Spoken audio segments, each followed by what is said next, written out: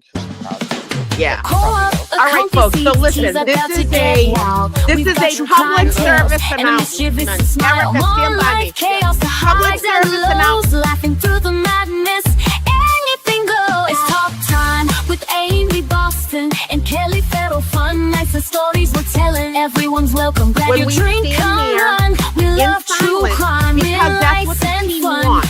And you raise those freaking I love you symbols high up like we've been doing.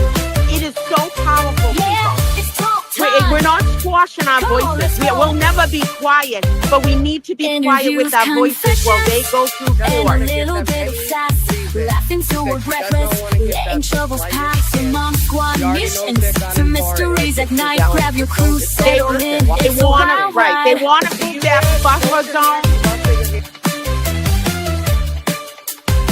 It's talk time with Amy Boston and Kelly Farrell. Fun nights and stories we're telling. Everyone's welcome. Grab your drink, come run. Here, love, true crime, real life and fun. Hell,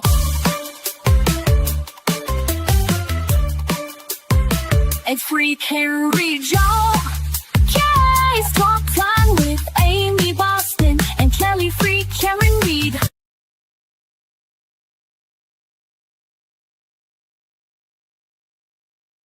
The buffer zone. Do not ruin it for any of us. I know you guys get excited, and you almost don't think when you get excited. Please, I'm begging you, not one word. It is so that first day that we did the symbols high up in the air, that was so powerful. You have seen your Nettie come out. You have seen Jackson come out. You've seen Alessi. You've seen Esty, all of them are coming out and they're thanking us for being silent. They want this. They want to see us out here, but they don't want to get moved, and we don't. Jason, Allison, Sam, and Lisa work so hard fighting to get us back up in this buffer zone. If you yell stuff out, you will ruin it. The police are not going to put up with that stuff. Also, when you come down here, you have to keep the sidewalks clear for the residents.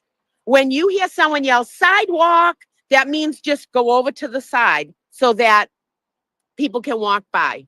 That's the side. It's very important.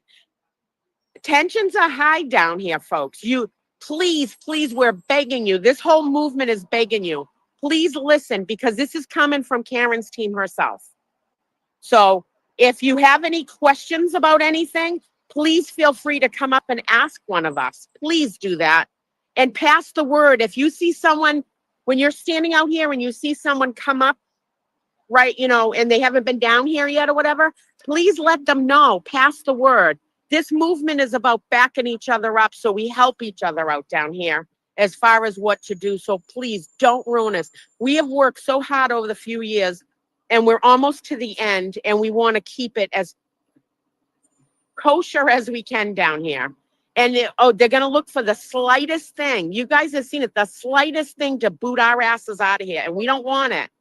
And Karen's team don't want it. You're showing how powerful this movement is in silence like this. I love you.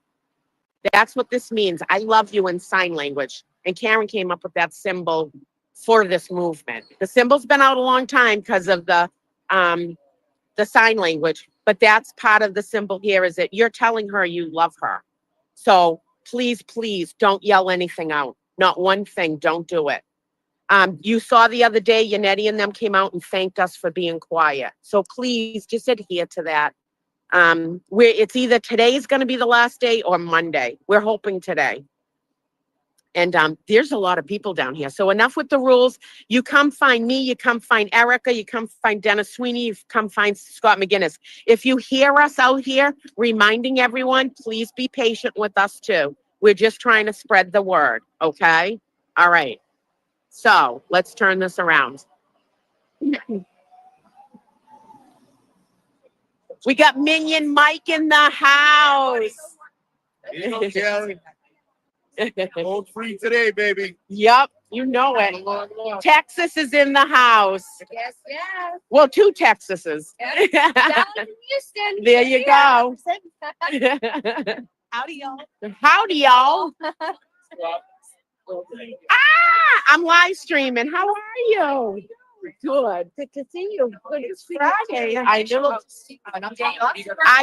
I took Friday off, Monday off, and Tuesday off. I said to my job, I said, I'm always responsible. I'm totally unresponsible this week. Write me up, fire me, whatever you got to do, but it doesn't matter. I'm totally unresponsible. Oh my God. I love you. Oh, thank you, honey. Down here. Likewise, likewise. Hi, beautiful lady. I just wanted to. You love her. One hell of a leader. I'll tell you that. I reamed Morrissey's ass yesterday. I couldn't make it, but I couldn't. You guys were doing it. Yeah. Yeah.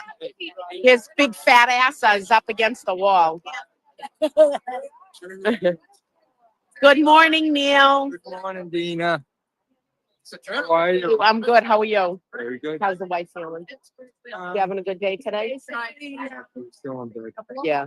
Well, that's all right. She's resting comfortably. That's all you can ask for. Yeah. Thank you for asking. All the time. All the time. Nathan, the dog's here. Hi. I have your ginger thing in my car too. I'll give it to you later. Okay. Good morning. How are you? I'm good. I'm live streaming. Anything you want to say? Tina, have you met? I'm sorry, I already. Eileen. I was the last year you might not remember. I don't. I'm sorry to say I don't. It's nothing personal. There's so many people down here. It's someone I came. just asked your name 2 seconds ago crossing the street. It didn't even come right. It did. But I think we're gonna have a huge. It's like, turnout. oh yeah, I think so too. You feel it? Whole different vibes today. Yeah. You already got this.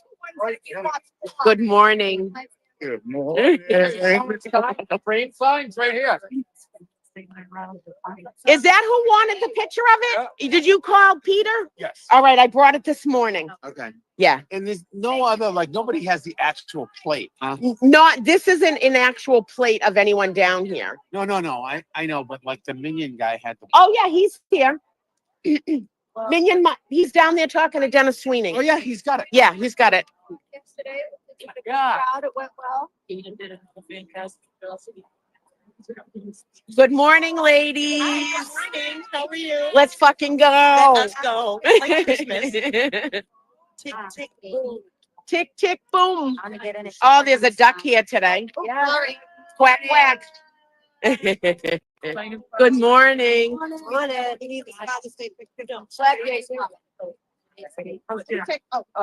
Oh, I love the sign. Still a floaty. Yeah. Hopefully, Mr. Reed is gifted the Father's Day gift of Karen being set free of these bogus charges. It's okay. My phone is the same thing.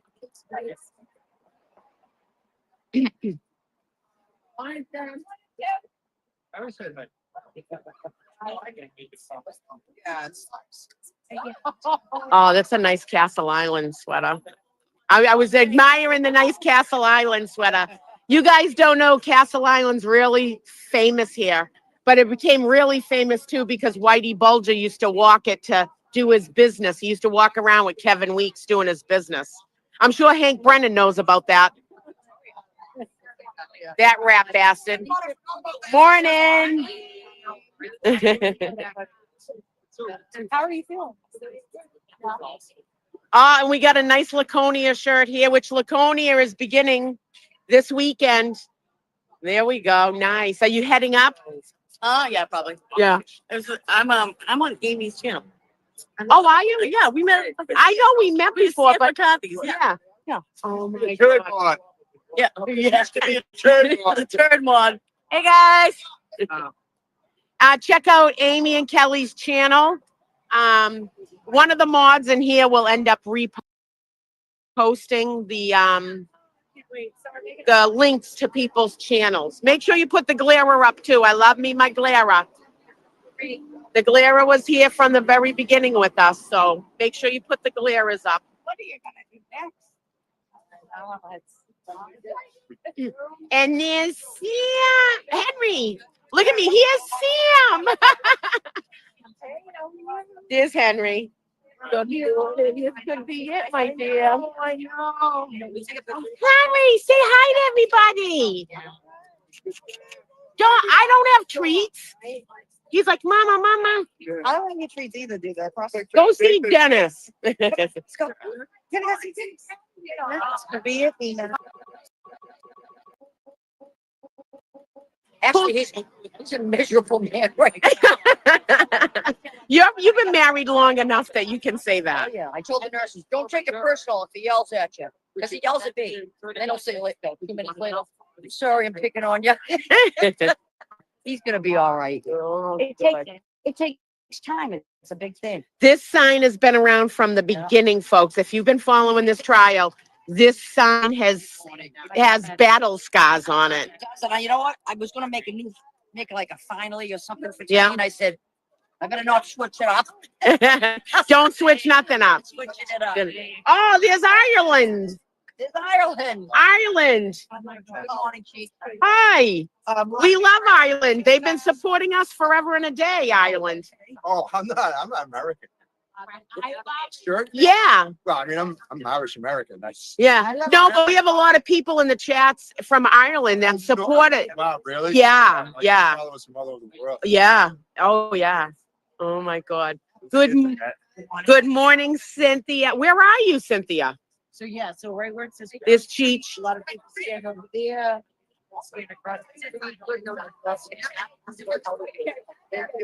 Good morning. It is filling up down here, folks. There is so many people here. My kids, my kids. Are you all right? That's why I brought absolutely nothing today. I said to Nancy, I just have been trying to. Good morning. Hi, babe. How are you? I'm good. I'm good. Let's fucking go. Let's fucking go. Let's fucking go. Sidewalk! 8 o'clock. I have to get. If you guys hear sidewalk, it means to get over to the side so the residents can come through because most of them hate us. So when you hear the word sidewalk, it means go to the side because it means like a resident's trying to come through and a lot of them don't like us. Oh, okay. So we try to just be respectful. So there's a few that love us, but there's a lot that hate us. What do we say to them? Yep. Kiss our asses. We're fighting for the good fight here. Sidewalk. Sidewalk. And feel free to yell it too if you see someone coming up. Okay. Well, one guy on one side of the other. Yeah. All right, hold on. Sorry. No, that's all right. Yeah. I would say. Oh, you got to stop, buddy. Thank you. You be disturbing the peace. All right, I want to get a shot of everybody out there. It's filling up already, folks. My God. It's like the old days. Just said on street, I'm like, there's not only this many people that started that. No, there's a lot. They're here for morning prayer. There we go. We can't put her on camera, but there's a newscaster here, news journalist that we all love and respect, and that's Penny. And we're going to miss Penny when we leave because she's one of the few that we have respect for. Can't put her on camera. I'd like to, but we can't. But we'll miss her when we go. She's going to have good things happen to her too, folks. We be disturbing the peace. There you go. There's a lot of people. This is going to fill up down here big time today. Big, big, big time.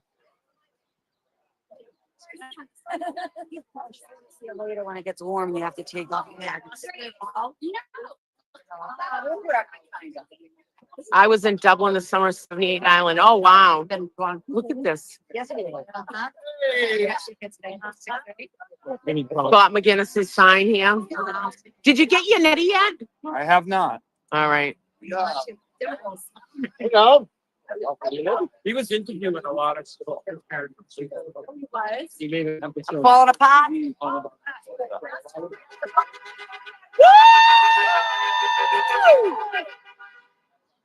You can honk your horn now till 8 o'clock. Being here in Colorado. What is this? I've had them for 2 weeks. I had it, but I just forgot to fucking bring them. Mama. I love you. Oh, Erica brought me back a bracelet. Bobby. Huh? Thank you. Nana Susanna. Thank you. Prayers for the jury come back with the not guilty. Exactly. I mean, she knows better, so I Kim can't. Jong-woo out of Boston. We were skipping like Tim, huh? Through the tulips. Tiptoe through the tulip. All right, so I'm done with that. You're all done with that, all right? Because I gotta pack it up and put it in the car. I don't want anything. Because well, no, it's gonna come down for 8 o'clock because we gotta be out of here. Can't stay. Right, yes. All right. All right, thank you. You're welcome. What time is it? 7. Oh, we got a while. I'll put it back in the car after.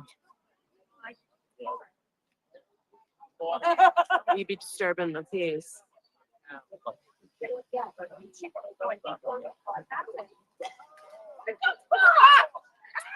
Out of here. Whoa, whoa, whoa, whoa, whoa. I'm fucking pissed. Come on, please. This is the last day, folks. Stop that. Stop.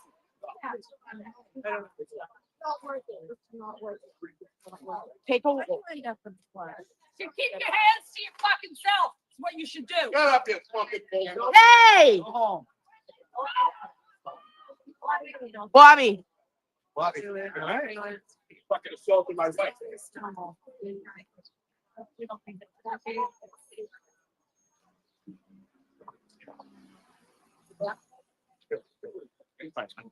Hold on. Take that. I don't know what happened. I was live. No, no. Not at all. Where'd he go? They're both separate ways. I don't know what happened. I don't know what happened. I had a black shirt, big coffee, and the third guy.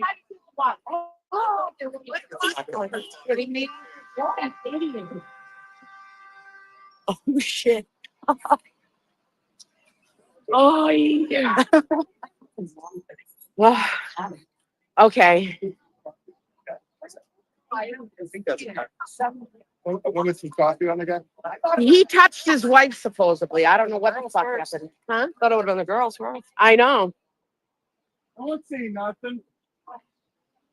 Mind your business. Right, mind your business.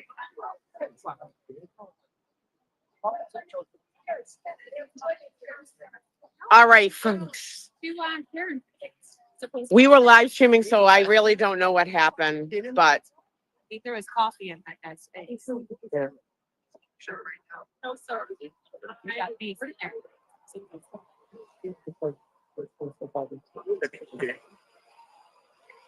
so we don't know what happened. I was live streaming and That was the heat of the moment. Right on the board. Time to be. Where's that little minion guy? he's up the other end. Get over it. Oh shit. Yeah, it's getting ugly out here.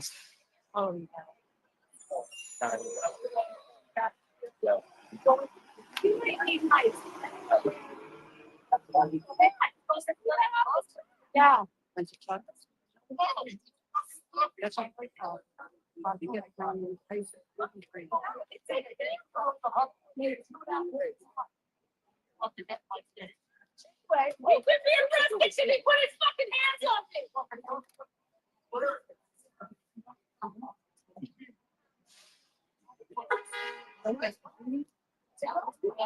Oi. Did you see? This is just gonna. I didn't see. I was live streaming.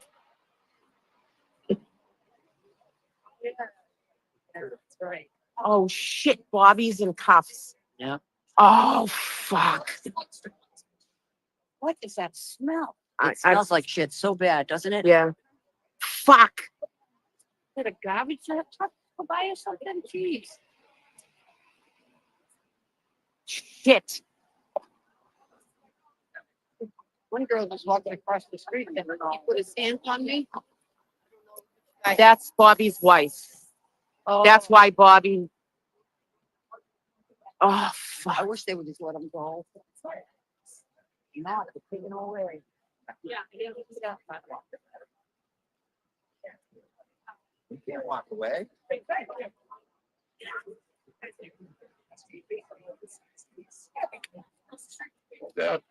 That's the way to.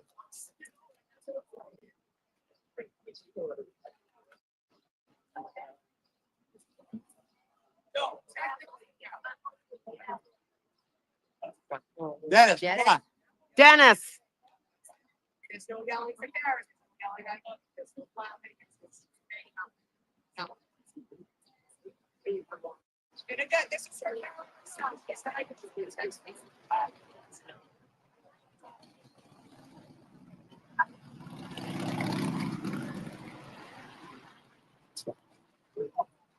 I think Netflix caught it on video.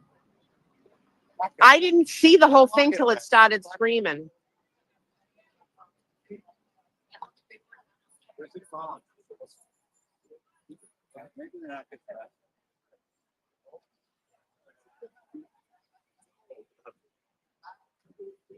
I'm live streaming.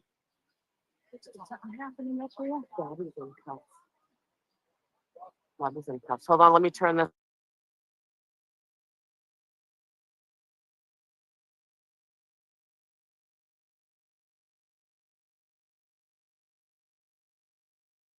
I'm back on live.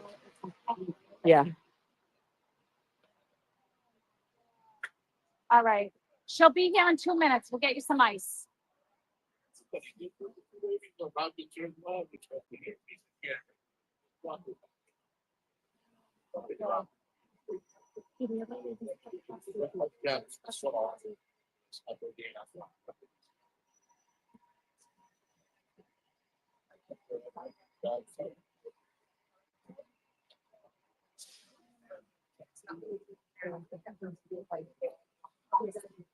All right, folks. Let me get. All right. So what just happened? I didn't see it all, but what happened has nothing to do with the case down here. It has to do with two people down here. So I didn't see what happened. I can't comment on what happened. Yeah, somebody is in the police cruiser. I don't know if he'll be coming out there. They're talking about it right now and asking people that witness stuff. So I don't know what's going to happen. Let me turn this around so you can keep an eye on it.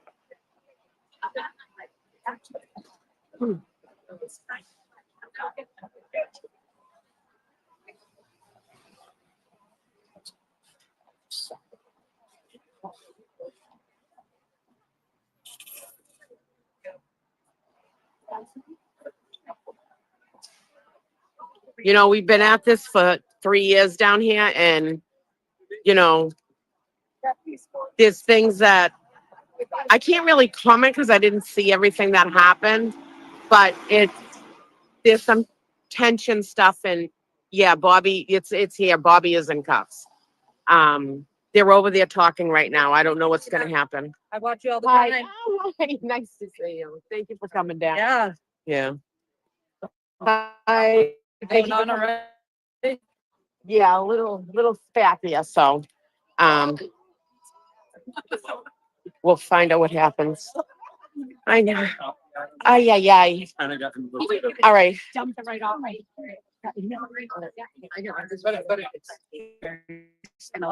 Do you want to say anything about what Karen personally told you about coming down here? Oh, no, so we just want to be mindful of our voices, and we need to make sure that she said she would rather see our faces than hear our voices. As in, she would much rather us be on that sidewalk because they're gunning for us. Anybody that yells, claps, cheers, they're gonna say something. They were out here recording us the other day for noise and trying to, whatever. So just don't give them any, she's just asking, don't give them any reason to do anything to any one of us. Ew, it's so good to see you. How you doing? All right. So that's the message, folks. Just stay down here and be quiet and put your hands up in the air and stuff like that. And, and when you're down here, people, when you got to make sure if you're hugging somebody or anything like that, that they are receptive of being hugged or anything else, because some people are not. And when that happens, tensions can get really high. So people have to be receptive to stuff. Okay, and I'll talk. Okay. All right. I want a cigarette. We're walking down to my car for a minute. What did I say this morning? All right. Exactly. I'm one of those hugging people. too, but there's people down here who aren't huggy people, but you can tell if they are or not. And sometimes I don't know what happened. I didn't see the whole thing. But it can cause problems when someone feels they're touched or something. If you invade someone's space, let's just say that. Good morning. I don't know what just happened. I was like, you told me to pull over. I had enough of you pull over. going out of this thing. I stopped to let somebody cross the street, like right there. So he like put his hand in my window for me to pull over. So I did. I'm sitting there, sitting there, sitting there. What you gonna stop this guy? No, it's because an incident happened, so they're trying to control the scene right down here. Okay, so that Yeah. he was like, that's when I was pulling by. So I got nervous. Yeah, no, it wasn't anything to do with you. They're taking Bobby out of here right now, so. Yeah, I'm having a cigarette, folks. Like I said, if you go down here, like tensions can get high if someone feels their space is invaded. So that's all I'm gonna comment on that. Right, I think it's time to have a little cigarette to calm it down.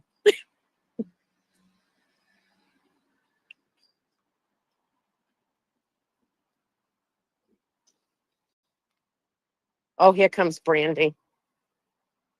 Brandy's here. Brandy, you're a fine girl. Just one moment, one moment. Thank you. I'm directing traffic.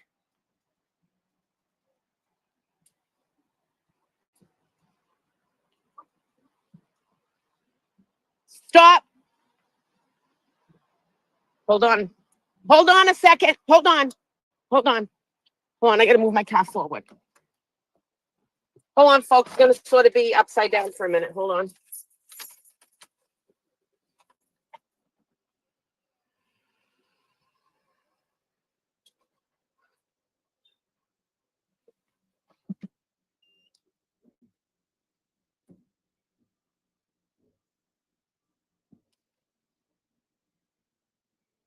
Hold on. I had to move my car forward so Brandy could get in here.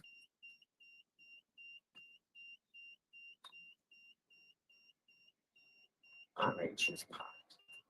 All right. No, she was trying to fit into a space and she's got a big car. So if I moved my car forward, then she could fit in. So, all right. Hold on. I'm having a cigarette, folks. Today, when the verdict comes out not guilty, I made a promise with someone in the movement I'd quit. So I will. All right, let's get out of here.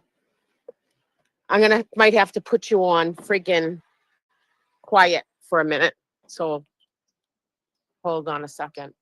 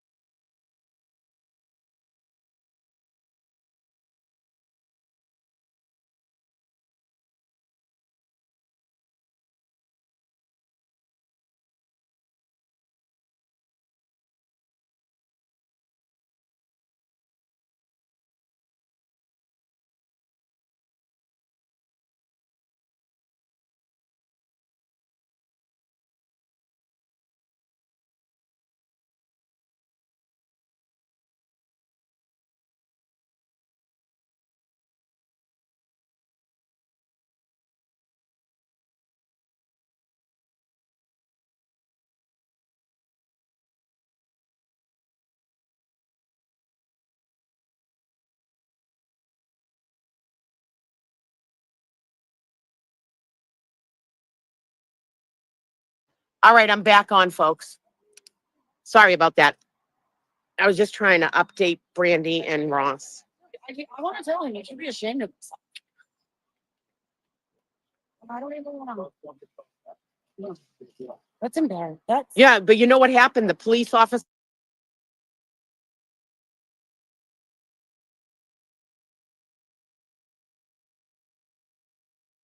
Oh my God, All right. thank you so much. I love you. Freaking lifesaver. Spot saver. Life What, the Dakotas? Love to, oh, like for bike weekend, the Dakotas? I thought, I'm like, oh, you like to see the Dakota? I'm thinking of New York where John Lennon lived. So 5:45. It's cool here. I know it's nice though. I'd rather have it like this than friggin' hot. I felt like it was warmer. Yeah, it was warmer in Whitman. Like I'm freezing. I'm sorry. Thank you. Oh. Brandy, you want this for a minute so I can smoke my cigarette? Yeah, take the keys, girls. Just for a minute. Take the keys, please. The keys. Great. Hi guys. How are you? Good morning. Hi. Oh, that's great. You're I follow you on TikTok. Oh, hi. Yeah. Hi, nice to meet you. How are you? Oh, I know. We're live right now. Is that okay? Oh, hi. We're live on Resistant to Silence. Hi. Riding at Bobby's Ranch in Westford, Mass. Horseback riding. You want to take a picture? Oh, you did. Okay, good. Oh, yeah. I'm sorry. I did. Yeah. All right. All right. Bye, Brandy. We'll see you over there. Yeah, let's Sorry. just Here you go. Greet your fans. No, my face. That's my first fan. I'm so excited. I went on my first TikTok live stream. Someone was on live and I'm like, oh, how do you do this? And I went on their live and then I was talking and then I'm like, they're like, oh my God, it's Dina or whatever. I'm like, oh, I'm just learning It's so TikTok. cold here. It's so much colder here than it is in Whitman. I know, look at you shivering. Oh my God, hi. She wears a goddamn sweat. Hi. It's cold, huh? Yeah. Yeah. You're such a good.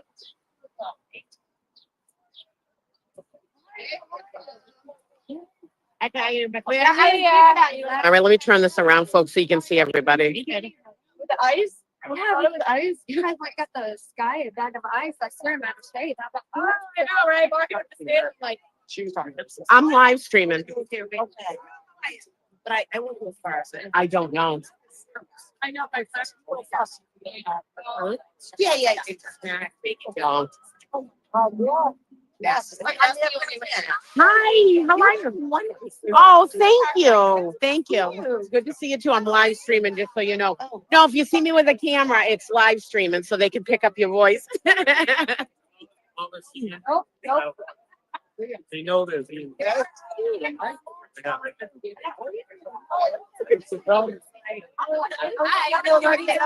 flooding here yesterday, like that. Yeah, well, we'll get that in the next one.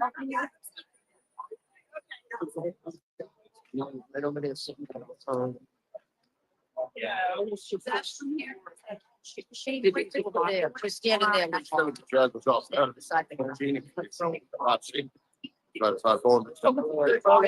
How are ya? Hey, this could be the last day, dude. What are you gonna do after this? Work.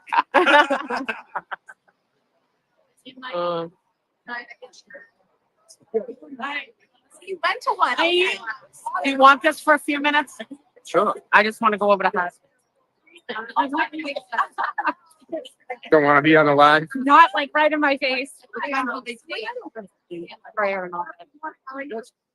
7:45-ish normally. That side. It is. It is? Okay.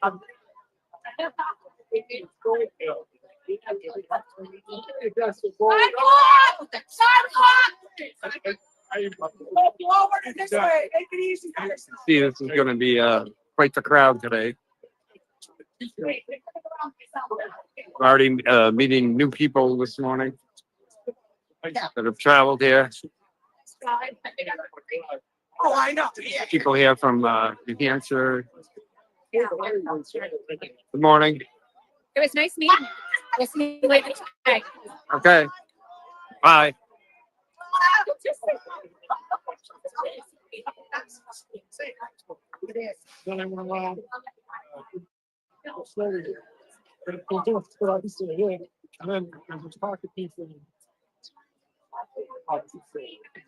Hi, everybody saying hi. For some reason, everybody's usernames are abbreviated, which is weird.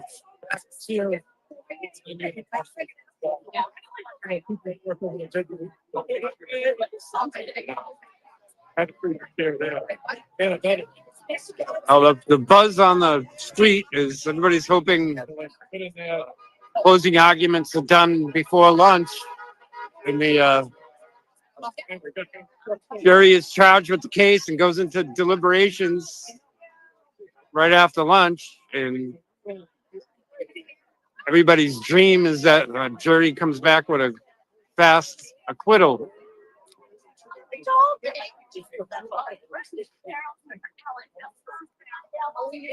But go back to trial one. A lot of us thought that was going to happen in trial one, and it ended up being 3-4 days of deliberations. And we all know what happened there.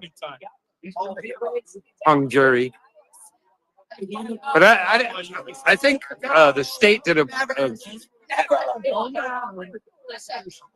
worse job this time around. I think there's clear, present, obvious, reasonable doubt. So hopefully we have 12 jurors that agree, and she's acquitted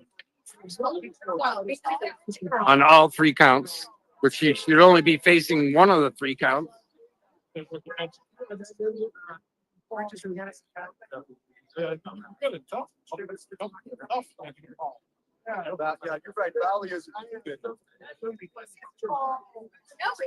mean, we've been lining up on Pearl Street over there, Karen's SUVs to arrive, but there's already a big crowd here, so it's going to be tight spacing over there. But in the last few days, we've been trying to tell everybody, especially the newcomers, Karen does arrive, or even the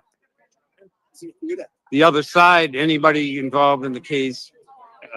The rules of the buffer zones, we can't yell, cheer, or jeer. So we're telling all the newcomers today the same thing over and over again.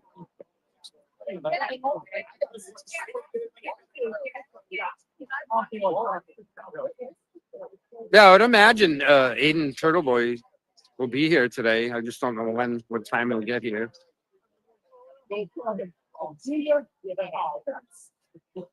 Yeah, that is a worry. You know, is there another plant on this jury? I mean, if this jury takes days and days deliberations, that would be the assumption that there's plants or holdouts on the jury. Hello.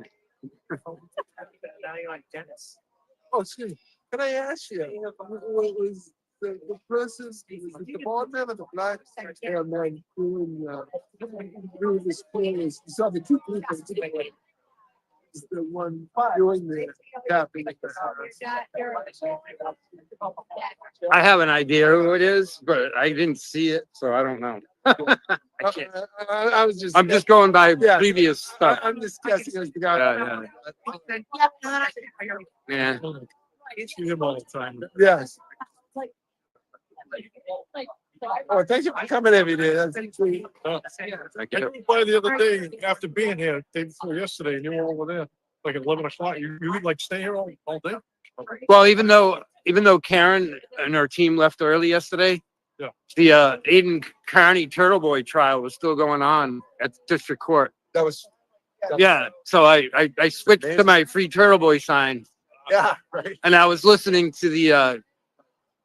There was a bunch of people in there supporting Turtleboy. Yeah. I chose to remain outside I see.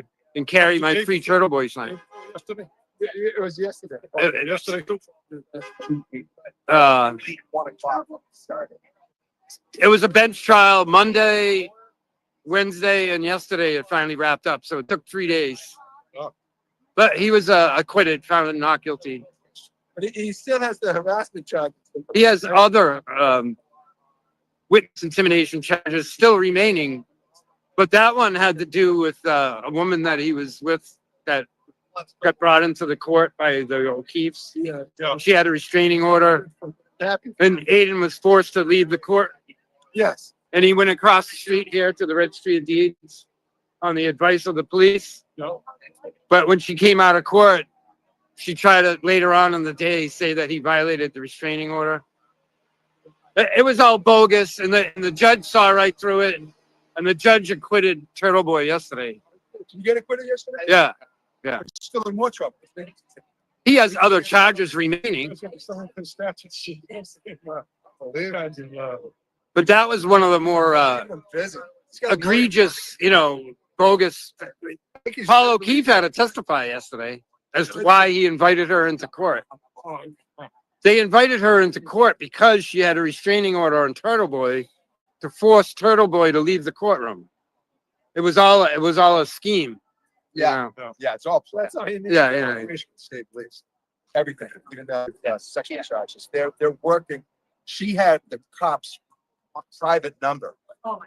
Yeah, Tully.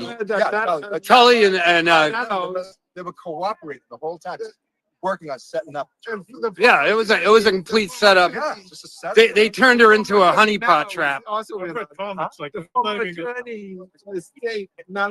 Yeah, Mello. Yeah, Mello's real. Morning,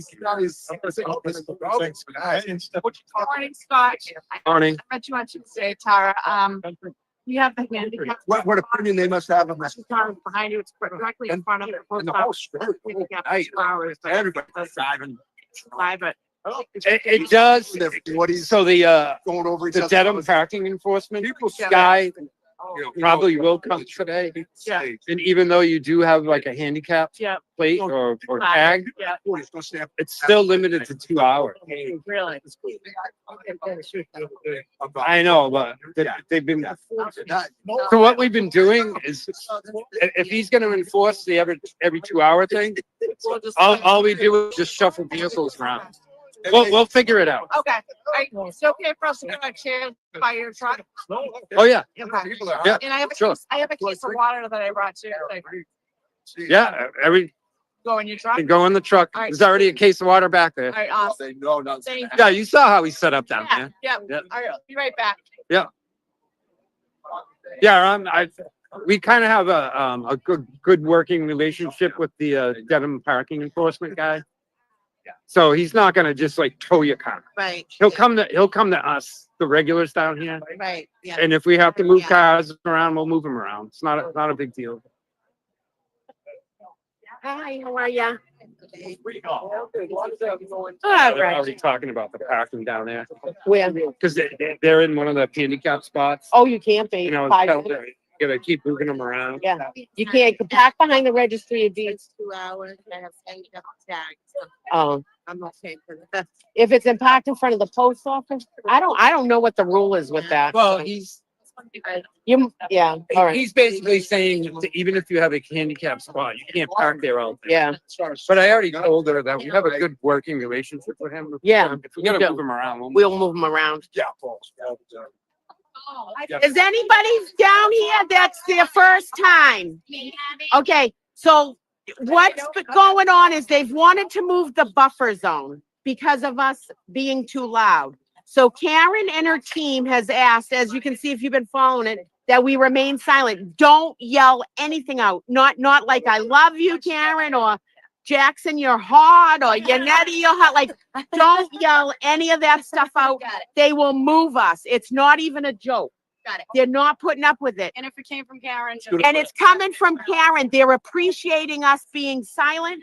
And this is the symbol. It's sign language for I love you. So what we're asking is everyone just hold your hands up, really highlight this. And that it's very powerful. When you're down here and you see it, you're gonna see how powerful that is. So if you see somebody walk up, that just tell them, like, we gotta be quiet. Like, it's nothing bad. We don't want to be assholes about it. Yeah. But Jason, Lisa, Sam, and Allison have fought really hard to be able to fight to even get us back up here. And we don't want one thing to deter that. And Karen's team wants it too. All right. Any questions? If you hear someone's new for the first time, send them to me, Erica, Keith, Robin. I mean, there's tons of us here that you can ask. Scott McGinnis. Okay? I'll take all the. Thank you. Yeah. Thank you. Or else we'll toss you out on your asses. I know you. You don't want that for me. All right, let's go down and instruct these people down here.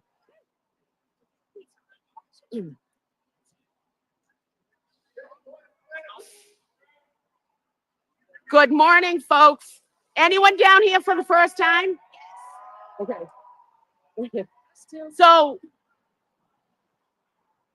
Allison, Jason, Sam, and Lisa all fought the buffer zone rule to get us to come back up in here. Yeah. Okay, so the judge wants to take our right away if we make too much noise out here. Okay. All right, so the rules are, do not pass the end of this building. Behind you. All right, the jury bus pulls in down there. Do not film them. Do not say anything. Nothing like that, okay? Yep. No yelling. If they pull up, it's silence like this. Got it. Just put your hands up in silence like that. And the team's asking that everybody does that, okay?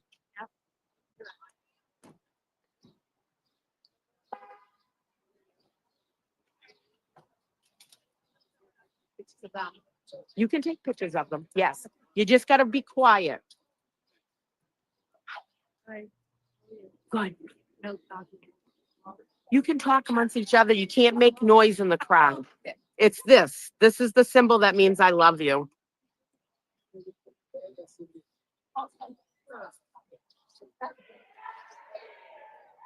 Oh, we missed morning prayer and the Pledge of Allegiance. Hold on, folks.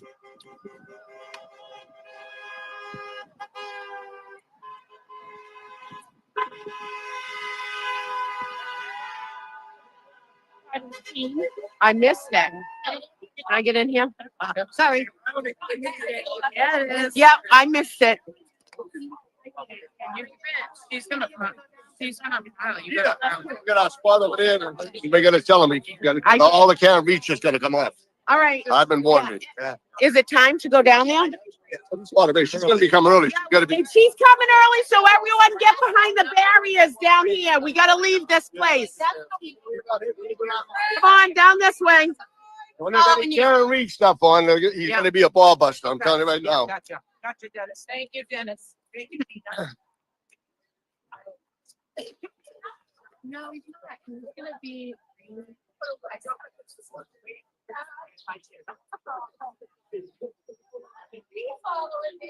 All right.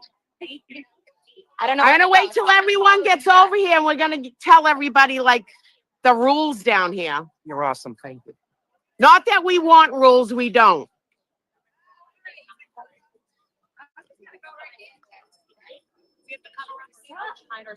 The Karen Reed stuff you do. Karen Reed stuff. Well, how Yeah. really enough? No. Yeah. Because of the little spat this morning.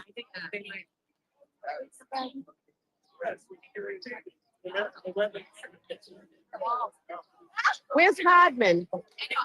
Have him come over too. All right, what are you doing? You only told me to take care. I'll take that after because I got my pocket phone. Yeah. Hey, All right. Everybody listening. Okay.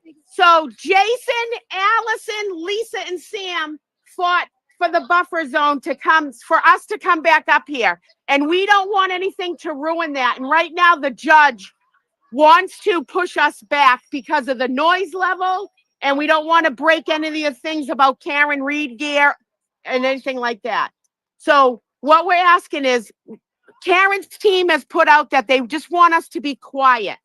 And if you guys have been watching the case, you can see that the other day when everybody was silent and just put their hands up like that, it was powerful. And the team loved it. They thanked people for it. So Karen actually messaged Erica this morning and said, please have them keep on doing it. So this is a symbol in sign language that means I love you. So we're asking everyone just to put their hands up like this when they arrive. Also there's no yelling out like, I love you, Jackson, or I love you, Yannetti, or I love you, Alessi, none of that. You can't have, as of 8 o'clock, you can't have any free Karen Reed gear on. You can't have it. The Jackson Yannetti shirt you can have on that you're wearing, they've approved that. You can have the criminals, Norfolk County, like that stuff. But they're not messing around down here, folks. They're not at all. They will take you in. You can't cross the street. They might, I don't know if they'll come out for pictures. I doubt it. But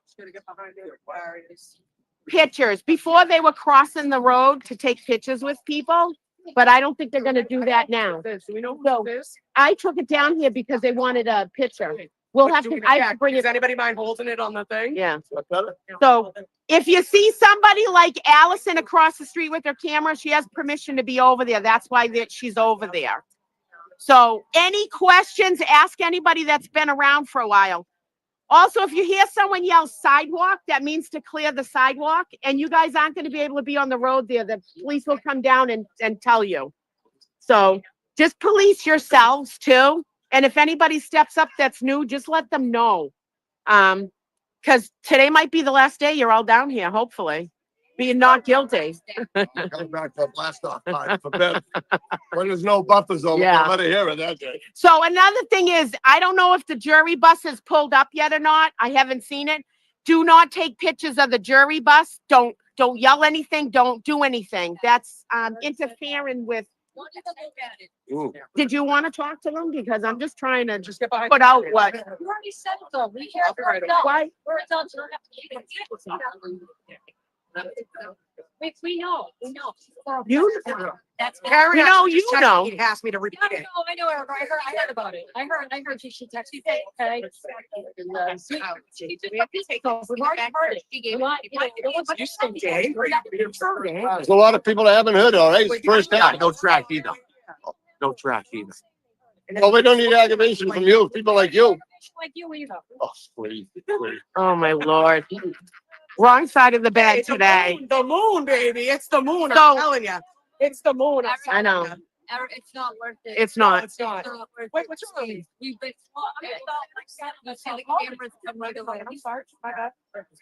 I just figured we could hold it over here. The cameras come right away. Don't do it. We don't need to have that energy here. No, you don't have to. Okay. No, Stop that. I'm not. Yeah, there's Jess and Aiden. Oh.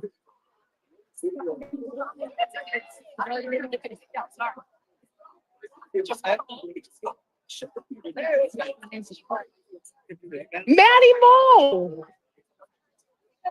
You know, I'm good. How are you? Good, I'm good. How's things? Good. You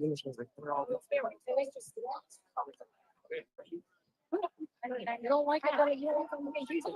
They should stand.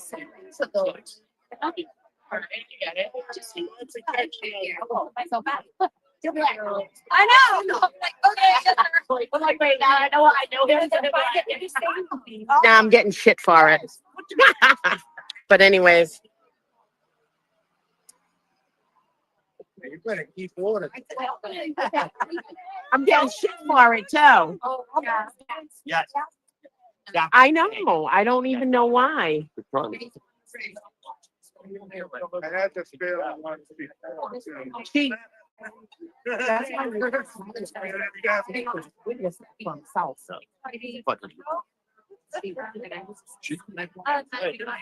Yeah, I know. I know.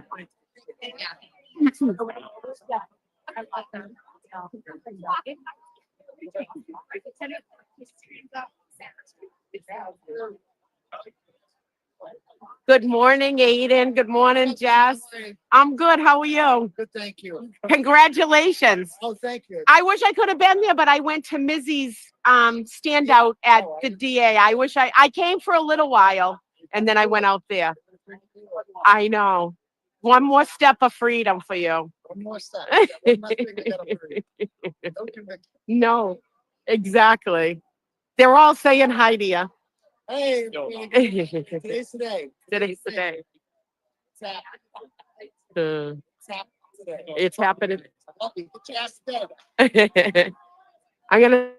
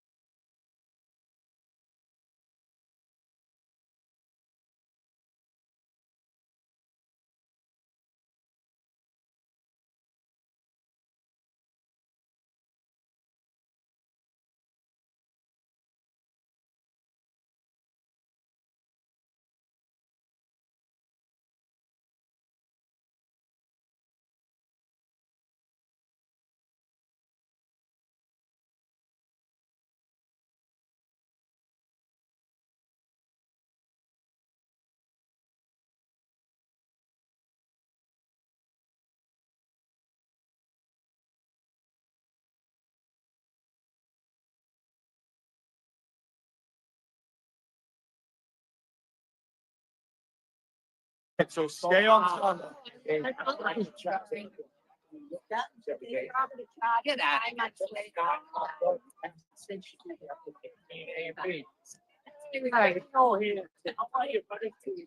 There's everybody there. My boys here.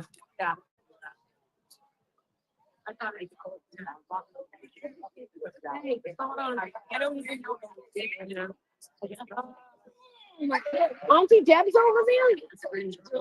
Oh, yeah. Not right now. Wait till everybody comes in here.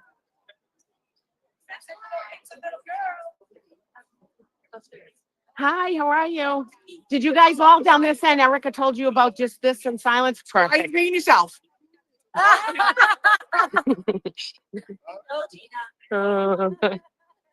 He told me not to do something.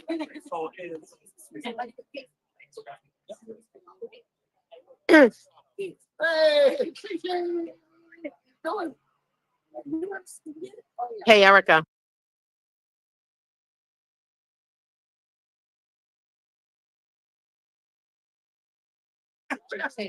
Imagine like Oh, I took it off. but it's like the words and tones that it's like like No, I told Harrison,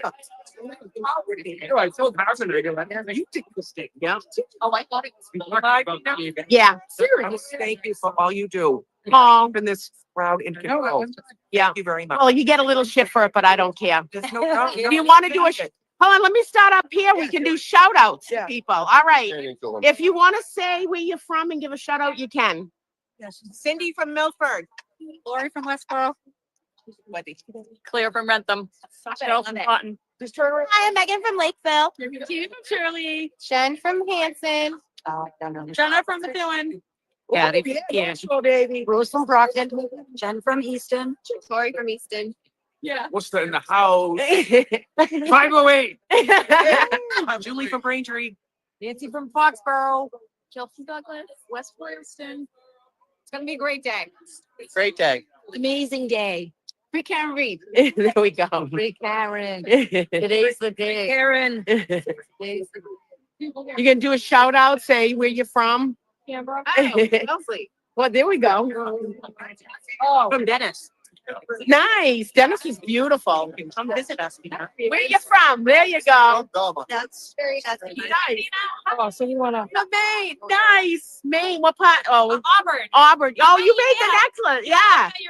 That got passed along to some other people. I keep on giving stuff away. Hey, oh, nice to meet you.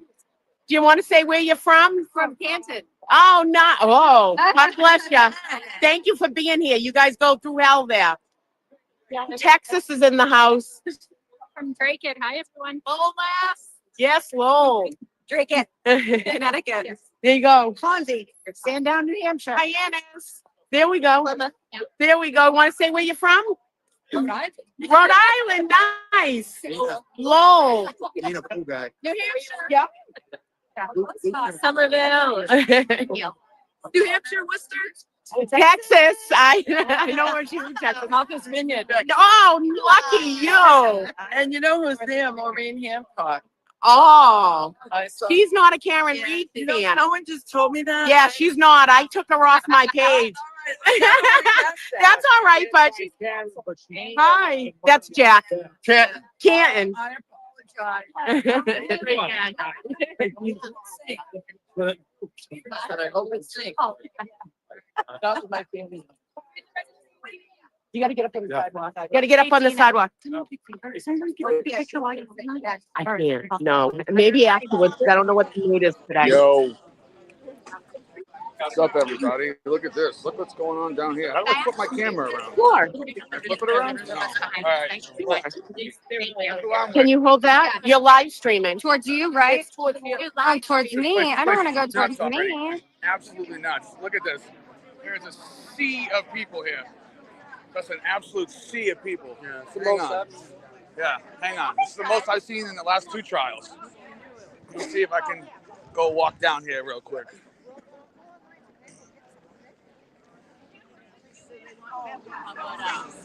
Hang on, let's take a look here. Say hi, Erica. Hey, what's going on? It's nuts. I'm going this way. Look at this. Look at this. This is nuts, right? Look at this. This is nuts. Oh, yeah. That's all right. They have a right to be out here.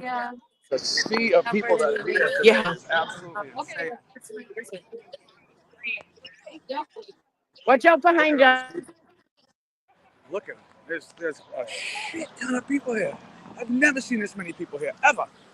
You know, I gotta walk in the crosswalk, because if I don't, I'll get a jaywalking charge. Hey, thanks a lot. Appreciate you. Fucking dick. Hang on. Oh yeah, look at the hoodie. First Amendment. I can all suck a something. Look at this. This is the only one. I love your sweatshirt. Thank you. I love Thank it. you. Look at this. Look at these people. Look at this. This is fucking nuts. Thank you. Thank you. This is nuts. Let's see all the people across the street now. We're gonna go stand up at the registry of deeds here real quick.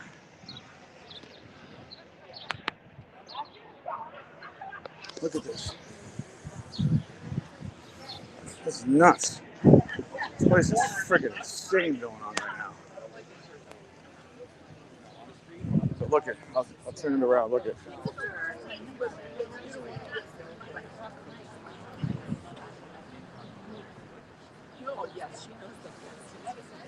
Place is going absolutely. There's still more people coming. They're not stopping. They keep coming. Good morning, everybody.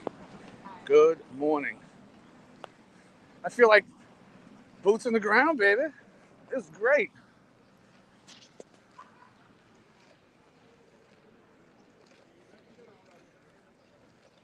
That guy right there, he don't matter. He's the only Karen Reed's guilty guy. He sucks. Fuck that guy, right? Thank you. This is a beautiful sight here today. I think we're gonna get a not guilty verdict. So I really think we're gonna get a not guilty verdict today. That's what I think.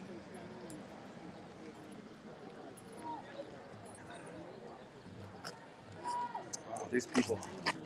So many people here. So many people.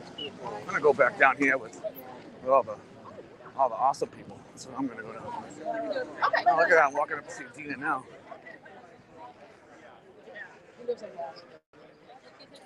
First Amendment. Can I take a picture of you? You sure can. I wanted shirts for this whole week. I love your shirt. Thank you. Thank you. I can kill you with titles. It doesn't make sense.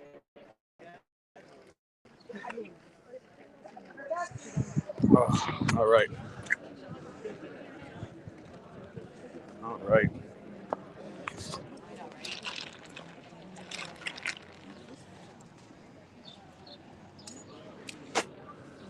So we're just waiting. Everybody's filming now.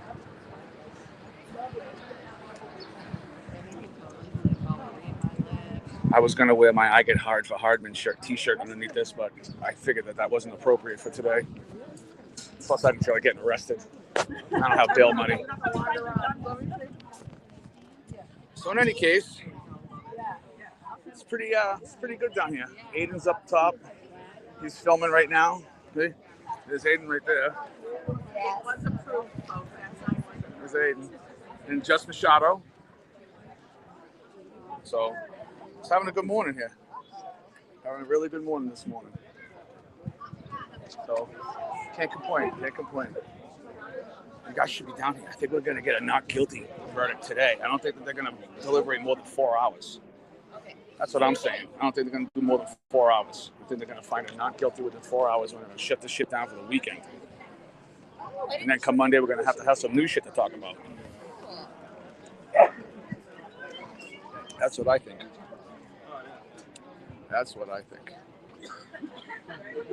What do you guys think? How long do you guys think that they're going to deliberate? You think it's going to go until Monday or Tuesday? What do you guys think? It doesn't name anybody in the case. It's like, right, name Michael Morrissey.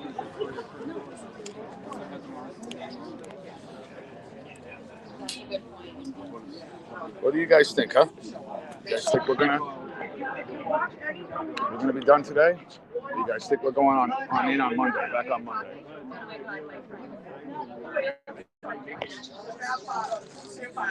Let's see what the chat says.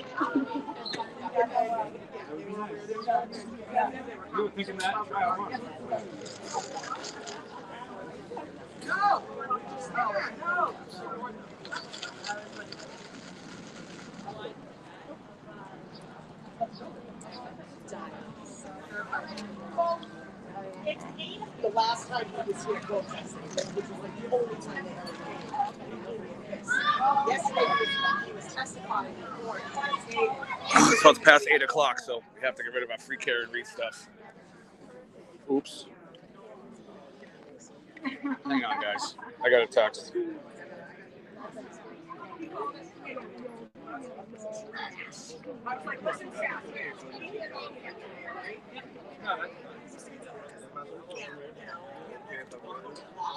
He just came over. If you have any free Karen Reed stuff on like that, you gotta get it covered. So Dina, this is okay for all those amateurs over there, right? Yeah, there are a lot of questions. How about this? How about that? No, you can't. No? Really? Yeah, they'll take you in for that. What if I change my name? What if I change my name? Joey McAllister. What do you think? What if you identify as one? I mean, it's 2025 now, right? Can you identify as one? Yeah. Kevin from South Boston. What's up? Hey, baby.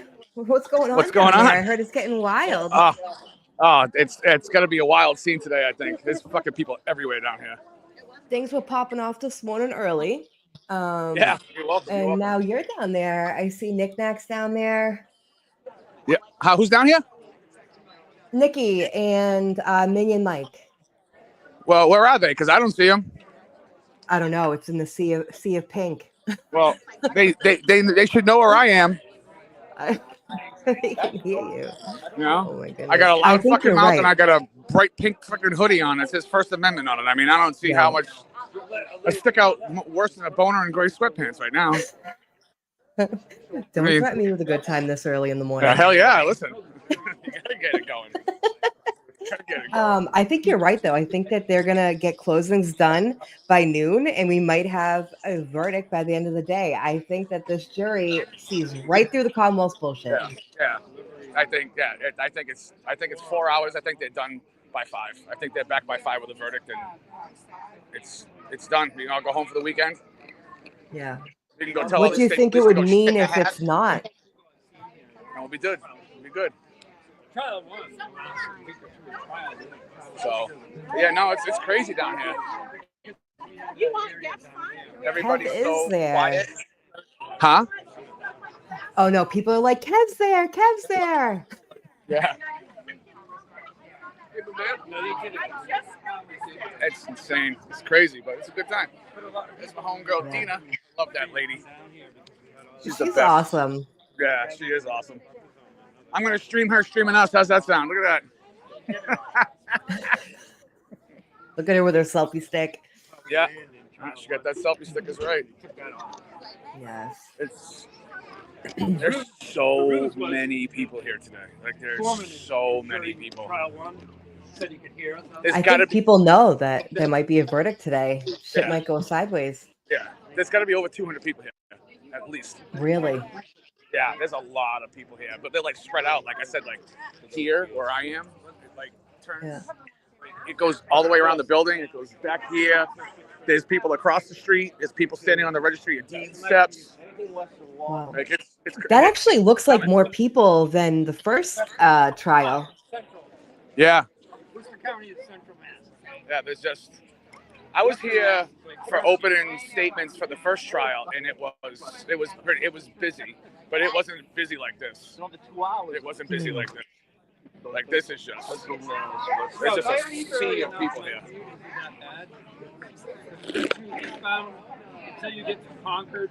I don't even know like what to even say anymore. Like it's everybody's so nice and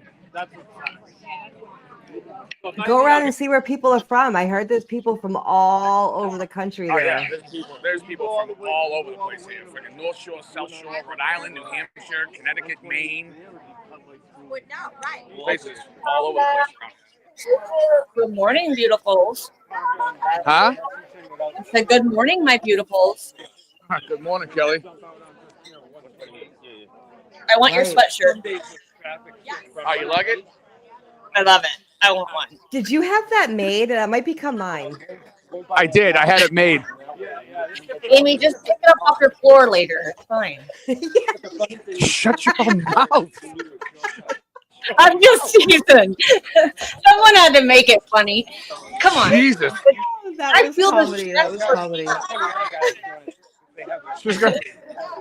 Jesus Christ, Kelly. At this point in time, you're going to send me home naked. Well, not my fault. Any sign of Karen yet? I know she has to be there early. Is that where she pulls she's up, not Kevin? here yet. So she's gonna be like right here. So she's gonna pull up right here. So, but no, not yet.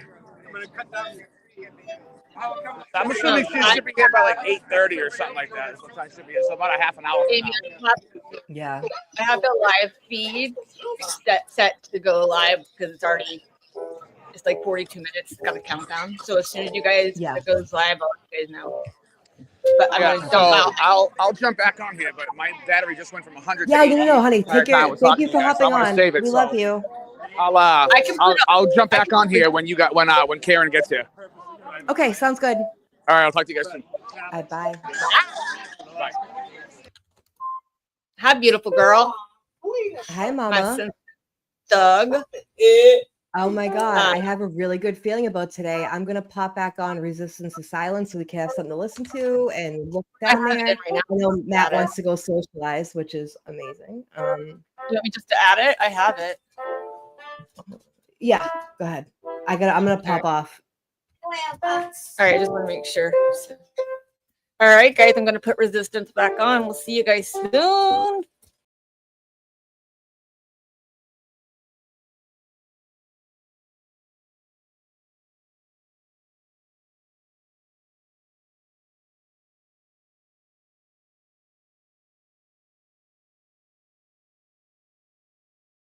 Nice to see this crowd. Okay. A little bit, as long as court's inspection and take it, but when they actually use the building and they're gone, then court is over. TB's down here. Look at him with the crack dummy. You're killing me. With my, you want to hire me? Yeah, I Want to hire me? Ready? Yeah. All right, guys. So,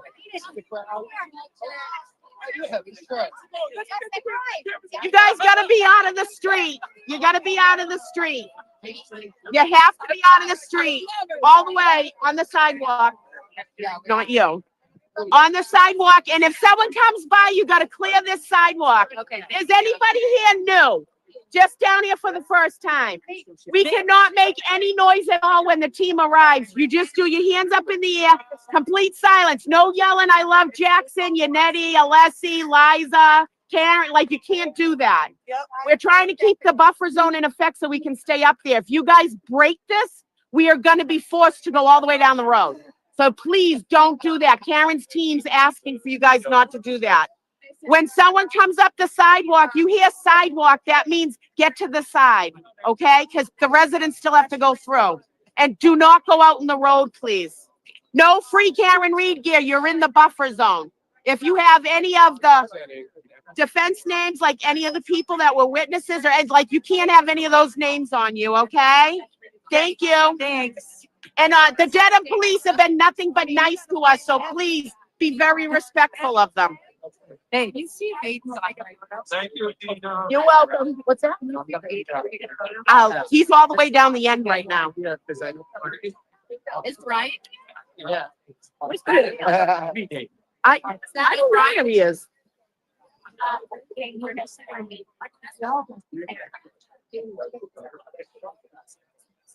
Aiden, when you get a chance, there's been a couple people that came up new and they're all It should have a picture with you. Yeah, I said, I'll I tell just him. can't lose my Yeah. spot. No, I know. Yeah, first I gotta get my spot and then we'll come out, we'll have. Here's Spanky.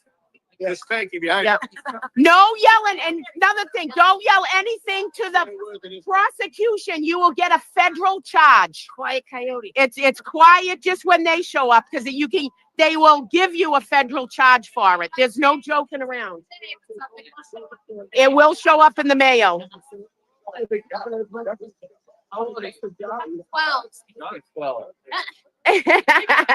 You're gonna get somebody.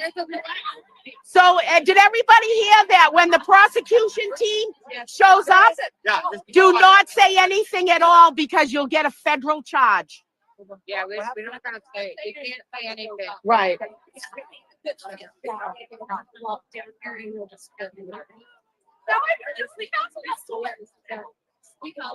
Sorry, I've been ignoring the chat. I'm just walking back and forth. You just look really important for a second. Look like you were getting a Brian Albert. Oh, here comes Mr. and Mrs. Reed, folks. Yeah. Oh,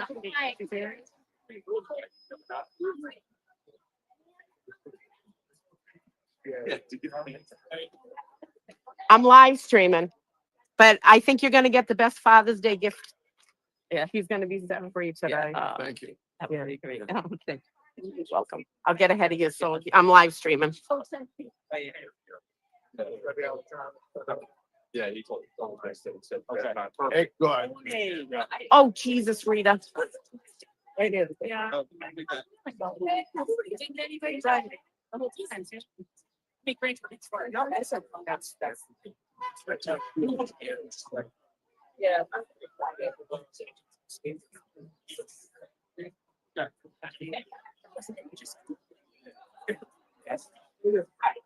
Tell her like that's closing down. Section I've seen him get up. Huh?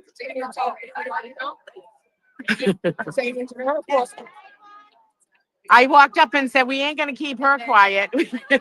I watched Buddy get a couple of guests. Yeah,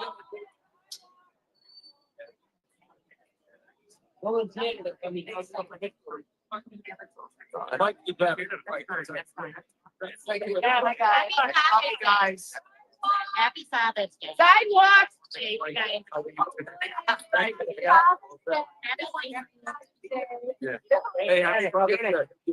Day.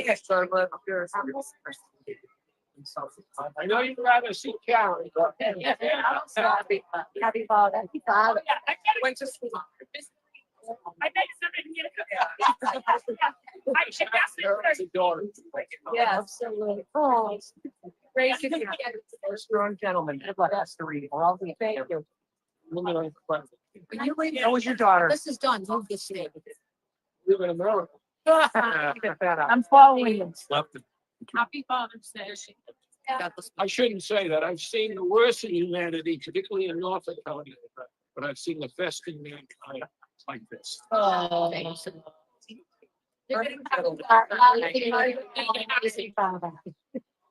need to make it all worthwhile. Love you. Love you. Janet's right there.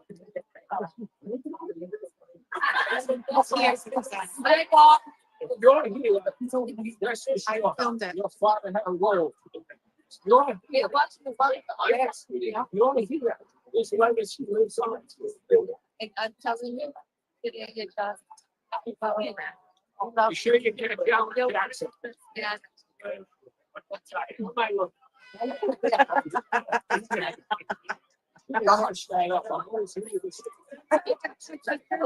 My wife is still.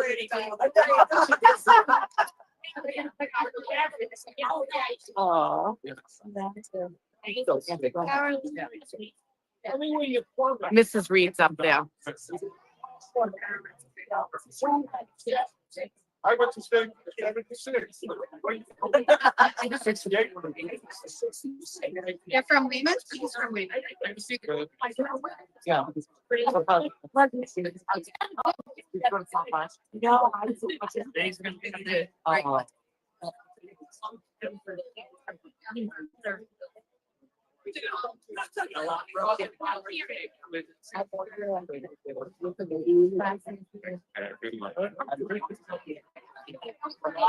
My grandparents. Wife. No, no. No, I've been like it. No.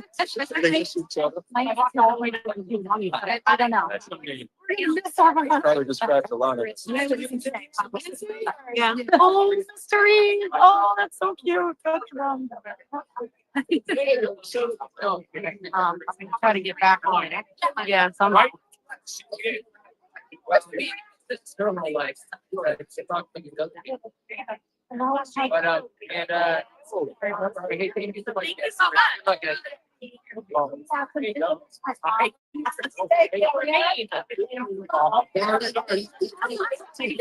Maybe you like I don't know. Yeah, I went there. We did it. It's like yeah, no, I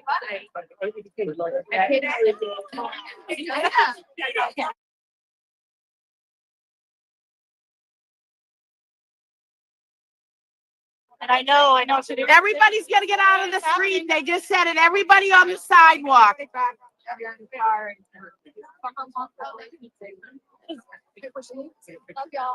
You guys, you gotta push it back. Everybody off the street. They just came and said that. They're gonna push it all back. Or touching sidewalk. You guys gotta get it all the way in.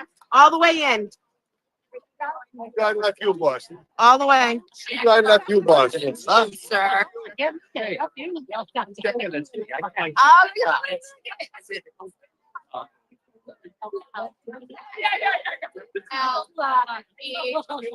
Tina, you're doing great. I get bitched at, but I don't care. Yeah. M-A-K-E-N-A. Kendra, Lebassur, right? Wait.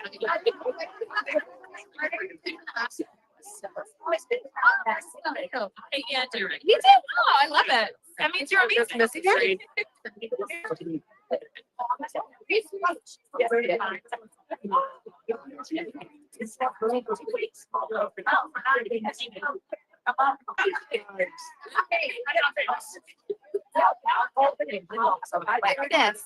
amazing. You gotta get off the street. Everybody quiet. You guys. Yes, you can get them there. How are the kids? Thank you. Thank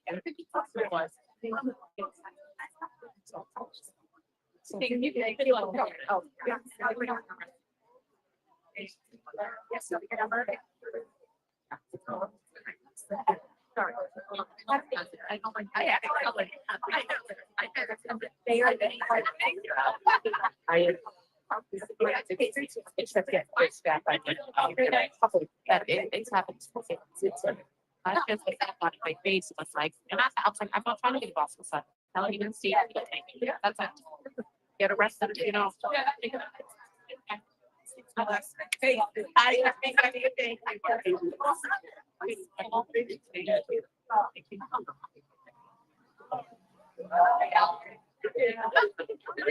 No doubt. Oh, you sure you can? Jackson. Oh, yes.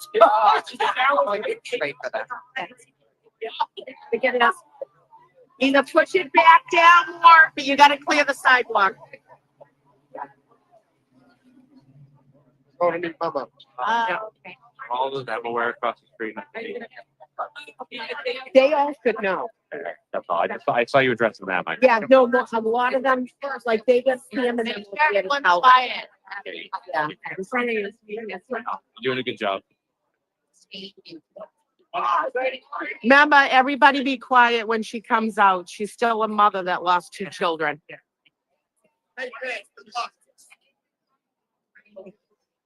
Good job, everybody. That was my parent. Nice.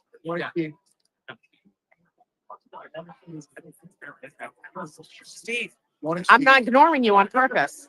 Good morning, love. that why they over there, your friend? Yeah. Yes, the suitcase ready. Had it ready yesterday. Better.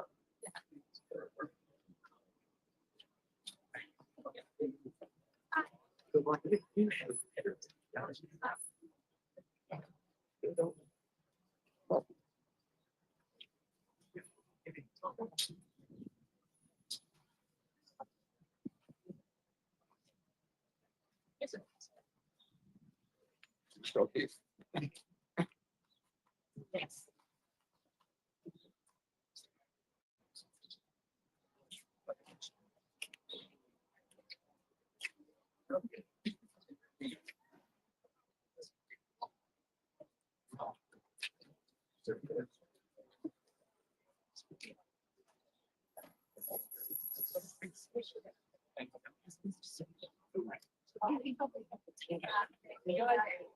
You guys are awesome. I didn't even know we were there yet. Hello, alumni. Two behind you. You gotta get up behind the barriers, please. You get everyone behind the barrier. We all get Barriers. behind the barriers. Behind the barriers. Street behind the barrier. They're coming down to tell everyone to get off the street behind the barriers. Off the street behind the barriers. You gotta get off the street behind the barriers. Happy Father's Day. Come this way. Oh, Good luck, Mr. Reed. Good luck today. good. Thank you. How you doing? Good morning, Mrs. Reed. Thank you. Hi, darling. Good luck today. We love you. Time. I'll take two things. Thank you. Hi. How are you? I'm good. Good. Right. You gotta come off get off the street. Hey. Back up. You gotta back up. Let's see. All right. Go. There you go across. Hey, good luck. Get back in my spot.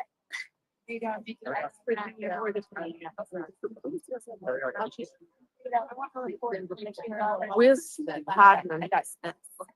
I don't know. Oh, the camera people? No. There. She works for a media company. She's so there. Yeah. She was like. He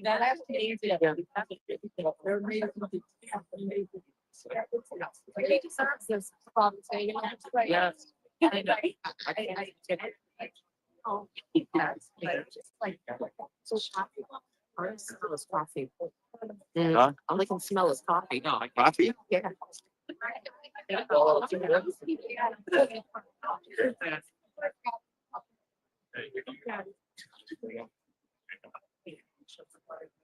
Here's Karen. Yeah. Excuse me. I see always with that camera. Do you post that or something on Yeah, TikTok? so remember your hands up.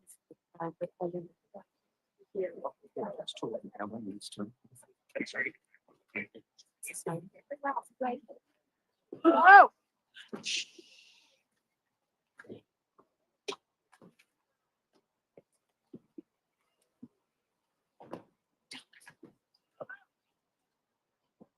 Yeah, I'll check the list.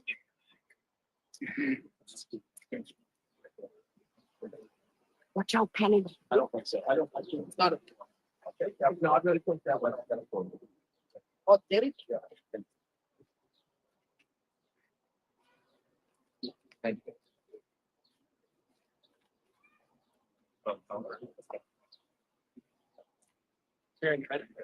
Let's do this.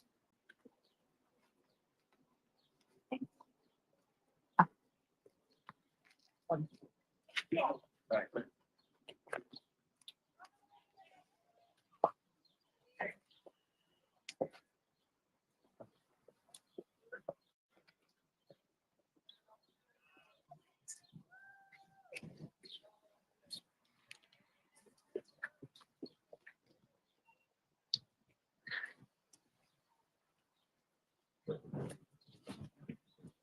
Hey, so can we and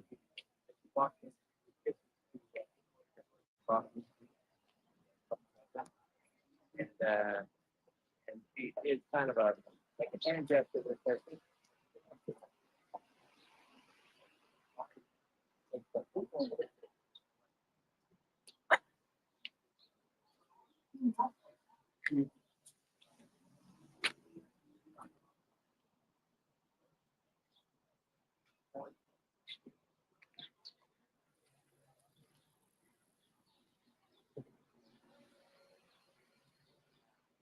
Then a father, parent, or some family, and you take. I don't know. What can I try to do? Yeah, it's no problem. Also,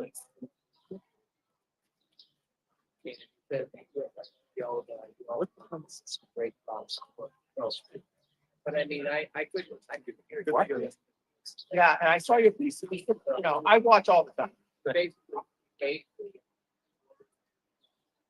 Not yours. I assume not. But I understand you some care read it and think I heard. He meant something. Well, you didn't say anything as you walked in, right, Karen? No. You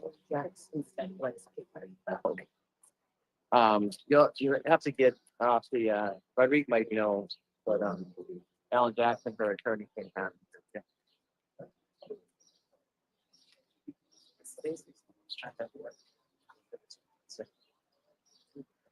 that's pretty much it. They had my courthouse, the courthouse. I don't know if so there's you're on three sides of the like next courthouse, about 100. I gave the color to Kathy. Then across the road, there's probably several dozen, like 2 dozen, 3 dozen. It's more than yesterday, but I would say that's. I mean, they're all. I mean, it's hard to say that. Yeah, when Alan was walking in by the car, if you guys rewind it, I hope you picked it up. He said, "Let's do this." I guess they say the mood is, you know, they're real. All right, they're in focus. Maybe festive, but it's. Now you're festive. You're all standing up, holding signs, the big signs to. So we can say they're just sick. And a lot of them are in pain, waiting to this flag. Yeah, the ones that took signs.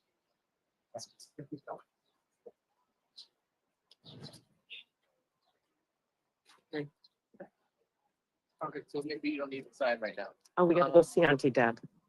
But yeah, but that was the guy that got. Good morning, Lisa. Hi, Gina. I remembered it. Hi, how are you? Good to see you. You're doing a great job. Oh, thank you. Yeah. Are you from Waltham? I'm from Newton, but you go to someone's house right near one of my houses. Oh. And she sent me a picture of her car, and I'm like, oh my God, I know her. I see her all the time. My family was down the lake. Oh, okay. My father's side of the family grew up down the lake. Nice to meet you. You too. Look at folks. Look who's down there. Hi, how are you?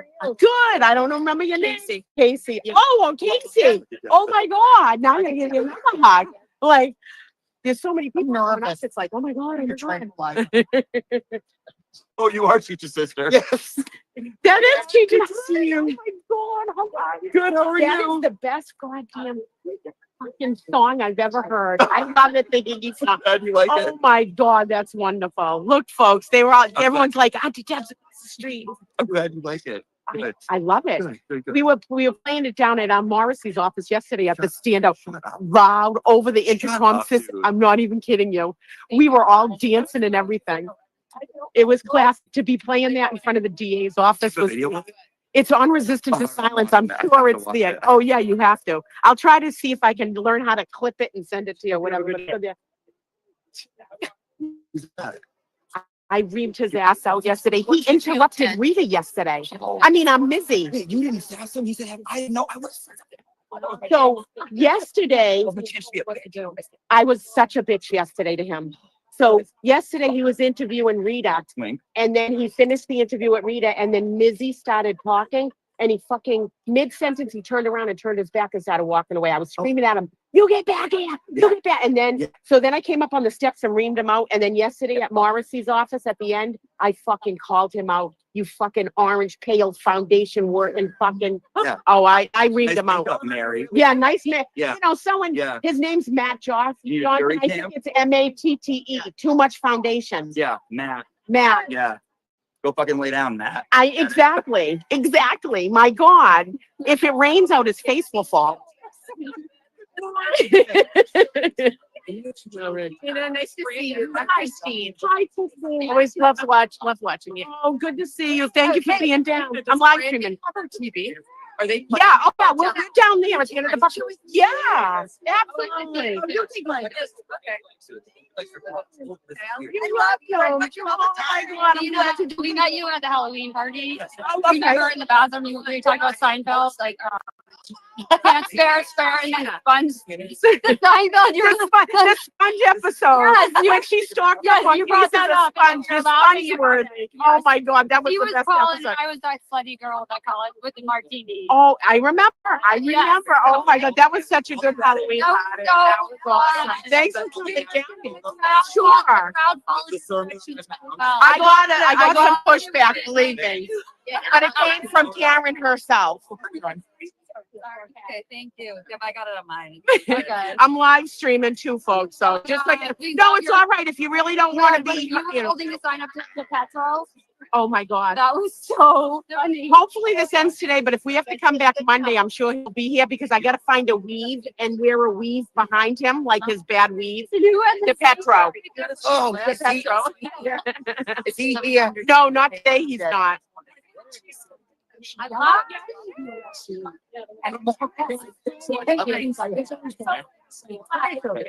Sorry, That's Dina. That's all right.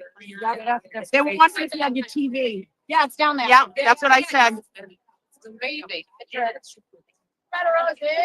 Hey, I don't. Dina, See how you got him? freaking beautiful he is. You We don't wanna let- got to take him on a world tour. I think so. He's got a good fit. I know. The mailbag is overflowing every day.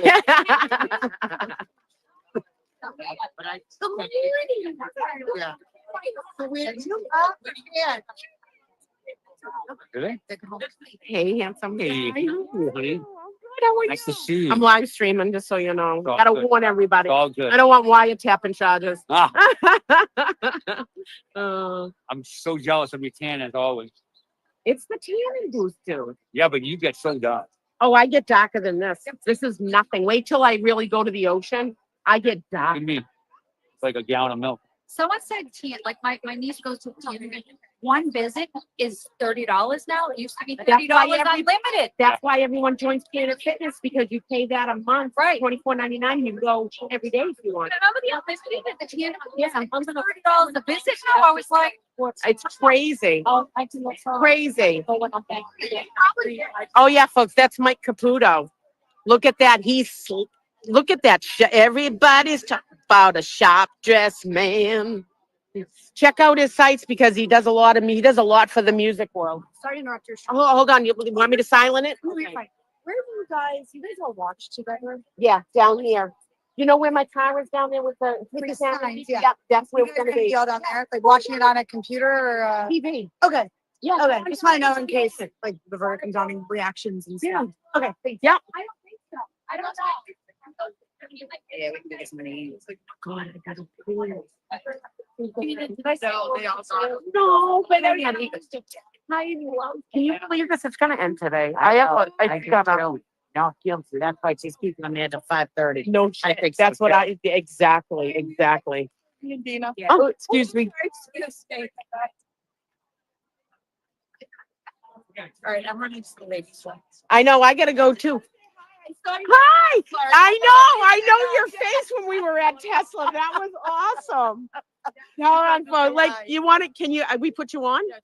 Sure. All right. Out of the whole Tesla crowd, this one.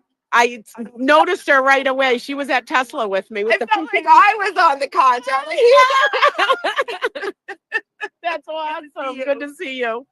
Hi, how are you? Let me turn this around. I'm good. son David?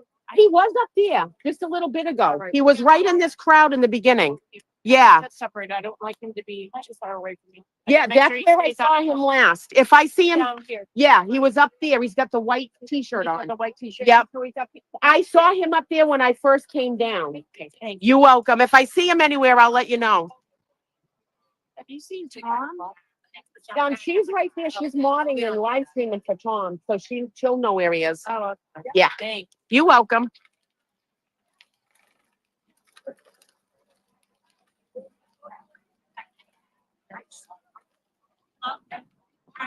This is awesome. All right, folks. Yeah, that's my husband. They're totally in there. It should start soon. Oh, who wrote I love you, dear? I needed to love you. I got bitched out bad. Linda, darling. Linda, that's my Linda, my Aerosmith sister. Oh my God, I'm just seeing that, Linda. I love you too. I miss you so much, girl. Hey, Linda, if she's a rock legend, she really is. Linda Darling. Let me tell you, she's gone to more concerts than I can't even tell you about. And she has such a beautiful heart. It's unbelievable. I absolutely love Linda. I hope when I grow up, I can be just like her. She inspires me. She's beautiful. Linda, I miss you so much. I really do. And you're in here watching. I'm going to cry. It feels like forever since I seen you. We're going down to the car and stuff. I got to see if afterwards someone can hold this so I think I can go to the ladies' room. Gotta pee. I had to get some breakfast and stuff. Oh, you can lean. No, lean on it, sit on it, whatever. Doesn't matter. When you're not strong, and I'll be your friend, I'll help you carry on. All right. Not guilty verdict comes down that I made a bet with Brenda Sweeney. I'm going to quit smoking.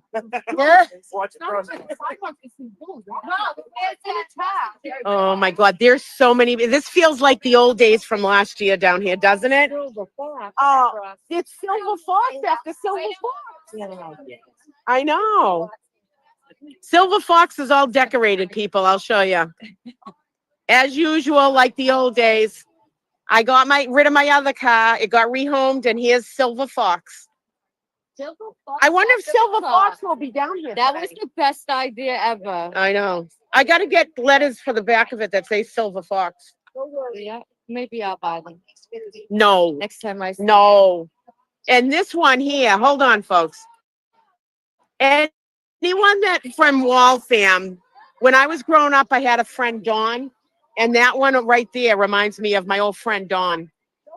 She just walked away. I literally got ripped. I was like, they're not behind us anymore. Because I knew you was going that way and look at the side.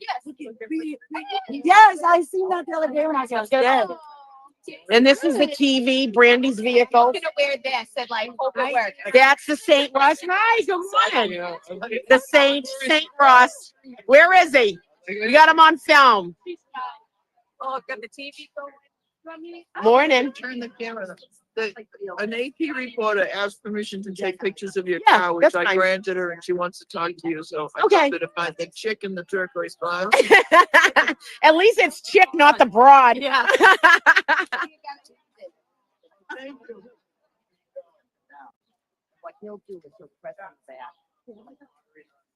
Yep, they're all lined up down here, folks. Hi, you look beautiful today. I know, isn't it? Yeah. So Yeah. I know they're like so nice. I don't think Brenda's gonna have like married and kind and like. They're the best. I'm telling you, he's the best. He's Massachusetts' best dad. He really is. What a dad should be. Truly. Yeah. I know that voice. Yeah. Tina, when I'll come over and say hi when I'm done smoking. when Janet came by, she's like, "Oh, it's been 2 years," and I'm like, "I know, Janet." And she looked at me and she's like, "I'm gonna cry." I'm like, "Yeah, I'm not crying. No, yeah, I'm crying." That you heard it here, folks. Scott McGinnis, his eyes watered up a little. It's been a long journey for a lot of people down here. I'm not down here. No, I say it's the same with the keyboard warriors. It is very emotional. You're like, I got it. I finally gave it. Yep, they kick us in the ass. Oh yeah.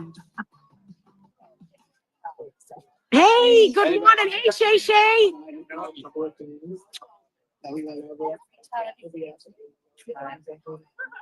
It's gonna end though. It's gonna end. Hi. You look beautiful today. You're beautiful. I know. Within hours. Within hours. Amen to that. I'm live streaming just so you know. So, how are you, honey? I'm good. How are you? I gotta get breakfast too. Really don't. I gotta pee and get breakfast. I haven't eaten yet. Hey, how are you? Good. How are you? Familiar face. I know. I know. I have to pee. Can you take control of this just while I pee? Yeah. All right. There you go. You can trust him. You can trust me. Introduce yourself. Famous last words. Hello, everybody. Kevin from South Boston. You're wrong. You wrong. You wrong. Wow. Look at the socks too. Yeah. Socks are great. I love the socks. Yeah. I love Karen Reed supporters. Look at them all. I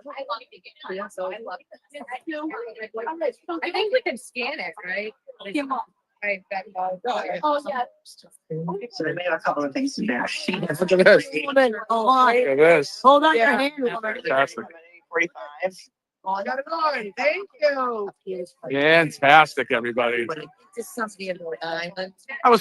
Who was proud of Rita? I was proud of her this morning. She was quiet when she needed to be, loud when she didn't need to be.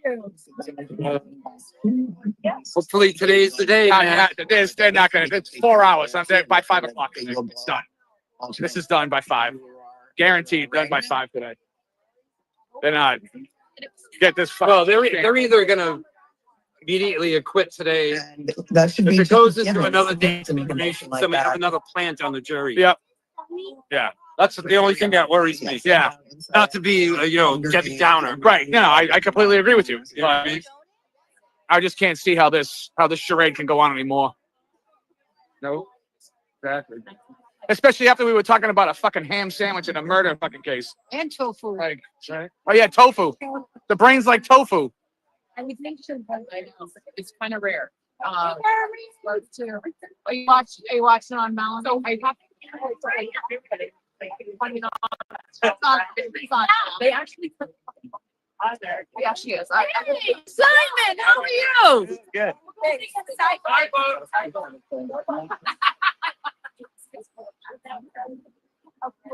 Very instruction, short lunch, the judge said. Then she said she's going to ask the jury to see if they can stay until 5:30. So, I mean, I was really loving everything. So I bet. Good.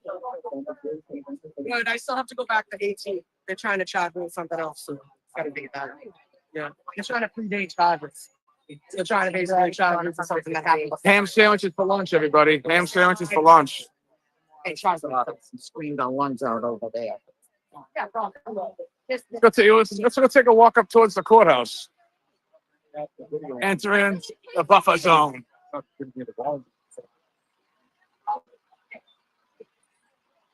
Let's go take a walk up here. I know Auntie Deb's up here. Let's go take a walk.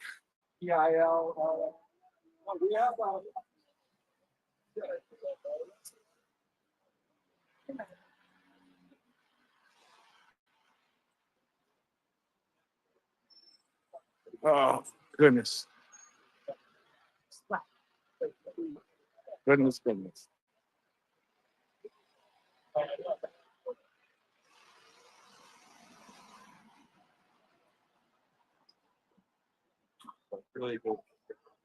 It's really busy up here. Really busy up here.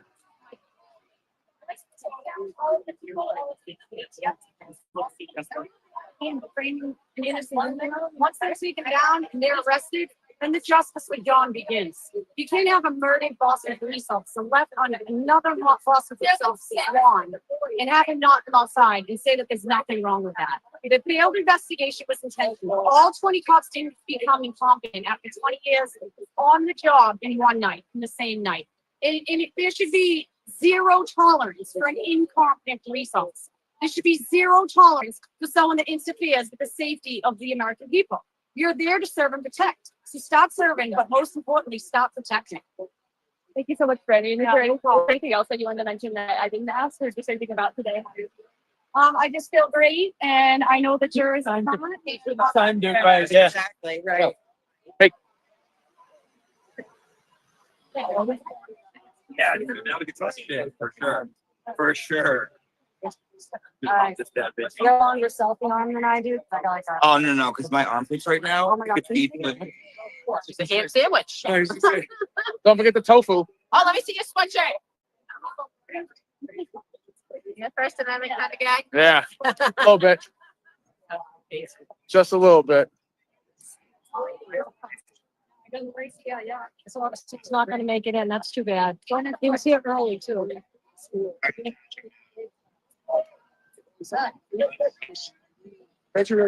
too bad. Well, How long do you have to?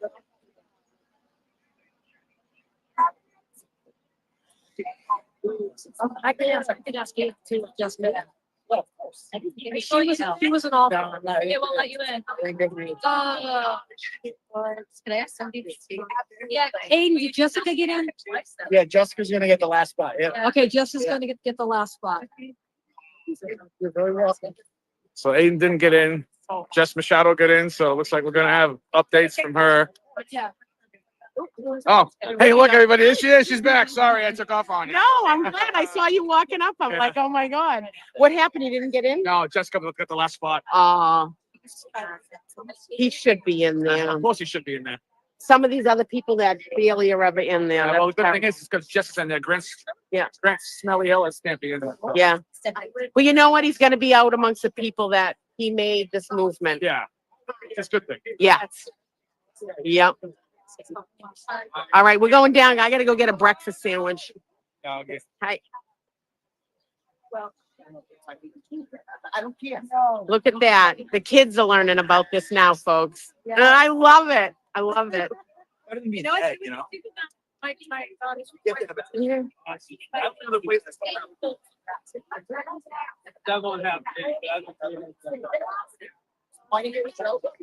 I'll talk to him after.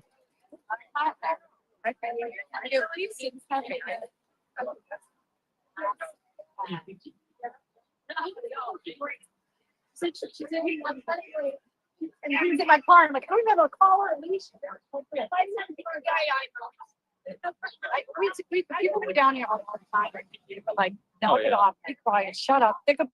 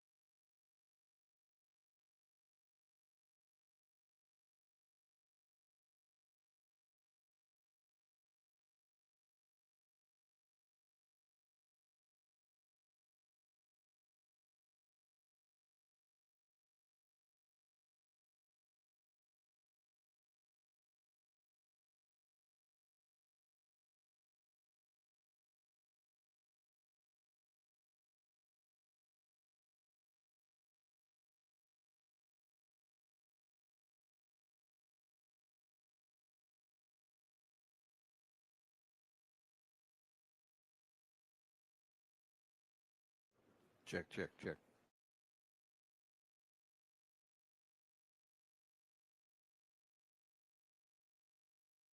Check, check.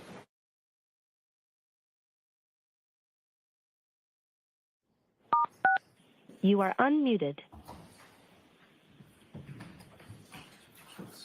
Do you agree with that? No, that's complete garbage. Now opening may be seated. Jurors on their way? No, we need to be heard, unfortunately. Okay, come over to sidebar, please. The jurors are on their way.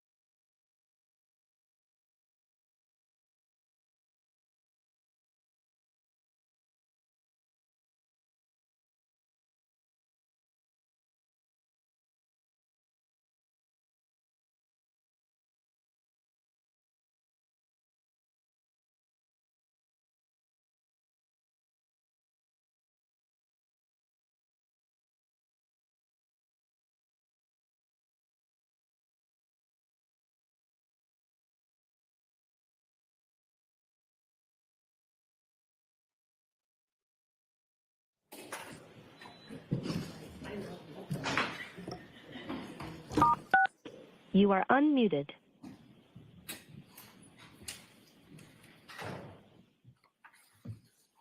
Julie, who set this up? Thank you. Evidence I need to see that flash drive. Now we'll sing an Here, I ABC. need my mouse too.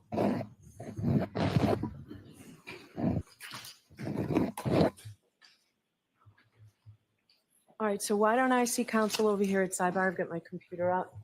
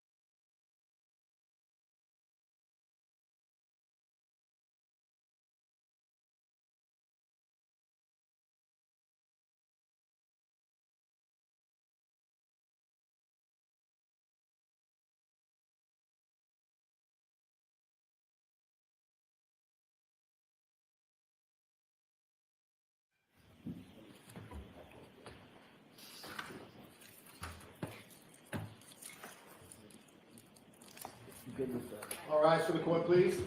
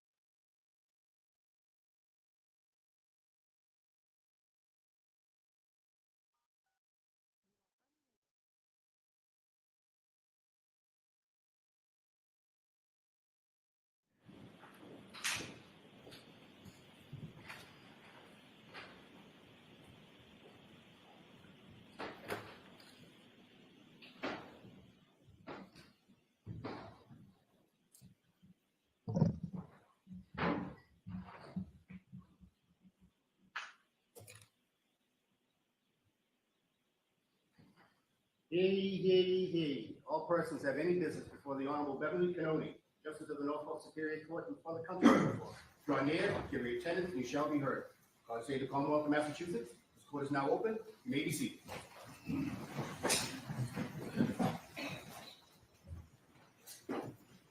Good morning, jurors. So I have started far too many mornings by saying to you folks, I apologize for the inconvenience, having you wait around so long. I appreciate your patience. I didn't want to do that today, but I had to do that today. Everybody has worked so hard on this trial, the jurors, the lawyers, the witnesses, that everything has to be right before you hear it. So I needed to do that this morning. I apologize. I do have to ask you those 3 questions. Were you all able to follow my instructions and refrain from discussing this case with anyone since we were here yesterday? Everyone said yes or nodded affirmatively. Were you also able to follow the instructions and refrain from doing any independent research or investigation into this case? Everyone said yes or nodded affirmatively. Did anyone happen to see, hear, or read anything about this case since we left here yesterday? So as you know, it's time for closing arguments. And when I was a trial lawyer, I never liked it when just before closing arguments, just before I stood up, the judge would say, jurors, remember, closing arguments are not evidence. But it's true. Closing arguments are not evidence. The lawyers aren't witnesses. And because they're not evidence, I need you to put away your notebooks because you can't take notes on them. But the reason it used to bother me is because I sensed that it made it sound like they're less important than anything else in the trial, and they're not. They're certainly a very important part of the case. And we've all noticed that you've paid very close attention to this case, and we know that you'll do the same to the closing arguments. A couple of things I want to say, and you'll hear more about this in greater detail when I give you the charge. First is, you folks are the fact finders. So it's what you find from the testimony, your memory of the testimony. This has been a long trial, but your memory of the testimony, not the lawyers and not mine. So if the lawyers or I say anything that doesn't square with your memory, it's your memory that serves. Secondly, there are very important constitutional rights that I hope that you understand, the constitutional concepts that you need to understand. First, again, the burden of proof in this case is proof beyond a reasonable doubt and to a moral certainty. And the Commonwealth bears the burden of proof, right? The burden of proof is on the Commonwealth to prove beyond a reasonable doubt and to a moral certainty. And because of that, in Massachusetts, because the Commonwealth has the burden of proof, the Commonwealth goes last in closing arguments. I've given each lawyer an hour and 15 minutes, and I'm not going to stop them. So we'll start with the defendant's closing arguments. Mr. Jackson.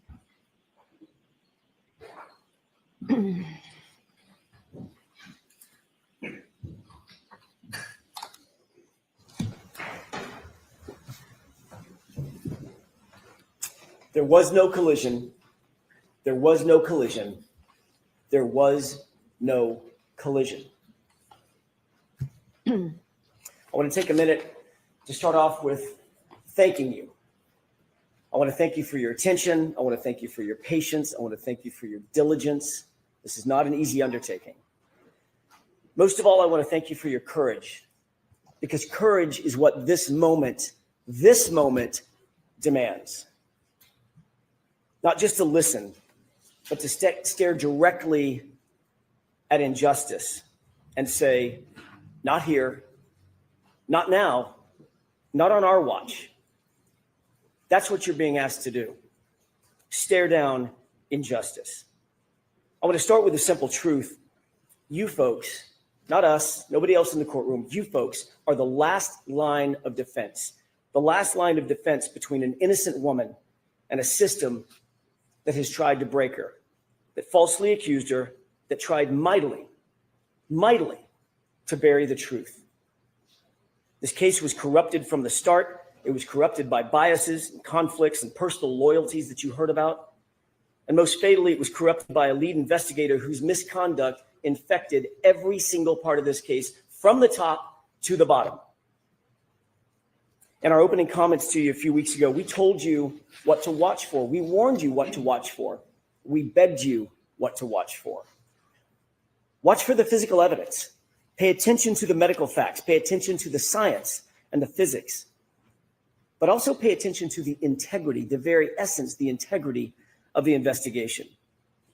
But you also saw something during the course of the trial that none of us might have expected, something that should sadden us, something that maybe would anger us. On full display, you saw the lengths to which some police officers will go to protect their own at the expense of the rest of us, at the expense of Karen Reed, an innocent woman. Before we examine the evidence in the case, which we will do, we need to understand the very foundation of the entire system of justice in which we operate.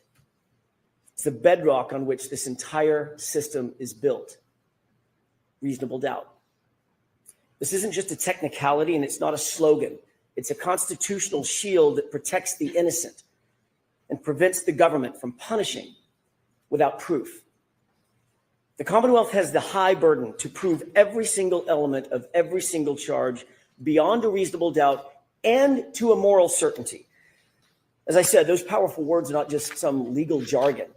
They're your mandate, they're your obligation, they're your community's protection against injustice. In our system of justice, Karen Reed sits here today, presumed innocent, cloaked in the presumption of innocence.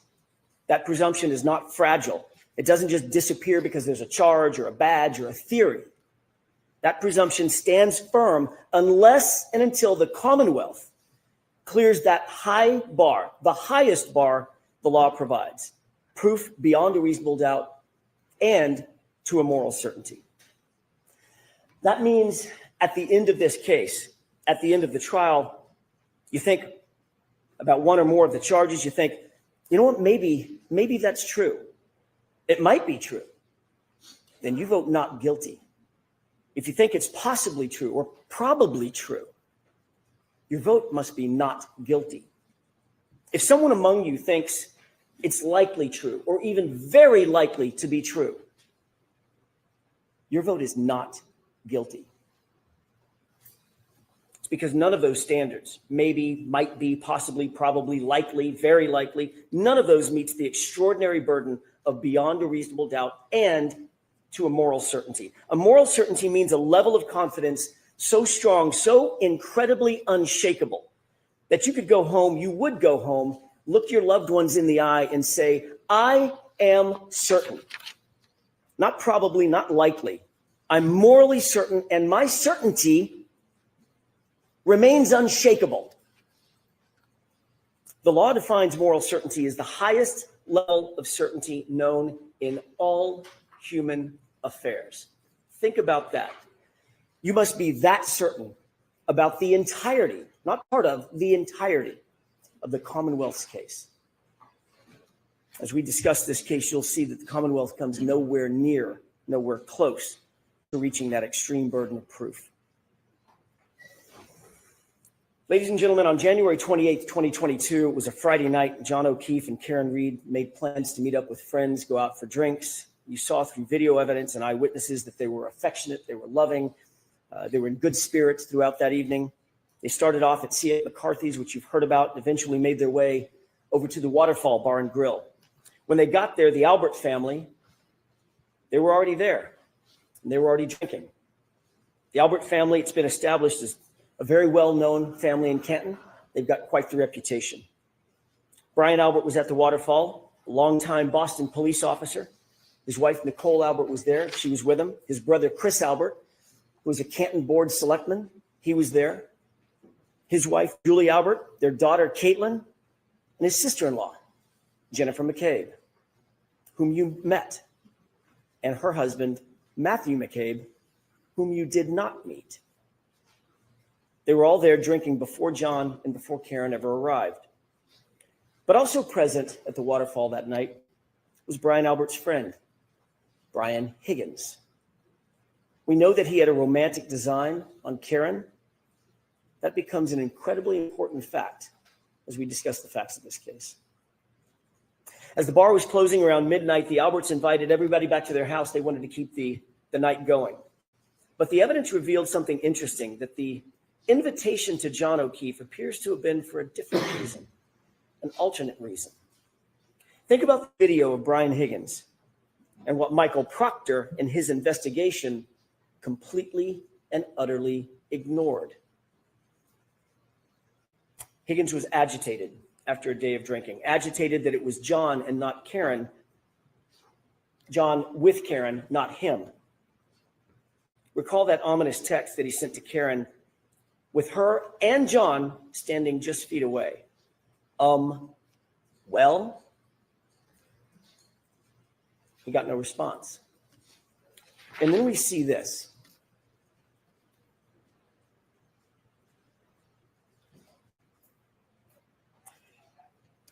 That's what Brian Higgins was confronted with following his well text.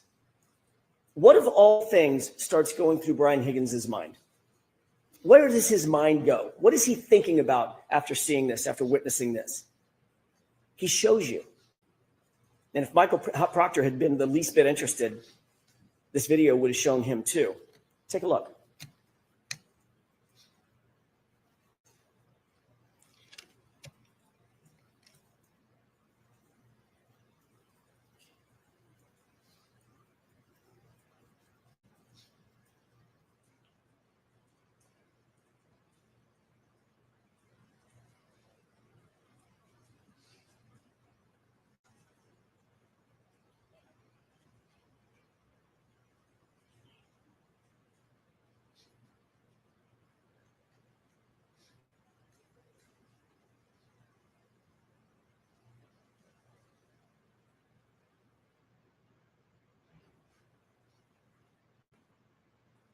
Sparring, practicing, fighting techniques.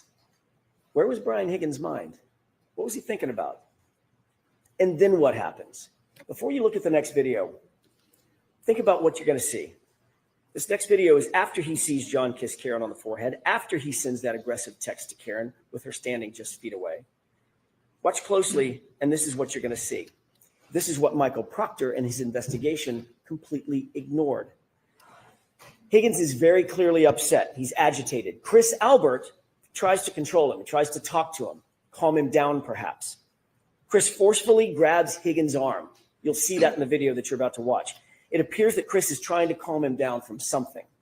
Brian Albert's standing right there with the other two men, but Brian Higgins is having none of it. He appears to be hyper-focused on one person and one person only, John O'Keefe. In an instant, Higgins angrily jerks his arm away from Chris. Higgins rubs his brow, and he directly gestures at John, a gesture that looks a lot like, let's step outside.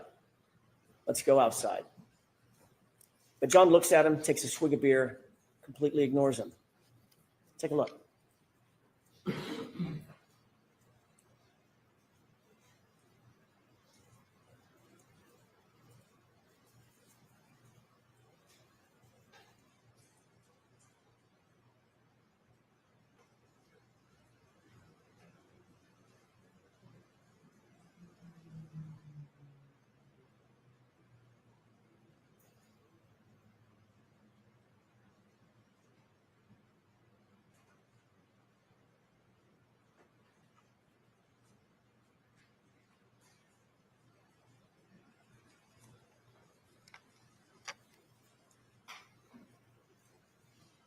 Michael Proctor, the lead investigator in this case, had all this footage, but he did nothing. He had access to the exact same thing that you saw. Why did he do nothing? A few minutes later, Higgins then texts John directly. You coming here? 3 question marks. It's now 12:20 a.m. These guys are not good friends. They barely spoke or even acknowledged each other when they walked into the bar together, other than a quick greeting. So why was Higgins coaxing John over to 34 Fairview? You coming here after this? And why not text Karen? Because at that moment, he wasn't interested in Karen. He was interested in John O'Keefe. This is about 5 minutes before John gets out of the SUV and walks toward the house, about 5 minutes before Karen sees him alive for the last time.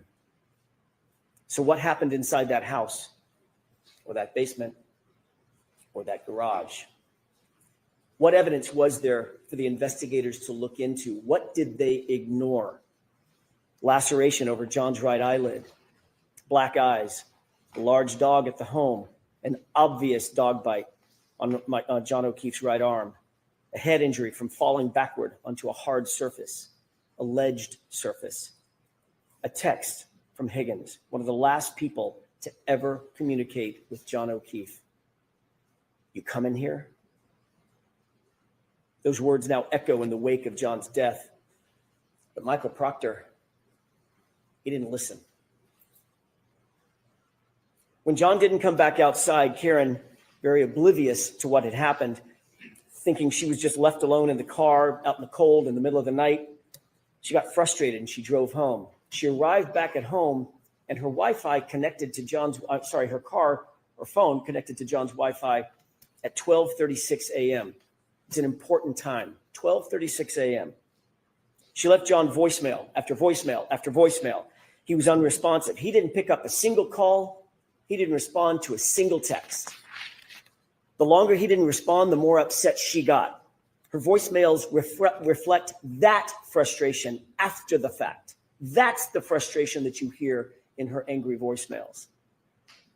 She uses harsh words and foul language. She's obviously upset. She's obviously irritated because he didn't come back out of the house and he wasn't responding. But Karen did not know what you know. She didn't know what the investigators should have known. She didn't know what was happening with Higgins and Albert and with her boyfriend, John O'Keefe. When he didn't come home at about 5 a.m., Karen went looking for him in a panic. As you know, her worst fears were realized when she found John beaten, battered, bloody, and left in the snow in Brian Albert's front lawn. At 6 a.m., when Karen found John, you heard about the scene. It was described in detail. It was chaos. To use Mr. Brennan's word in his opening statement, it was bedlam. The screams for help by Karen, the yelling and the hollering, ambulances, emergency lights, fire engines, ladder trucks, paramedics, patrol vehicles, patrol officers, all of them swarming all over the lawn just under Brian Albert's bedroom window. And of course, as you learned during the course of this trial, Brian Albert, a sworn peace officer, a first responder trained in being a first responder, never came out of the house. Never went outside to help a fallen fellow officer who was laying on his own property. Never came out. And you learned through the undisputed evidence that the lead investigator, Michael Proctor, for his part, never went into the house. The Commonwealth has struggled to try to prove that John O'Keefe ended up in Brian Albert's front lawn because he was struck by a vehicle. They have failed. They cannot and they will not ever be able to prove that John was struck by a vehicle beyond a reasonable doubt and to a moral certainty, because the science does not lie, the medical evidence does not lie, the physics do not lie. Their investigation was flawed from the start because their investigator was corrupted from the start by bias, personal loyalties. Folks, they cannot prove a collision. John O'Keefe was not hit by a car. There was no collision. So let's start there. I want to take a minute to discuss the actual science, the actual physics, and the actual medical evidence that was presented in this case. The science, it's an old saying, is known as the silent witness. It doesn't lie, it doesn't forget, and notably, it doesn't take sides. If there was no collision, what are we doing here? In order for there to be a collision, there has to have been an impact site. The vehicle had to have struck John, period. I want to remind you of some of the most important testimony in the entire case, and it comes from the Commonwealth's own medical expert, Dr. Irini Scortibello, the Commonwealth's medical examiner, someone governed by law to make these decisions. We know that a person struck by a vehicle suffers massive trauma, broken bones, fractures, soft tissue damage, torn ligaments, contusions, soft tissue injury, severe tissue injury, crushing blows. None of that was present with John. None of it. Not anywhere on his body, including his right arm. Not one bruise.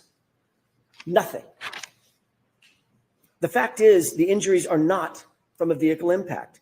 Not his head injury, not those scratch and bite wounds. Not a single medical expert. Think about this. Not a single medical expert called by the defense or called by the Commonwealth has testified that John was hit by a car. Not one. Think about the irony. Not one. That's not just significant. It's literally the most important point in the entire trial. Listen again to Dr. Scorti-Bello's words. Question: you did not include in your autopsy in any fashion any discussion of whether Mr. O'Keefe's injuries were consistent with a motor vehicle accident, did you? Answer: no, I did not. She told you, quote, I did not see any evidence of an impact site, end quote. She was talking about John's body.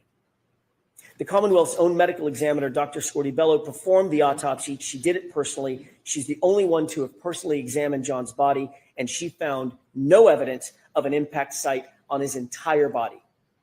That in and of itself is reasonable doubt. You don't need anything more. The Commonwealth's case is done. It's cooked. Their own experts said there is no evidence of a collision, no evidence of an impact. If you want to know what an impact looks like, take a look at this. This is what a body looks like after being struck by a car at 25 miles an hour. And this is what a car looks like after hitting a person at 25 miles an hour. These are exhibits from Dr. Welcher, the Commonwealth's expert. John didn't even have a bruise.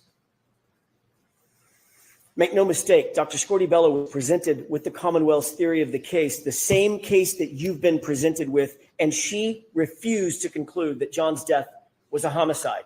She flatly refused to conclude that there was a collision. And you know who agrees with that? That silent witness, the science, the physics, the data. Dr. Wolf and Dr. Rentschler, you just met them recently. They explained they were not initially hired by the defense. They were asked by another agency to conduct their analysis. They looked at the evidence from both sides, not taking a side for the defense or the Commonwealth, completely independent. They looked at the damage to the SUV on the one side of the coin. They looked at the injuries to John O'Keefe on the other side of the coin. Both PhDs, both engineers determined there was no collision. I'm not saying it. The science says it. That SUV's taillight was not damaged by striking an arm, and John was not struck by a 6,000-pound SUV. Period. Full stop. Dr. Dan Wolf did the testing on the taillight. Actual testing, not some ridiculous blue paint kindergarten project. He did lab testing. He did field testing. He did data testing. Actual impact force analyses. In every single test at every single speed, the taillight damage was inconsistent with striking an arm. In every test, the taillight damage was inconsistent with damaging the shirt, the sweatshirt. Remember that severe internal damage to Karen Reed's taillight. Not just the outer lens. The internal diffusers were completely smashed, completely shattered. ARCA testing established that all the internal components of every single test taillight, especially the diffusers, remained completely intact. Conversely, on Karen's taillight, the diffusers were almost completely gone. Folks, understand something. If any part of that diffuser portion of the taillight is broken, there is no light. It doesn't illuminate at all. It's just black. Let's take a look at a couple of photos. At 5:07 a.m. at One Meadows, that's the photograph on the left. What do you notice about the right taillight? It's completely illuminated. Later, at 4:12 in the afternoon, photograph on the right, it's lit up. How can that be? How can that be if the Commonwealth claims that those diffusers, the portion that lights up the light, were already scattered all over 34 Fairview? That's their theory. But don't believe your lying eyes. The taillight's completely lit up. That would be impossible. Dr. Andrew Rentschler, PhD, a biomechanist, explained that at those speeds, the other side of that coin, John's arm would be basically destroyed. Contusions, swelling, torn ligaments, hyperextensions, dislocation of joints and bones, fractured, broken, and shattered. But as you know, John's arm was pristine, save those dog and claw bites. He didn't even have a bruise. Think about this. Think about that photo of those x-rays as you deliberate. You can manipulate a taillight fragment. That's not that hard. You can't manipulate a bruise.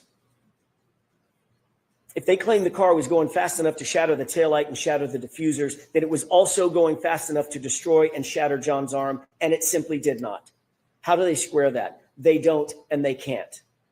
So they spent nearly $400,000 of taxpayer money to hire someone to dress up and look like John and paint his arm blue, which told you exactly nothing.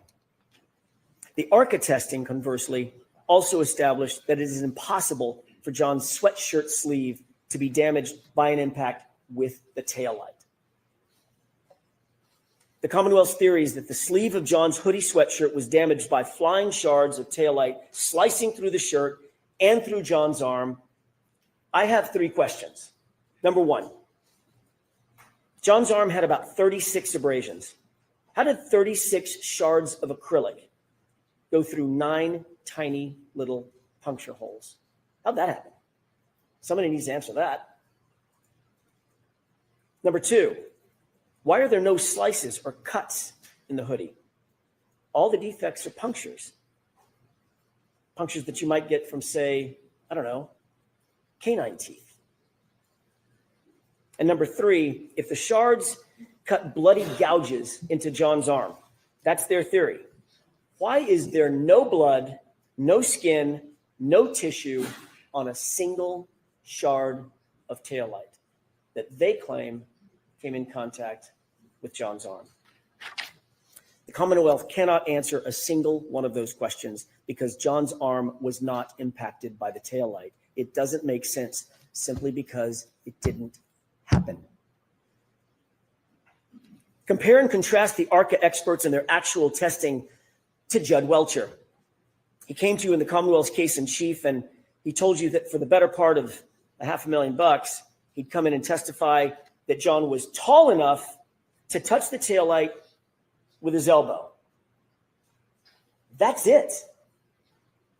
And even in that basic demonstration, he had to lean in to manipulate it to get the results that he wanted.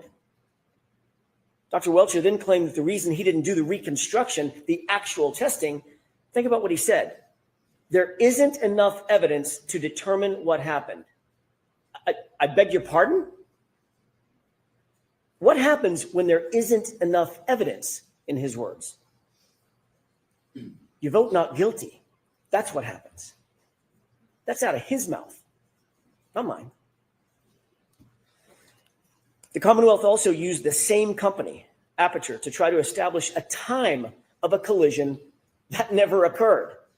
The Commonwealth called Shannon Burgess, the supposed expert from Aperture. There is a cardinal sin for experts, folks, a cardinal sin. It's called confirmation bias. It's when you decide to change your opinion to fit a theory. The most important takeaway from Shannon Burgess' testimony was how brazen, how shameless he was in trying to change the data to try to suit the Commonwealth.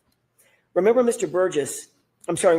Brennan's opening statement. He made some promises to you. He said, this case is about the data. He stressed it over and over again.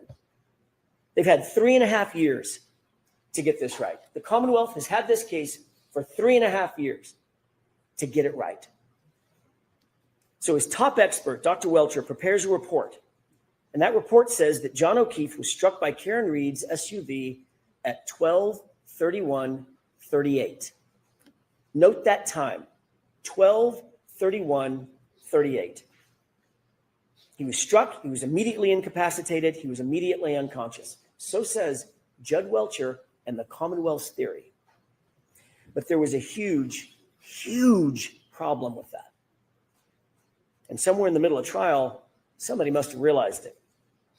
They must have realized that the very data they produced unequivocally establishes that they are wrong about a collision. It could not have happened. Why? Because John was interacting with his phone after 12:31:38. Remember, the collision immediately incapacitating. How could he be interacting with his phone afterward? He was on his phone, opening his phone, checking his phone, reading texts on his phone, and locking his phone, all of it after 12:31:38, which is the time Welcher clocked for the moment of the impact. And he was taking steps and walking with that phone after 12:31:38 also. That's what their own data showed, and it devastated their case, and it devastated that false theory. There must have been panic, I'm guessing, in the room. What do we do now? The data shows John wasn't struck by the car. What do we do? Enter Shannon Burgess. Question. Can you believe him? Can you believe Mr. Burgess? He came up with a brand new story right in the middle of trial. You might ask yourself, would an expert actually say something he knows not to be true? Would an expert actually say something he knows is not supported by fact? Would an expert shade the truth? You don't have to look any further than Shannon Burgess's CV to answer that question. That was a shame. Even with the pull and push and stretch and manipulation of the time data that Mr. Burgess came in here and told you about, it still shows that John O'Keefe was very much alive and walking around after they claim he was hit and incapacitated. Think about that. Matt DeSogra looked at Burgess's report and told you that in 30 out of 30 scenarios of the possible time skews that Shannon Burgess identified, he came in the middle of trial and identified all these other time skews that he called it. In every single scenario, John was alive and walking after they said he was hit. And that's a problem for them because there was no collision. Just look at Mr. Whithen's data, Ian Whithen. John O'Keefe took 31 steps at a steady rate, about 83 feet. And then think about this, in a westerly direction. That would be right toward the house. Remember, it's 78 feet to that garage door. That's not a coincidence. The Commonwealth's witnesses, or the Commonwealth's witness, Mr. Ian Whithen himself conceded that he has reasonable doubts about the accuracy of John's location data. Remember that question and answer on cross-examination by Mr. Alessi. Do you have doubts? I do. Are those doubts reasonable? They are. And remember, it's still the Commonwealth's burden. If their own cell phone expert has a reasonable doubt about John's location, so should you. John O'Keefe was inside, and the phone battery temperature further proves it. This is not speculation. This is science, and it's irrefutable. It tells us that he was not laying outside in the cold. He was inside somewhere a little bit warmer. Ian Whiffen told you that when the iPhone is exposed to freezing temperatures, think about these numbers. When the iPhone is exposed to freezing temperatures, it will drop from 81 to 21 degrees in 15 minutes. 15 minutes. That's a 60-degree drop in 15 minutes. Now look at John's phone. It was laying, according to the Commonwealth, it was laying directly on frozen ground. He arrived at 34 Fairview and his phone dropped only 20 degrees over the course of an hour. Then inexplicably, it stayed steady, never dropping below 50 degrees for the next 4.5 hours, never dropping below 50 degrees for the next 4.5 hours, basically through the entire night. He was not outside. He was someplace warmer, like a basement or a garage. Dr. LaPosada confirmed that John O'Keefe did not have hypothermia. No telltale signs, no telltale Wisniewski spots, no frostbite on any extremity. He did not die of hypothermia because he wasn't outside. Dr. Isaac Wolf, Dan Wolf, Elizabeth LaPosada, Judson Welsher, Andrew Rinchler, all agreed, every expert agreed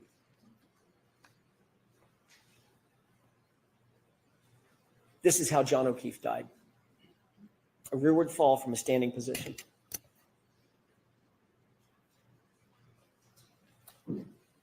What could make you fall straight back like that? Let's just think about that for a second. What could make you fall from a standing position as Judd Welcher just showed us? Standing up, falling straight back. Add a laceration to the right eye consistent with a fist or a punch, and you've got your answer. He certainly didn't sustain that wound on the back of his head by falling backwards onto a lawn. Dr. La Posada told you that the patterned injury on the back of John's head could only be produced by hitting a hard, ridged, or ledged surface, like a concrete stair or step. What's just through that garage door? Michael Proctor never stepped down in that garage to find out. What a shame. And look at the arm. Just look at John's arm. You don't need the top experts in the country, but you had them. You don't need the top medical minds on the planet on this issue, but you had them. These are dog bites and scratches. These are animal wounds. Not one witness has been called in their trial. Not one. 8 weeks and counting. Not one witness who actually disputes that John O'Keefe's arm injuries are from a dog. The Commonwealth could not find a single medical expert, a single medical witness who would come in here and tell you those are inconsistent with a dog bite or a scratch. And it's equally clear that there was no collision. Dr. La Posada told you in probably the clearest voice in the entire trial. You remember her testimony. He didn't get hit by a car, in her words. He just didn't get hit by a car. You remember the question that was posed by Mr. Brennan, did you consider the speed of the vehicle? And she said, speed didn't matter because he didn't get hit by a car. She repeated it 3 times because it's true, not just because she says so, but because the medical evidence proves it. The medical science proves it. There was no collision. Dr. Rinchler told you unequivocally and just as firmly he didn't get hit by a car. The Commonwealth has not met their burden. They cannot meet their burden. The Commonwealth hasn't called a single medical professional, not one, to testify that John's wounds came from being hit by a car. Not Dr. Scortibello, not Dr. Isaac Wolf. Contrast that with the caliber and the quality of the experts who came in here to tell you what is obvious to anyone with common sense. Those wounds on his right arm are from a dog. This was not an oversight by the Commonwealth. It's just that there is no one out there. No matter how big a check you write, there's not a medical expert who's going to disagree with that. The fact is, this is the central fact in the case.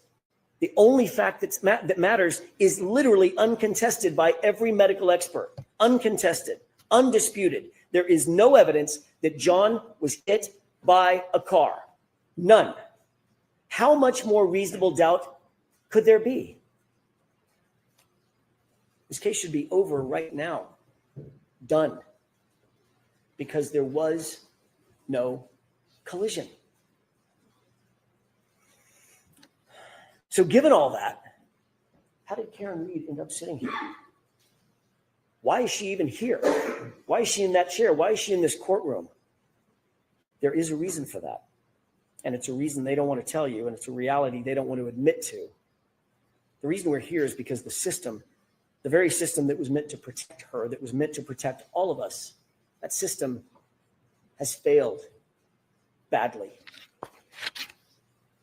So now let's discuss the facts that were and were not presented by the Commonwealth in this case. Over the next few minutes, I want to talk about the utter failure of the police to investigate this properly and to investigate this fully. And what you're going to see is that Michael Proctor, the lead investigator for the Commonwealth, did nothing to actually and properly investigate this case. Let's start with the house. That's the most logical place to start. I think you'd agree. Brian Albert's house, where John's body was discovered lifeless in the lawn. A man, a police officer, is found dead on the front lawn, and no one secures the scene. No tape, no preservation of evidence, no crime scene log, no search warrants, no consent searches, no photographs of the house interior. They didn't treat the house as a crime scene, and shamefully, They didn't even treat the yard as a crime scene. The lame excuse offered by retired Lieutenant Gallagher, it was really cold and windy, and I didn't know if there was a crime that had been committed. What? You didn't know that a crime had potentially been committed? You have a man laying dead in the yard, and here are the undisputed facts that those officers were confronted with. Black eyes.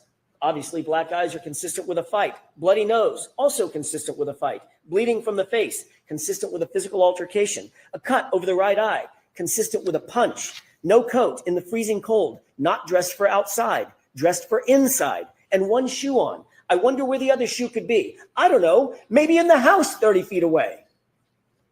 And then you find a broken and shattered drinking glass next to him, the type of glass that you might find, I don't know, let me think about this, in a kitchen, in a house, 30 feet away. And John's phone was tucked neatly under his back shoulder. Lieutenant Gallagher actually claimed he did not know it was a potential crime that needed investigating. The neighbor across the street, Detective Lieutenant Kelleher, had a ring camera that was pointed at the exact direction where John O'Keefe would have been hit, and nobody bothered to secure it. Nobody bothered to secure it. Nobody even bothered to look at it. Of course, this was a potential crime scene. Of course it was. Let's not forget, this was Brian Albert's house, and that comes with privileges. Quote, is the homeowner going to catch any shit? Nope. He's a Boston cop too, end quote. That quote starts to make a little more sense now, doesn't it? Michael Proctor wrote those words just hours after John's body was found. He sent this in a private chat, in a private text he never, ever believed would ever be revealed. He sent that text in a series of messages that now belong to you. You weren't given the opportunity to hear from Michael Proctor, but you can read his thoughts for yourself. And I urge you, go read them. They're in Exhibit 209, in case you're wondering. But here are the highlights. Proctor starts the conversation, quote, all the powers that be, one answers ASAP. He's getting pressure, obviously, to get this done. His friend then asks what Proctor's probably thinking at the time, quote, I assume you guys are out to make it cut and dry since it involves cops. Something stinks. And Proctor responds, yeah, to the something stinks. And then he goes on, but there will be some serious charges brought on the girl. Think about that. Hours into this investigation, there will be some serious charges brought on the girl. She's a whack job cunt. Yeah, she's a babe. Weird Fall River accent, though. No ass bitch. She's got a leaky balloon knot, leaks poo. Zero chance she skates. She's fucked.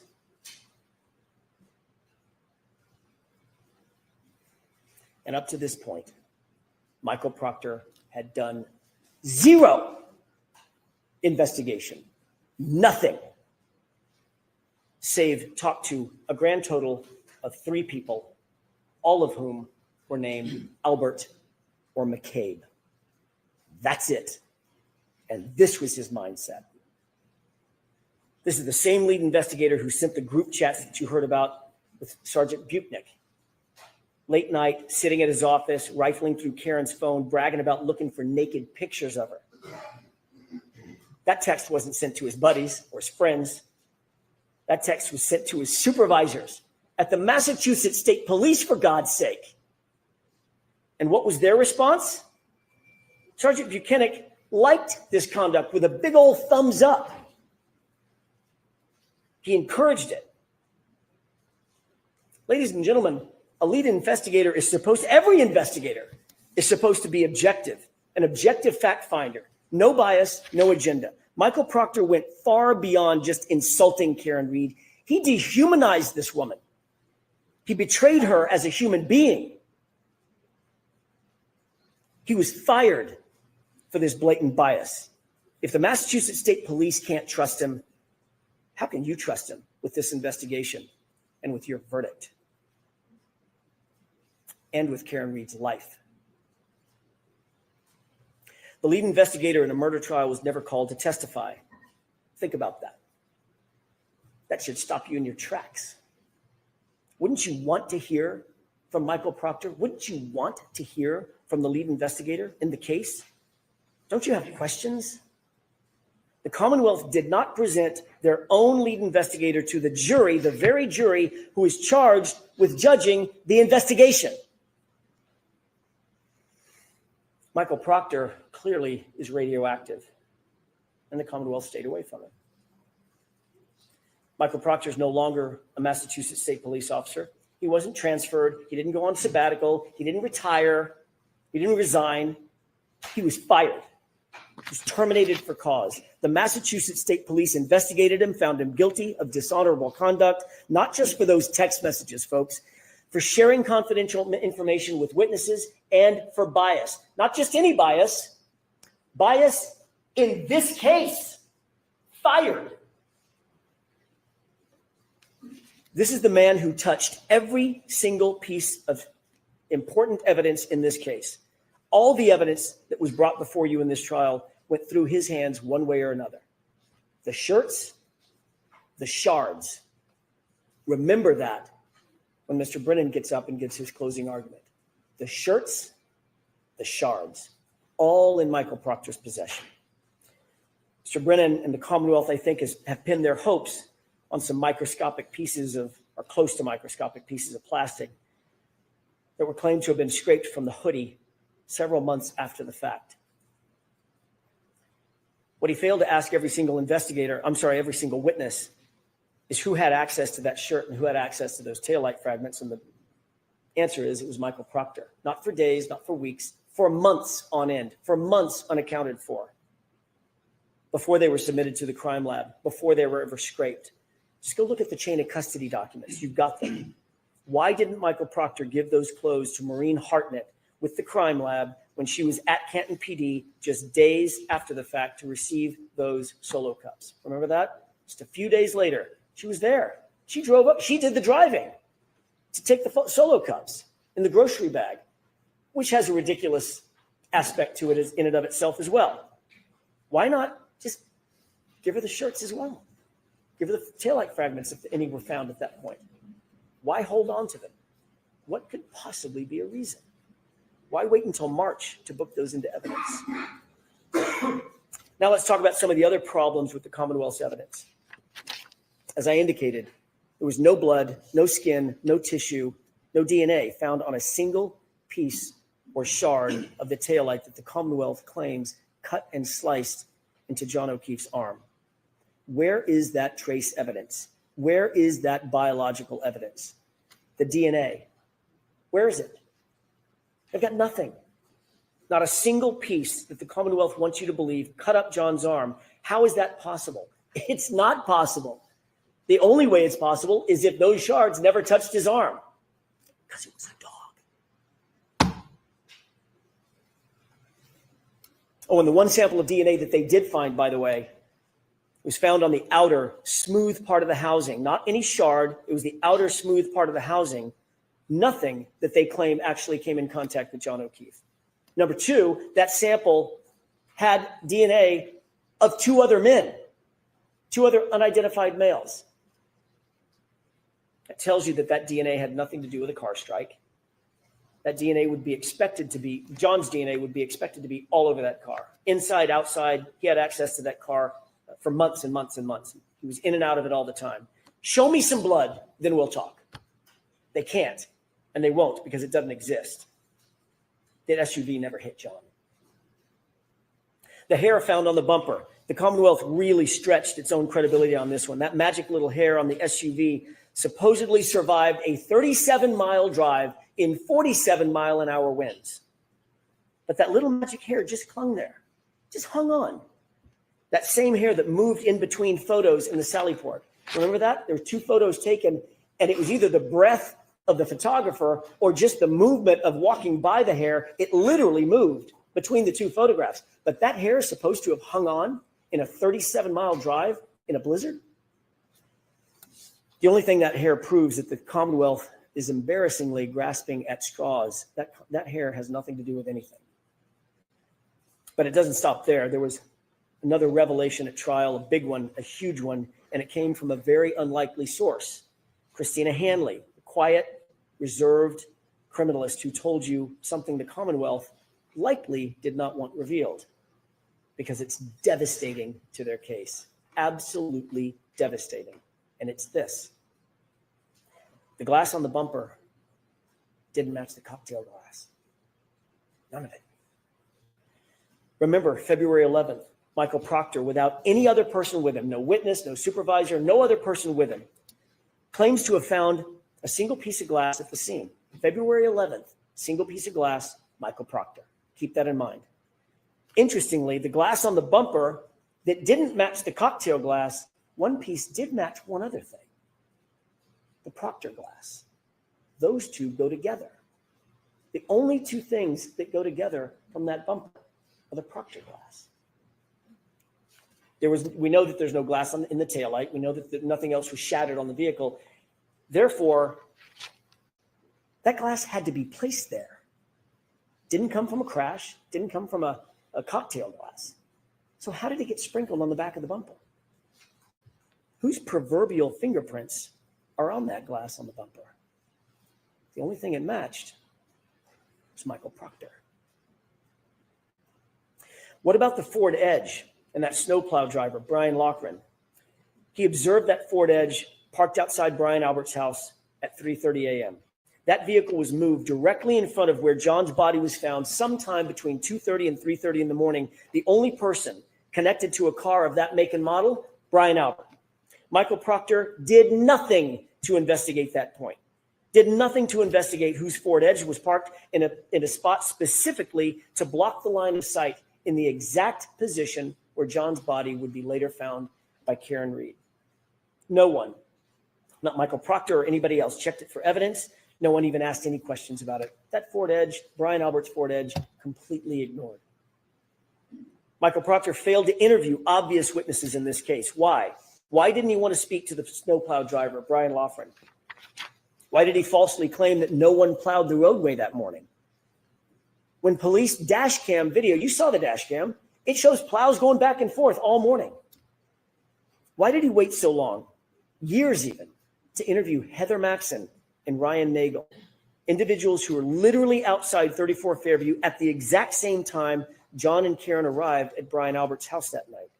Brian Loughran, had he been investigated or interviewed, would have told Michael Proctor that he drove past the lawn multiple times on January 29th, and there was no body on the lawn. He would have had a perfect view. Remember, the weatherman told you there was only enough snow at that time. I think he said, in a very charming phrase, only enough snow to track a cat. I think that was it. There was no body there.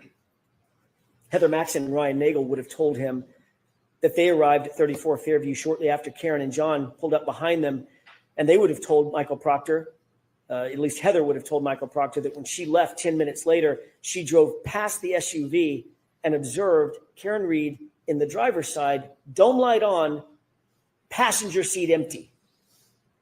So where was John? Wasn't outside, wasn't sitting down, wasn't laying down. There's only one place he could be. We could all say it together if you could talk with me. He was in the house. But Michael Proctor did not want to have those answers. He did not want to have to disclose those answers. He didn't want the truth. The Commonwealth has presented a shred of evidence of when Karen Reed consumed her last drink that night. Think about that. It's critical information that the Commonwealth has to prove beyond a reasonable doubt and to a moral certainty. They have to prove when her last drink was that night. They have to prove it. We don't have to prove or disprove anything. Every single witness who was asked and who had an opportunity to observe Karen that night said the same thing. She wasn't drunk. She wasn't stumbling. She wasn't slurring her words. She was, in the words of Ms. Kolakithis, completely normal. Even Jennifer McCabe grudgingly had to admit that fact. It's on video. Instead, they used Yuri Buchanan, to try to come into court and count sips of alcohol, which he admittedly got wrong. According to Ian Whiffen, the Commonwealth's own expert, the location data, using location data on John's phone, showed Karen driving lawfully. She was driving safely. She was under the speed limit. She was slowing and stopping at stop signs, slowing around corners. And Ryan Nagel corroborated that when he saw her make that left-hand turn onto Fairview. The Commonwealth has an incredibly high burden to prove that Karen was driving under the influence.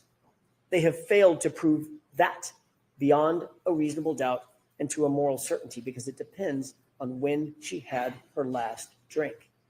What happened after she got home and she was upset with John for not coming back out of the house? That would answer that question. As you well know, no one searched the house for signs of a struggle. Not that night, not the next day. I'm talking about 34 Fairview. Not ever, not once. Not with a warrant, not with consent. They never went into the basement, the stairwells. They didn't look at the walls. They didn't look in the garage. Nothing was ever examined. Nothing was checked for blood. Nothing was checked for DNA. They didn't look for a ledged or ridged surface. Zero. You'll remember how surprised Jennifer McCabe was to recall that there was a garage door even on the house. Except this was her sister's house. She's been going to that house since she was 5. She's seen that house. She's been in and out of that house hundreds of times, maybe thousands of times.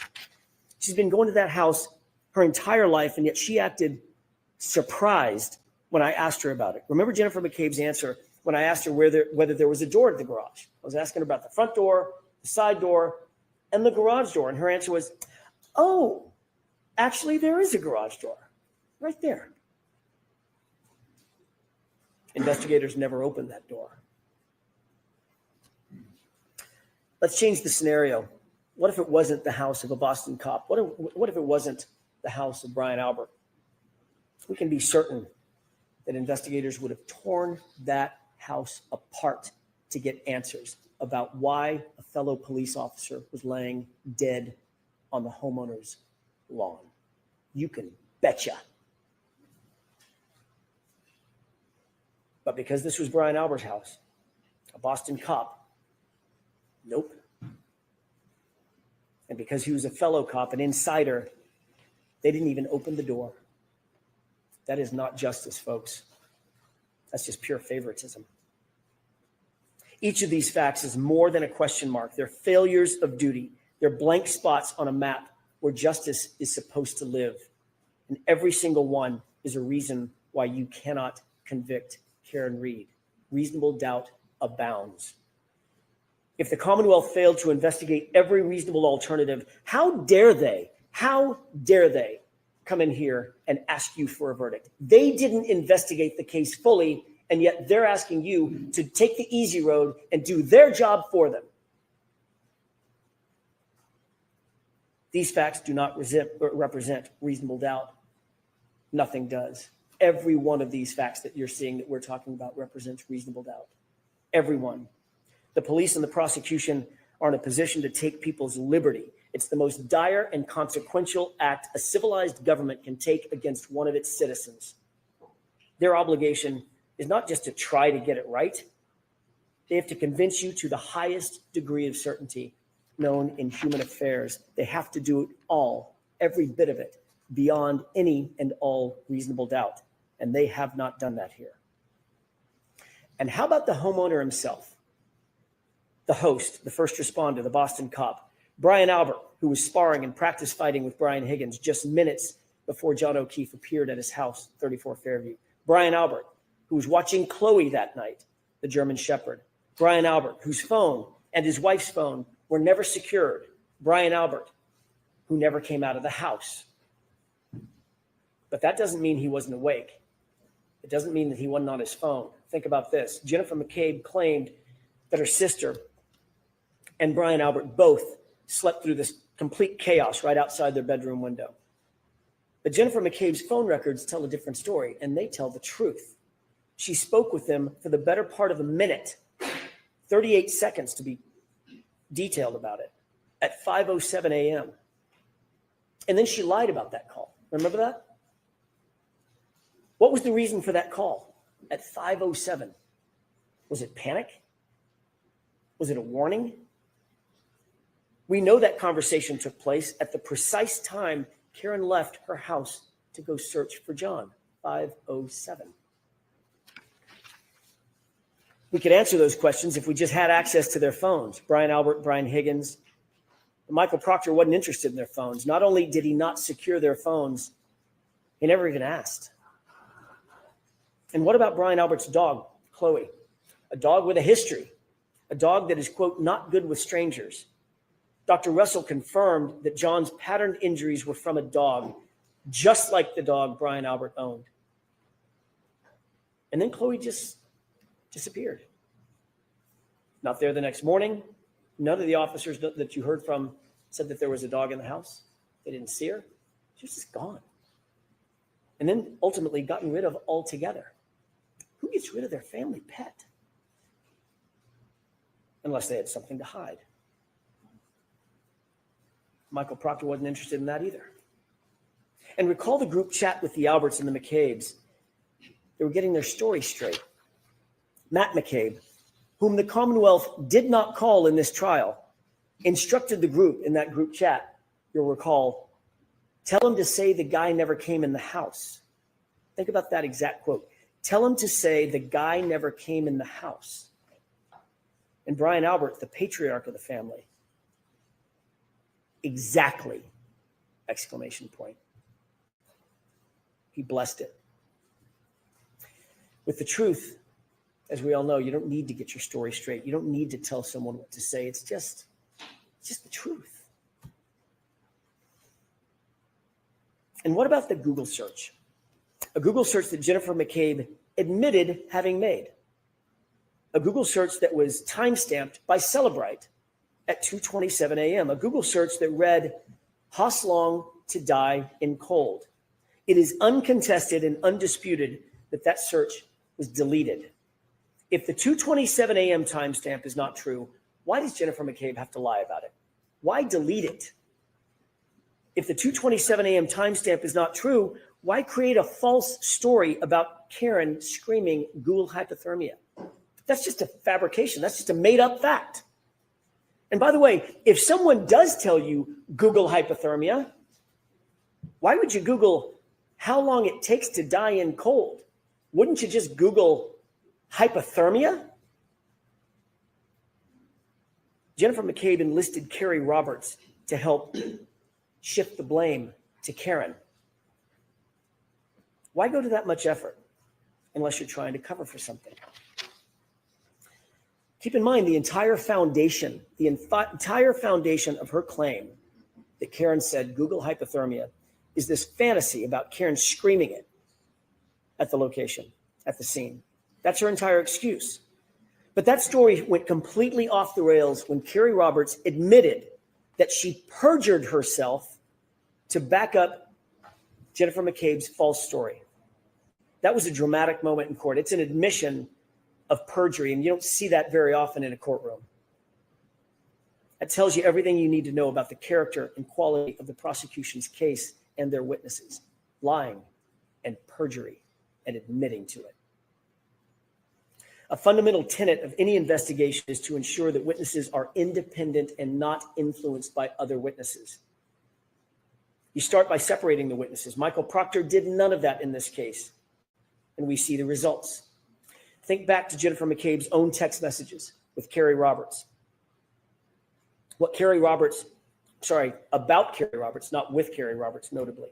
What Carrie Roberts didn't know was at the time she was being interviewed by the police, Jennifer McCabe was in real time. She was bragging about having influenced Carrie's testimony or her statements to the Alberts and the McCabes. Quote, she's telling them everything, all the stuff. Remember that timeline that we talked about with Jennifer McCabe? That's what she was referring to. She's telling him everything that Jennifer McCabe had put in Carrie Roberts' timeline. The Commonwealth wants you to believe that Karen Reed made a statement at the location, at the scene. I hit him. I'm sure you'll hear that from the prosecution in their final arguments. But their own witnesses contradict that. Jennifer McCabe admitted on cross-examination that her very first statement to law enforcement, confirmed that Karen didn't say anything. She asked, could I have hit him? Did I hit him? Is he dead? The physics and the science answer that question. Could you have hit him? No, you couldn't have. Sergeant Buchanan also testified that the only statements Karen Reed made at the scene, according to his conversations with the first responders, was, could I have hit him? Did I hit him? It wasn't a confession. It was confusion. And Dr. Russell explained that confusion. She told you why Karen Reed or anybody in that position might ask those questions. She was suffering from extreme grief reaction, which according to the evidence can last for years. Even her medical records confirm that diagnosis. It's common to ask those questions in grief. It's common to ask those types of questions in shock.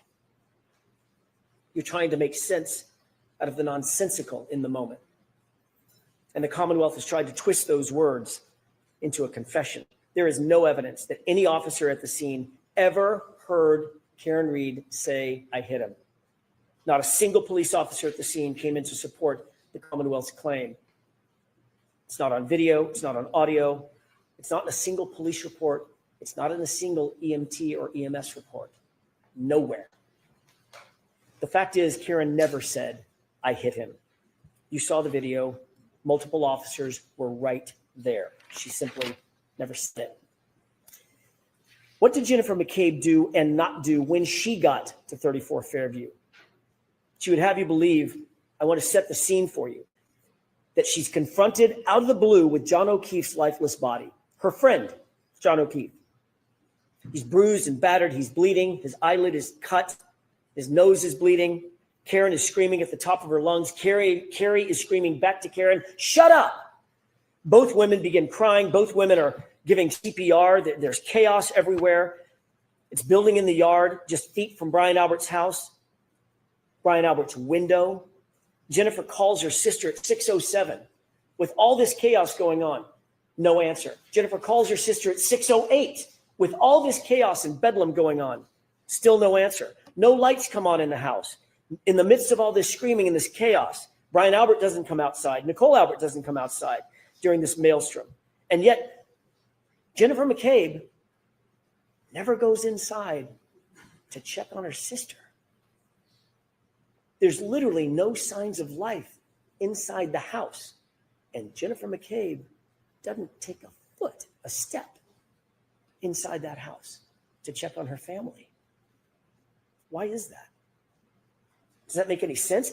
Everyone would sprint inside the house to make sure that there's no one in there that was hurt or injured or, God forbid, dead. Everyone would do that. But not Jennifer McCabe. The only way that makes sense is if Jennifer McCabe already knew that Brian and Nicole were just fine. That's the only reasonable explanation. And the only way she would know that they were fine is if she knew what happened. But Michael Proctor never explored this incredibly suspicious behavior. Don't you have questions? This would give anyone reasonable doubt. And don't you have questions also about Brian Higgins? Michael Proctor certainly didn't. Higgins had been sending flirtatious and romantic texts to John's girlfriend, Karen Reed. You'll remember I asked Sergeant Buchanan a simple question.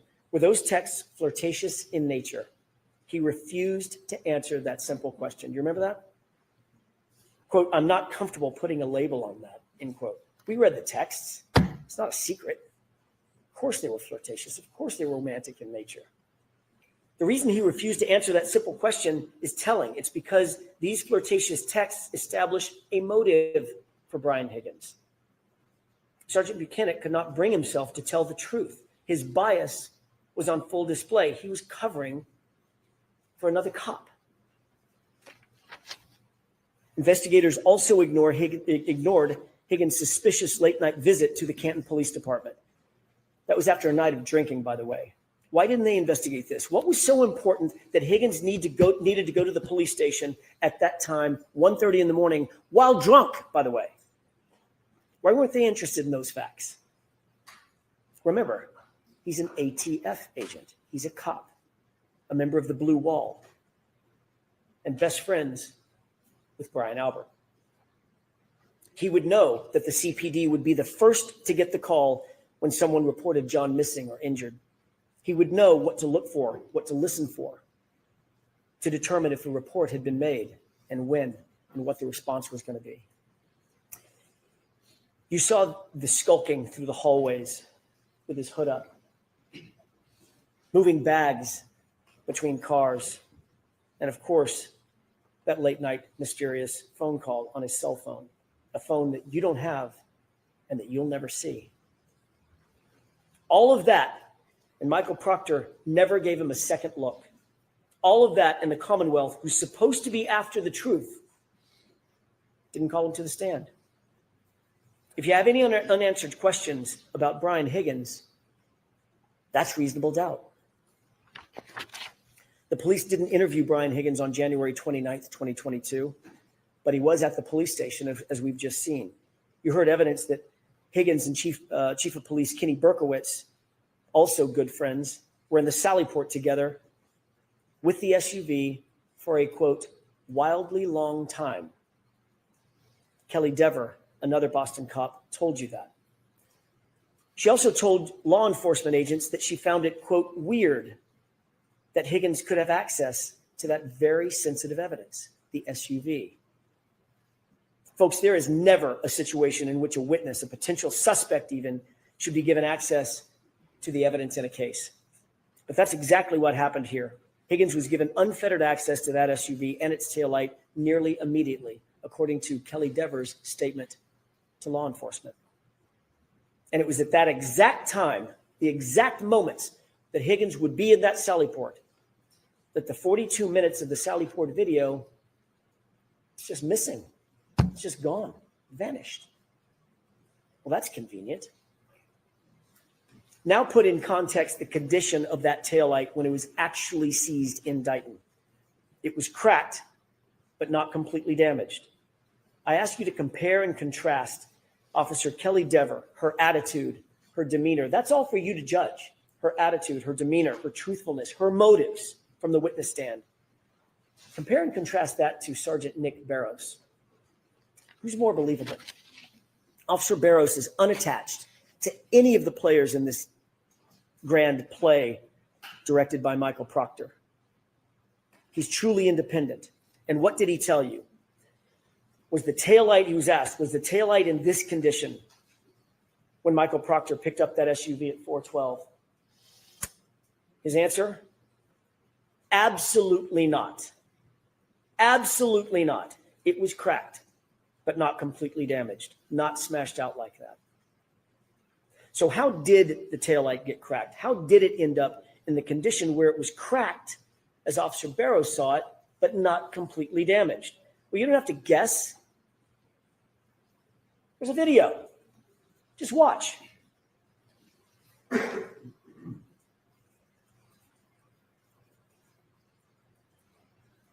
That's how it got cracked. And Judson Welcher's own recreation confirms it.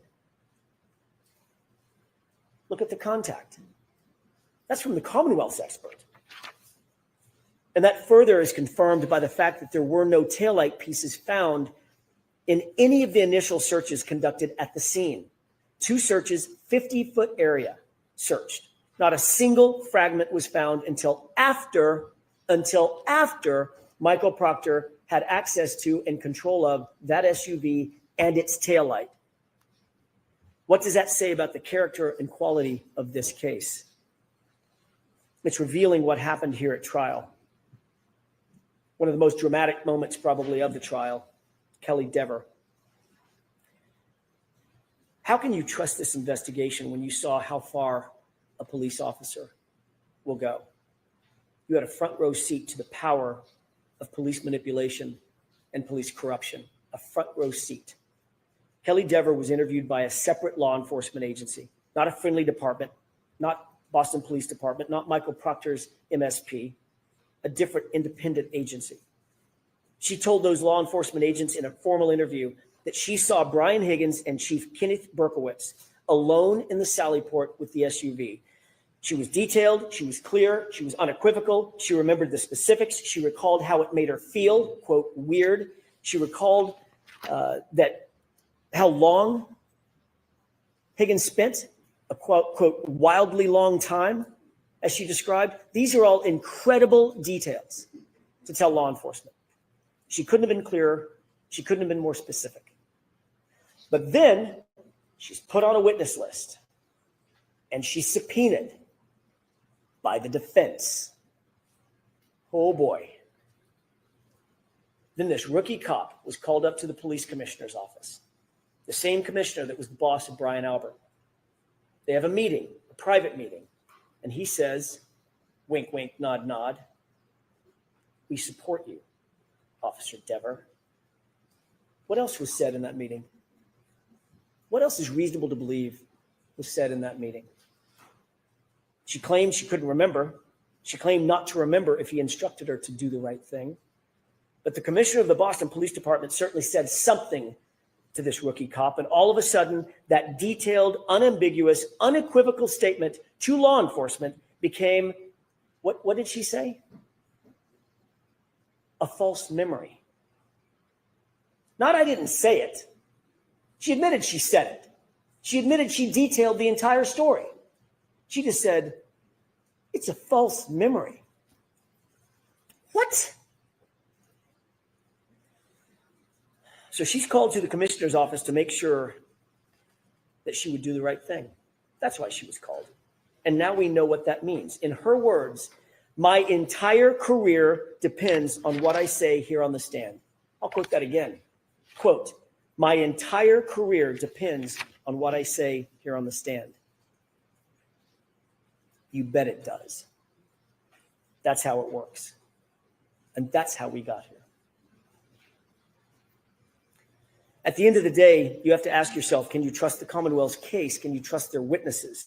Can you trust their evidence? And here are a few of the highlights. A video that was played in a courtroom and sold as accurate. Turns out it was completely inverted, flipped backward, completely false.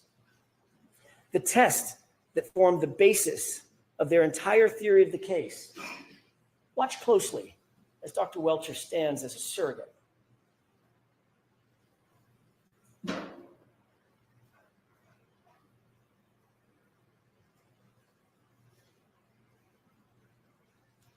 Is that a righteous test, or is that a manipulation?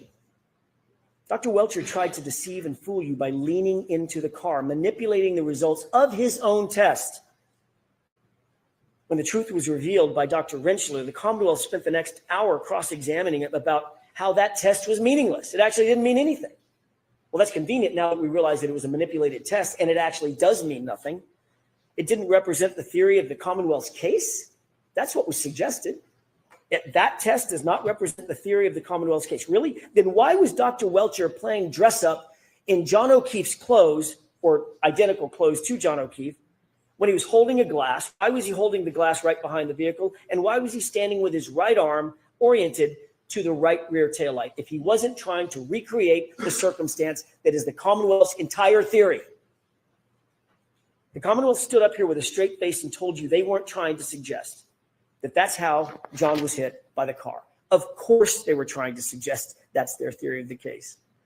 They only abandoned it 2 days ago when it was revealed by our experts that it's physically impossible.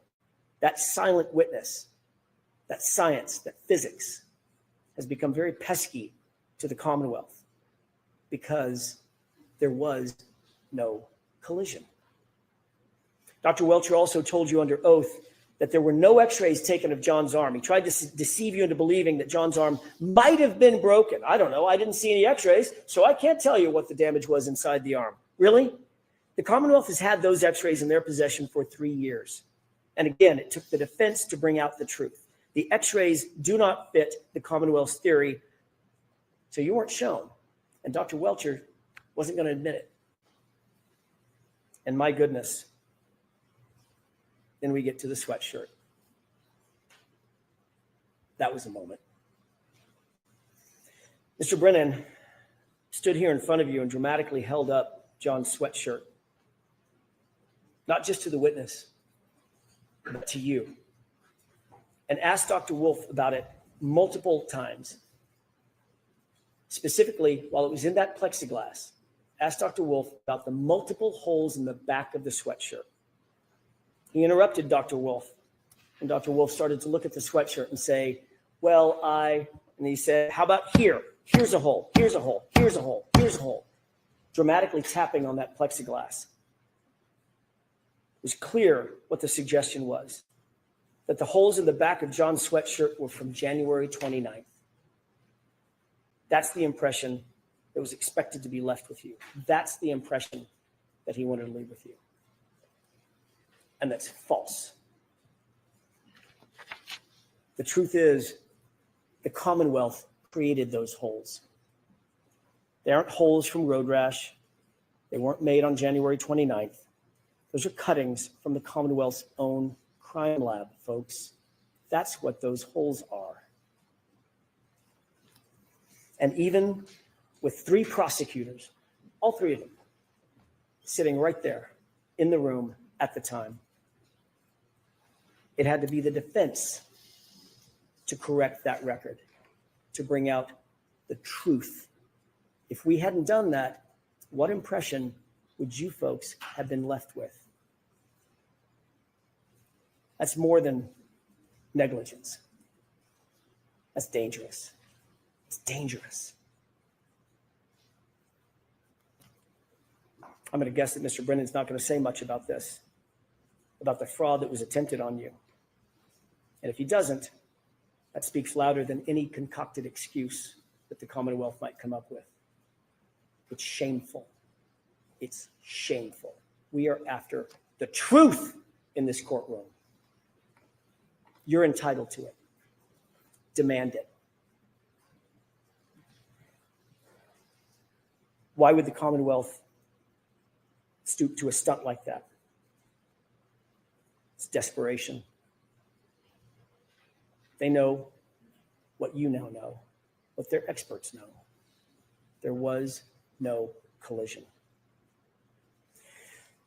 So now we've reached the final moments of the trial, and you've seen the facts and you've seen the evidence, and we've just talked about dozens and dozens and dozens of facts that are reasonable doubt. Each one of them are reasonable doubts. These facts, these note cards that you're looking at, piled high, one on top of another, literally stacks and stacks of them covering the table.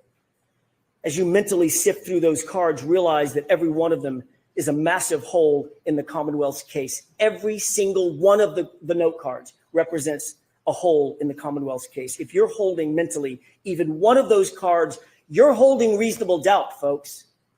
You're holding a not guilty verdict. Reasonable doubt is not a sliding scale. It's a wall. If the Commonwealth cannot get over every one of these dozens of walls, you have to acquit Karen Reed. The truth is, Karen Reed is not guilty. Not because of technicalities, but because the facts, the law, the science, the physics, the data, they all say so. They demand it. The Commonwealth does not have a theory about how John was hit by the car. They haven't even shown you that it's possible that he was hit by a car. And the reason they haven't is because it's not possible that he was hit by a car. There was no collision. Your job is not to do their job, their burden entirely. It's theirs. They have to prove this case and their theory beyond all reasonable doubt and to a moral certainty. And not only do they not have a theory, they can't prove one that doesn't exist. All you need to know is that the Commonwealth failed. They failed to provide you with a truthful representation. They failed to prove the essence of their case, that John was even hit by a car to begin with. They failed to prove any intent on the part of Karen Reed because she has none. They failed to investigate the actual suspects in this case. They failed to present the lead investigator to you. They failed to justify the perjured testimony that you heard discussed in this case. They failed to hold accountable an officer who came in here and lied to you and claimed false memories so she could do the right thing to cover for a fellow cop or cops. They failed to maintain a fair and unbiased and honest investigation. They failed to present you with the truth. And this is what you get. An investigation that's riddled with errors and omissions and a rush to judgment and conflicted and corrupted from the start. Every part of it. That is the literal definition of reasonable doubt. How can they ask you to be morally certain based on this evidence? It's a tragedy. When the government fails so completely, so catastrophically, when there are dozens and dozens of points of reasonable doubt on the table, your duty, your oath is clear. Your sworn obligation under the law is to acquit Karen Reed, not just because you can, because you must. Justice demands it. Do not let the Commonwealth get away with this. Don't let them get away with this. Do not endorse and sanction an investigation that is broken and corrupted top to bottom. But just as importantly, do not let Michael Proctor get away with it. And make no mistake about it, folks. If you convict Karen Reed of anything, if you convict her of anything, science, the physics, the data, they lose. But tragically, Michael Proctor wins. Remember his texts. Something stinks. Yeah, but serious charges will be brought on the girl. She's fucked. Could you ever say to yourself, this is justice? The fact is there was no collision. A car did not kill John O'Keefe. So I ask you, let your voice be heard, not in whispers, but in truth. Let the community feel through your verdict that justice cannot be bent and that it will not be buried. Find Karen Reed not guilty, not guilty, not guilty. Thank you.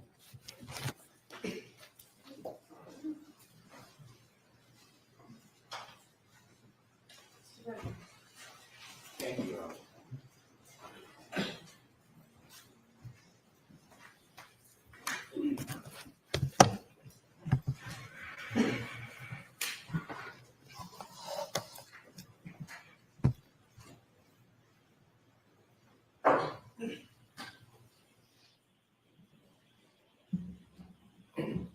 John O'Keefe was 46 years old.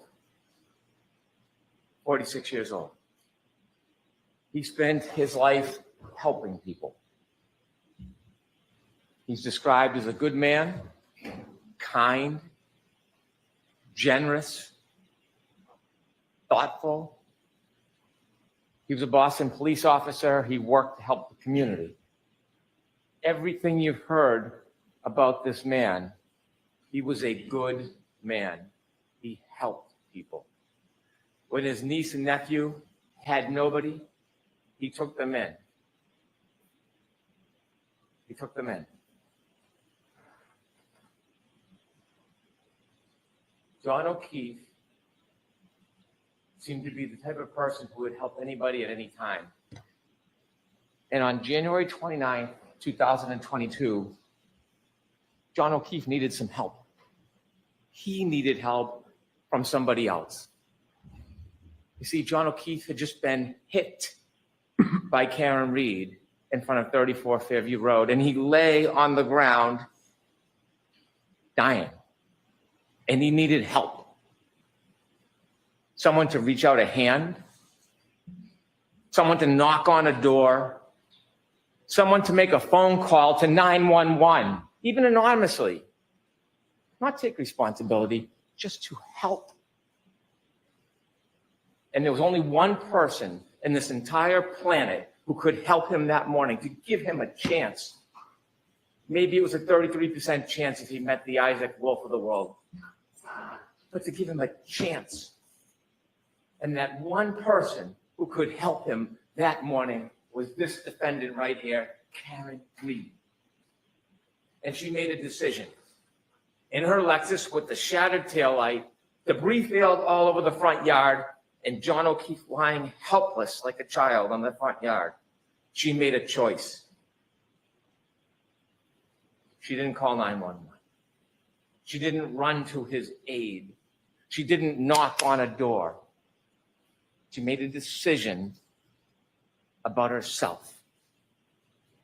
In her Lexus, she drove away.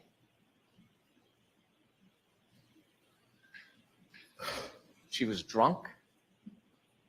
She hit him, and she left him to die. She was drunk. She hit him, and she left him to die. Before I go through in detail the evidence, let's talk a little bit about the evidence as a whole. She was drunk. She was drinking that night. She was drinking McCarthy's with John. She was drinking at the waterfall. Her blood was taken with samples of a retrograde analysis, almost 2 to 3 times the legal limit. She was drunk. She hit him. The timeline in this case is beyond dispute. You can accuse, assault, characterize, malign, twist. The timeline doesn't change. It is data. Data is data. The black box, the forensics from the SD card, we know exactly step by step where they were. We know in that window, she hits him because he never moves again. His healthcare data, the temperature on the battery of the cell phone, the physical evidence, the debris field, the DNA, the hair. And then she left him to die. He had a basal skull fracture, a counter coup. You heard all about it when the back of his head hits the ground and the brain comes forward. Dr. Wolf told us the reason why they have level 1 trauma centers around the country is because people can survive this injury if they get help. That's why they have this care. That's why they have these hospitals. But you gotta get help. You gotta get help. And if you don't, you develop symptoms, ecchymosis, raccoon eyes, your brain swells, and you die.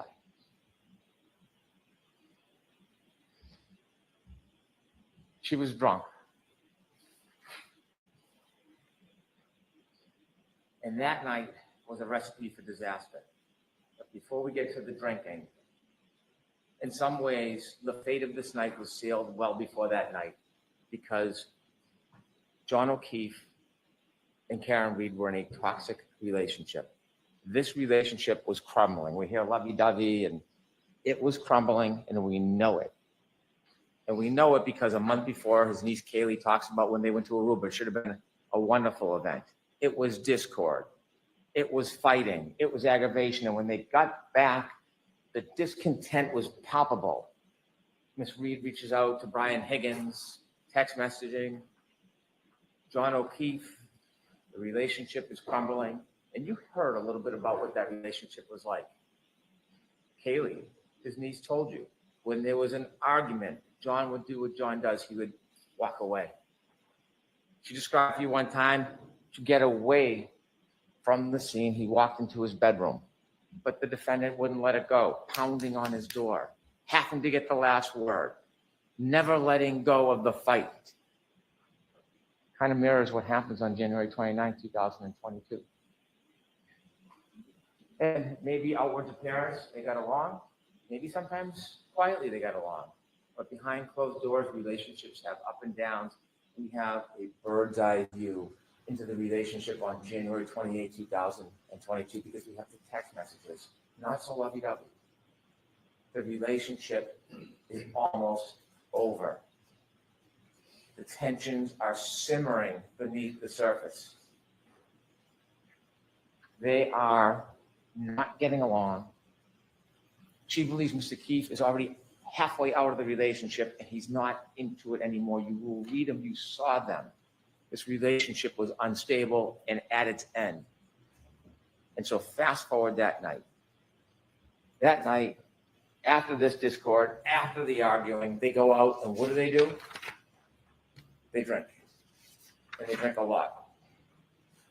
So Keith drinks a lot and Karen Reed drinks a lot. You've seen the McCarthy videos. You can call it 6, 7, 8, whatever you want to call it. You can see the shots into the next drinks, more shots into mixed drinks. Count them yourself. Over a half dozen mixed drinks in just a few hours. Sober? And then at the waterfall, a shot, a mixed drink. Now, it was brought up the waterfall that there was some type of discord between Brian Higgins and John O'Keefe. They knew each other. They were friends. Brian Higgins' conduct of speaking to Karen Reed is not honorable. It's not. But they were friendly. There was no adversarial relationship. There was no anger between them. What we heard is they barely greeted each other. Could we have slide 1, please? At the waterfall bar, when you see John O'Keefe come in, here's him barely greeting him. That's him and Mr. Higgins. Barely greeting each other. Reality sometimes is different than argument. This is a celebratory mood. Take that down, please. Celebratory mood. A bunch of friends. They're playing around. They're hugging. They're grappling. This is a fighting technique for a murder 2 hours later. Is that the story? They're practicing their moves to murder John O'Keefe. In the celebratory mood, you don't see any aggravation or animus between Brian Higgins and John O'Keefe. Inevitably, the next morning, Karen Reed is brought to the hospital and they take her blood. Now, the government doesn't have to prove that she was drunk. It is either that she's over the legal limit, 0.08, or she had enough alcohol to affect her ability to operate a motor vehicle safely, but you will know that she was far beyond the legal limit. After the retrograde analysis, almost 2 to 3 times the legal limit. Almost 2 to 3 times the legal limit. Now, it's been intimated, not come out and said, that maybe she went home and started drinking after she got home. No evidence, mind you, no evidence. And that somehow that is why she had a high blood alcohol level. It's not appropriate for me to comment on the credibility of another attorney's argument, so I won't do that. But Karen Reed will do that for her. So if we listen to slide 2, she'll tell you exactly what she thinks about that claim.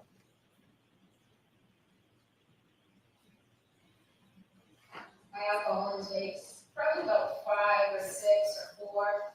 The drinks that they report me at McCarthy's, which is where I consumed most of the alcohol, was the weakest at the time.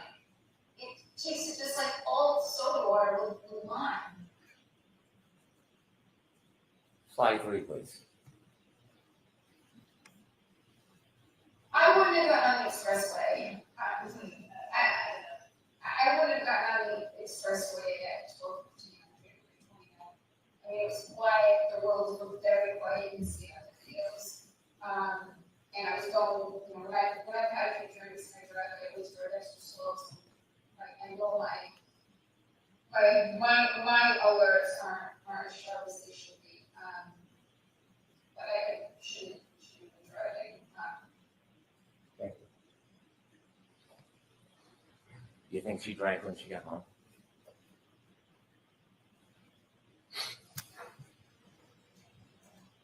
When they leave the waterfall bar at 12:12, you see a video, you have it in evidence, there's a still photo of John O'Keefe holding a glass. Not from the Albert's home. He didn't sneak into the house in the cupboards and grab a glass. From the waterfall, you see him with a glass, and in it is a straw. Take a look at that picture. And now from 12:12 on, we virtually have a historian in the data that tells us exactly where he went, exactly step by step where he went.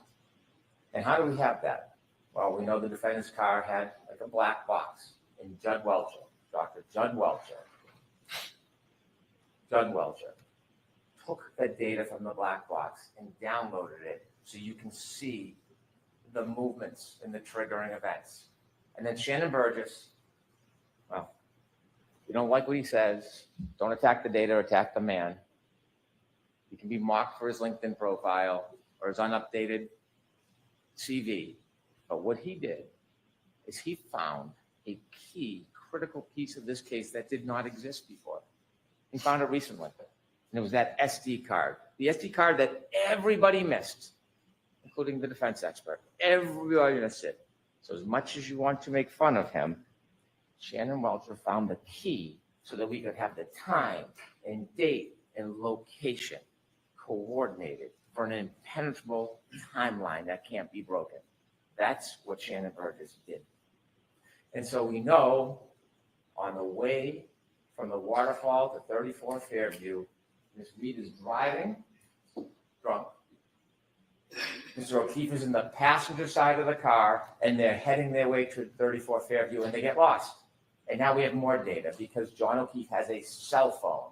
And I said it at the beginning, it is a historian. It doesn't suffer from bias, it doesn't suffer from prejudice, it doesn't suffer from memory loss. It has data on it. And he puts on Waze, high location data, as Ian With would say. And it tells you second by second the speed, the location, the movement. That's what it does. And he has healthcare data on that phone. The healthcare data separately shows his movement. And that is critical. It is critical because it not only shows his movement, it shows when he does not move. That healthcare data is critical. And it's not subject to bias. It's not in dispute. There's no other contrary evidence. It is data. On the way to 34 Fairview, alcohol fuels tension. We know that. And we know from those text messages the tension in that relationship. And then there's a trigger. There is a trigger on the way because they're lost. And when John O'Keefe calls Jen McCabe for directions, Jen McCabe says something that triggers what's going to happen next. Could I have slide 4, please? Very close to the outbursts. In fact, when Jen was navigating John to the outbursts when I was driving, she said it's near Ashley's house. Ashley and John had hooked up prior to John and I dating. And so as they travel to 34 Fairview, under the duress of this crumbling relationship, fueled by intoxication, we have triggers. Now, we know on their way there, we know from the data, where they went, how they moved. If we look at slide 5, Ian Whiffen showed you a guide. You could enlarge that a little, please. And it shows you with the healthcare data, it registers as flights climbed, but it doesn't mean someone's climbing upstairs. What it means is there's an elevation, and he breaks down the data, the red, the green, and you can move down to his installment. And then in the bottom left, that's 34 Fairview. You can see second by second the circles of their route, even the 3-point turn on Cedar Crest. That's what you see. At that point, they've left the bar. Remember, the battery temperature was 82 degrees. They're now in a car. It's now 77 degrees. Think about how accurate the battery temperature is, that it reflects the difference between being in a bar and being in a car. They take a 3-point turn at Cedar Crest. And because of Shannon Burgess and because of Judd Welcher, we have the data, and it's a triggering event. Remember, if there's an acceleration past 30%, it registers data on the car, and that's exactly what happens is a 3-point turn, and it all lines up with the cell phone after you synchronize the times. It's that simple. It's nothing complicated. There's nothing tricky. There's nothing devious about it. It's data. They do the 3-point turn, and you can match the cell phone clock with the Lexus clock, and when you do, you can reconcile the difference. There's been a lot of talk, a lot of argument, a lot of fights. Shannon Burgess says 21 to 29 seconds. Mr. DeSorga comes in Unfortunately, he wasn't able to actually do anything. He wasn't given the invitation to test the data. He just looked at the report and made criticisms like a Monday morning quarterback. But even he, looking at the data, says, well, it's 3 seconds off or 2 seconds. Same window, same time. We can have all the arguments we want. They're there, they're together. The data matches up perfectly, perfectly. And so they make their way down to 34 Fairview Road. They don't stop. They don't stop at the driveway. They don't stop. And John O'Keefe gets out of the car. They go to the flagpole, and we know for two reasons. One, the data. And secondly, Mr. Nagel and Ms. Mason at Cedar Crest, at that intersection before it goes down to the right, they meet. They let Karen Reed go first. They fall behind in the truck. Now, at this point,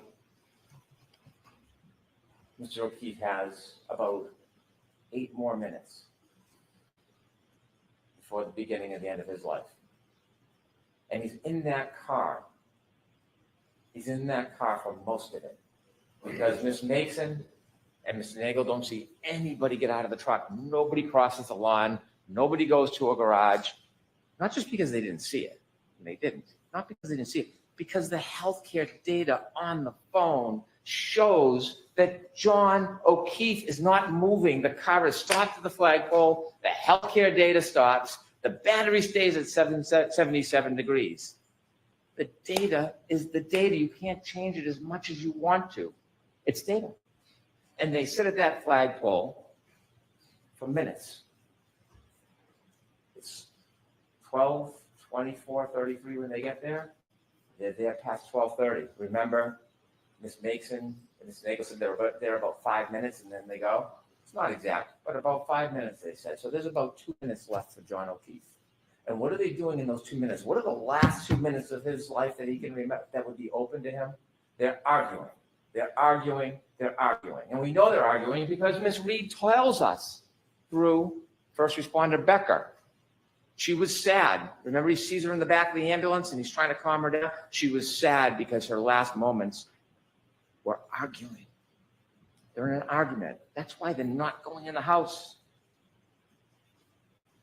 But John O'Keefe decides to get out of the car. And we know because the dome light goes on. That's what happens when you open a door. Whether he's bent down, he's standing outside or on the other side, the dome light is on. And then you see the data. John O'Keefe begins to move. 12:31:56. It's the first time he has moved since they got to the flagpole, and it will be the last time he moves in his life. And he moves for 20 seconds.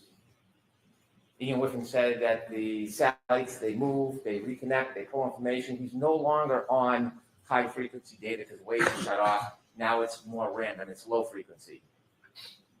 We would never suggest, and Mr. Whiffen did not claim, based on location data alone at that point, you can tell exactly where John O'Keefe is. What he said is it was readings all night.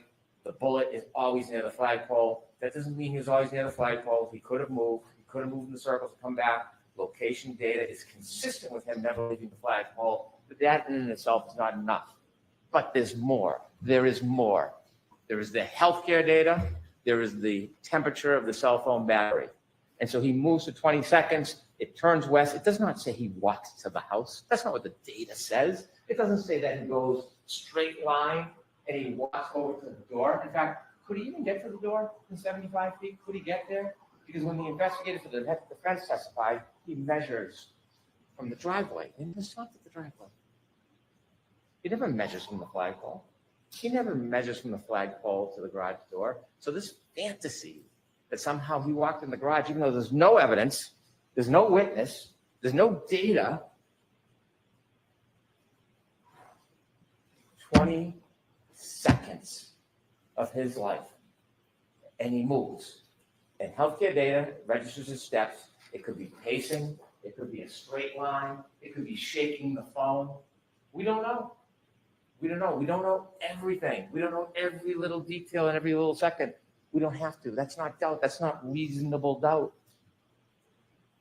We know for that 20 seconds, he's moving. And in that 20-second window, when he moves.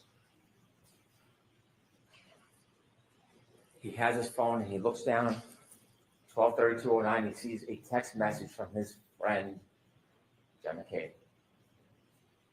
And he looks at the text message and he closes it.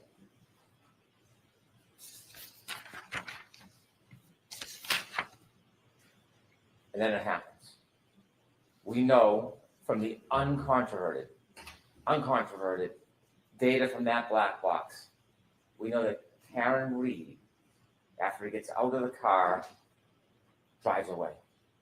She drives for at least 33 feet away from him. He's back near the flagpole. She's gone. It's over. Whatever argument is over. Whatever anger and flame has been dispassioned, she's moved on. He's separate from her. He's safe. And then she makes a decision. That's what this case is about. Then she makes a decision. She could have driven home. She could have broken up with him. They could have talked about it the next day. Or like knocking on the door, like Kaylee said, getting the last word. She doesn't drive away. She takes that 6,000-pound Lexus and she makes a decision. And the decision is that she steps on the gas after banging it into reverse.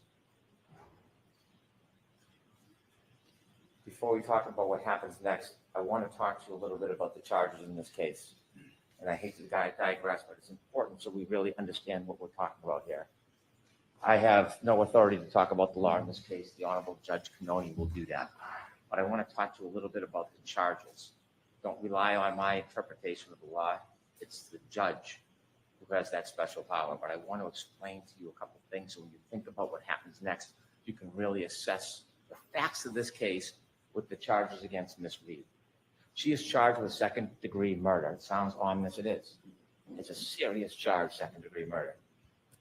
When most people think murder, they think shooting or stabbing somebody. It's natural to think that. Second-degree murder is different. It's not first-degree murder. I told you at the beginning of this case, I told you that we were not going to suggest or try to prove that Miss Reed intended to kill John O'Keefe. That was never part of this case. We're not claiming that. I told you that we were not ever going to try to prove that she even intended to hit him. We never suggested we would try to prove that, and we're not trying to prove that she intended to hit him. We're not. What we are obligated to prove and what we have proven from the evidence in this case, the second-degree murder, is that she intended an act, and that is putting the car into reverse and heading back towards John O'Keefe. She intended that act. The question then becomes, did her conduct create a clear, plain, strong likelihood of death? Late at night, dark, beginning to snow, under the influence of alcohol, knowing where she stopped and left him after an argument, heading back in reverse to the exact spot or right near where she left him at over 24 miles per hour, accelerating at over 75%. You need to ask yourself, are you convinced if somebody does that, does that create a plain and strong likelihood of death? And if there's no doubt in your mind that she intended to hit that accelerator in reverse, and that conduct will create a clear and plain likelihood of death, then she is guilty of that crime. Whatever the label is, she would be guilty of that crime. Now think about this. Let me give you an analogy.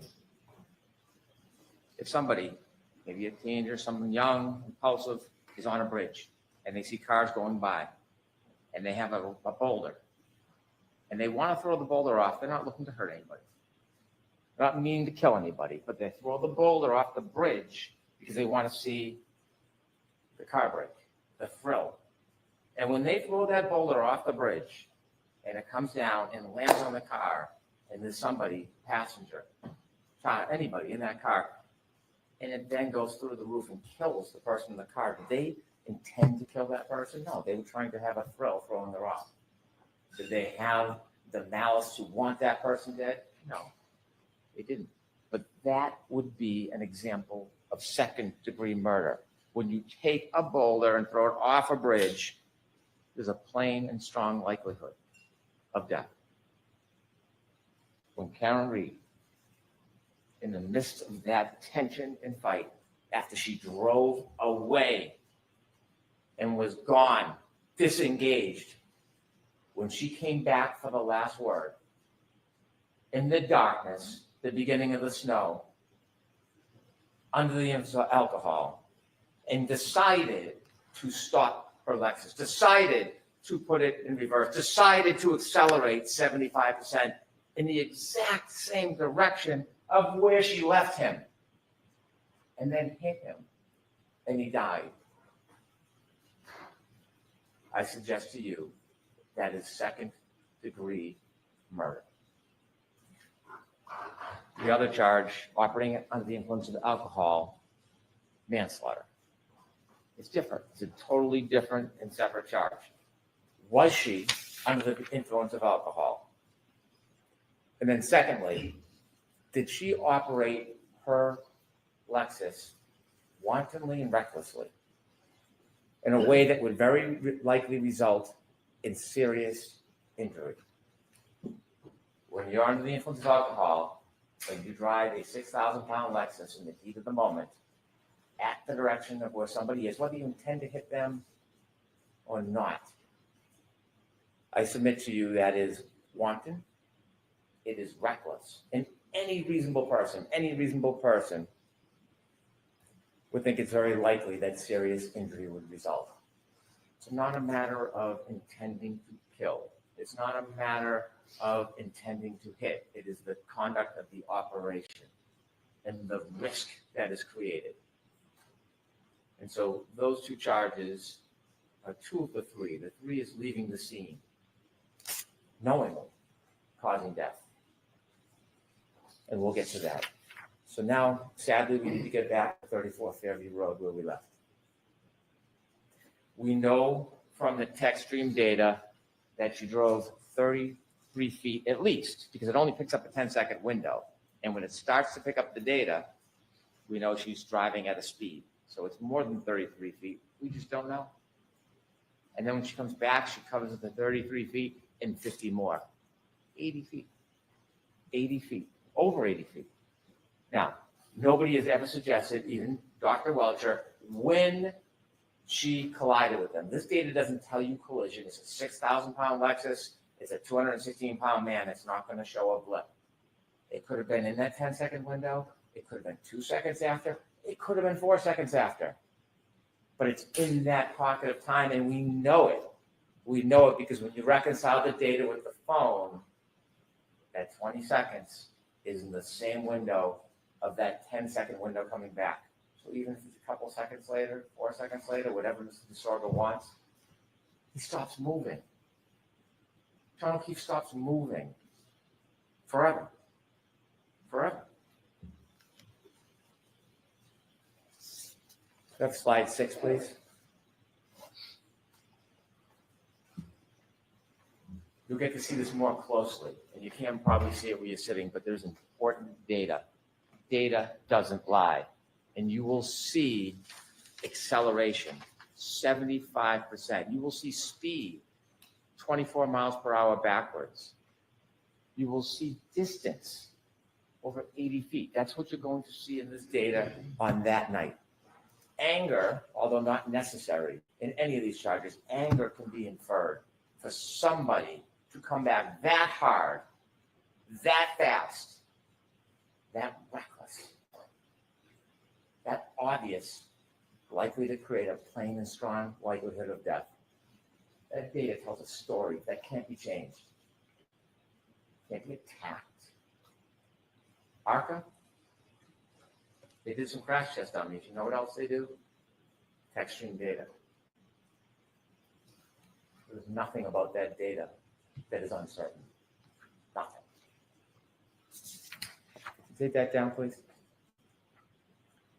When Ms. Reed hits John O'Keefe, hits John O'Keefe, collides with John O'Keefe.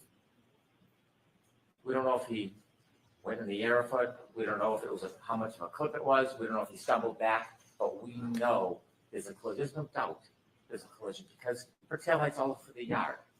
It's all over the yard. And when he falls back and he hits the back of his head, his basal fracture, he's then lying there helpless. When Miss Reed leaves, she leaves behind tons of her taillight all over the yard. All over the yard. It's called the debris field. And you've seen videos. You can't replicate the exact contact. You can't because you need where the person was hit, how fast the person was going, but you know what happened because when you look at the debris field, when a light is broken, it's no different than what was on the front yard. It's no different. She leaves him behind. She leaves her taillight behind. She goes home. And on her way home, you know she's still angry. You know she's still angry because she starts leaving him voicemails. Slide 7, please.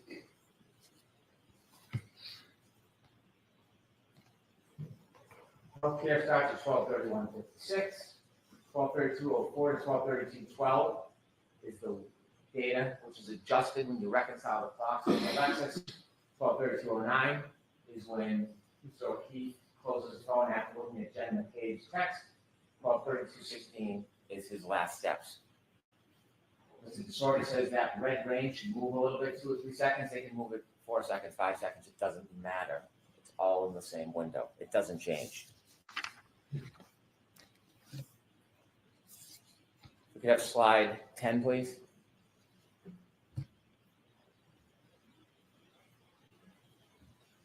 you play that, please?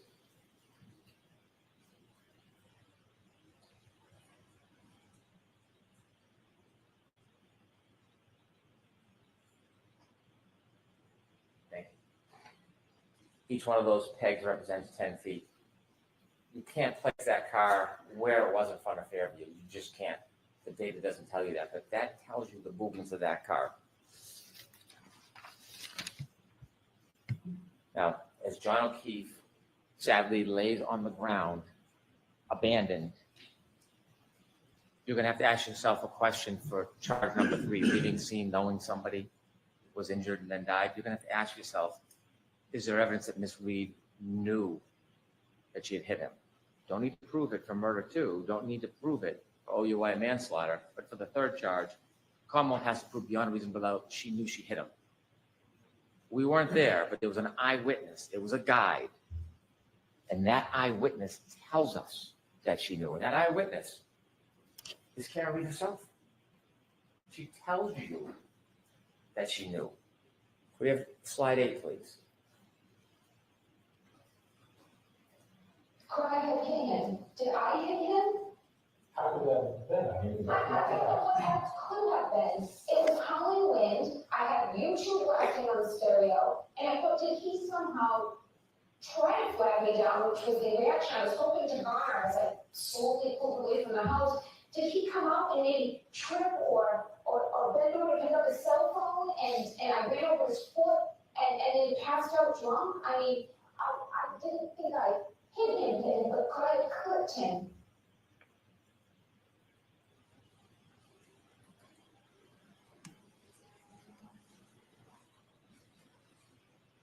When she left Fairview and left John behind, she didn't think he was mortally wounded. She knew she hit him. She knew she hit him. And so when she made her way back home, not only did she leave debris field all over the front lawn, but she took evidence with her too. Hair, DNA on the taillight, and she drove back to John's house. And she started calling on the way back, 12:33, just a minute and a half later. And then her messages show her anger. You see, this was John's fault. This was John's fault. And her phone calls tell you about the tone and the destruction of that relationship. 53 phone calls that night. 53 phone calls. Not one to 911. Not one to Jen McCabe, please go outside and try to help. Not one to a hospital. Not one to anybody but him. 53 calls. Slide 12, please.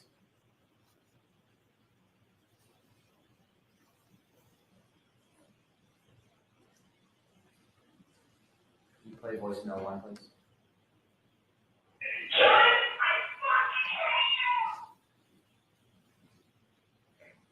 The calls keep coming.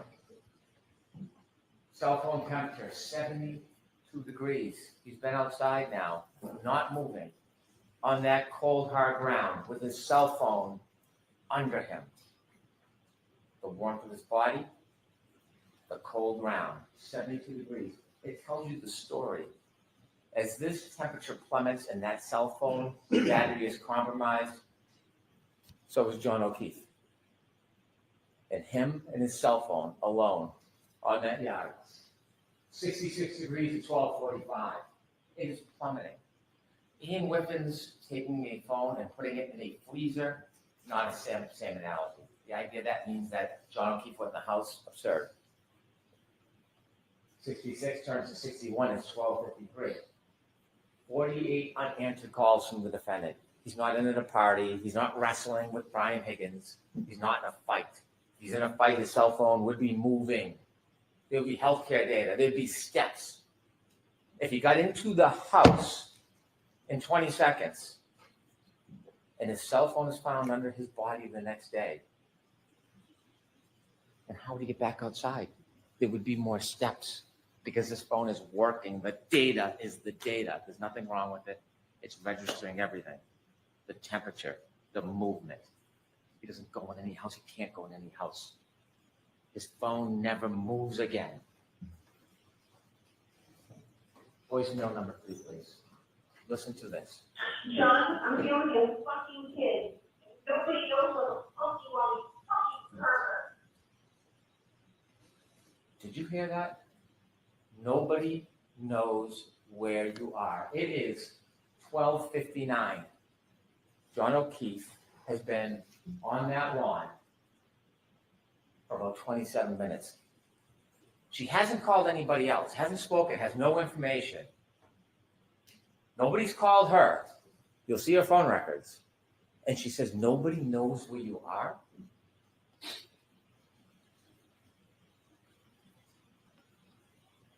She knows. She knows. Nobody does know where he is. Except her. Except her. Why is she asking nobody knows where you are? She is starting to get panicked because she knows she hit him. Not suggesting she meant to kill him or for him to die, but she knows she hit him and now he's not responding and she's getting nervous and she's getting anxious and she's leaving call after call after call. He's not answering. He's not calling back. He's not even picking up the phone. And we know what's happening at this point. Panic, drunken denial, it's setting in. And so then we see the healthcare data from Miss Reed's phone. She doesn't move after 1 o'clock. She could be sitting, she could have fallen asleep, but she doesn't move for a while. But she wakes up. She wakes up early the next morning. Take that down, please. And when she wakes up, she doesn't call Jen McCabe and say, where's John? She doesn't call Brian Higgins, has his number, has been texting with him. Hey, was John at a party with you? Did you see John tonight? She knows exactly where she is, and she's frantic. So she wakes up Kaylee, that young girl at the time, and she says, she's panicked, she can't understand what she's saying. Call Jen McCabe. Call Jen McCabe. Why is she calling Jen McCabe? She calls Jen McCabe. You know what she doesn't say when she calls Jen McCabe? When did he leave the house? What happened last night? No. She calls and says, I left him at the waterfall. I left him at the waterfall. See, now it's gone from panicked to self-preservation. I left him at the waterfall. And Jen says, left him at the waterfall? We saw you in front of the house. Click. Hangs up. Hangs up. So then she calls someone that she doesn't know very well. She calls Terry Roberts. But now she has to pivot. because someone has seen her in the exact spot that John will be found soon. Whether she's the first one there or somebody else, John will be found. Maybe Lucky missed him. It's a snowstorm. You can't see, but someone's going to find him at some point. So she calls Carrie Roberts. It's no longer she left him at the waterfall. She pivots. She calls, Carrie, Carrie, Carrie. John's dead. I think he got hit by a plow. Why do you think she chose those words? Why did she choose those words? Because she knew that there was a collision with a large motor vehicle, and she had to substitute her 6,000-pound Lexus for another big vehicle. I think he got hit by a plow. And so now we have the introduction of Jen McCabe and Carrie Roberts. Phone calls that they probably never, ever wanted. A worse nightmare to get a call like that for what's going to happen, what they're going to see, what they'll never be able to forget. But because the defendant is John O'Keefe's girlfriend, they wake up in the middle of the night in a blizzard out of their kindness, their loyalty, their devotion to John O'Keefe. And when she calls them and tells them that she wants them to come out, this soccer mom with a perfectly normal life gets drawn into this whole farce, and she answers that call. She gets out of bed. The spirit and kindness she displays to put herself in that position because someone asked for help, because that's what good people do. Carrie Roberts didn't know Jen McCabe. They both knew John. They met each other once years before. Carrie Roberts, separately at that time, answers the call, gets out of bed, drives to go help, because they have a common denominator, a common bond, John O'Keefe. And so you hear and see at 5:07, the defendant leaves Meadows. She leaves. And Kaylee is behind waiting. And you see her back up, and Judd Welch just showed you all of those demonstrations where you could see the unsettled snow in the back, and after the bump, you can see the pieces missing, no taillight. There's no taillight on the ground, all the white snow. There's no crack, there's no break. It's a nudge. It's a nudge. But the taillight has already been broken, because when you look at the video, not one little piece, it's still framed, little angle with the light, the brakes are, you take a look, you'll be able to slow it down. You'll see the exact same piece is missing, because it's back at Fairview. That's why it's missing. It's not there, it's back at Fairview. And then she leaves at 5:07. She gets to Jen McCabe's about, 5:35. 28 minutes. It's about a 10-minute ride. Where does she go in 28 minutes? Where does she go? We don't know. We don't have data for that. But we know when she gets to Jen McCabe's house, she is panicked, frantic, out of her mind, screaming, waking everybody up. Jen McCabe comes down, can't understand her, going out to the car to try to console her. Why is she so frantic? Why can't she speak? Why can't she say a word? Because John went out and had a drink and fell asleep on a couch? Because John would maybe be cheating on her? What is causing this extraordinary duress? Did she stop somewhere on the way by? Did she just see death? Carrie Roberts comes, take charge kind of person. She pulls him behind. She sees the broken taillight in Jen McCabe's driveway, and she decides she's going to commandeer this. We're going to the back to Meadows. You're going to follow me, leave the car, I'll drive. At this point, Jen and Carrie don't know each other. They've only met once. And they go back to Meadows. They obviously don't find John because he's back at 34 Fairview. And then they start their way towards 34 Fairview. They start driving towards 34 Fairview, and they're looking. And you heard from Carrie Roberts, Jen McCabe, they're looking out the window. They can't see a thing. The snow, the blizzard, the weather, the darkness, they can't see anything. And they're driving and driving, and they decide they're going back to 34 Fairview. And this is remarkable. This is remarkable. When they start their way past towards 34 Fairview, they get close. And when they get close, they can see nothing. the defendant screams, "Stop, let me out." And they look around and they say, "What? Let me out, let me out." She does not see John O'Keefe. She knows where he is. She knows exactly where he is. She knows where to find him. She knows where to expect to find him because she knows where she left him. She tells us. Slide 13, please. Driving Jen's in the passenger seat. And I've described this to everyone, so you probably know this before, but John looked like a buffalo on the prairie.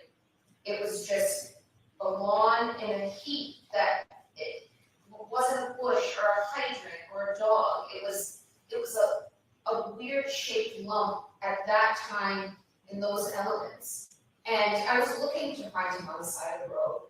I was expecting I'd find him. Thank you. A weird shaped lump in a blizzard, and you equate that to John O'Keefe?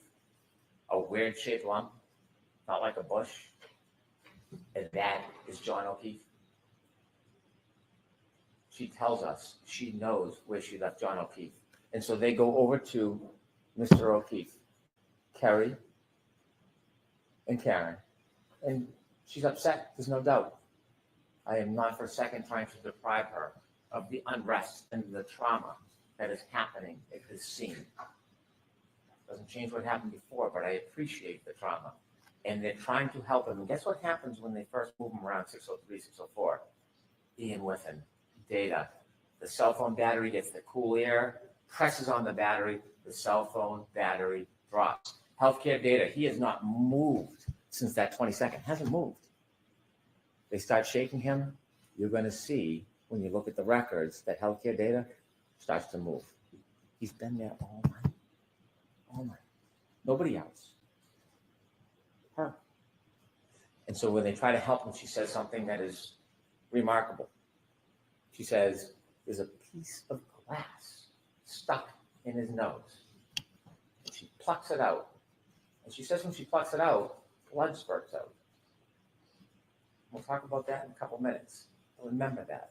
Piece of glass, pulls it out, blood spurts out. That's what she says. As they try to help John, Jen is calling 911. They would like you to believe there's a conspiracy. That the glass that's found in Mr. O'Keefe's body is somehow from inside the Albert House. The glass, well, you will hear in the clips, if we don't play it, you'll have all the clips with you. She talks about the fact that he took her glass. He took the glass. She says it. So the Albert House, they don't need to give the glass. He already has the glass with the straw that's later found on the street, by the way. That's what happens on an impact. Things move. The glass comes with him, lands near his body. Debris field moves past him. Shoe, hat, straw. Jen McCabe makes a call to her sister, and they say because it registers 29 seconds, a Cellbrite record is not the same as a call detail record. There's no evidence it was a conversation. No lights go on. There's no conspiracy. You can call somebody. It can ring. It can go to voicemail. They have no evidence, none, that there's a conversation between Jen McCabe, the person who was ripped out of her sleep to come help, and her sister for some grand conspiracy. And so what happens next is traumatic. Kerry Roberts and Jen McCabe see their best friend prone, lifeless, frozen on the ground. And they're living this torment because somebody brought them into this. When they're trying to help John, there is not one suggestion from anybody that John ever went into that house. There's no reason to go into that house because John was never in the house. Not one time has anybody said, what time did he leave? I thought he went in there. Not even a whisper of it because it never, ever happened. When they find their friend John, he's not 20 feet off the side of the road like Mr. Rentschler or Mr. Wolf thinks. He's right there by the side of the road, close by the curb. Could we have slide 14, please? You can see there's Kerry Roberts' vehicle. And then on the left, you can see where they're working. Right off the road, that's not 20 feet. That is a clip, a stumble, and a fall. Remember when John O'Keefe fell, there wasn't snow. It was just the beginning of a dusting. It was the cold, hard ground. Remember what Dr. Isaac Wolf told us about cold, hard ground? Causes this type of injury all the time. All the time. If we could go to slide 16, please. Remember the glass in the nose? The glass in the nose. See on the bottom left, that's where the Canton Police Department found the glass that he took from the car, from the waterfall. And then exhibit 195, matching glass. On February 3rd, the matching piece of glass was found on the street. The matching piece of glass, the glass that was found with Mr. O'Keefe, was found on the street. He didn't fall back 8-10 feet from the road. It broke, and then it shattered and went to the street. I would suggest to you it broke at the time of the collision, and he carried the glass with him, leaving the evidence behind, a trail to memorialize what happened to him that night. Remember the straw? I asked you to take a look at that picture. We're leaving the waterfall at 12:12, the black straw in the drink on the street. Collision, glass, nose, straw, back, hits his head. Can you play the clip on the left, please? 59. So when John got out of the car at Brian Albert's house, he took my full.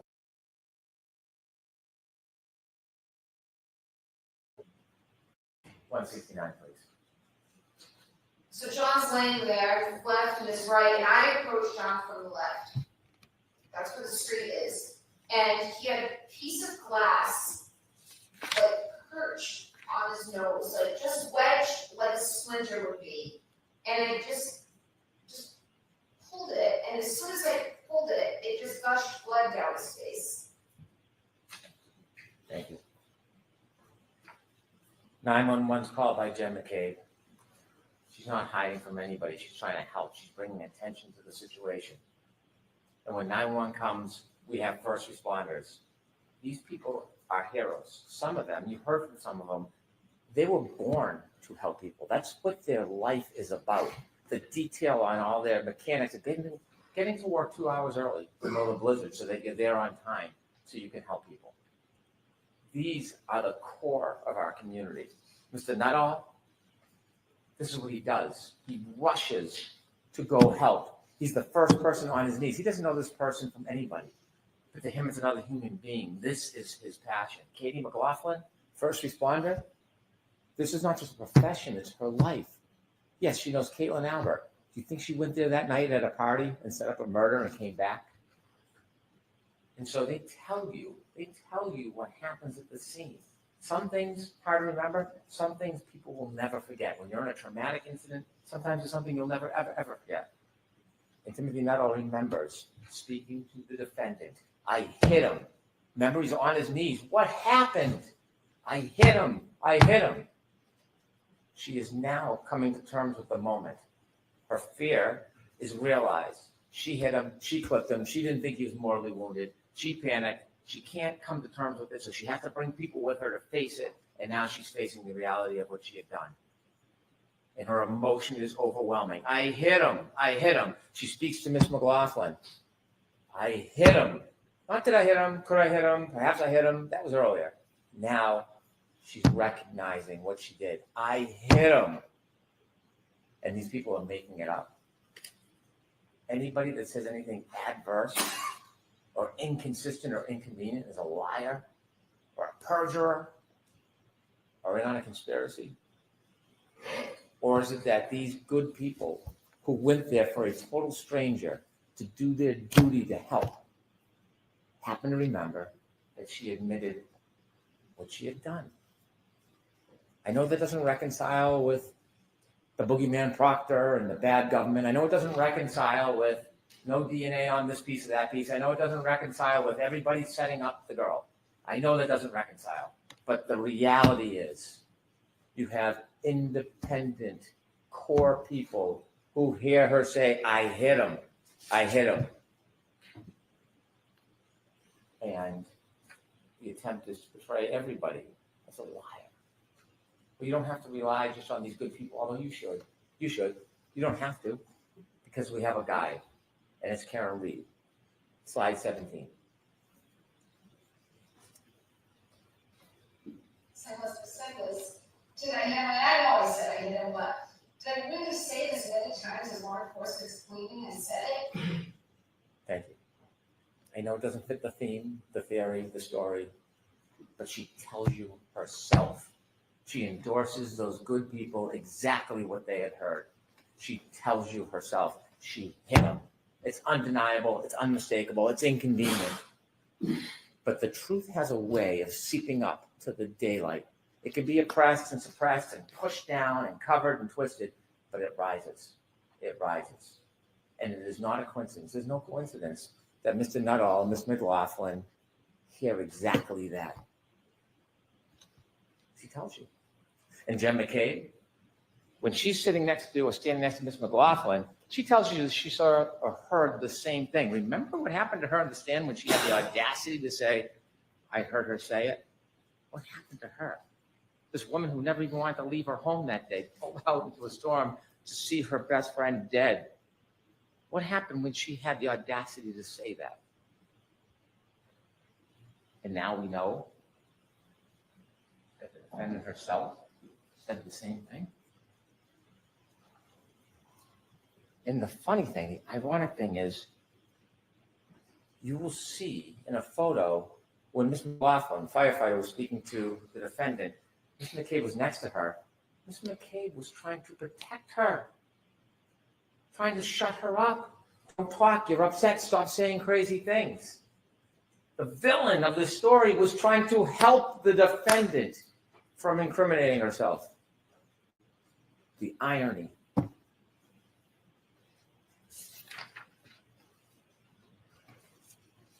We have slide 9, please.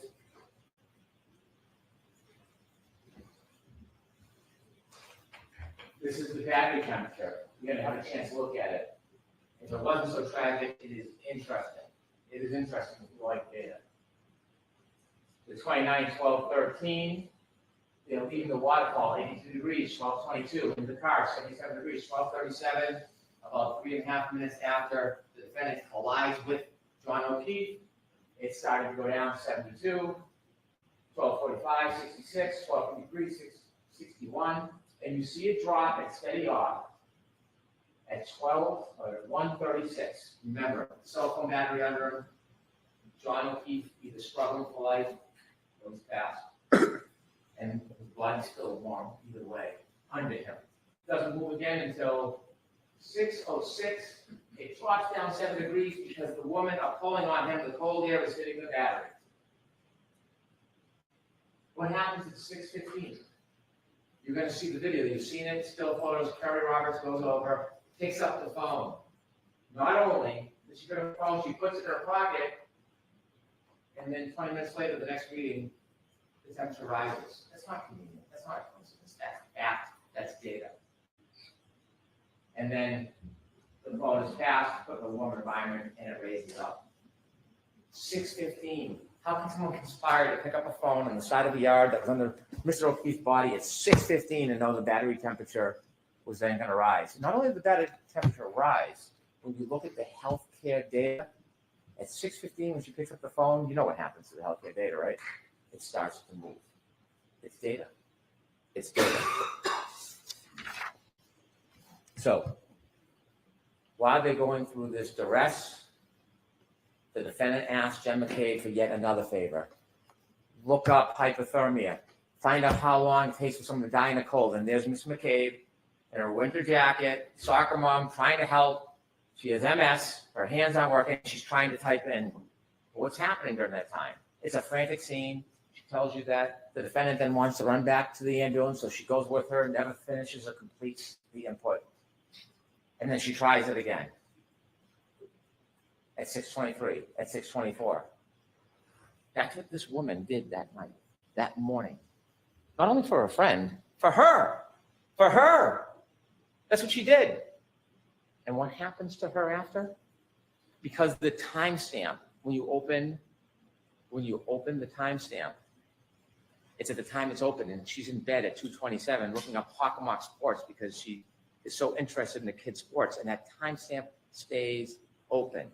And she goes to that tab the next morning when she puts in how long to die in cold. And that is being portrayed that she's in a conspiracy. She gets vilified as a murderer, a soccer mom who came to help. It took Ian Whiffen 5 minutes to show you a live demonstration on how simple that works. She's not deleting anything. Jessica Hyde told you it's automatic deletions over time. You usually can't delete that information. That's not a click and swipe like the good Dr. Wolf from Arca knows how to do. This can't be erased. But they still hold on to this. As they argue to you and all the injustices that have been done, they tell you, they want you to believe, or take a flyer on the fact that she looked up how long to die in the cold at 2:27. It is an absolute contrary to the science.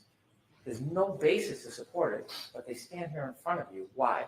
Because every time they say something like that, you look the other way. Don't look at her. Look the other way. 2:27, look the other way. Don't look at what she did.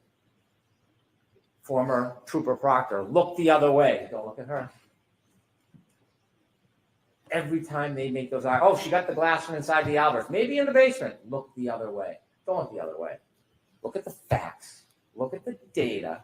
And it all leads to one person. There's no grand conspiracy. It leads to one person, the defendant. And it's not just the data and facts. It's her herself. Let's talk about Mr. Proctor. You were invoked with this emotion early in the opening that this is a cancer. That's a tough word. Trying to evoke that primal reaction, disgust. I'm not saying you shouldn't be disgusted by the text messages. You should. You should. They're not defensible. I don't stand here and defend impropriety. I don't. But that doesn't change the physical evidence, the scientific evidence, and the data. He was terminated. He paid a penalty. He was held responsible for what he did. He should have been. He should have been. But that doesn't get a free pass. That doesn't change the facts. It doesn't change the physical evidence. It doesn't change the science. It's unfortunate. It's distasteful. It's dishonorable. Remember, Trooper Buchanan was asked, was the investigation with honor and integrity? And he said it was. Was Trooper Proctor's effort honor and integrity? And he said it was integrity. But he never said honor. That's a man of honor. Military service, dedicated to his country, highest level of clearances to the President of the United States, now a state trooper. He would not say that Trooper Proctor was honorable. Because he wasn't. He wasn't, but that does not change. It doesn't create a conspiracy, doesn't invent a dog. It doesn't make somebody in a house something they're not. It just doesn't. When you read those text messages, they're hard to look at. It's unfair. It's unfair. And if there's a penalty more than being fired, well, maybe that penalty would be deserved. But it has nothing to do with the justice in this case. It just doesn't. There's not one piece of evidence, not one, that we can look at and say, this was tampered with. This was planted. This was distorted. Remember when we introduced the taillights at the beginning? I didn't introduce 3 of the taillights, but then the defense did, so I put them in. Those were taillights that were only found by Trooper Proctor. I did not put that evidence in. Understanding those text messages and appreciating the disdain one might have for his comments. Not that there was any evidence of tampering, not that there was any evidence that it was not true, but I didn't put that evidence before you because we didn't need Trooper Proctor in this case. We don't need Trooper Proctor to prove this case beyond a reasonable doubt. That's why I didn't introduce that evidence to you. Now, there's been a lot of talk about planting of taillight. We know the taillight wasn't planted because Trooper Buchanan and Mr. Proctor did not go down to Dighton to see Miss Reed until later in the afternoon. We know from the 507 video, we've seen that. We know the taillight was already missing when she's leaving the driveway. When the good Canton police detectives went to do a wellness check to care for those young children, and they went to the house inadvertently, they didn't even know it, the dash cam captured the back of the car. The taillight packed with snow is missing. It's already gone. It can't be planted. At this point, Trooper Proctor's still in his pajamas. He's not even on the cage. He's not even on the scene. He hasn't been near the car. And then the Dighton videos themselves, when you close it, you can take it at an angle and it moves, but if you get the right angle, you can see it's missing. It's gone. Can we have slide 18, please?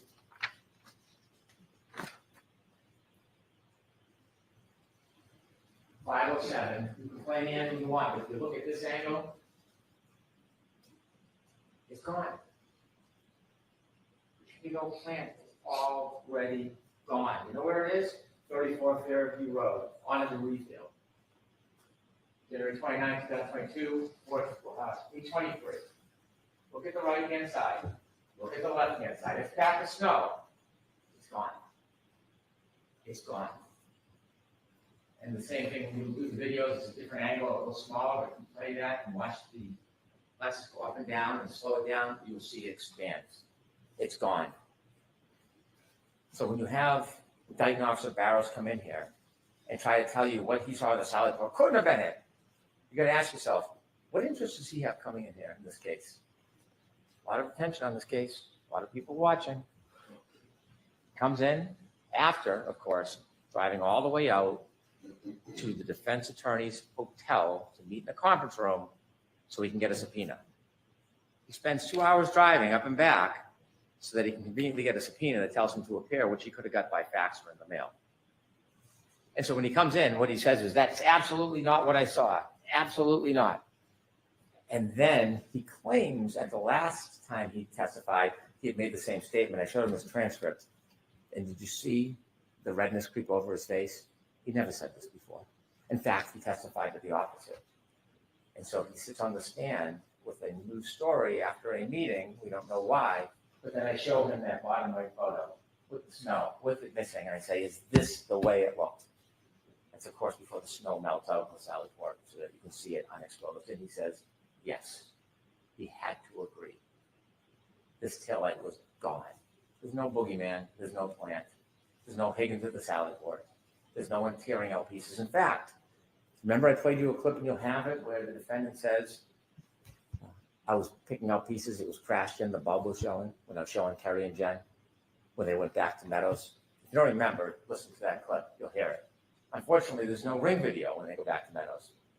There's a ring video when she leaves, there's no ring video when she gets back. And so now when we're trying to look the other way, we want to find a dog bite. So enter Dr. Russell. Dr. Russell, according to her, nice woman, nice doctor, very accomplished. I respect that. She's the only dog expert in the world. The thing is, we know no idea what that expertise means. She volunteers for the job. She wants to be here, profile, but she can't explain the methodology. What are you looking for in a dog bite? She can't tell us. It starts a year ago that it's claws, it's teeth, and then it's claws, then it's teeth, then it's I don't know. And then when you look at each of the different parts of the abrasions, she says, well, I can't tell if I look at each one of them, but all together it's a dog bite. It's a dog attack. That is the masterful expertise that the defense has bragged about bringing in. Dr. Russell telling you, because she says this is a dog bite. She has never been in a forensic situation where she's looked at a wound and identified it as a dog bite before. This is the first time, the only time she's ever done it. And what she says is these are not punctures. Punctures means it goes into the skin, a wound. There's no punctures. And she's sure because she's an expert, so you should rely on her because she's coming in saying she's an expert and she's being presented. Yet, after saying there's no punctures, Dr. La Posada comes in and she sees punctures everywhere. It's an animal attack. It's a dog. How is it? No method, no methodology, no history of this, no prior testimony that we know of other than arbitrarily what she says. And she says the exact opposite of Dr. Russell. Why is that? How does that happen? So obviously, there is no science to looking at an abrasion and saying where it came from. They give us no detail. They give us nothing that we should rely on. They contradict each other. It's just predictive to look the other way. And so we have now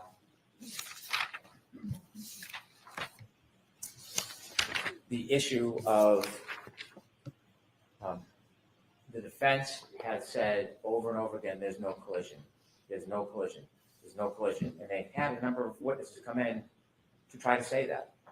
And they point to Dr. Scotty Bello, who works at the medical examiner's office. She tells you that she doesn't see injuries consistent with a collision. She's looking at this case for 90 days. 90 days. The evidence in this case did not stop. It continued for 2 years. She knows nothing about the data, nothing about the black box, nothing about the interviews of Ms. Reed. She doesn't know about the DNA. She doesn't know about the shards in the arm or in the clothes. Strike that, in the clothes. She knows nothing about that. So in 90 days, she didn't see any lower body injuries. She didn't see any lower extremity injuries, which are very common in car collisions. But that doesn't mean it didn't happen, because she, in 90 days, saw a fraction of the information. A fraction. And we know now, argument back and forth for days about lower body injuries, the suggestion is a car accident can affect everybody differently depending on the angle, the scope, the speed. Some people can get plowed over by a car and have no injuries. Some people can get touched lightly and have more injuries. And there was the debate about no lower body injuries. Well, ARCA dispelled that in their dummy test, that you can have a collision with no lower body injuries. They did that for us. Thank you. And so the idea that at the time in 90 days that she doesn't have enough information to say consistent with a car accident doesn't mean there's no car accident.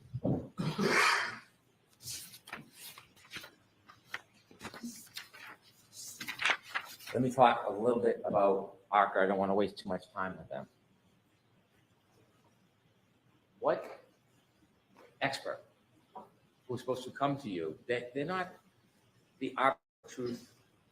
Their opinions weigh no more than yours. Your common sense has more value than an expert's opinion. Their job is to assist you, to explain what their expertise is so that it's a tool for you so that you can make a decision. That's objectivity. We've heard words like confirmation bias, objectivity. Mr. Wolf got on the stand, and before we even started, you have to ask yourself, what expert has a court order for text messages and then deletes the text messages? What expert, what objective expert uses Signal, an encrypted app, to communicate about the case? Never used it before, hasn't used it since. And so when he did his tests, he used a lower weight arm.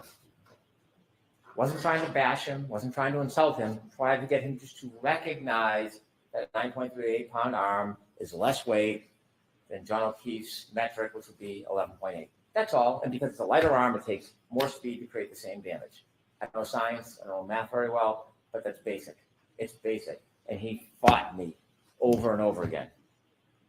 Did he seem objective that he was trying to help you? Because Dr. Renshaw came in the next day and said, well, you have to adjust for that.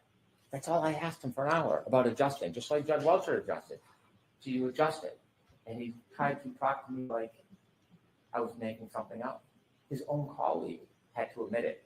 Now, it's funny, he admitted it before he got through his credentials. No sequestration order violations. Nobody was coaching him, but he knew enough to come in at the beginning and get right on that point. And speaking of sequestration, remember Dr. Russell on her limo ride over? If Brendan asks you a question, make sure you ask for a transcript. Impede the progress. Slow down the questioning. Interfere.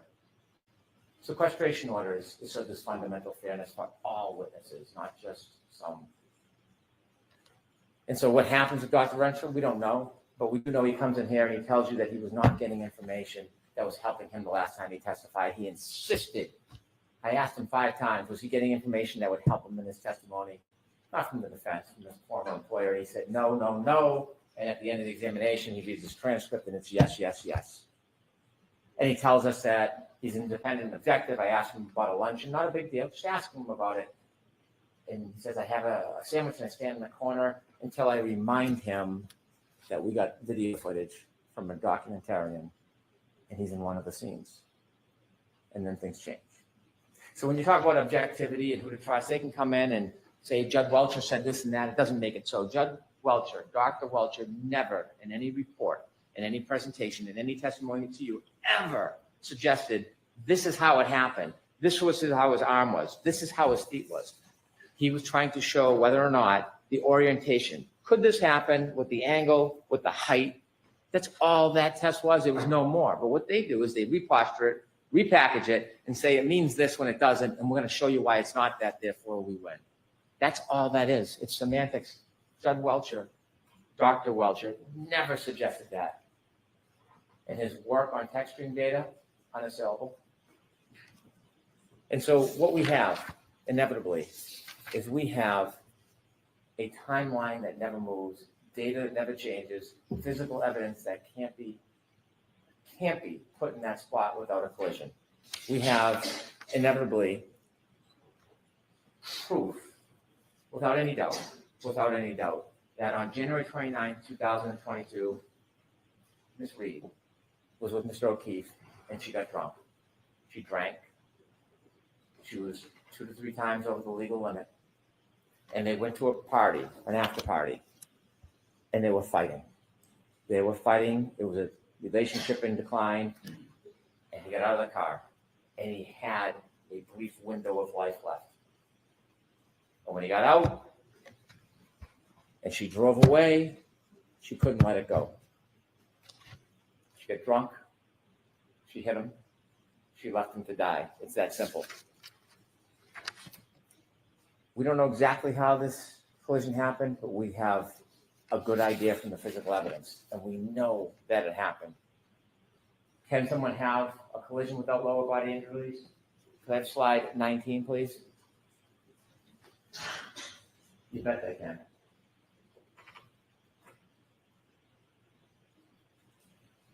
We don't know if this is the body position. We don't know if this is the exact speed, but what it tells us, this is viable. Look at the debris field. Look at his turn. Remember his sneaker on that curb that got lodged against the sneaker? Mr. O'Keefe then falls back, hits his head, counter coup, left to die.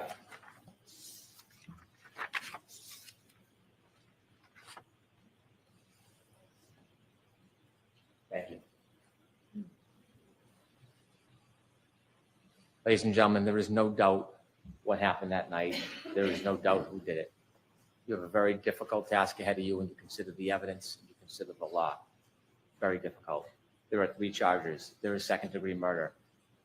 Ms. Reed, when she chose to drive back at Mr. O'Keefe in that night with a 6,000-pound Lexus, in that anger, 75%, whether she meant to hit him or not, didn't mean to kill him, she hit him.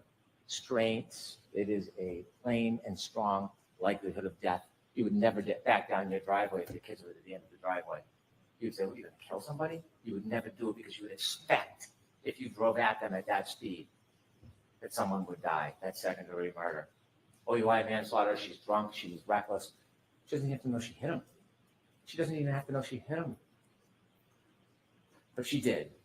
She did. And she left a man who was kind and generous and thoughtful. She left him alone. She left him alone to die. Could I have slide 22, please?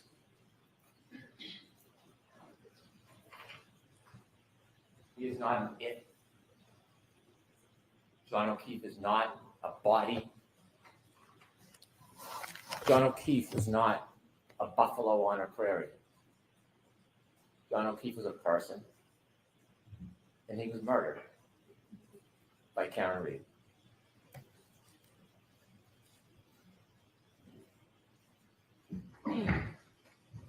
Take that, thank you. All right, jurors, the next up is my instructions to you on the law. I'm not going to do that right now. You've been sitting for a long time. So I do have to tell you, even though you've just heard the closing argument, you cannot discuss this case even with each other. All right, so we'll send you back for lunch. It's going to be a shorter lunch. My instructions are long, and we want you to be able to get this case to start deliberations today. So I'm going to send you back maybe about a half an hour. Is that enough time for you folks? All right, so we'll give you a half an hour for lunch, and then we'll come back. I'll give you my instructions on the law, and then the jurors will go out to deliberate. I know there are 18 of you. we seat only 12 deliberating jurors, so 6 of you are going to be alternates. Just tell you that, you know the odds, right? And I can tell you it's Mr. McDermott's least favorite part of his job is still. So we'll do that this afternoon. Do not discuss this case. See you tomorrow.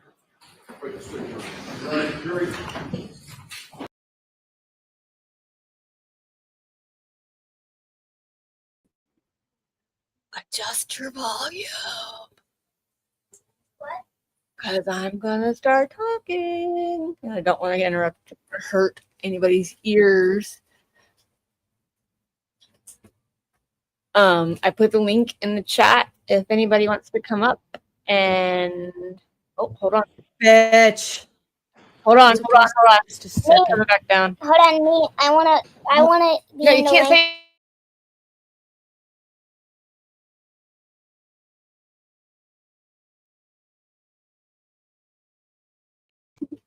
She's so full of crap. Like seriously, Hank is the most ridiculous piece of shit. Hank is the most ridiculous piece of shit. Okay, he's the most, and for him to take Lucas in the microphone. Lucas, I'm so happy to hear you. Well, I haven't She's spoken yet. so Go full of ahead. crap. Like seriously, Hank is the most ridiculous piece of shit. Lucas, what'd you think? Hank is the most ridiculous piece of shit. Okay. Okay, well, he played us and then he left.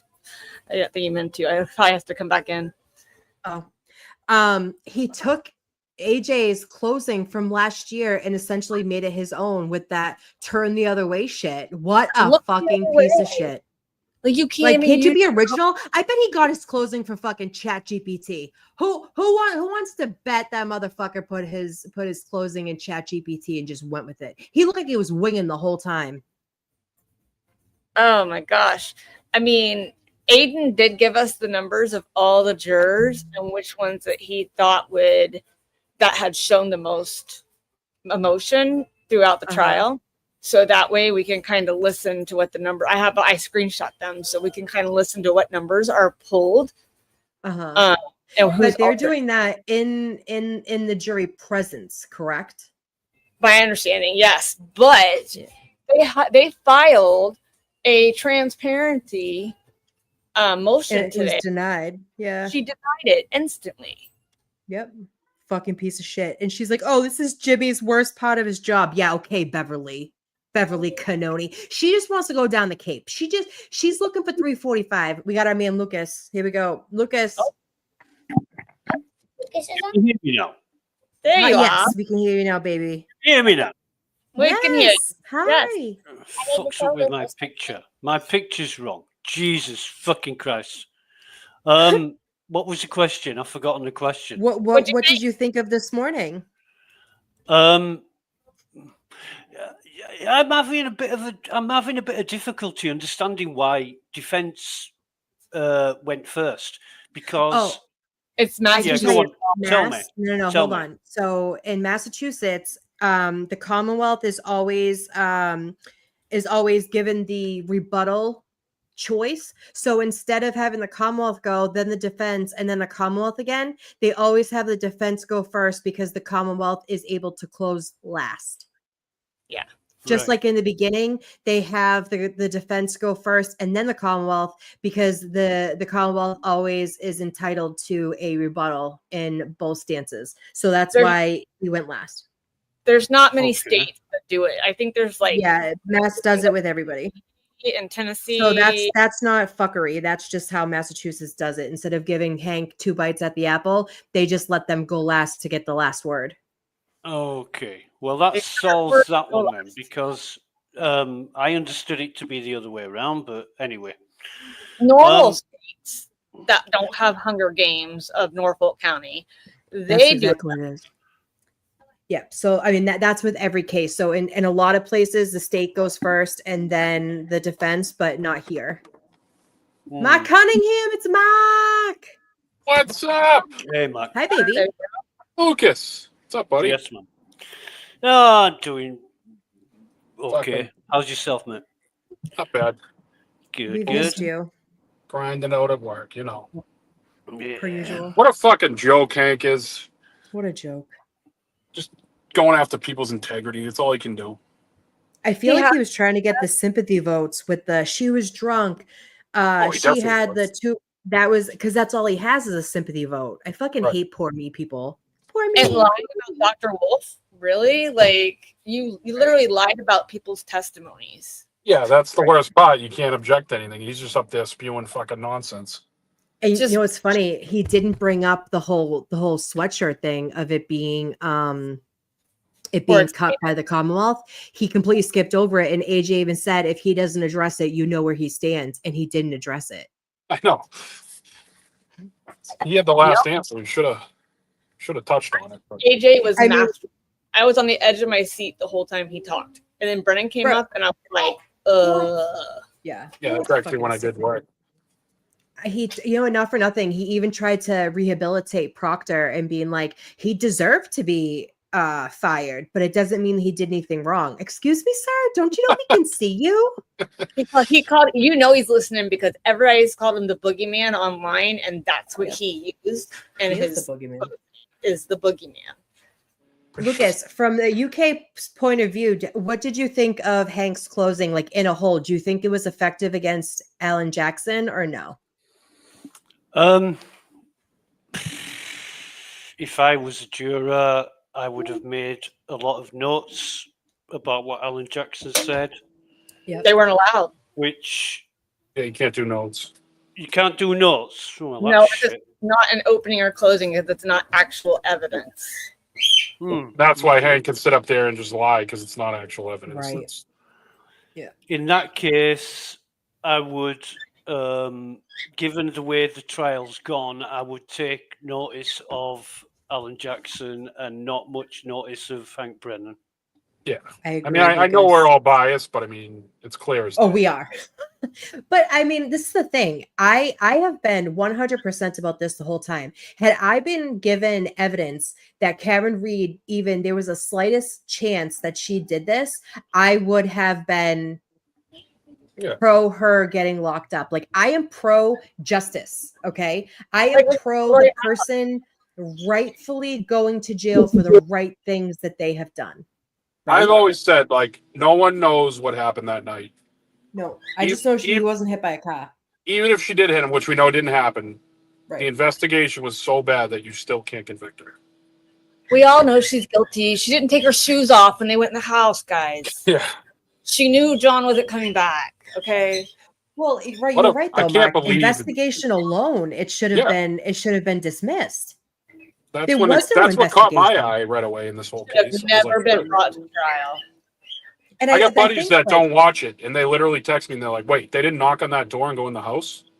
Lucas, like, can I ask no. you a question?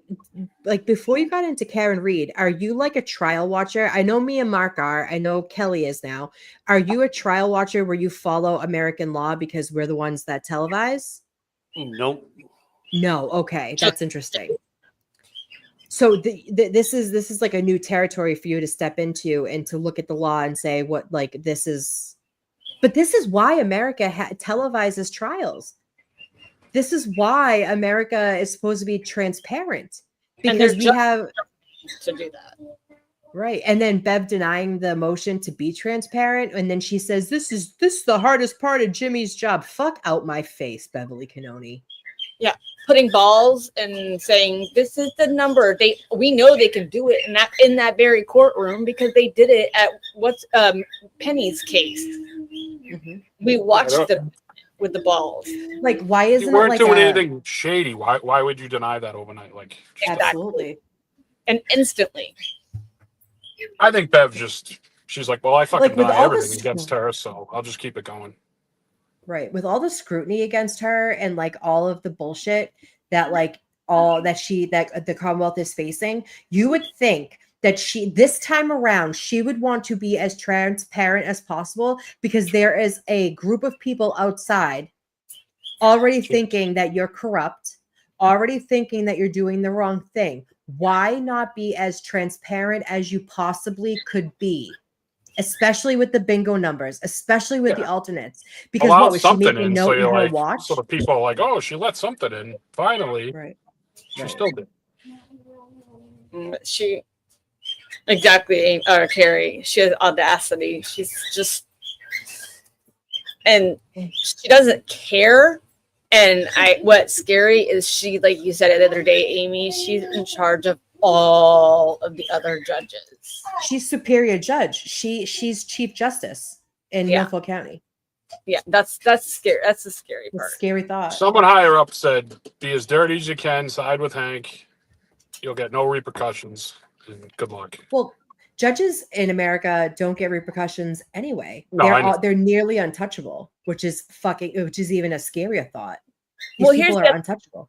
Did you guys notice he said, well, Karen never called or knocked on the door or called or anything like that to see if she could get help or anything. Where the fuck was Brian Albert? He That's didn't come actually- out of the house. He also said she was the only one that could have. I go, what about the 11 people partying inside that looked out the window Right. 400 fucking times? But then all of a sudden, when he gets killed, she didn't look ever again. They were all sitting in the same seat, apparently, too. Listen, do you guys all have siblings? Because like I've said this 1,000 times, I'm going to say it again. I have siblings, and if I showed up at my sister's house at 4 o'clock in the morning and there was a dead body on the lawn, I would barrel ass into that house to make sure my nieces and nephews were good, my brother-in-law was good, my sister, like, because there's a dead body on the lawn, you don't know what the fuck happened in the house, and the fact that the cops didn't go in there to see if anyone else was dead, Oh yeah. Nothing to do like here. that alone right there, you're like, what the like nothing about that is normal. That's not a normal. I know people are like, trauma is different for people. No. I would be in my sister's house shaking her alive. You are muted. All right, guys. All right, no, they're muted. They're going to lunch. I just heard them, so I wanted to make sure. Yeah. So Federo just posted 3 minutes ago. He said, in a 90-minute summation, the prosecutor entirely ignored the defense's arguments and spent about 5 minutes discussing experts. And a lot of that 5 minutes was spent on ham sandwiches, limo ride, signal. He did, however, accuse Officer Barros of lying. I'm shocked of how off point that scripted summation was and that Brennan didn't pivot to address the defense claim head on. So I think I personally feel like there's really good chance that this is gonna come out in Karen's favor. Well, okay, so this panel, Lucas, what do you think? Guilty or not guilty based on what you just heard? Not guilty, obviously. Not guilty. Jesus same. Christ. Yeah. Yeah. What about you, Kelly? Not guilty. Oh, sorry, and Lucas, go ahead. A week ago, I was hung jury. So. Oh, you're hung jury? Oh, a week ago, I would have been a hung jury. It wasn't until the last expert and then today that I feel not guilty. Okay, so we got 3 not guilties. Mark, little brother. I think he's busy. I heard him say hello to somebody. Yeah, I thought you were asking. I thought you were asking personal.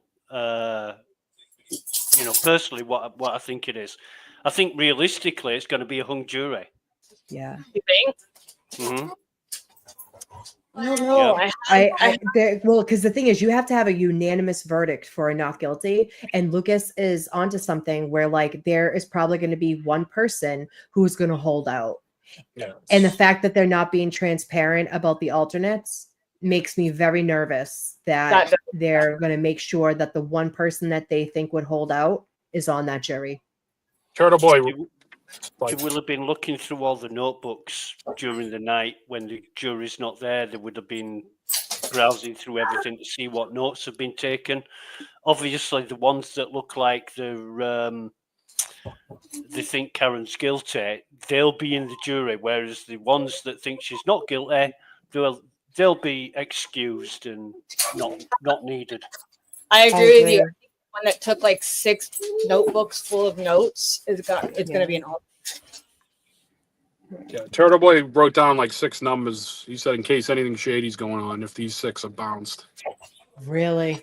That's a good idea. That is a good idea, because you'll be able to look back and say, right, how can I predict that these people Right. would have been? It's not random if I'm calling it out in the courtroom, you know? Yeah, this is what Aiden said about. You said juror number 6 is like giving them nothing. Can't figure out. Yeah, he can't. He can't figure out if it's Like, yay or nay. Mm. on his. Just like her face is just stone. Okay, he said 6 jurors will be chosen as alternates. In case there are any shenanigans in the process of choosing alternates, I want this to be on record predicting that most likely not guilty voters. In my opinion, the 6 jurors who have shown the most visible signs that they believe Karen Reed is not guilty are number 5, number 10, number 11, number 13, number 15, and number 18. 4 of those are women. Well, it'd be interesting to see how accurate he is. Right? Yeah, I know. I agree, Lucas. Wait, can you tell those numbers again? I'm going to write them down for when it comes back, and I'm going to check them off as they go. What is it? 5, Yeah. 10, yeah, 11, okay, 13, 15, 15, and 1 5. Yeah, 1 5, and then 18. All right, so we're going to check those off as they go. But like them all, and I'm going to read this before you write it down. It says, I like them, but I like them all, including 1, 2, 8, 9, 12, and 16. I like 17 a lot because he takes the most amount of notes and he looks smart, but he also is the oldest juror. And that was bad demographic for the last jury. He said, I don't know what to think of juror number 14. They're the youngest. He was a great listener for the entire trial, but he just came across visually as a Ronnie who could be easily swayed. He said, the juror making the least favorable facial reactions to Alan Jackson is number 6. But again, this could be the kind of faces she makes in general because people have resting bitch face. He said, I don't know about you guys, but like I wear my emotions on my face. Like, oh yeah, you can see. If my mouth isn't saying it, my face is telling you. Yeah. So my and there eyes, are my a ton eyebrows. Yeah, He said same. It's all in the eyebrows. His juror preference order is 11, 10, 5, 13, 15, 18, 2, 9, 8, 12, 1, 16, 14, 17, 4, 7, 3, and 6. You missed some Perfect. out I'll there. That's Would no, you- that's what What do these numbers relate to? What are these? that's what do their these seat numbers- number. Right. They have juror seat numbers. Yeah. No, that was his favorite from like top to bottom, Those are right? his preference. Oh, and right. So these numbers are just these what are- Who he Go ahead. likes or thinks. I don't get what the numbers relate to. So when they call the numbers, like when Jimmy does the spinny thing, they're gonna call seat numbers, and so these relate to seat numbers. The last ones that she just gave us, those ones he thinks will be good jurors. The other ones that she gave us, the 5, 10, 11, 13, 15, 18, those are their seat numbers, and he thinks that those are the ones that showed the most expression toward Karen being not guilty, and that they're going to be the alternates when Jimmy does the bingo reel. Pardon me for pointing this out, Kelly, but sorry, Amy, but we've been given the numbers for the ones that we think are most likely jurors, and they're the ones that we're looking to be excluded. No, he's giving you the numbers that he thinks will most likely become alternates because of their expressions toward being not guilty. I'm the totally other lost numbers- now. I'm going to stop asking because I'm just getting lost in numbers for no. Okay, so apparent Okay, reason. hold on. There's You go 18 ahead, Kelly. jurors, and only 12 are the ones that deliberate. So they put them all in a bingo ball thing. Shut up, dogs. They put them all in a bingo ball thing, and then they'll pull out 6 numbers, and out of those are the 6 that become alternates.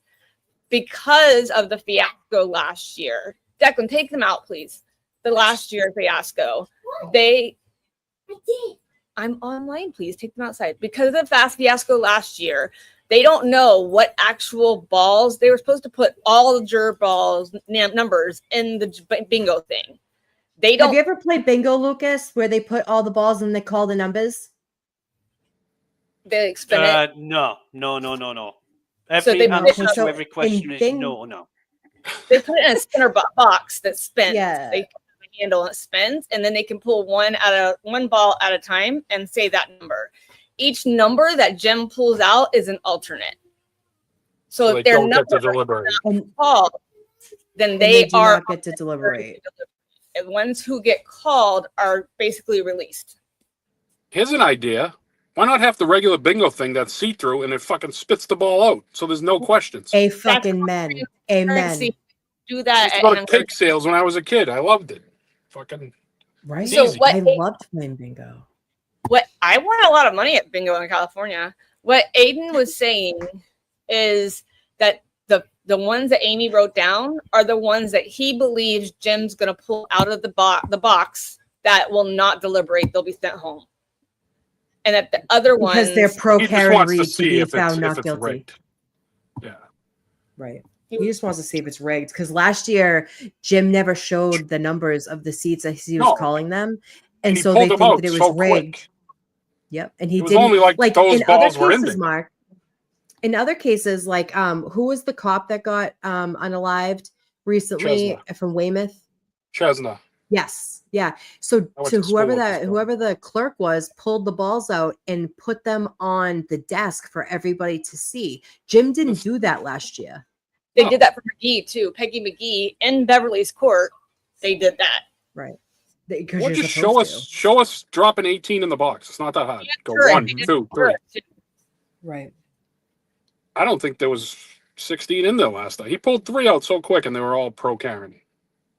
Yeah. All of them. Yeah. I don't like to be like a total wasn't conspiracy Victoria guy. George one of them too? Yep. Yeah, that's why she was helping as one of her Yeah. attorneys with jury selection. Right. She didn't believe it either. Right. They actually somebody said that they asked for clarification and they were denied it. I think it was Victoria. Yeah. Sure, I don't that's- think that listen, the investigation wasn't transparent and the Commonwealth is trying to save face and Beverly is allowing every dirty trick in the fucking book to allow them to excel. And one of them being these fucking bingo balls. Lifeguard Bev, she's saving Jackson, the car. Lifeguard. Jackson got more in on Higgins, Albert, and the dog than I thought he would. Yeah, I thought Bev kind of didn't want any of that shit. summation was amazing. Do you remember that James Bond film where he I asked love James Bond. Tell me more. the Jane Seymour and Roger Moore, and Roger Moore asked Jane Seymour to take a card from the deck. She picks a card and it says lovers. Mm-hmm. So then then they start kissing, and then the camera moves to his hand, and you see the cards slick from his hand, and they're all the same card. Yeah, Remember- exactly, remember that? Lucas. Yes, That's- exactly.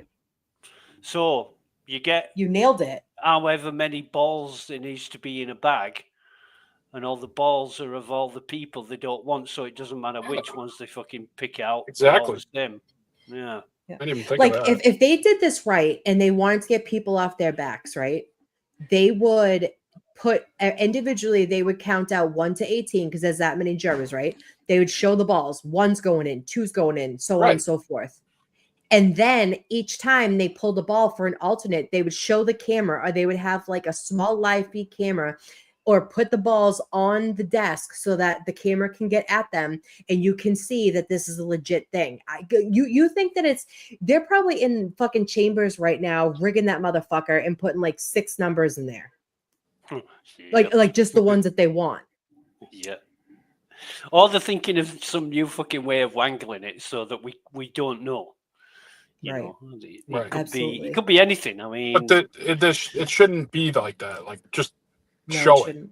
Show the it balls. should be all be It should be above random. board and fair and transparent and in the open, but it can't be because they don't want it to be because they can't risk losing control. They've got to Right. maintain control. Preach, Lucas. You know. They Yep. railroaded this woman for 3 years, and now They worried did. about fucking ball numbers. But Yeah, and seriously, the if, fact- if I get murdered, can you guys please just cover it up and not let anybody know? We'll just blame And then one of your for- and then for Hank 36,000 to say- animals. Yeah. It was one of It my was the animals. parrot. It was the parrot in the living room with a beak. I gotta bounce. Good talking to you guys. Bye. Lucas, Love you. Catch you later, Mike. stay strong, buddy. Good luck up there. You too, mate. May the odds forever be in your favor, Lucas. We're at the Hunger Games, dude. We are. It feels like the Hunger Games. I mean, look at what's happening outside. And you know what I did love? I'm just gonna say a really good moment that I feel for people when people want to call us an angry mob outside and the protesters and the people who quote unquote stand out. Everybody stayed silent and just did an I love you sign as everyone walked by so that Bev doesn't have a fucking reason to move the buffer zone. And that goes to show the unity and the purpose of this. Okay. It's not about the fighting. It's not about the drama. It's not about all of those things. What it is getting an innocent woman off a murder charge because she was fucking railroaded by the state of Massachusetts. Exactly. So And Melanie, they all stayed silent. the reason they have 18 jurors is because they lose jurors. Usually they lose jurors throughout a trial. Like, the fact that it's 8 weeks that they lost not one juror is shocking. Like, somebody has They're in it. They're focused. sickness, somebody has a conflict of interest, somebody gets in trouble for something, somebody Well, goes all look kinds at of last year. Yeah. Right, Use last exactly. year as an example. Yeah, that somebody went to the bar supposedly, and they were said that they were a turtle rider, and they were on the jury, and One juror got seen by the court camera. They got Not for nothing, too. Someone Yeah, saying they were like, I don't get why they have alternates. Another thing is too is like you can't sit in a jury and know that you're going to be the one that's deciding someone's fate, because you could either just drift off and not care and just automatically assume that she's guilty or not guilty. So people are on their toes. There's 18 people and 6 people are going to be alternates, so that while they're deliberating, if like say one juror gets the vid, right, and they can't come in, then they have an alternate to come in and take that person's place because they sat through the whole trial. It's a fairness thing, which I get and understand, but I don't think there's fairness in this court, regardless of how you slice it, in my opinion. They can only have 12 jurors deliberate, because if you have all 18 back there, now you're going to have an even higher chance of a hung jury because you have so many people back there who might not agree. Alabama only does 9 or 6, I forget. Florida, I think- it depends on the case, but Florida will do 6 or 12, depending. Yeah. I think in the UK it's a majority, so you've got to have seven people saying that they're not guilty, and then they're not guilty, which is a fair system. I like that system, Lucas.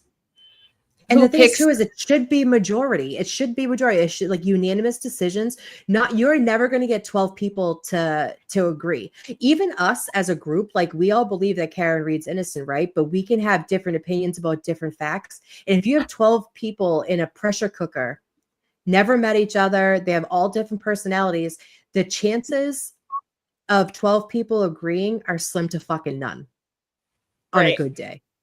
Especially if we think that there is well, I think we explain the jury thing as best that we can. You can always go and ask Mark Federer on X. Were you here when we talked about it? Because if you were, just back up a little bit and you can see it. Yeah, we just explained it. I just don't want to go into it again. we explained it pretty good. Bingo is pretty good. Yeah. Oh, okay. So who picks the alternates? So Dee Marie, you know how you play bingo and they pull numbers? So what Jim the clerk is going to do is pull numbers. And if you're that seat number, then you are considered an alternate, and they're going to pick 6 people. So that's why they're saying that Jim and Bev are going to rig the ball count to get the people who look the most pro Karen Reed off of the jury. And Bev denied a motion this morning for transparency. Can you imagine the fucking audacity she has to have to deny a motion of transparency when that is what our justice system is based on, is all transparency? Mm-hmm. Look at the Kohlberger case. Kohlberger look has good, no does it? transparency. JFK and Well, James are down there. Good. Yes. Yeah, it's a lottery thing. Exactly, Polly. It doesn't seem fair, but like in most courts, like this works. I just don't think this is going to work in Karen Reed's trial. Nothing works the way it's supposed to, in my opinion. Tonight at Feral Friday, everybody wear pink. Yes. Please. Everybody wear pink, depending with if the jury's out, not out, whatever. Wear pink, no matter what. And also, while we're talking about this, if you are watching on a different platform, if you are on Facebook or X and you want to come over and join our amazing chat, Lucas chats in there, me and Kelly chat in there, and we have amazing subscribers and viewers. Come over and subscribe and join our chat. We are a fun group. I see like 82 to 100 people watching. We have a good time over here. So, and everybody who was in here yesterday that's new, welcome. We didn't get to really say much, but it was so much fun having everybody come in here yesterday. It was a good, we had, that was the most people we've ever had. And I thank you for the creators who sent people over to us to watch, and the creators that came to watch with us, like Lana from Truth and Transparency. I love Lana. Yeah. And everyone from Jerks came over, and it was a really good time. Natalie, my girl, me and Natalie have a date on Sunday. I saw someone at X say thank you for coming in the clutch to us or whatever, and I said thanks for joining us. We're happy to have you. And then she wrote back, oh my gosh, you actually thanked me for being there. And I was like, yeah, why wouldn't I? That's what my mom. The more chatters, the better. Yeah. We don't do like super chats and stuff like that. We like to keep it just like about true crime and cases. So you don't have to worry about that shit either. Me and Kelly usually ones that give out memberships anyway. Yeah. we pay for them. And we do have members live sometimes. We haven't had one yet, but hopefully we can get one soon. We can talk a bunch of shit. Well, no, Mark, your voice is not horrid. I could listen to you and Lucas. Like, if you guys want to do a panel some night, fucking by all means, I could listen to you guys talk all night. You guys are like Alan Jackson and Giannetti. Carrie, by all, I'll allow it. You can wear green tonight. I'll allow it. I have my dress picked out. Yeah. So when are they coming back? Did they say? I have it. They said a half an hour. I have it on. It's just showing the fan right now in the background. See, Lucas, people want to hear you talk. I love when people Lucas love your opinions. When Kevin, the nefarious leprechaun, get up here, I'm just like in awe. Me too. And Kevin from South Boston. See, this is the thing too. I like what I love about this channel is it's a group effort, and it's not like it's like we're all together in this, and that's like what I love about this channel. It's so united, and as long as you're not hateful toward each other, no rules. I have to go help my son, so I'm gonna bounce. All right. He's screaming. All right, I'll be in chat. Bye. So one of the things, Lucas, that they said for that motion for transparency was all they said is that they wanted the selection and the seating of jurors, including alternates, safeguarded for the defendant's constitutional rights to due process, and that ambiguity in the alternate juror selection could undermine the integrity of the entire trial, and they respectfully request the court to issue an order setting forth the method of which the alternates will be identified. So they basically just wanted them to be honest and show everybody, and she denied it. Well, it's like I say, if you want to maintain control, you've got to keep people in the dark. And just at the minute, I'm trying to figure out why I can't change my avatar. My avatar's showing up as a wheel. Well, and it's showing like, I don't know when you logged in just now, are you logged in through like a different account? Because underneath it, it shows like the video little screen and it says X across it, which none of us have that. And your picture is super small. This is I'm definitely logged into my own account because it's showing me all the right information. I just can't change any of it, but never mind. Yeah, it looks like it looks, I don't know if you can see it, but it looks completely different than all of ours. Like yours is like blue with like triangles on it, and it has like the camera on the bottom Don't know. cut off. Don't know. So I don't know if it was a dog mom says, know. get your shit together, Lucas. Well, I'll get my shit together when I'm jumping up and down on top of you later, Kim. You'll be able to rest when she goes over instructions, D. Marie. Plus, God, trust me, yeah. I'll be able to rest. I think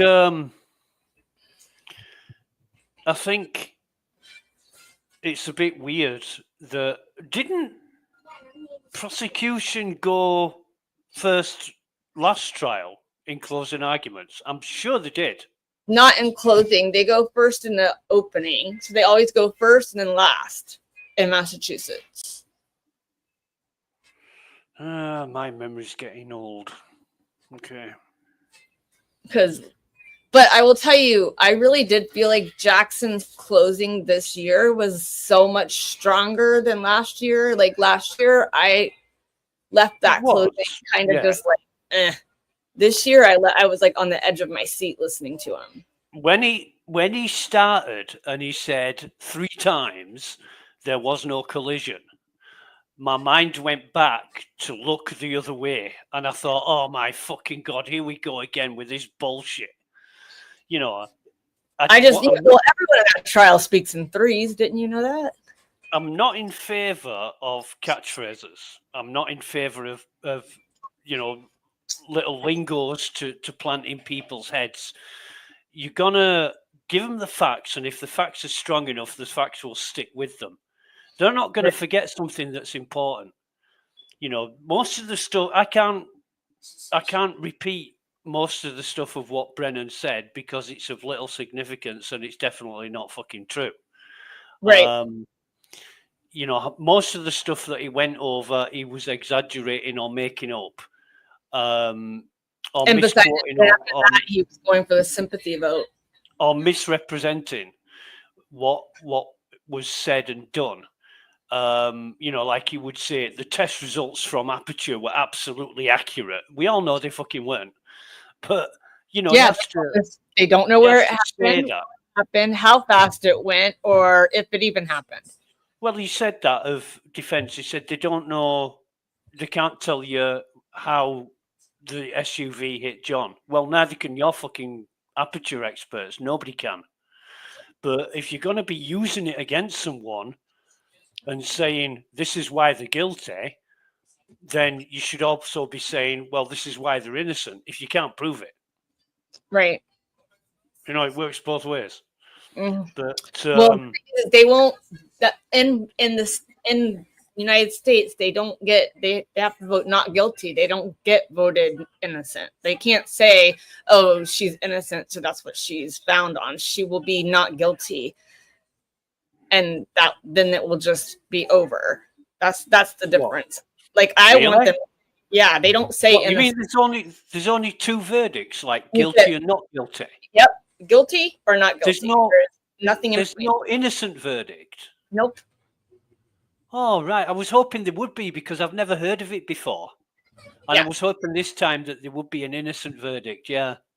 Are you joking? Are you teasing? Yes, I'm absolutely taking the fucking piss, Kelly. Yeah. I figured it. I figured. But when you said it, well, that's the thing. Like, I think a lot of people don't realize that. I think there's a lot of people, even in the United States, that think that they can just be found innocent, and it's not. That's not how it is. So, I'm sorry if I made you feel you had to make fun of me. It's okay. I didn't mean to do it. No, it's fine. It's just that gets said to me a lot. No, there's no innocent verdict. No shit, there's no innocent fucking verdict. You're guilty or innocent, right? In a trial, you're guilty or not guilty, and a lot of the attorneys will say she's not innocent, she's not guilty, but she is innocent if she hasn't fucking done it. Well, she's innocent of the crime she's been accused of. They also say innocent until proven guilty, and then that's not how it goes in court. So it's ridiculous. It's it's just one of my little pet hates when people say there's no innocent verdict, because everybody knows what innocent means, and whether it's in a legal sense, which is often unmovingly guilty or not guilty. Innocent means that you are, you're not involved, Right. not responsible. So, well, and I think that that's what they're trying to go there. So there's that 3 prongs on murder too, and that's what he was putting it on. They're not saying that she intended to hurt him. They're not saying that she, they're saying that she came up with a plan at the last minute, and that's when she decided to throw it in reverse, and that's when she killed him.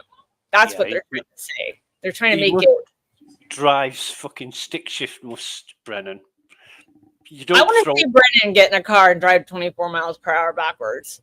You don't throw it in reverse when you're driving an automatic.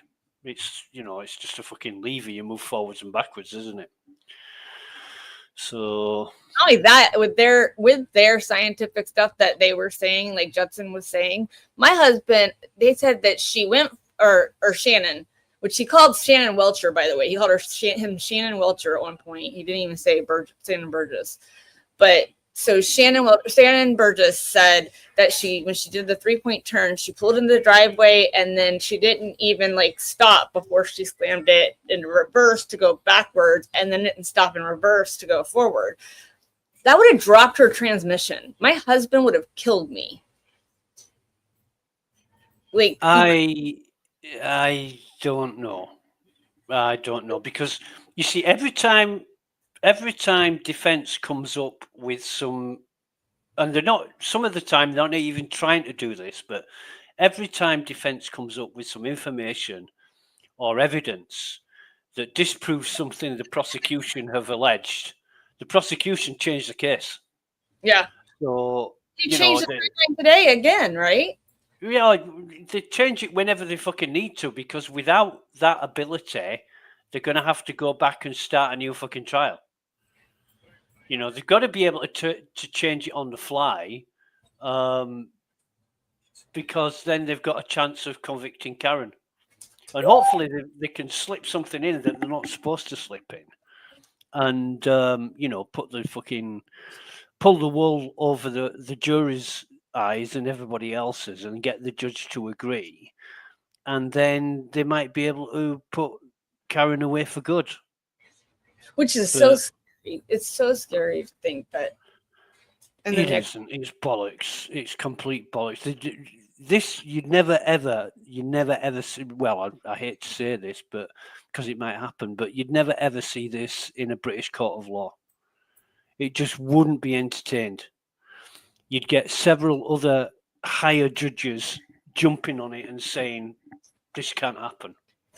The judiciary would jump in and put a stop to it before it even started.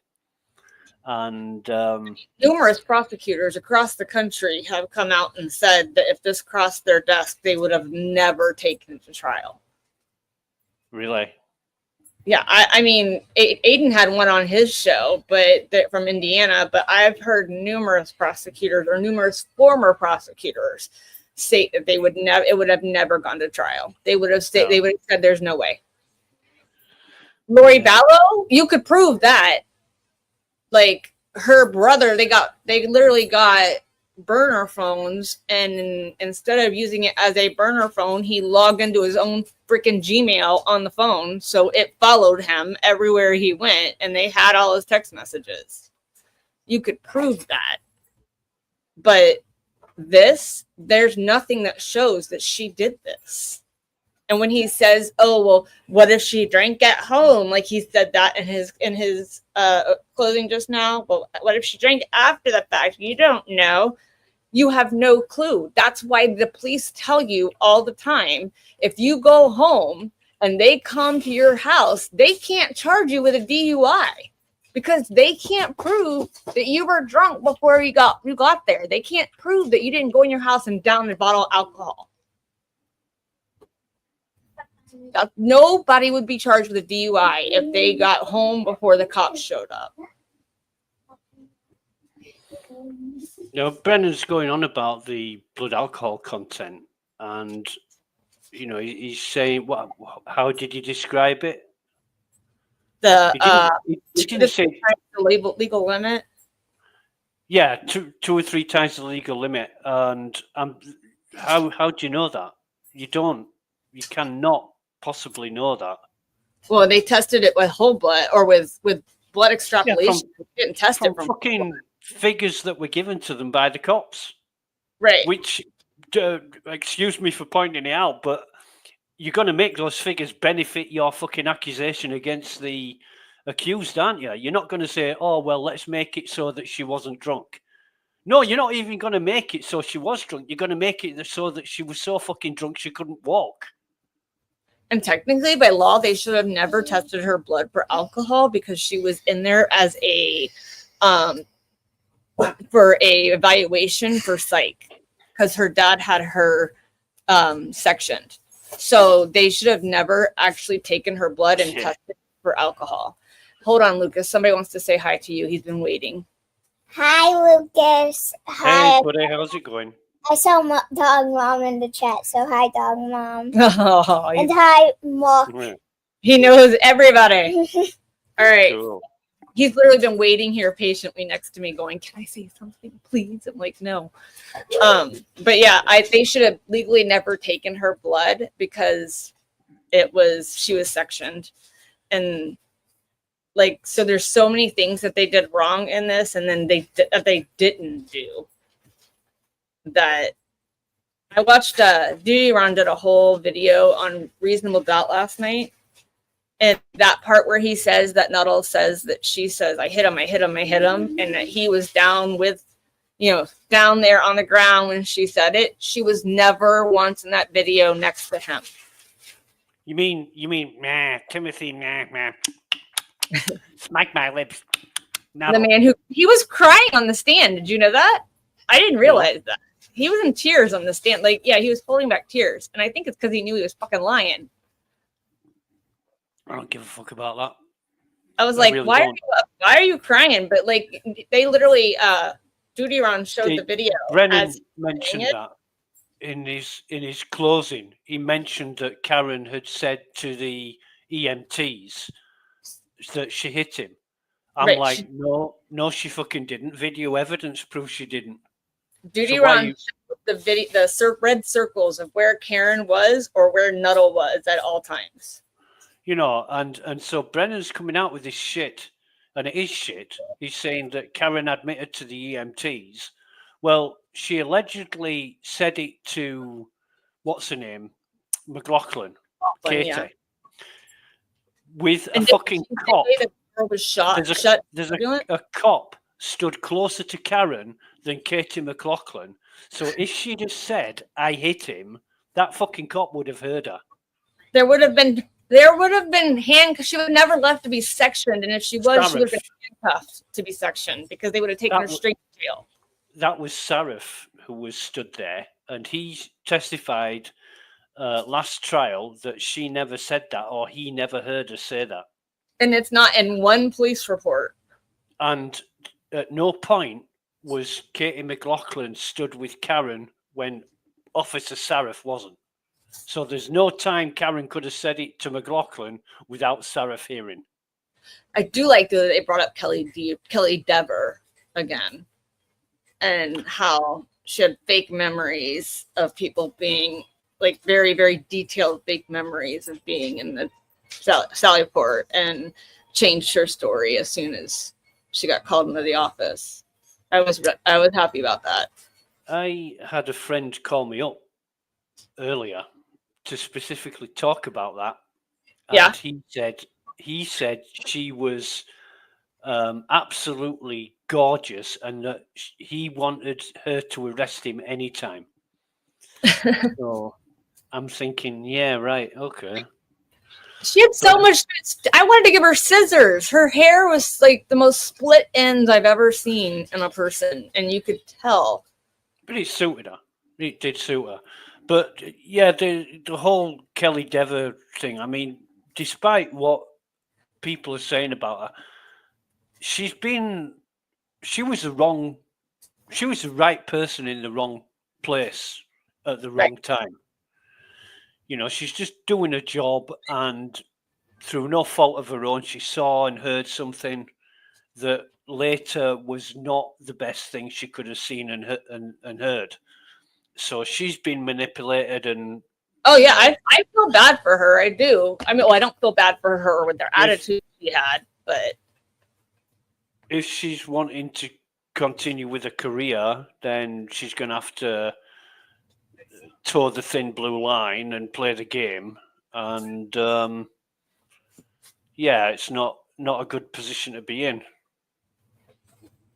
I mean, the blue, especially when you have like that blue wall of silence that everyone talks about, and like it shows that she was in the wrong place. She was in the wrong place. She was the only officer at the station. And if you add up normally, from my understanding, now I don't know about Canton. I would have to find out. But normally when you work an overnight shift, and they said this, I know Massachusetts State Police does it. You work 7 to 7. So you either work 7 p.m. to 7 a.m. or 7 a.m. to 7 p.m. So if she was taking an overnight shift or an extra shift for overtime, she wouldn't just be off at 3:45. That's like a random time to get off work. She would be there as an overtime shift until 7 p.m. or even at that 6, it would be on the hour. It wouldn't be a 45. Who knows? They might have some special arrangement. You know, it might be whatever they need to do. She might have had to do 45 minutes extra because she had to knock some time off another day. Who knows? Hey, you can't judge people on things you don't know. Right. It's not right. No, I'm not judging her. I'm judging the times. Like, from what I know of what most places are. That's all. I'm not judging her about it. I'm just saying in my head that, yeah, I mean, 7 a.m. to 3 to 11. See, my sister's boyfriend is a cop, and he works 7 to 7. So that's just what I was used to. So that's why I was wondering. But even at that, Melanie, there wouldn't be a 3:45.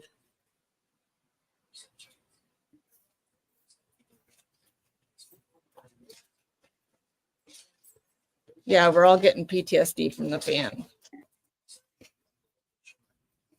If I don't ever have to see this fan again, I'll be happy. Well, I'm looking forward to this being one of the last fucking days that I'll ever see it. Did you guys hear about Sandra Birchmore's baby was not Farwell's? Yeah. He literally ruined his own life, and it's not his child. So they must have a DNA profile for Sandra Birchmore and her unborn child. Mm-hmm. They can use that. They can use that profile to match it with other potential matches. Which one of the cops it was, because there was quite a few she was sleeping with. Not to judge her, but that have been accused of it. So, but yeah, I was shocked.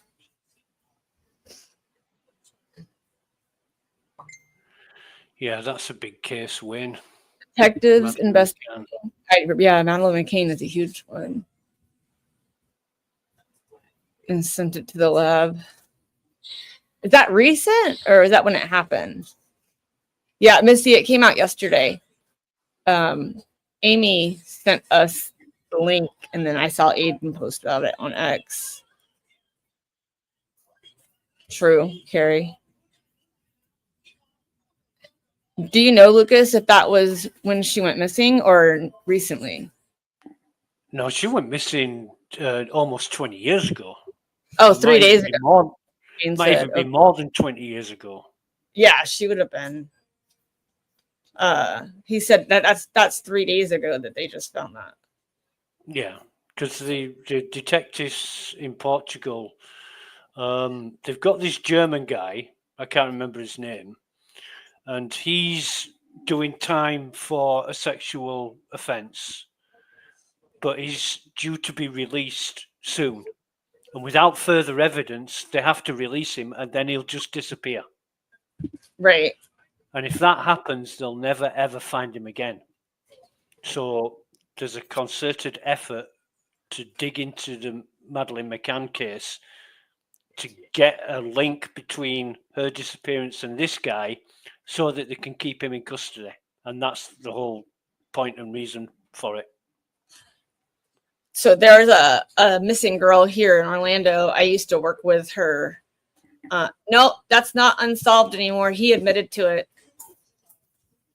Joran Vandersloot admitted to murdering her and told her parents what happened, or told the police what happened. So it's no longer unsolved. But we had one here. No, it was a while ago. Yeah. That named Jennifer Kesey. It's a pretty popular, not popular, I hate to say that, but like a big missing persons case here. And she's been missing almost 20 years now. She had gone out of town with her fiance, and like they just came back from vacation the night before, and she talked to her parents when she got home, went to bed, and then next morning she went missing. She never showed up to work. And they have video from that time when there's a man that was in her car, and you can't see his face, it's kind of blurry, but you see a man get in her car, back out, and they found her car at another apartment complex like 4 miles away. Oh, the back. Anyway, you are unmuted. Case as of yesterday. So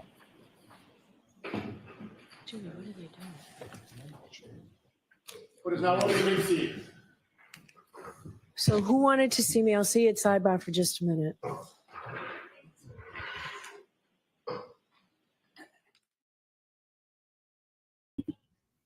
yeah, Melanie, I worked with her best friend here locally.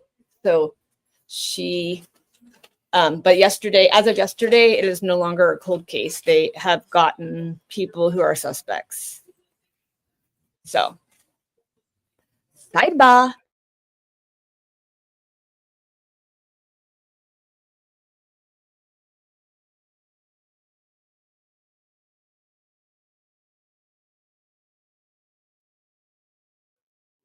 No, Chris, yes. Yes, I'm sorry.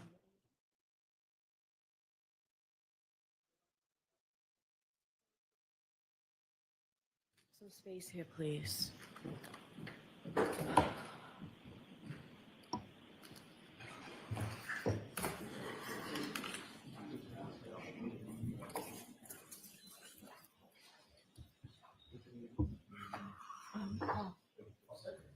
Hold 1 second.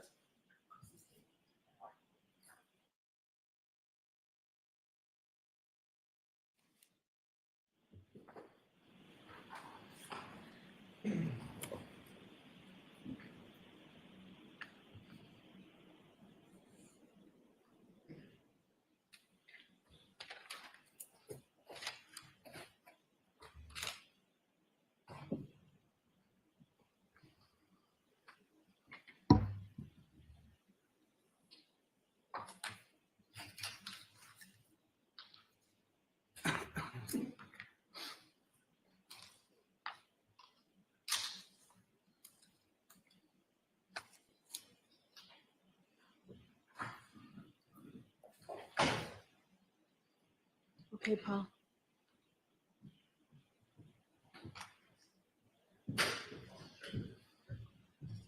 You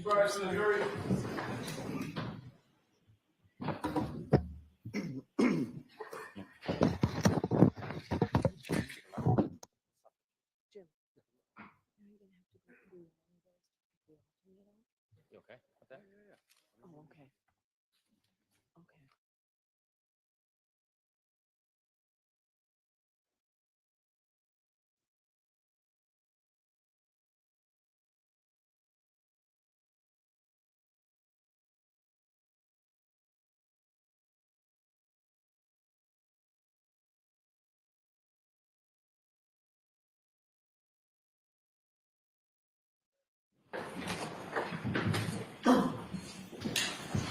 All right, jurors, going to give you the instructions now in the law. But first, I want to thank you for serving on this jury and for being so attentive. You'll soon deliberate for the purpose of reaching a verdict. But before you do that, it's my responsibility to give you the instructions concerning the law. These instructions are divided into 3 parts. The first part, general instructions that are provided in every criminal case. The second part, specific instructions concerning the crimes alleged in this case. And third, guidelines for your deliberations. Please listen carefully to all of the instructions. Do not ignore any instruction or give any special attention to any other instruction. To make sure that I give you the instructions accurately, I will read them to you. You'll also get a written copy so that you may refer to it in the jury room during deliberations. I will try to make sure that my oral instructions match the written instructions. If there is any difference between what I say aloud and what the written instructions say, please follow what I say aloud. You must take the law as I give it to you. You may not quarrel with it. You can't do that regardless of any opinion you may have as to what you think the law ought to be. Lawyers or witnesses may suggest something about the law. That's not necessarily the law. That's because it's my responsibility as the judge and mine alone to instruct you what the law is. I'll now turn to part 1 of these instructions, which are general instructions that apply to all criminal cases. As I've explained to you at the beginning of the trial, there is a fundamental rule that applies to all criminal cases, including this case. Every person who is accused of a crime is presumed to be innocent of that crime. Ms. Reed is presumed innocent of the charges in this case. That means you must consider Ms. Reed to be innocent unless the prosecution has proved beyond a reasonable doubt through evidence presented at this trial that Ms. Reed committed the crimes charged. I'll explain what I mean by reasonable doubt in a moment. Ms. Reed does not have to do anything to convince you that she is innocent. She does not have to explain anything. She does not have to testify, call, or question witnesses, or provide any evidence at all, because you must presume she is innocent. Instead, it is up to the Commonwealth to prove the charges against Ms. Reed beyond a reasonable doubt. This burden of proof never shifts to the defendant. After you have considered all the evidence carefully and fairly, if you have a reasonable doubt about Ms. Reed's guilt in a particular charge, then your verdict must be not guilty on that charge. You may find Ms. Reed guilty of a charge only if all 12 deliberating jurors agree that the Commonwealth has proved the charge beyond a reasonable doubt. Now, what is proof beyond a reasonable doubt? The term is often used and probably pretty well understood, though it is not easily defined. Proof beyond a reasonable doubt does not mean proof beyond all possible doubt. For everything in the lives of human beings is open to some possible or imaginary doubt. A charge is proved beyond a reasonable doubt if, after you have compared and considered all of the evidence, you have in your minds an abiding conviction to a moral certainty that the charge is true. When we refer to moral certainty, we mean the highest degree of certainty possible in matters relating to human affairs, based solely on the evidence that has been put before you in this case. I have told you that every person is presumed to be innocent unless and until he or she is proved guilty, and that the burden of proof is on the Commonwealth. If you evaluate all the evidence and you still have a reasonable doubt remaining, the defendant is entitled to the benefit of that doubt and must be acquitted. It is not enough for the Commonwealth to establish a probability, even a strong probability, that the defendant is more likely to be guilty than not guilty. That is not enough.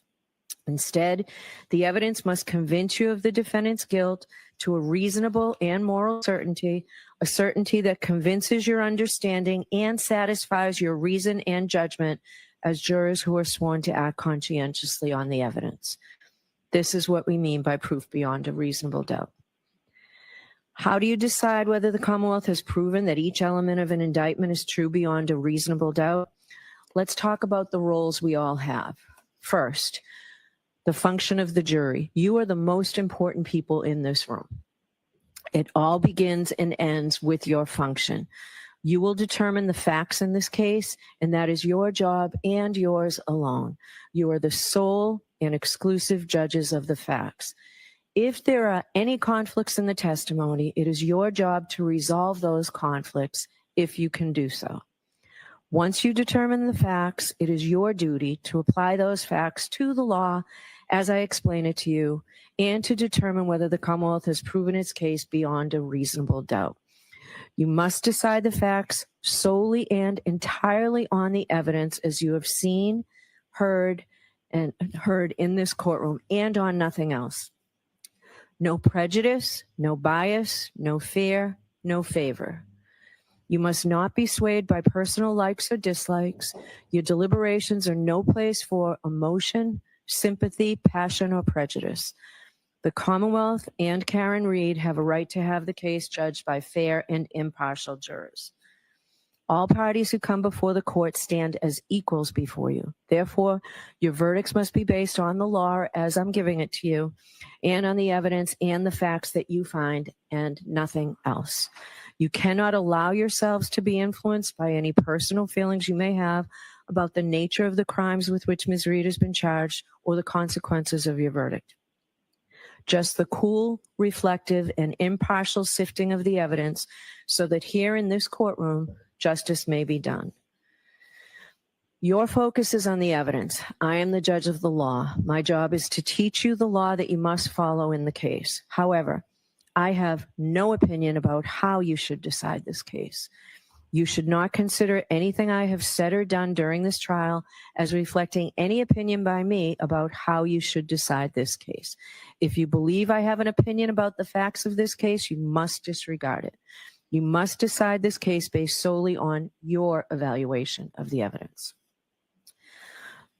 The arguments of the lawyers are not evidence. They are not witnesses. If a lawyer during argument made a mistake in summarizing the evidence or argued something not supported by the evidence, you must disregard it. It is the jury's collective memory of the evidence that controls the matter. Lawyers' objections are a proper part of the court procedure and are not part of the evidence. So don't hold it against the lawyers or their client if they made objections, motions, or other requests. They're simply doing their job during the trial. There was testimony at trial that the lawyers interviewed witnesses when preparing for the trial. You may not draw any unfavorable inferences solely from that fact. There is nothing improper about conducting such interviews. On the contrary, the lawyers are obliged to prepare their case as thoroughly as possible and may interview witnesses. The verdict must be based only on the evidence and the jury's collective reasoning applied to the evidence in a fair and impartial manner. The extent to which you believe or disbelieve a witness or what an exhibit purports to show, and the importance to give any testimony or other evidence is entirely up to your own good judgment. The evidence consists of the testimony of the witnesses and the exhibits that were introduced in this trial. You will have those exhibits with you in the deliberation room. In addition, as you heard during the trial, the prosecution and defendant agreed that certain things are true. Therefore, you must accept those things as true. There are some things you have heard about that have not been introduced into evidence, such as previous testimony of witnesses, police reports, autopsy and accident reconstruction reports, and perhaps other reports. You may naturally wonder why neither side has introduced any of them into evidence. The answer is that under our rules of evidence, such reports usually may not be admitted, although the parties may refer to them for certain limited purposes while questioning witnesses. So you should not hold it against any party that you do not have them, and neither should you speculate on what they may or may not contain. Similarly, as you review the exhibits, you may find that some information has been removed because it is not relevant. Please ignore that and don't try to guess what may have been removed from there. Any information that you may have read, heard, or seen about the case outside of the courtroom is not evidence. My instructions to you and any other comments I made, the lawyer's opening and closing statements and any comments they made, are not evidence. If the lawyers or I made any comments during the trial, those comments are not evidence, and you must base your verdict only upon the evidence. In an interaction between a lawyer and a witness, you may consider only the witness's testimony as evidence. Answers that I struck from the record and told you to disregard are not evidence. only the testimony of the witness, that is, their answers to the questions and the exhibits or evidence. Finally, on this topic, if one of the lawyers or I refer to some part of the evidence and that does not coincide with your own recollection, it is your collective recollection which you are to follow in your deliberations. It is important to remind you folks that the verdict cannot be based on emotional reaction or sympathy for any person or side of this case. Certain of the testimony and exhibits may have provoked an emotional reaction in all of us. You may feel sympathy for the family of Mr. O'Keefe, and you may feel sympathy for the defendant as she sits here in the courtroom. But your job is to decide the case without bias, fear, sympathy, or favor, to view the evidence with a certain clinical detachment, and to decide the case based solely on the evidence and the application of the law. I have allowed you folks to take notes during the trial if you chose, and you may refer to those notes during your deliberations. But remember, they are not evidence or a substitute for the evidence and your recollection. They are for your personal use. Please do not share them with the other jurors. Please consider the evidence as a whole. Do not make up your mind about what the verdict should be until after you've gone to the jury room to decide the case and you and your fellow jurors have discussed the evidence. Keep an open mind until then. For each indictment, you must decide whether the Commonwealth has proved beyond a reasonable doubt that the defendant is guilty of that specific charge. Your decision as to each charge must be unanimous, meaning that all 12 deliberating jurors must agree. You will receive one verdict slip for each indictment. When all 12 jurors agree on the verdict for a particular indictment, the foreperson should check off that verdict and then sign and date the slip in ink. For each charge, if you all agree that the Commonwealth has proved every element of the charge beyond a reasonable doubt, then you should find Ms. Reed guilty of that charge. On the other hand, if you all agree that the Commonwealth did not prove one or more elements of a particular charge beyond a reasonable doubt, then your verdict must be not guilty on that charge. You'll remember that we took a view in this case. It seems like a very long time ago, but we took a view in this case. The purpose of the view was to help you better understand the evidence that you heard during the trial and to help you appreciate the locations and their surroundings. Your responsibility in the view was to see the places, observe them carefully, and remember what you saw. The view is part of this case. You may use and consider the observations that you made while on the view in your deliberations in reaching a verdict. The same is true about the demonstration we saw from the witness stand. The demonstration was done simply to help you understand the evidence, and you may consider it in your deliberations. It is the jury's job to earnestly seek the truth of the matter. In doing that, the jury must decide questions of credibility and reliability. The jury must decide how truthful or reliable or convincing any part of the evidence is. You should evaluate the testimony of a police officer in the same way you would evaluate anyone else's testimony. You must not automatically believe or disbelieve a witness just because the person is a police officer. In deciding questions of credibility and reliability, you may rely on your common sense and reasoning powers and your life experiences. Consider a witness's testimony in the context of all the other evidence, not in isolation. You may consider the demeanor, candor, and appearance of the witness in testifying. Who was the witness? What relationship did they have to the case, to the other witnesses or parties? Did the witness have any bias, reason, or motive to give false or shaded testimony? If so, you may consider that bias or motive in your deliberations and ultimately as to whether or not it impacts the credibility of the witnesses and the assessment of the evidence presented. Is the witness someone likely to give an honest and impartial account? Consider not just whether the witness was honest, but also whether the witness's testimony was accurate and reliable, or honestly mistaken. A prior statement by a witness, if inconsistent with his or her trial testimony in any way, may be considered on the witness's credibility and reliability, and only for this purpose. Also, if there has been a suggestion that a witness recently contrived their testimony, you may take into account any earlier statement the witness made which was consistent with their present testimony. The prior statement is relevant only as to the witness's credibility and reliability, and only for this purpose. You have heard some evidence suggesting that the Commonwealth did not conduct certain scientific tests or otherwise follow standard procedure during the police investigation. This is a factor you may consider in evaluating the evidence presented in this case. With respect to this factor, you should consider 3 questions. First, whether the omitted test or other actions were standard procedure or steps that would otherwise normally be taken under the circumstances. Second, whether the omitted tests or actions could reasonably have been expected to lead to significant evidence of the defendant's guilt or innocence. And third, whether the evidence provides a reasonable and adequate explanation for the omission of the test or other actions. If you find that any omissions in the investigation were significant and not adequately explained, you may consider whether the omissions tend to affect the quality, reliability, or credibility of the evidence presented by the Commonwealth. All of these considerations involve factual determinations that are entirely up to you. And you are free to give this matter whatever weight, if any, you deem appropriate based on all the circumstances. During the trial, I gave you some instructions on how you were to consider some of the evidence you heard, and importantly, how you are not to consider the evidence. I'm going to summarize those limiting instructions here. Ms. Reed is not charged with committing any crime other than the charges contained in the indictments.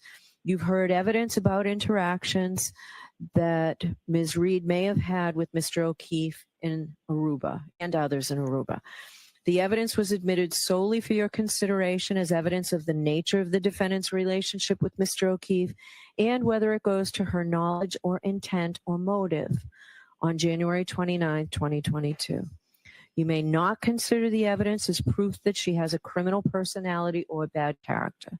You may not take the defendant's prior acts as a substitute for proof that the defendant committed the crimes charged here, or to conclude that if she committed the acts in Aruba, she must have committed the offenses with which she is charged here. You can only use the evidence for the limited purpose of how it goes to the defendant's state of mind, motive, and the nature of her relationship with John O'Keefe. Before you consider any electronic communication in your deliberations, you must first find that it is more likely true than not that the persons who authored the electronic communications were in fact John O'Keefe, Ms. Reed, Michael Proctor, Brian Higgins, or others alleged to have authored or created them. If you do not find it is more likely true than not that the persons alleged to have authored or transmitted or created the communications were the persons alleged to have done so, then you may not consider the electronic communication in deciding the case. Photographs have been entered into evidence, and in some instances, those photographs will be inside an envelope when they go back to you to the deliberation room. The photographs may be graphic and unpleasant. As I told you when you first saw them, your verdict must not in any way be influenced by the fact that these photographs may be graphic or unpleasant. The defendant is entitled to a verdict based solely on the evidence and not one based on pity or sympathy. Consider a photograph only as it may show a medical condition, the nature of the injuries, or the details of the incident itself. You heard evidence of statements made by John O'Keefe. These statements were admitted only for a limited purpose of establishing John O'Keefe's state of mind. You are not to consider this testimony as proof that the defendant has bad character or propensity to commit crimes. The testimony of witnesses recounting conversations with Mr. O'Keefe or messages the defendant's phone received from him can only be used as they go to the defendant's motive or intent on January 29th, and only if you find that Ms. Reed was aware of Mr. O'Keefe's state of mind at the time of the crime and would be likely to respond to it. There need not be direct evidence that the defendant learned of Mr. O'Keefe's state of mind, so long as you can reasonably infer from the evidence that she did learn of it. Now, you have heard testimony about statements allegedly made by Ms. Reed. Before you may consider any such statement, you're going to have to make a preliminary determination whether it can be considered as evidence or not, and for what purpose it may be used.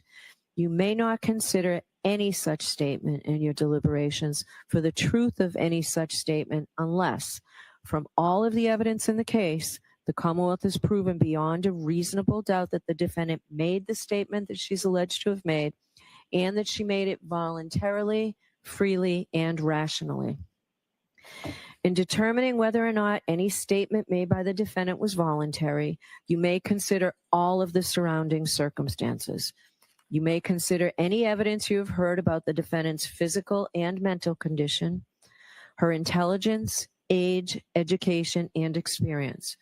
Your decision does not turn on any one factor. You must consider the totality of the circumstances.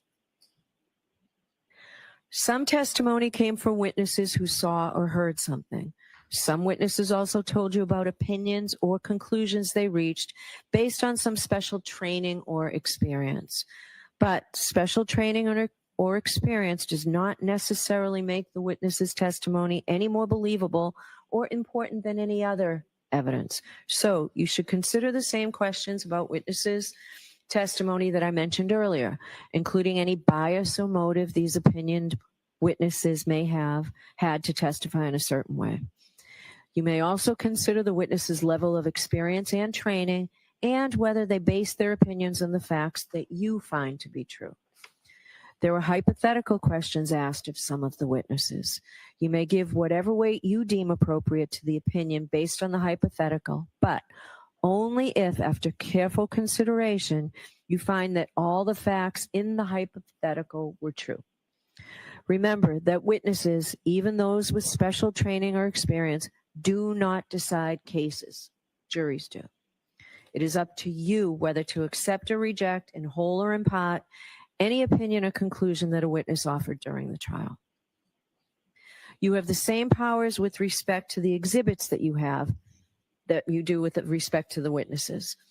Look them over and decide the weight, that is the value, that they deserve to receive in helping you resolve the case as you make your ultimate judgment about whether the Commonwealth has proved its case beyond a reasonable doubt. You do not have to believe something simply because it's written on a piece of paper or appears in a photograph. You are not, of course, required to disbelieve it because it appears there. You decide whether to believe what an exhibit purports to show and how much weight, if any, to give the exhibit. Certain charts and summaries not admitted into evidence have been shown to you as testimonial aids intended to summarize, clarify, simplify evidence, or to help explain the contents of records, documents, computer data, or other evidence introduced in the case. Charts and summaries are not new evidence, and you should give them only such weight as you think the underlying evidence deserves. So you've heard me talk about sources of evidence in this case. Those are the tools that you have to decide the case. Now, with that evidence in mind, what can you do with it? As jurors, you may bring to bear all your knowledge and experience. You don't check your common sense at the door to the jury room. Just the reverse. I instruct you to use your common sense. Give the evidence a reasonable and fair construction in the light of your common knowledge and experience. In determining the facts in this case, you may draw reasonable inferences from the evidence that you believe because you're entitled to rely upon both direct and indirect or circumstantial evidence. Direct evidence is evidence of what a witness claims to have seen or heard or touched or somehow perceived with their own senses. Indirect or circumstantial evidence exists where a witness does not testify directly to the fact that is sought to be proven, but you are provided with evidence of other facts and then asked to draw reasonable inferences from them about the fact that sought to be proved. Such inferences may be considered with all of the other evidence in reaching your verdict. Indirect or circumstantial evidence alone is sufficient to establish guilt beyond a reasonable doubt. Now, what do I mean by an inference? An inference is a logical deduction or conclusion that you may, but are not required to draw from evidence that you have accepted as believable. Inferences are little steps in reasoning, steps in which you take some known information, apply your experience in life to it, and then draw a conclusion. Sometimes you can draw more than one inference. You have to decide which inferences are reasonable and decide which seem more reasonable to you. Remember, when you're dealing with inferences, you never have to infer anything. You may, but do not have to draw inferences whatsoever. An inference drawn from indirect or circumstantial evidence need not be necessary or inescapable, but any inference which you do draw must be reasonable and possible. It must be logical. It must be a natural one, which is not too remote in the ordinary course of events. You may not guess. You may not speculate. You may not engage in surmise.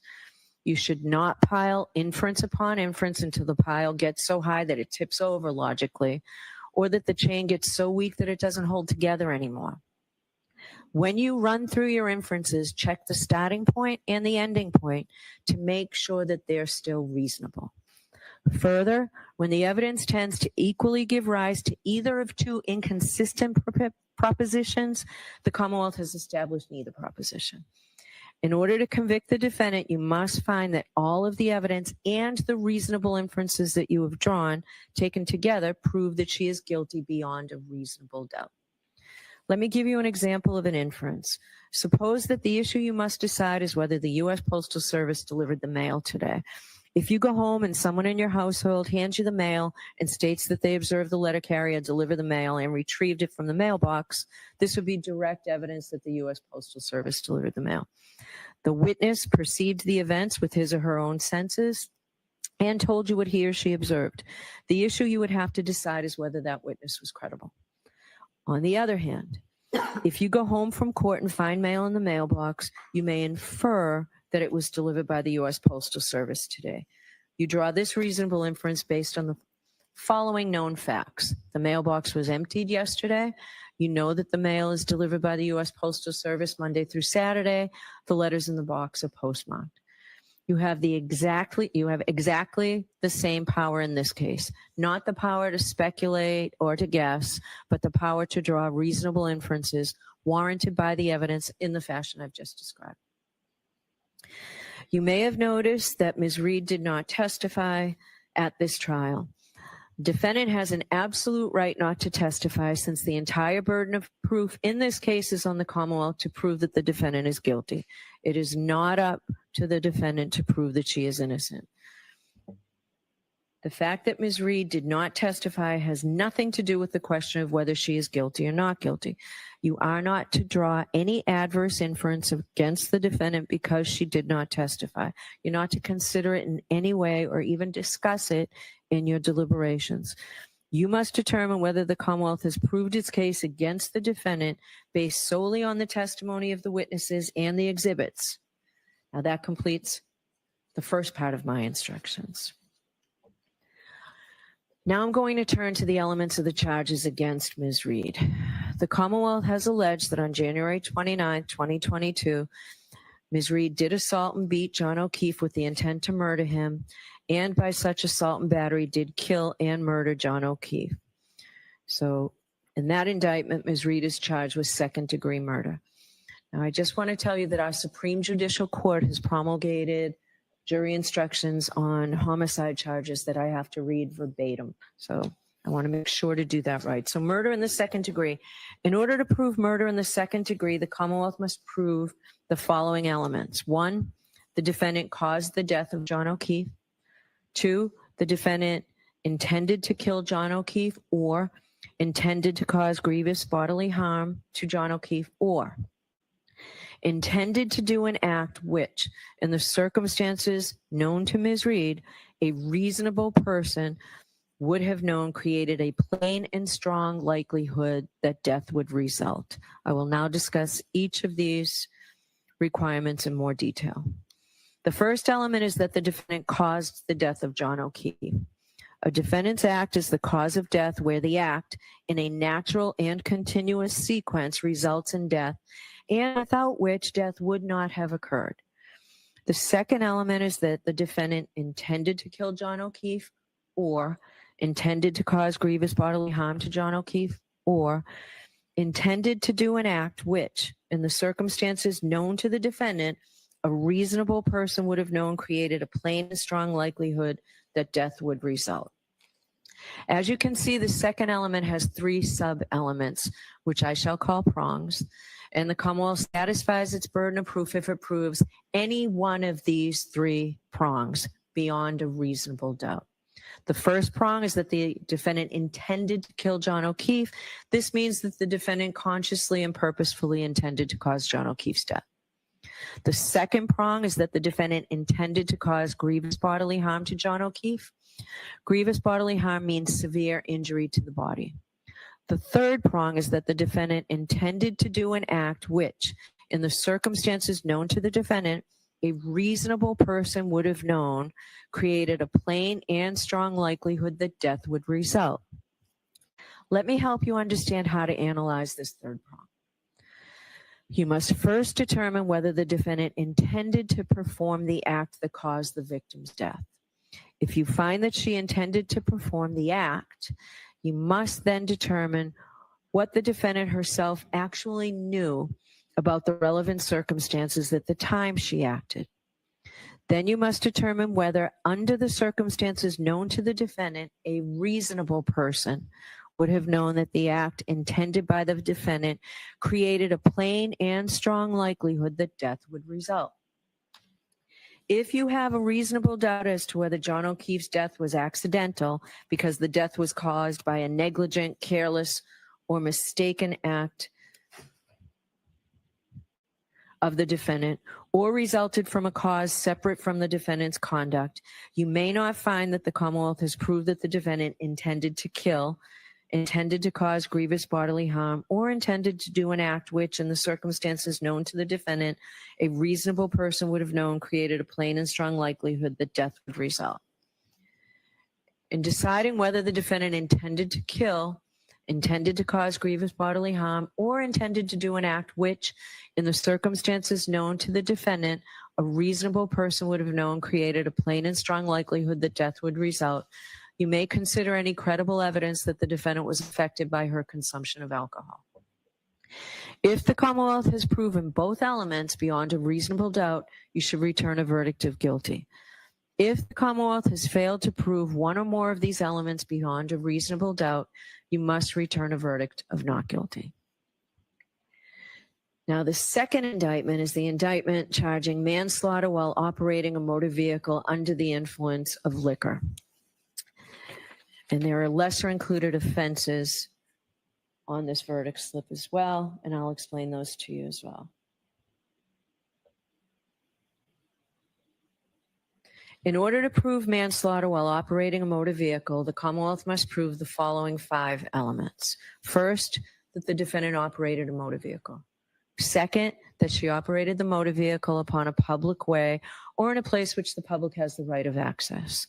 Third, that while the defendant was operating the motor vehicle, she was under the influence of intoxicating liquor and or the percent of alcohol in the defendant's blood was 0.08 or greater. Fourth, that the defendant operated the vehicle wantonly or recklessly so as to create a high degree of likelihood that substantial harm will result to another. Fifth, that by such operation of the motor vehicle, the defendant caused the death of John O'Keefe. To prove the first element, the Commonwealth must prove beyond a reasonable doubt that the defendant was operating a motor vehicle. A person operates a motor vehicle while doing all of the things, the well-known things that drivers do as they travel on a street or highway, and also when doing any act which directly tends to set the vehicle in motion. A person is operating a motor vehicle whenever they are in the vehicle and intentionally manipulate some mechanical or electrical part of the vehicle, like the gear shift or the ignition, which alone or in sequence will set the vehicle in motion. To prove the second element, the Commonwealth must prove beyond a reasonable doubt that the defendant operated a motor vehicle in a public way. Any street or highway that is open to the public and is controlled and maintained by some level of government is a public way. This would include, for example, interstate and state highways, as well as municipal streets and roads.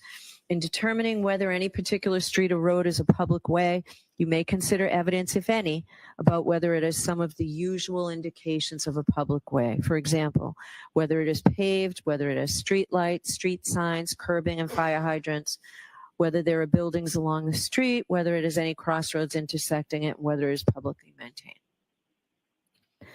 To prove the third element, the Commonwealth must prove beyond a reasonable doubt that while operating a motor vehicle, the defendant was under the influence of intoxicating liquor, that is alcohol, and or the percent of alcohol in the defendant's blood was 0.08 or greater.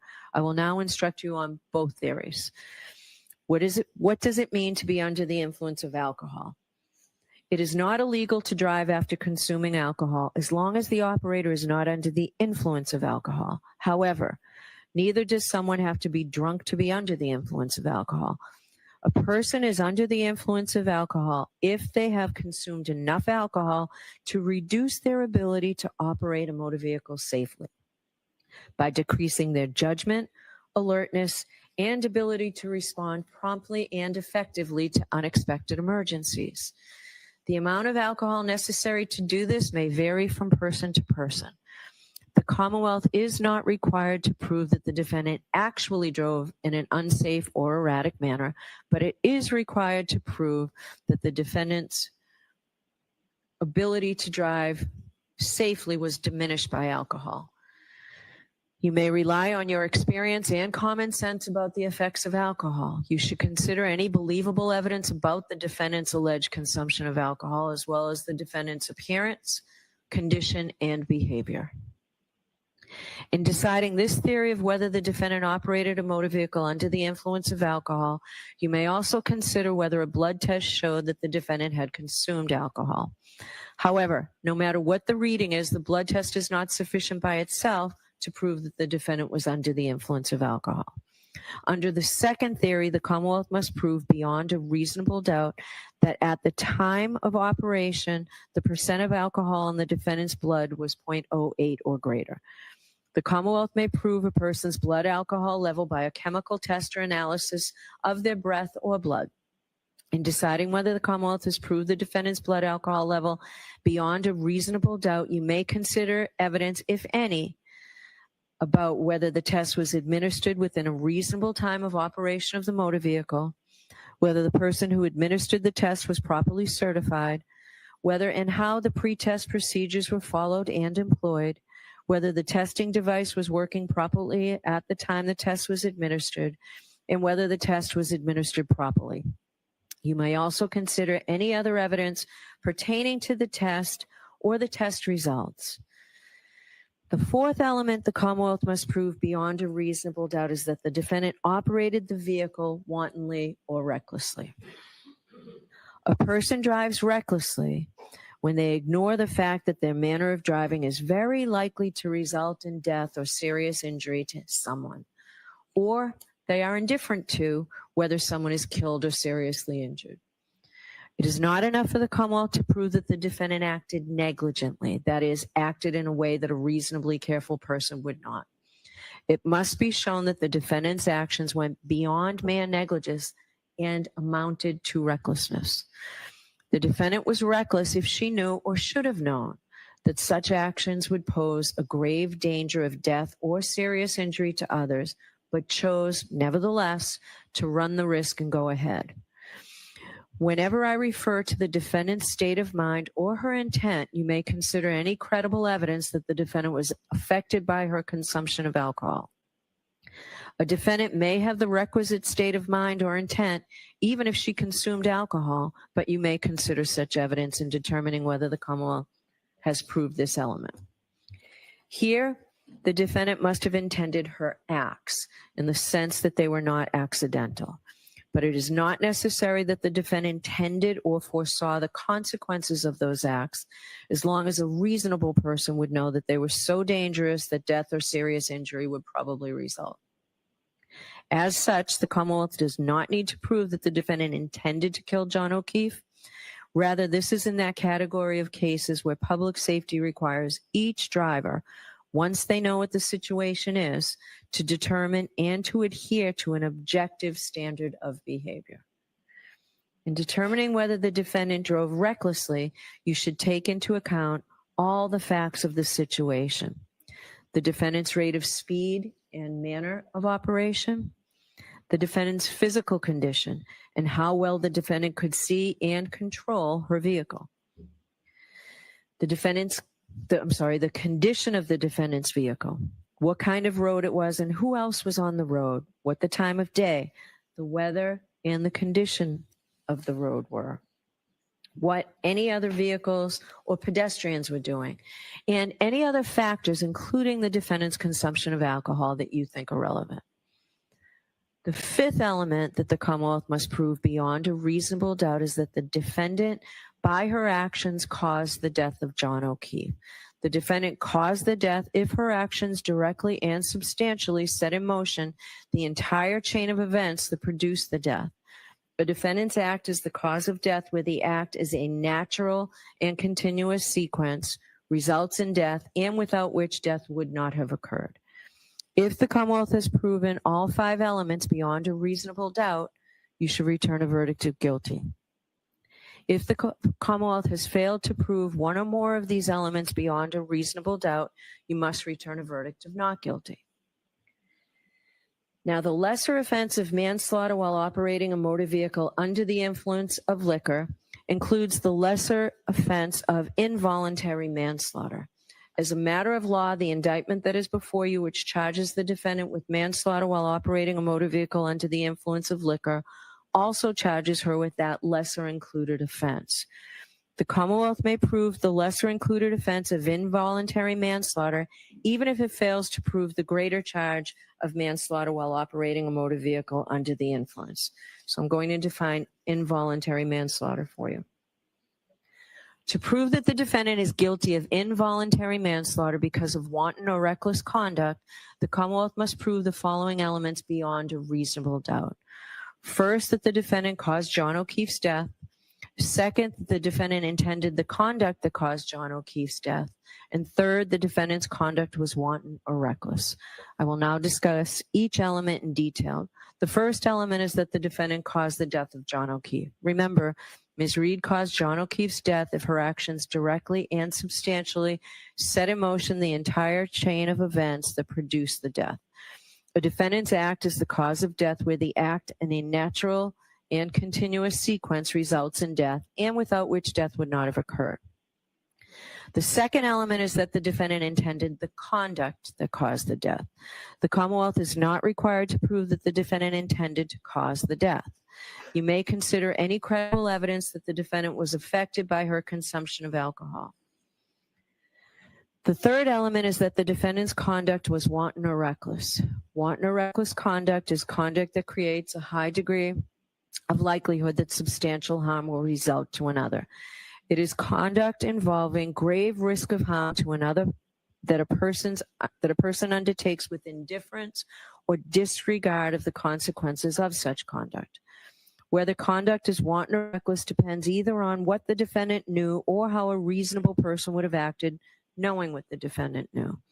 If the defendant realized the grave risk created by her conduct, her subsequent act amounts to wanton or reckless conduct, whether or not a reasonable person would have realized the risk of great danger.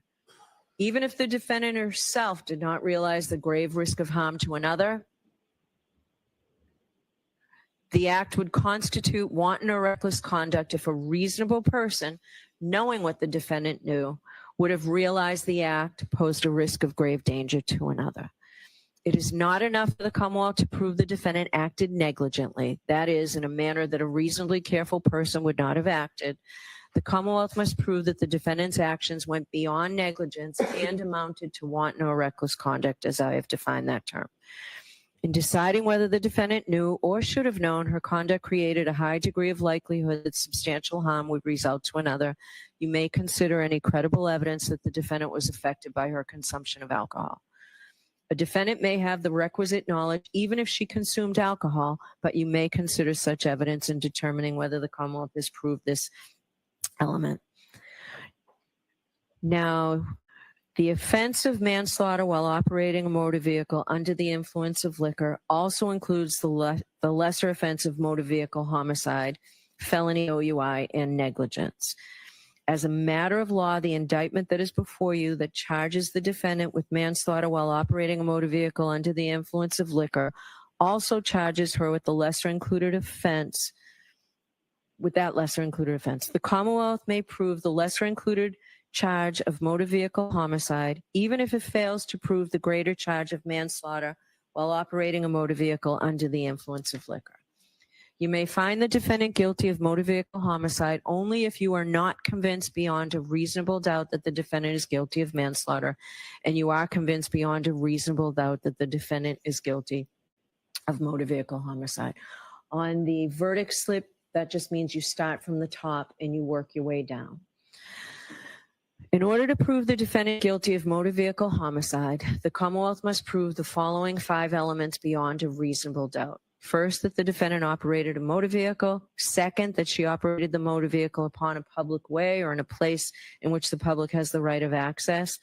Third, that while the defendant was operating the motor vehicle, she was under the influence of intoxicating liquor and or the percent of alcohol in the defendant's blood was 0.08 or greater. Fourth, that while operating a motor vehicle, the defendant did so in a negligent manner so that the lives or safety of the public might be endangered. Fifth, that by such operation of the motor vehicle, the defendant caused the death of John O'Keefe. Elements 1, 2, 3, and 5 are the same as manslaughter while under the influence of alcohol, as previously instructed a few moments ago. The difference between manslaughter while operating under the influence and motor vehicle homicide is the 4th element, so I'll focus on that. To prove the 4th element of motor vehicle homicide, the Commonwealth must prove beyond a reasonable doubt that the defendant drove negligently in a manner that might have endangered the lives or safety of other people. A person acts negligently when she fails to use due care. That is, when they act in a way that a reasonable person would not act. This can happen either by doing something that a reasonable person would not do under the circumstances, or by not doing something that a reasonable person would do. The defendant acted negligently if she drove in a way that a reasonable person would not have, and by doing so created an unnecessary danger to other people, a danger that she could have avoided by driving more carefully. The defendant's intent does not matter, so do not consider it in determining whether or not the defendant was negligent. There is no requirement that the Commonwealth show that the defendant intended to act negligently or unlawfully. Under our laws, public safety requires each driver to determine and to adhere to an objective standard of reasonable behavior. Therefore, what the defendant may or not have intended to result from her actions is irrelevant. The issue is whether or not she drove as a reasonable person would have under the circumstances. In determining whether the defendant drove negligently in a manner that might have endangered the lives or safety of other people, you should take into account evidence, if any, about the defendant's rate of speed and manner of operation, the defendant's physical condition, and how well she could see and control her vehicle, the condition of the defendant's vehicle, the kind of a road it was and who else was on the road, the time of day, the weather, and the road conditions, what any other vehicles or pedestrians were doing, and any other factors, including the defendant's consumption of alcohol, that you think are relevant. The offense of manslaughter while operating under a motor vehicle under the influence of liquor also includes the lesser offense of motor vehicle homicide, felony OUI liquor, and the lesser offense, and the lesser included offense of operating under the influence. As a matter of law, the indictment that is before you, which charges the defendant with manslaughter while operating a motor vehicle under the influence of liquor, also charges her with these lesser included offenses. So the Commonwealth may prove the lesser included charge of operating under the influence, even if it fails to prove the greater charges of manslaughter while operating a motor vehicle under the influence of liquor and motor vehicle homicide. You may find the defendant guilty of operating under the influence only if you are not convinced beyond a reasonable doubt that the defendant is guilty of manslaughter, and you are not convinced beyond a reasonable doubt that the defendant is guilty of motor vehicle homicide, but are convinced that the defendant is guilty beyond a reasonable doubt of operating under the influence. To prove the defendant guilty of operating under the influence, the Commonwealth must prove elements 1, 2, and 3 that I instructed you on motor vehicle homicide while OUI.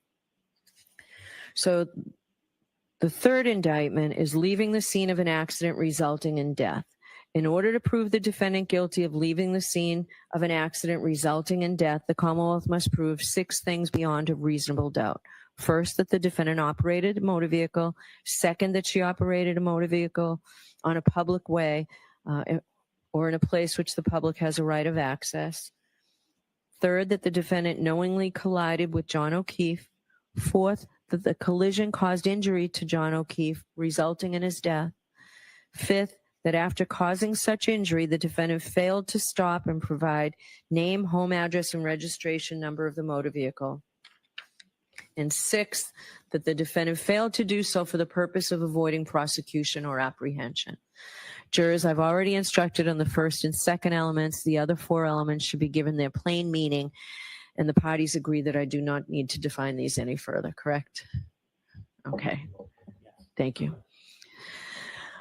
All right. As a general rule, you're permitted but not required to infer that a person who intentionally uses a dangerous weapon on another person intends to kill that person or cause him grievous bodily harm, or intends to do an act which, in the circumstances known to him or her, a reasonable person would know creates a plain and strong likelihood that death would result. An item that is normally used for innocent purposes can become a dangerous weapon if it is used in a dangerous or potentially dangerous fashion. The law considers an item, in this case a motor vehicle, to be used in a dangerous fashion if it is used in a way that it reasonably appears to be capable of causing serious injury or death to another person. In deciding whether an item was used as a dangerous weapon, you may consider the circumstances surrounding the alleged crime, the nature, size, and shape of the item, and the manner in which it was handled or controlled. That completes my second part of the instructions. I'm now going to turn to the third and final part, which is shorter.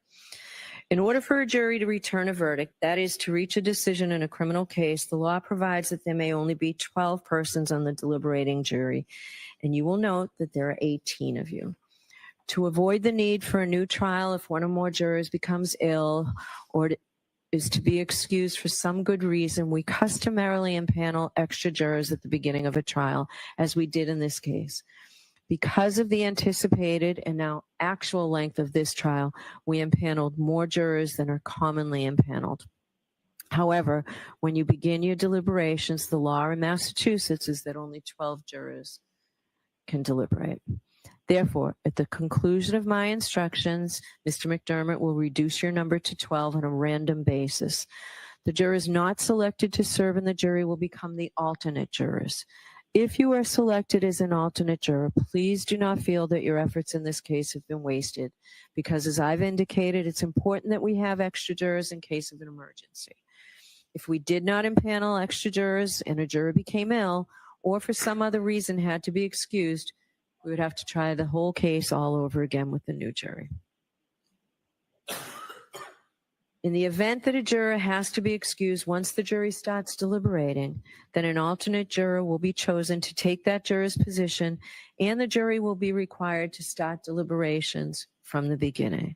Therefore, it's important that the alternates not discuss the case with anyone else, including each other. For if an alternate becomes a member of the jury for deliberations, the alternate's views should be his or her own and not be influenced by anyone else. Different states and jurisdictions use different means to select a foreperson of the jury. In some jurisdictions, the jurors select their own person. In Massachusetts, the judge is responsible for selecting the foreperson. A foreperson of a jury has been described as the first among equals.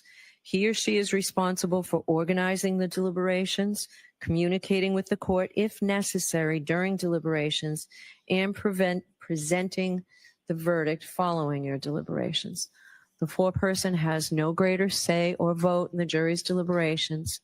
However, and in that sense, the juror is equal with all other jurors.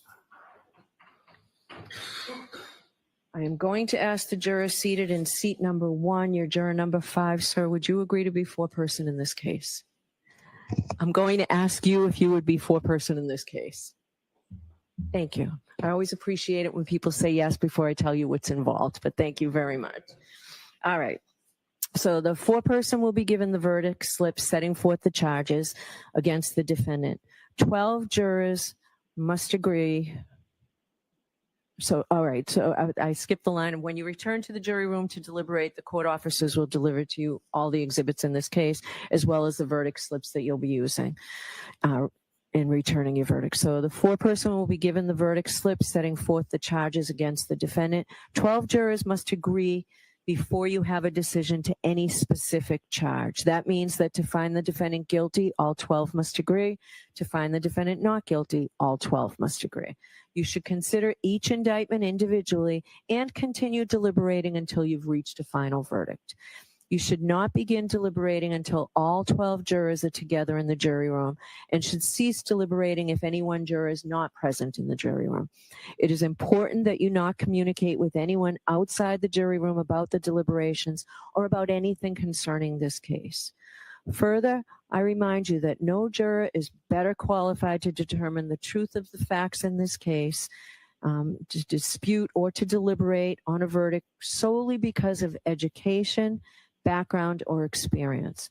The parties and I have chosen each of you as fair and impartial jurors, and your voices have equal weight.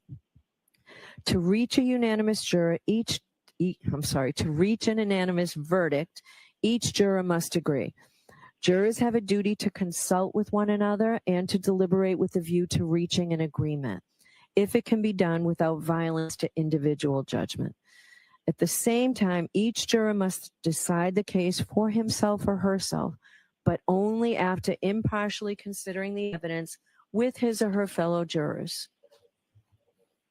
Don't hesitate to re-examine your views and change your opinion if convinced it is wrong. But no juror should surrender an honest conviction to the opinion of fellow jurors simply for the purpose of reaching a verdict.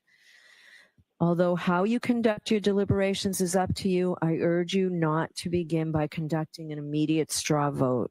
Rather, I encourage you not to take any votes before you've had completed a careful and thorough collective view of all the evidence. At this point, I want to remind you of an important issue that I raised with you at the beginning of this trial. I told you that our system of justice depends on judges like me and jurors like you being able and willing to make careful and fair decisions. All people deserve fair and equal treatment in our system of justice, regardless of their race, national origin, religion, age, ability, gender, sexual orientation, education, income level, or any other personal characteristic. I also pointed out that we all have our own built-in expectations and assumptions, even if we are not conscientiously aware of them. And I talked about some of the ways we can try to deal with them. First, slow down. Do not rush to a decision. Hasty decisions are the most likely to reflect stereotypes or hidden biases. Take time to consider all the evidence. Second, as you start to draw conclusions, consider what evidence, if any, supports the conclusions you are drawing and whether any evidence casts doubt on those conclusions.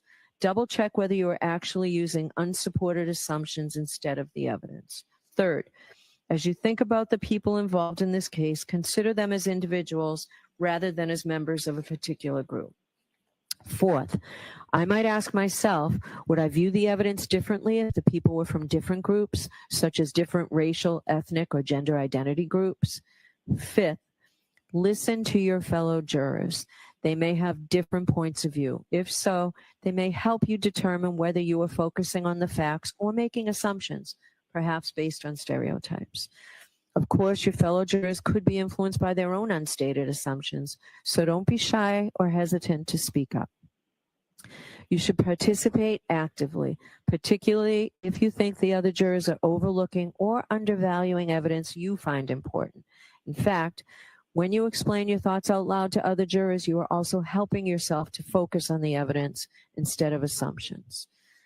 If you use these strategies, then you will do your part to reach a decision that is as fair as humanly possible, and that is your responsibility as jurors. Now, during the course of your deliberations, you might have a question concerning the law in this case. Perhaps I said something you did not understand. If you have any questions, please feel free to bring them to my attention by writing a note, dated and signed by the foreperson and sending it to me by way of the court officers. I'm not suggesting for a minute that you have to have questions, but if you do, that's the process. Because your role as the jury is to determine the facts in this case, I cannot answer any questions you have concerning the facts of the case. I have no role in this case when it comes to deciding what the facts are. Neither is it possible for me to provide you with a transcript of the testimony. If you send a question to me, I'll respond after consulting with the lawyers. Please do not ask a court officer or anyone else to answer any questions concerning anything material to the case. Generally, we will not answer a question or take a verdict from 1 o'clock till 2 o'clock, but I think you've all waited so long to get this case, I think we can change that. But the court staff needs a luncheon break. You'll have lunch brought into you, and you can decide whether or not you want to stop your deliberations during lunch or continue and deliberate. At the end of the day, if you're still deliberating, I'll send in a note asking if you want to continue deliberating or break for the day and return the next morning.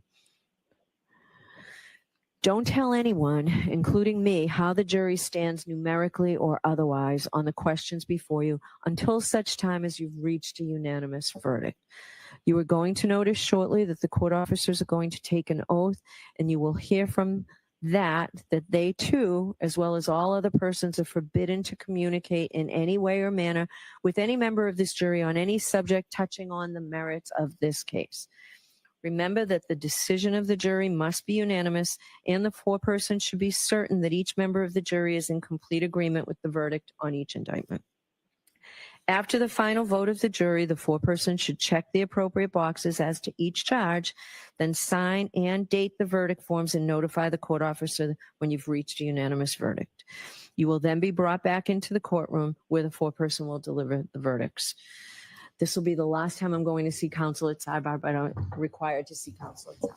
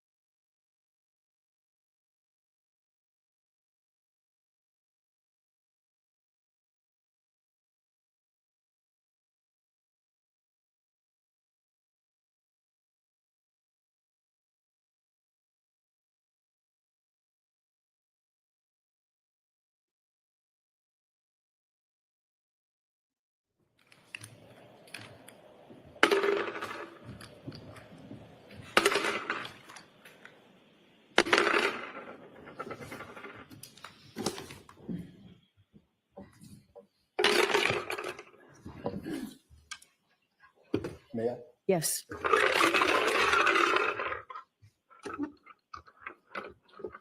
Could the juror sitting in seat number 13 step down and take your place as an alternate?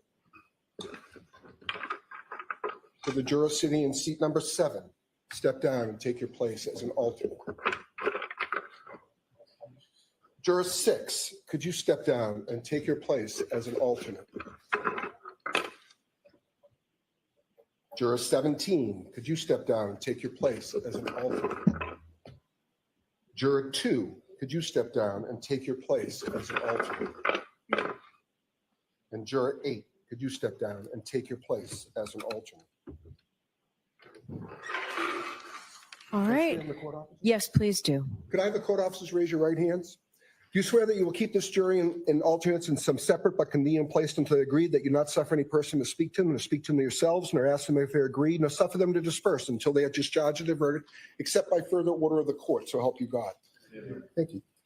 All right, so members of the jury, I need not remind you that you have an important responsibility, but I believe that you will bring to bear all the wisdom and the judgment and conscience that you possess in reaching your verdict in this case. All that we can expect from you is that you decide the case with integrity and with principle. We all expect you to reach an impartial verdict dictated by your logic, without bias, without prejudice or sympathy, and not prompted by any facts except those that you've heard here in court during the trial. We are looking for impartial judgment dictated by your reasoning and the fullest discharge of your oaths as jurors. You may retire and deliberate your verdict. Jared, make sure to take your notebooks with you, please.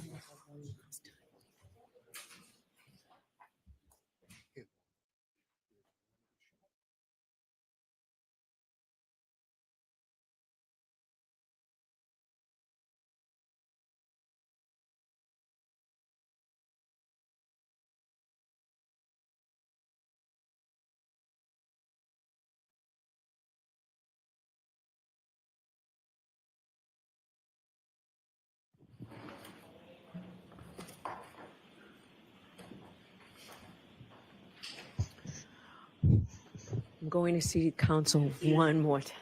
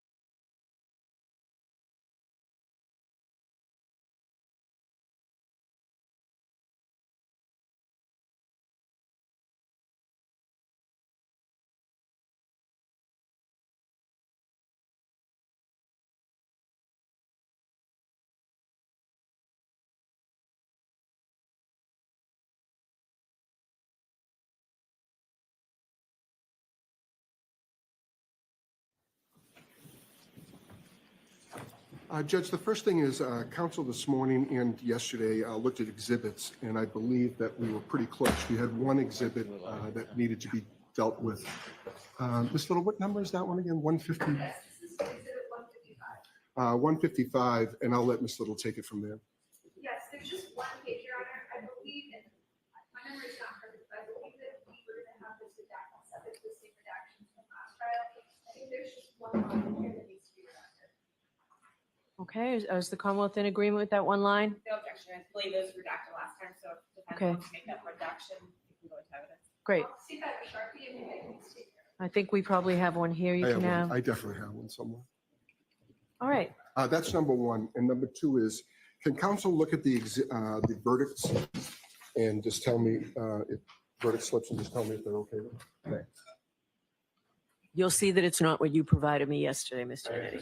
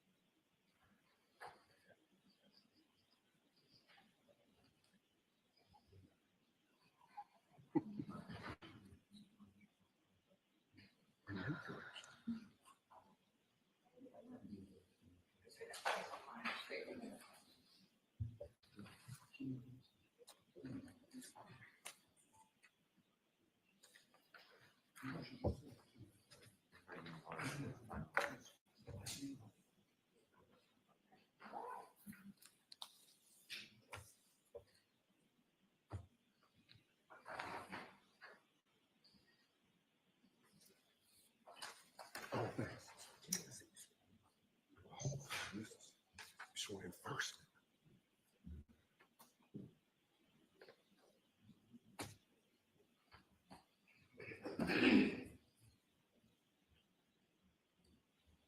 Counsel, you can keep doing that. Mr. Rose, can you raise your right hand? Do you solemnly swear that you will keep that jury in some separate but convenient place until they agree that you're not suffering a person to speak to them yourselves, nor ask them if they agree, nor suffer them to disperse and then charge their verdict, except by further order of the court, so help you God? Simply because you weren't in the room. Thank you.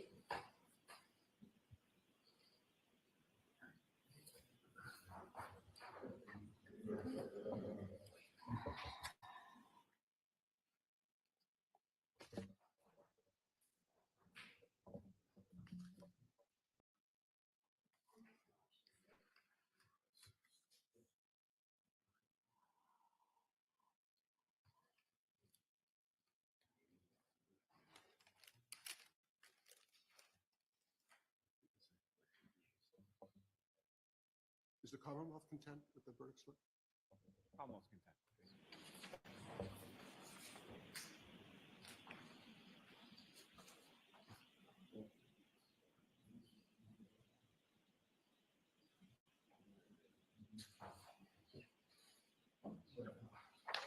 So, Your Honor, I understand that you've rejected our proposed verdict slip.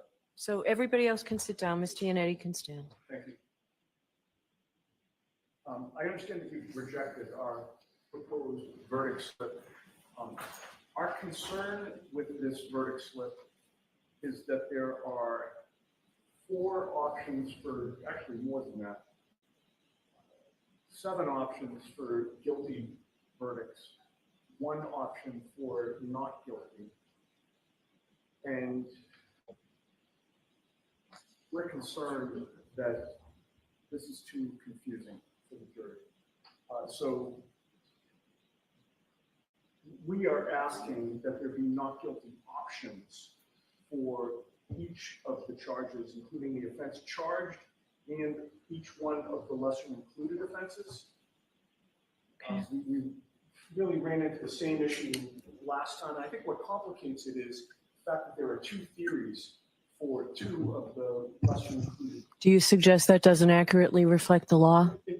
It does reflect the law. I'm not saying that. I'm saying that it makes things very confusing, and that's why we believe it cries out for some not guilty option, given the amount of options for convictions on this verdict slip. So Okay. we would again ask the court to adopt our proposed verdict slip. So your proposed verdict slip did not cite any case law. Do you have any case law that supports that proposition, Mr. Yannetti? I have not found any. I've looked. There's not a lot of case law out there in this verdict slip either. Other than that has never been proven, has never been found to be inaccurate. Not yet. Okay. And I mean that So with all respect. that's fine. So your rights are reserved. Does that help you? Right, well, all we can do is object, Judge, and you make, Okay. you make the decision. Okay. Judge, the last couple. If you find authority for that, let me know. We'll do. Okay. The last couple of things, judges, that we were provided with a clean Laptop? computer laptop. Thanks. We were, with a clean laptop. Defense counsel had a chance to, or at least defense had a chance to look at it, and I think that's fine. But All right. So we'll send that in with the exhibits. I need to go edit my charge to fix all the typos. and then the final thing is I provided counsel with the exhibit list that we had, and it was satisfactory for both sides. Great. Thank All you. right. Thank you. All rise for the court, please.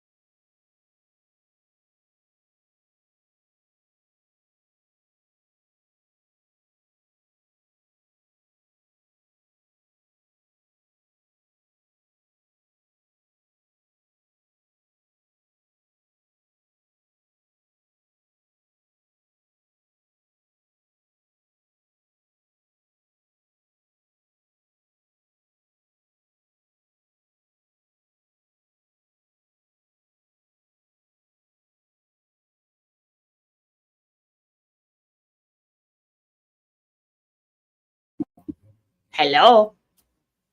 Unmute yourself, Kelly. That would help. But did everybody get a chance to lower their volume? Hi, Hate. We've missed you. Hi, Miss Backseat Jabber. So Aiden said, I think we were all hangry. I was getting hangry. He said that,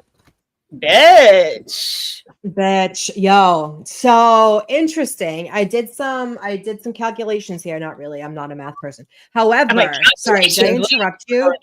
No, I was just saying that Eden said that the best 3 jurors remained on the jury, including the 2 women, 10 and 11, who he believes were the most noticeably impressed with the defense and fit the demographic of people who would believe Karen Reed is innocent. Fucking mic's not fucking working. This stupid fucking StreamYard. I tell you, I'm just gonna fuck Yes, this we StreamYard got you, up. baby, Fucking and pile of we have shit. your face there. We We have hear your regular Fucking awful. picture. We hear you. Can you Yeah, hear us? And it's your regular picture and everything. You're good. So Aiden predicted. Now I know Lucas doesn't want to go based on other people's opinions, and I totally respect that, but other people might, so I'm going to say it. So he predicted that 5, 10, 11, 13, 15, and 18 were going to be alternates based on Jim's bingo balls. Okay. But in actuality, the only person, wait, why did Lucas leave? The only person that actually got picked from his list You that hear he us? thought. Yeah. Okay. Can you send Nikki the link? I am right now. Okay. The only person that made it from the people that he thought that were mostly pro Karen Reed in the whole situation was number 13, and that was the person who took the most notes. However, the rest was 2, 8, 7, 17, and 6. So only one person of the definitely thought that by their facial expressions and the way they treated. Oh, we got a whole panel. Yay. Hi, bitches. Definitely. Hi, kids. Bye. The only one's missing is Mark of the crew. I know, Mark. All right, we got the crew. This is amazing. So what do you guys think? Let's go around. Start with Lucas. Very suspicious about the foreman. The Mhm. foreman is juror number 5, who's the black guy who's never taken any notes. Right. Why would you choose somebody who's not taken any notes? One of the instructions of the judge was that the jurors in the deliberations must rely on their notes. Well, not this fucking foreman, because he didn't take any, Judge. Right. So From my I'm understanding, I don't know for sure. And Amy and Nikki and Kim, you guys can tell me if I'm wrong. But even last year, it was juror number in the first. No, seat. I thought it was 4 last year. No, so last year, apparently in Massachusetts, there's a law. Can I finish? Go ahead. Can I finish what I was saying first before Sure. Kelly Yeah. interrupts me again? Sorry. Because Sure. we Go just ahead, get Lucas. fucking sidetracked all the time. Absolutely, Right. So Lucas. Go ahead. sorry, but I want to say this. No, and you're then- good. Yeah, no, you're good. So I'm highly suspicious of that because she just picked him out seemingly randomly again. I'm not paying too much attention to the numbers, although I did know the numbers because Kelly read them out earlier. It all depends on the body language, and everybody interprets the body language differently. So I'm not putting too much thought on the Karen Reid supporters or not, because Aidan and Jessica Machado, they don't know much. They've just seen what they've seen. But anyway. Yeah, I mean, body language can definitely be interpreted differently, and I totally get you. I'm just saying it because we're not in the court and we don't see them. I thought it was pretty interesting, but like, I totally understand what you're saying. People could look one way and then feel another way. I totally agree with that. I mean, I wrote it in chat. You know, if I was writing down notes in doing jury service, I would write down the wrong thing, or I'd write it down in code so that if somebody else read it, they won't be able to work it out.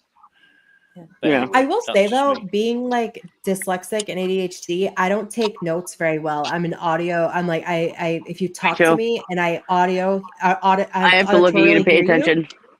yeah, I can't do both. I can't walk and chew gum. I'm going to listen or take notes. I've always been that way. So I don't put too much weight on a person not taking notes either, because that would be me. I want to listen and retain it versus taking notes. So I don't want to put weight on that either. Well, he did say, Aiden did say that the one that was the foreman. Now we got OJ in the trial now. The one that was the foreman, was, even though he said, I don't think the foreman choice is a bad thing. The juror does not come across the kind of a guy who he likes Hank Brennan and just blindly trusts the police. He showed zero facial emotions the entire trial. I really have no idea what's going on in his head. He could be a paid actor. Right. We don't know. And wasn't he the guy? Wait a minute. Wasn't he the guy that changed seats? Last week. Remember when there was that tussle and they had to go to break and 2 jurors swapped? I wonder if he was part of that swapperoo. He was. He was one of the ones that got switched. Dog Mom, what do you think, baby? I thought it was because they talked too much, not a tussle. Yeah, I thought that too. Well, whatever it was. Yeah, I'm talking shit. But like, it could be whatever it was, they switched. And then you become foreman? Come on. Right. Fuck up your face with that. Yeah. So the intimidator of this trial is apparently Bukkake. Right? Yeah. Watch out for Yeah. Twice. Fuck that shit. Kimmy, can you read what was on X about him? Yeah, that's wild. We have an Amy. I think it was. Hi guys. Go ahead, Did they Lo. successfully get rid of Bukkake in the end? They made him go into the DA's office, but Right. it was. I think it was Sue O'Connell who said earlier this morning that when they first walked in, he was standing outside the courtroom looking all pissy. Men in black. Elizabeth Little said something to the judge to have him moved, and then that they were staring to make sure that he was moved, and then it happened again at lunch.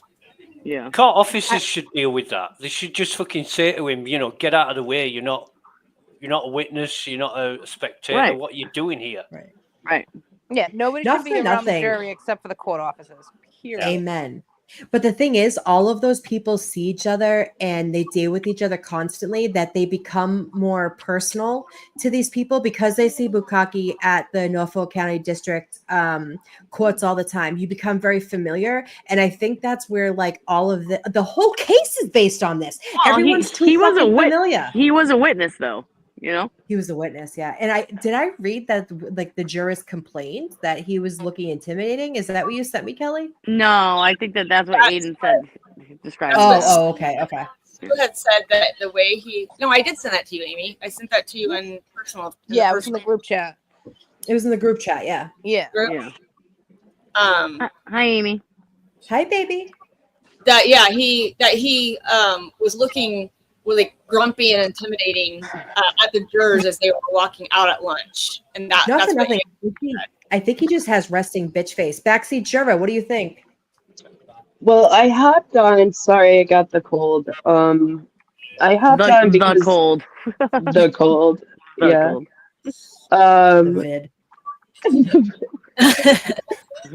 The vid.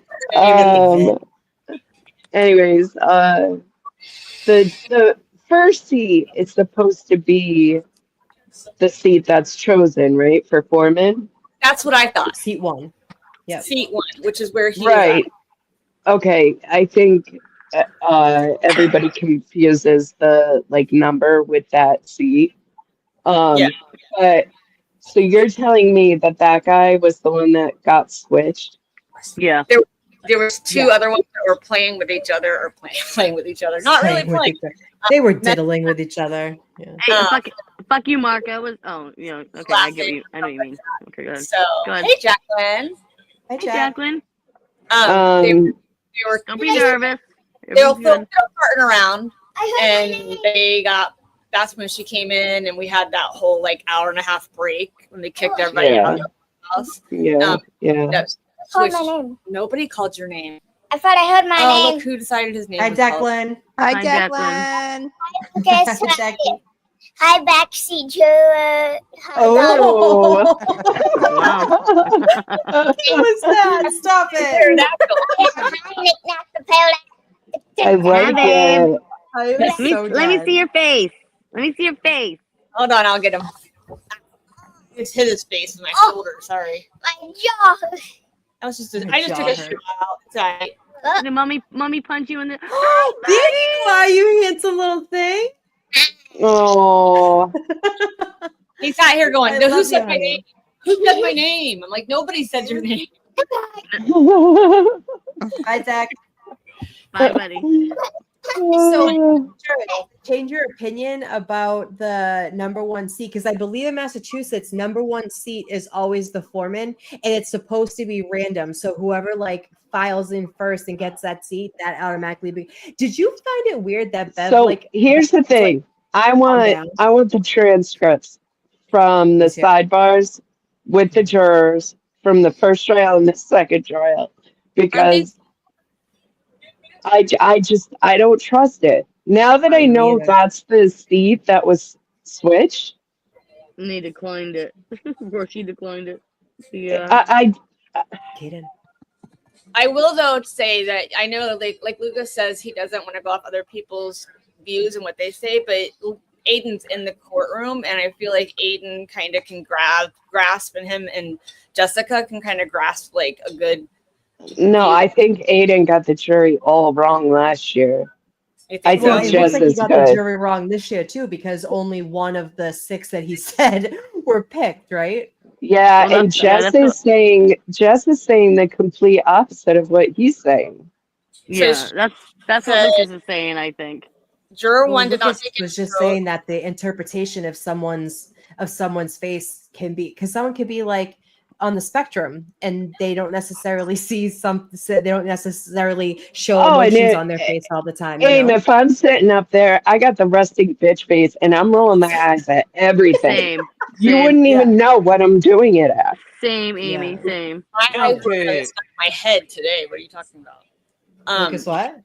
You can't pay too much attention to the whole body language thing because yeah, Yeah, I joking agree, aside, Lucas. joking aside, we call Kelly a prude when she's not really a prude, and that's the joke. Yeah, right. But, and I pretend like I'm a hoe when I'm really not. Like well, everyone.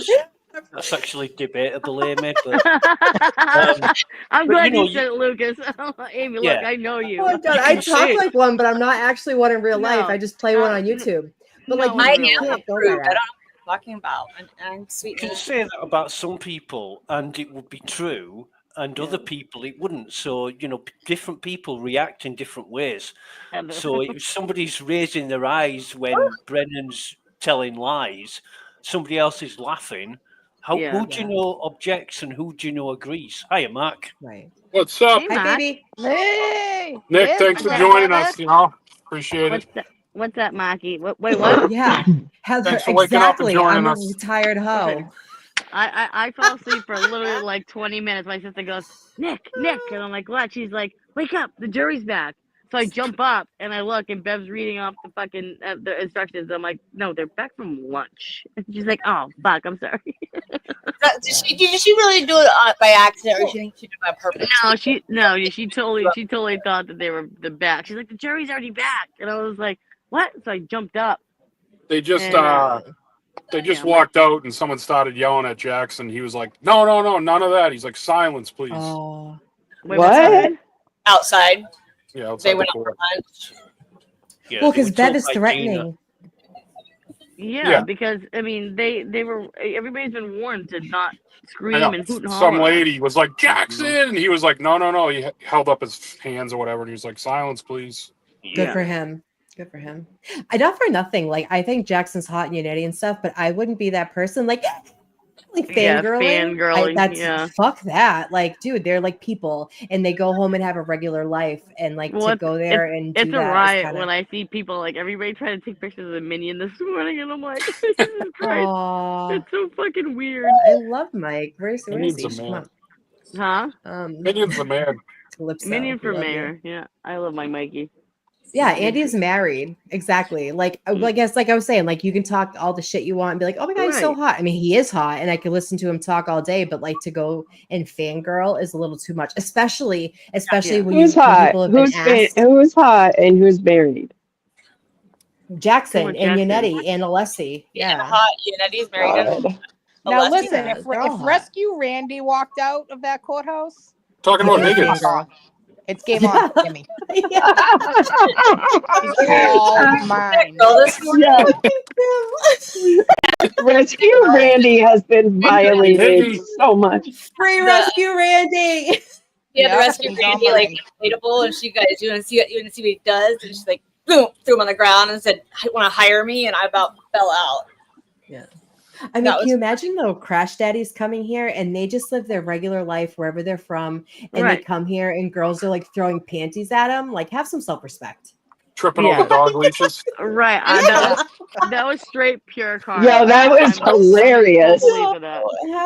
Who was that fell? That was hilarious. That was probably on the Tobin right now. That was some crazy bitch. Yeah. They went viral on TikTok. Did you see Dog this bitch? out. It was The dog fantastic. was like, cock block. Yeah, Heather just said Rescue Randy has way more game than Higgy. Fucking heard. Yeah, and he doesn't even have a dick. Rescue Randy. I don't think Hank does either. How do you know? Imagine being He's married like- to him. Rescue Randy's like a. Oh, Hank's probably got like a 12-incher. He's a fucking turd. No, he's like Kendall. The Kendall. I didn't send you that video that one of those trolls made, and it was like it was AI, and it was I have a crush on Hank. Ew. I was laughing my ass off. Makes you want to Like they were legit serious. Did you guys see Kim Fair took a screenshot of our stream yesterday of Paul O'Keefe and thought it was someone testifying for Aiden and started talking I mad love shit it. about I him. saw and it. So yeah, like what? Didn't post the same one about how he did such a great job. And then like 10 minutes later, Aiden's free. Yeah. Right. Or not that was such a guilty. good moment. Lucas, Yeah. did you watch that yesterday when Aiden was not guilty of that restraining order with the fake victim? No, I found out first thing this morning. I didn't get to watch any of it either. Yeah. Too late. So I, it's w- I, All right, So- panel, I gotta go. 17-hour shift in the books. Love you, Bye, Mark. Mark. We love Catch you you. later, Mark. I'll be in the I, chat. I'll be in the chat. Bye, Lucas. Okay, Good buddy. luck. God bless. Bye, mate. Best of you. Fuck Hey, off, Mark. Hey, Mark. Mac. Mark. Go fuck Go yourself. yourself. What? We love you, little brother. Meet ya. Peace. Bye. Bye. I I live love for him. my morning wake ups for Kim and Mark to Oh my do. god, it's the best. Yeah. I'm like, who's gonna do it? And I Hey, wait. V-Dot. Hi, V-Dot. Jinx, Nikki. Hi. Hi, V-Dot. We jinx each other a lot. Yeah. I This is swear we good do. too. I've been seeing VDOT in chats forever. And actually, little G too. I used to be in chats with her a lot, and she found our channel, which is amazing. Little She's G. a true crimer. Yeah. Missy, she's over here she found us from Omar and she like loves it here. Missy, yeah. We're Oh pretty yeah, fun guys, here. we are going to be on the Tilted Lawyer tonight with Omar at 5:00 Eastern Standard Time because he's on the other coast. And then we'll have the Bad Kids Club at 7. So if you guys are around and want to listen to Karen Reed shenanigans, we'll be over at the Tilted Lawyer at 5 Eastern Standard Time. Okay. And here at 7. Yeah. All right. guys, I wanted to ask a question since you just Amy, I know you watch as many trails as I do. Sorry. Hold on a minute. I got a cough. Here you get sick. Hold on. Can I just throw a ditty thing in here? So I've been following the Sean so Combs screwed. trial, as you guys know. Oh, Oh, thank thank you, you, V-Dot. V-Dot. Thank you, babe. Aww. So one of the last witness that it was on the stand, it was Jane Doe, but apparently it's 50 Cent's baby mama. And yeah, this is going to be wild. Okay. Apparently they would role play. Now listen, like I don't kink shame, but hear me out. Yeah. Hear me out. She would be Kobe Bryant and he would be Michael Jordan. Stop it. Word. It was set. I mean, who knows? She said it, on the stand, and my jaw dropped to the ground. She's like, "Yeah, I'd be Kobe Bryant, and he'd be Michael Jordan," and I was like, "What? What the fuck did she do?" And not for nothing, she was passed around to other rappers for their own freak offs. Oh God! So it's like a thing, Yeah, huh? and she's still in love with him. She still looks at him starry-eyed. That's someone weird. needs therapy. How do you not have any the whole Diddy self-respect? thing is crazy. None, zero Oh. self. And these girls are like, it has nothing to do with looks. Like they're like a 10 if you look at like aesthetically. Right. They just got issues inside, and this girl was literally like bottom bitch and got treated as so. And whenever she said they were role play men, I was like, what? Yeah, that's wild. Yeah, not to say anything wrong with being gay, but like I think that's part of the problem too, where like Sean was confused of like his actual identity, which is sad also. And I think that Sean Combs was abused as a child, and so I do have sympathy for that. But you Right. don't go around dehumanizing people and Yeah. making them sex slaves and shit. Like that's just not How much cool. longer is this gonna go, Amy? I'm so far behind. So the Commonwealth or like the federal government is resting this coming week. They have a Yeah. rapper that came in on a private plane that's going to be testifying. I don't know if it's against Diddy or for him, but him and his wife flew in on a private jet. And the federal government is supposed to be closing, and then his defense will be next week. Who do we think it is? I think it's Kanye West. I think so. Oh, too. Kanye. It's Ye. I think it's Kanye. Yeah, I think Kanye it's was Kanye. there today. Mhm. Was it? Yeah, he's the one Yeah. that flew in Yeah, do you with watch? Bianca. I keep telling you to follow Lauren Conlon because she I does watch like her she and does Tisha 10-minute updates that are Yeah. like so quick every lunch and at the end of the day. So Rotten Mango is there, and she's been doing really good lives about it, and she does extended like wicked detail because she has two Who is it? researchers with her who is Rotten Mango. And Oh, then I love her too. I love her. And that Yeah. surprise witness who's BJ Investigates, she does lives all day long like we do about Karen, and she reads like everything that comes tweets. out, Yeah. the tweets The and tweets. whatever. And she's really good. She's an ex-lawyer. She quit being a lawyer to be a YouTuber. Good for her. She's kind of cray-cray, but yeah. She's a little good. nuts, and she uses the makeup brushes and the fucking weird shit in her hair. But nonetheless, she gives the info, right? She's the Free Britney And girl, Tisha and tells. she actually did a really good video on Britney being connected to the Diddy shit too. Mm-hmm. Yeah. Well, you gotta like wonder. So Kanye West, I know this conversation is going sideways. We'll get back on track in a minute. But Kanye West, the way that he deals with his wife, like the way Kim Kardashian was, she had to cut her hair, she had to color her hair, she got wicked skinny. She like all, and then now his new wife Bianca, or the fuck her name is. She was a model, and she had to quit working, and then she turned into like wearing no panties with like no clothes on the in public, Grammys. and she walks like a fucking robot and everything. And so you look at him and you look at Diddy, and they're besties. Like, listen, apples don't fall from the tree, and like you are the company that you keep. That's I truly believe that. Why? I don't know. She should have just I don't know. I think for some reason I think Kanye has nothing to do with this. They were friendly, Jay-Z. and that he might know stuff. You know, this is all my opinion. Sure, It's he opinion might commentary. know. Don't come for me. Yeah. I don't know. The Kardashians were pretty involved. The Kardashians I think are very Chris, involved with Diddy. Chris Kardashian. Oh my God! Amy, They get it gave me together. they gave me prednisone, and after listening to Bev, I girl. want to kill someone. So yeah, I'm like, I have all these feelings. Yeah. What about Anyways, Diddy? I think. Let me say this quick. I think Kris Kardashian definitely lined her kids up to go to the Diddy school. Like, 100%. and she has no shame. Biker No chick. shame. I'm a biker chick, Wayne. Yeah, I don't think she has any shame. She's the one that put out the sex What's wrong with tape biker chicks? of her own daughter when she was underage. So make that make sense, backseat. Yeah, I was going to talk about Diddy agree. tonight on the Bad Kids Club, but now because of Karen Reed, that's probably gonna dominate. I just wanted to bring that up, like about the. I want to cover the whole case going forward after the Karen Reed's all settled down and like really get into the nitty gritty. Because if you know, like Amy, if you've been following it, this case is. Like you think Karen Reed's case is wild? This is running wild. But this is what happens when billionaires are crackheads, right? It started out real slow. Like everybody was like, they don't have enough.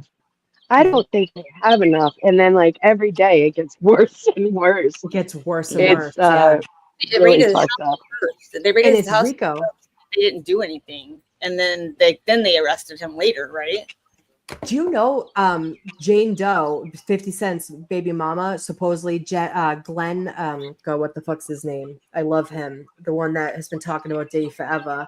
Glenn, I can't remember. Gene Deal. Gene, thank you. Yep. Yeah, Gene. Welcome. He Wait, type that in the comments so I can look it up. Sorry. If you go on the Art of Dialogue, that's the channel. They have all of Gene's content, and he was a security for Biggie back in the day, and he was there the day that Biggie was murdered. Yeah. And he thinks it was a huge setup. Like, I believe this man. This man is like he's college educated. He's been talking on Diddy for years. Nikki, Wait, right? does he say that he killed Jaguar, Biggie? right? Because That's I Jaguar, believe that. Yeah, because so he tried to delay him to get the Diddy to get the Biggie. Yes. The So night Biggie got killed.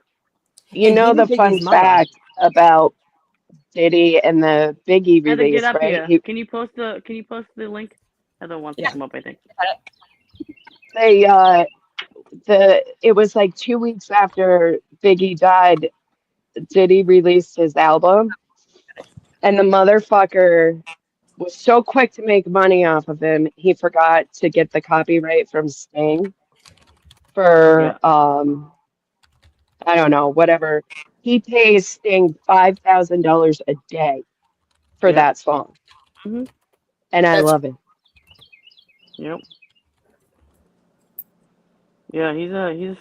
I love it. He's a fucking scumbag. Yeah, he's fucked. He is such a scumbag. And like the thing He is, definitely killed Tupac too. He didn't. Yeah. Maybe he without a didn't doubt, do it. yeah. But he, yeah. That's that's what Rico is. You're in control behind the scenes. This is the thing too, like with Kid Cudi, when he tried to blow up his car, he even said, like, I'm going to be out of the country. What? He was out of the country and had someone else do it for him, and there was woman DNA on the boom boom that went into the Kid Cudi's car, and so he has everybody in his organization of his company doing his dirty work for him, and the stuff that he was doing to these women was so degrading. And it's not about sex. It's not about anything like. It's about power and control. He controlled these women's minds. He controlled their life. He made sure he set himself up that these women needed him. Yeah. And then he never delivered. And he would have multiple women. Oh, we have Heather. Spicy Heather.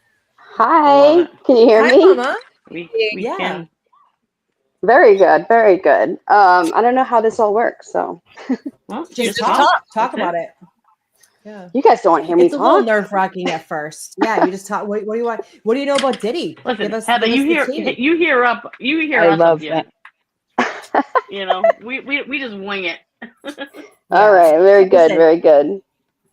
half the time I forget that there's like 100 people listening, and I just talk like craziness. So You guys hear our conversations, chat conversations. None of us care what we say. Oh, wait, I forgot to tell you guys. Where's Lucas? Did he jump he off? left. Yeah, he he was left. uninterested in Puffy. What Yeah, he a doesn't care about Puppy. fucker. What? The other day, the stream was like I really brought like it up. choppy, and I jumped off and went on to the Young Jerks, and there was Lucas in the chat, chatting it up with everybody. And I was like, I'm like, oh, Lucas, you cheating on us? And he was like, what? I know. This is the thing. Like, I love our home. We had so many viewers yesterday. We got like a bunch of people back, like over into our home. Like, this is, I don't know. This is the best. No one goes after each other. We talk about cases. It's like mad chill here. We just kind of like Nikki said, we wing it. And I don't care where people are, but come say hi. And Lucas is very loyal when it comes to what happened. Who left? Bye, No, Heather. I'm here. My husband got home. Heather dropped out, I think. Let's be real. Lucas is a YouTube whore. Yeah, wicked YouTube whore, and that's okay. We love Lucas. Obviously, I didn't know he was. Oh, he's a whore. Going off on somebody. Yeah, wicked whore. And Riz He's is calling me a hoe, yet he's a whore. Yeah. Oh, there's Heather. Sorry. Kim was going off on somebody in resistance to silence today. I was like, dang. Who was? I like Say going what? over resistance. Say what? Oh, Dog yeah. mom was going off on somebody in resistance to silence. I don't come at me, but I was in Sean's chat today watching Who? with him. Oh, Sean. Oh, I love that. Yeah. Sean. I think as long as Sean's feeling good about himself and he's in a better place, and he's not. I love Sean. I love Sean. Amy, I need What? you to check the What? messages real quick. Oh, I just saw it. Hold on. What? Stop it. I'm fucking dead. I'm dead. Nikki. Share. We all want to die. Dude, that's really so funny. Yeah. He started off that new channel, the back channel or whatever. And, you know, not for nothing, he has reached out and he's just like a nice man. I think that this case has gotten people really fired up and they don't act themselves, and people have difference of opinions and other people can't take it. And that's okay. I look at everybody as an individual, and as long as you ain't doing shit to me, like, you're good in my book. Right. Yeah. I'm not. I've never had a problem. I think I've it was never like a had a mental problem thing or with like him. some sort of like medical thing with Sean, because I think he's a great guy, you know. But yeah, all of a sudden I it was think just like I think what that it the case was really got to him. is the case got to him, and I think everybody in this, anyone with a known name in this YouTube, fucking Twitter, verse, whatever, streets. Yeah, they have like a certain background. Like, he's federal. There's some other guy that's a cop. There's JFK, who's a criminal. not a criminal. You know what I mean? Yeah, Everybody, no, but JFK everybody, and James are really good men. They're they're just my like they're favorite out quintessential of Boston everybody, boys. Yeah, they're just different, and other than you guys. everyone's opinion counts. You know what I'm saying? Like everybody's That opinion counts, and everyone. That was like always my thing with Sean. I really appreciated like the perspective of a federal look rather than just the everyday law enforcement. Right. And like if you go back and watch that first interview him and Turtle Boy do together, sorry, this call is so annoying. Like Aiden knew about this case. He had every piece of fucking paper and he was writing all these stories. But if you truly watch the video, he really had no idea what was really going on until Sean explained it. But Yeah. they both have that personality that's like me, no me, me, me. Like they both want to be the me. Right. And Well, so it's ego. they don't click at all. Yeah, and that's okay. You they're don't too have to alike. stay in your own lane. You can't Right? click with someone that I you're know, too but when alike they were with. fighting, I agree, Heather. My only thing with Sean is that like when he went off on everybody. Like he didn't just go he off. lost his shit. Like literally lost it and went off. well, yeah. But then I get like really pissed. I'm like, okay, that happened. Auntie Depp fucking that was the best video ever. Auntie Depp. My favorite video of his ever. In sweatshirt, like I pulling like his everybody individually. That was I like so everybody funny individually, though. not as a group. Yes. But then like, and I don't know anything. I'm just saying like a couple months ago I was watching Tom CPU and Boston Mike. We don't mention him here, but that's okay. Okay. Carry on. Yeah, no, Okay, yeah, well, no. just That's a XA on this channel. Yeah. No. Okay, well, I'm just saying the shit that came out of his mouth, I was like more horrified than when Sean went off. Oh yeah. Like Well, I did not like this it. is how this channel appeared. Because I don't get down with certain things behind the scenes, like myself and everybody else who just kicked rocks. I stay in my own lane because you start like swerving over to other people, you get attached to their name. People start talking crazy, and all of a sudden they start thinking that you're talking crazy too. Like that shit ain't for me. I stay in my own lane and I think for myself. Right. And so when people are like diehard Sean fans or diehard Tommy fans, like you should reassess your way of thinking and think for yourself, right? Correct. Give us Yeah, McDonough. I agree. Give us fucking McDonough. Give us McDonough. My God, I mean, I that's just love- way too. Like I laugh at that. it, but yeah. My thing is, as long as he's healthy, that's all I care about. Because he's at a point where his wife didn't even want to be around him, and he said that. I'm sure that was the case with like Aiden too. Like I love Turtle Boy. I love him just as much as I love everybody else. I don't pick a side. Like that's their problem. And I think what happens in these type of situations, people pick a side. Stop picking a side because you don't know the truth, right? It's funny. Anyway, I only enjoy Aiden when somebody's interviewing him because I feel like he's himself, if that makes sense. I don't. You with Brandy Churchwell. Huh? Aiden's Yeah, that best was a good one. Brandy Churchwell because the real Aiden. Yeah. Like he was just He did a on good one too with Kurt unlawful. with uncivil Yeah, that was law. good. That one was really Yep. good. Oh, let's take a poll. Do you think Aiden will cry if she's found not guilty? I think so. And I'm so happy he made it into court today. He I think deserved he's to gonna be cry there. like a baby. I think so How did too. he get it? Was it because of did Jess give him her pass? Because Jess was supposed to get in. Did she leave? She never got into the house today. So I don't know if Jess gave him Oh, her she pass. didn't?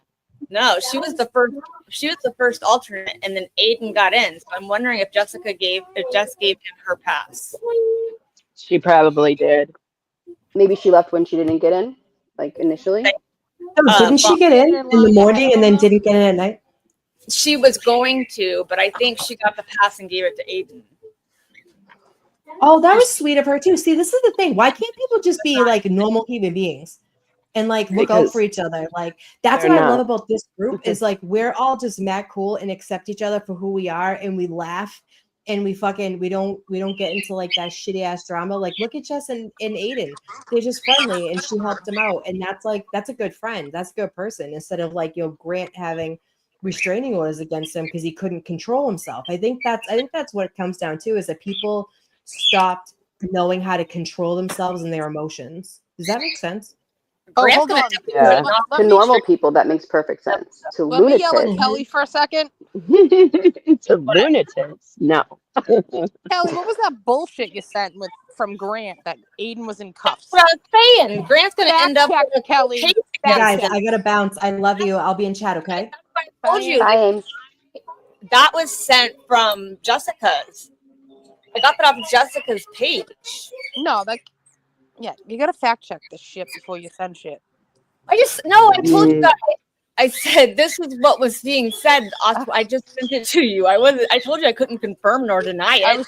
I'm just busting your balls. Anything that comes from Grant. I'm like, no, I really did say I can't confirm this.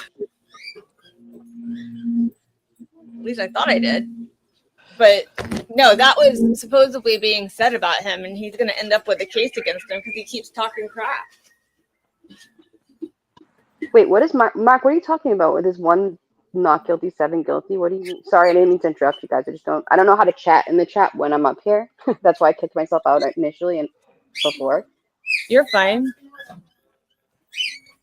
What? I don't know what Mark's saying. Well, 7-1 is Explain yourself. Nikki says she needs to be let in. Oh, I see her. There she is. I didn't see her come up. Hello. Hi. I didn't Nikki, see she it. always ignores you. No, I know. Isn't it fucked up? Mm-hmm. Always. She likes to have the control. Kelly plays God because she gets mad and Kelly I click on her. Nikki, it says she's the sweet one? What? Hey, backseat Amy. I'm in the back seat. And I'm Marilyn Monroe, babe. Backseat Amy. I almost said that today. I felt really bad because I started to type it and I meant to say backseat juror, but it came out backseat Amy. And I texted Amy. I was like, I feel so bad if I would have said that. Why? She Just calls me because backseat Amy. I didn't want it to sound weird. Yo, I switched my name back to my name, and Amy was like fighting me in chats. She's like, you have to switch it back. Yeah, because that's what people don't understand. It's like she can only be Marie, Amy. I am the telepathic one. Okay, it's the verdict sheet. Oh, got you, Mark. I love 1 you too, not girl. I love guilty you and 7 guilty. Yeah, did they okay, show I the gotcha. sheet? Did they show it though? Like, do we No. have copies? I think that's what they were talking about before they went to whatever this is that we're in right now. And it YouTube, sounded babe. exactly We're in like YouTube. last Perjury. year.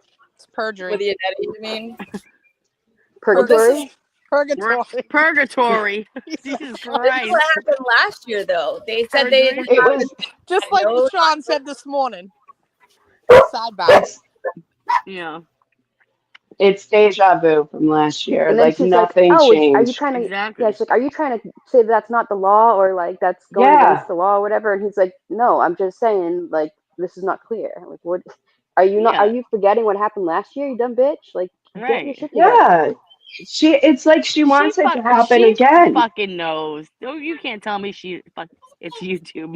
Mark caught on. He was the only one that caught on. said, Thank "Oh, I'll you, make- baby. I appreciate you, little She's, brother. I'll make it crystal clear." Well, I haven't heard no crystal clear anything. If crystal clear as mud, like what the fuck is she talking about?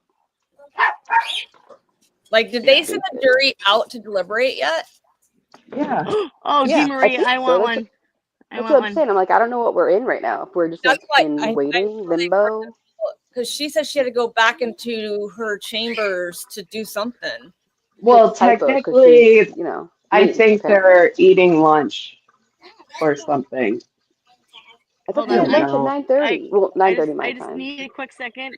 Dee Marie, I emailed you Did you ever receive it? Because I don't think I received one back from you. Oh wow, DeMarie, that's amazing.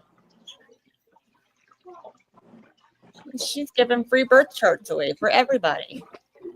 Little G, DeMarie is very astrological as well. Yeah, she did Hold mine. on, hold on. Amy has been backseat Jera for years, okay? And when she changed her name, I couldn't fucking grasp it. And I was like, Amy, I need you to go back to backseat Jera right now because that's who you are. It's like calling Hate Melanie, okay? I call her Hate. I've called her Hate for years. I can't be like, hey, Melanie, because she's Right, fucking exactly. Exactly. Yeah. Somebody asked for her name. Hate. A second. Your own lane, Amy in the backseat. Why didn't you change You know what sucks for me is in the chat, everyone's always talking to Amy, and I'm like, what do you mean? I don't know what you're talking about. Like, I always think they're talking to me, and they're not. Yeah, well, I said hi to you. I go, hey, Amy. And Amy goes, hey, baby. Yeah, you did. Just like on panel earlier. Hey. I thought it was like a negative thing, though, with me I'm saying. going to start saying Thelma when it's the two of you up here. Yes, that's a good idea. Thelma There's Louise. only one Thelma in my life, so. Sound like I'm being mean and being like, well, you're the backseat girl. You know what, too? Oh, I have that name for a reason. I like that. Okay, well, that works. Yeah. We know who likes a backseat around here. I'm the she's Amy in the sarcastic one. Spicy. Bro, Talk about I have her in my spicy. phone as Amy in the backseat. Like literally, that's her name. When she texts me, it comes Yeah. up Amy in the backseat. We got Spicy Heather, backseat Amy. All I think about is when they're like, "Shut up, you're in the back seat." I won't say that. Yeah. Oh, like your That's parents? exactly where the name came from because I always have Bingo. a comment on trials. I'm always like the fucking asshole who's commenting. That's funny. Did you guys see the Jerry slip thing? No. He said, Is it out? Heard it. when not guilty. Yeah, you heard him talking about it, right? Unetti arguing it.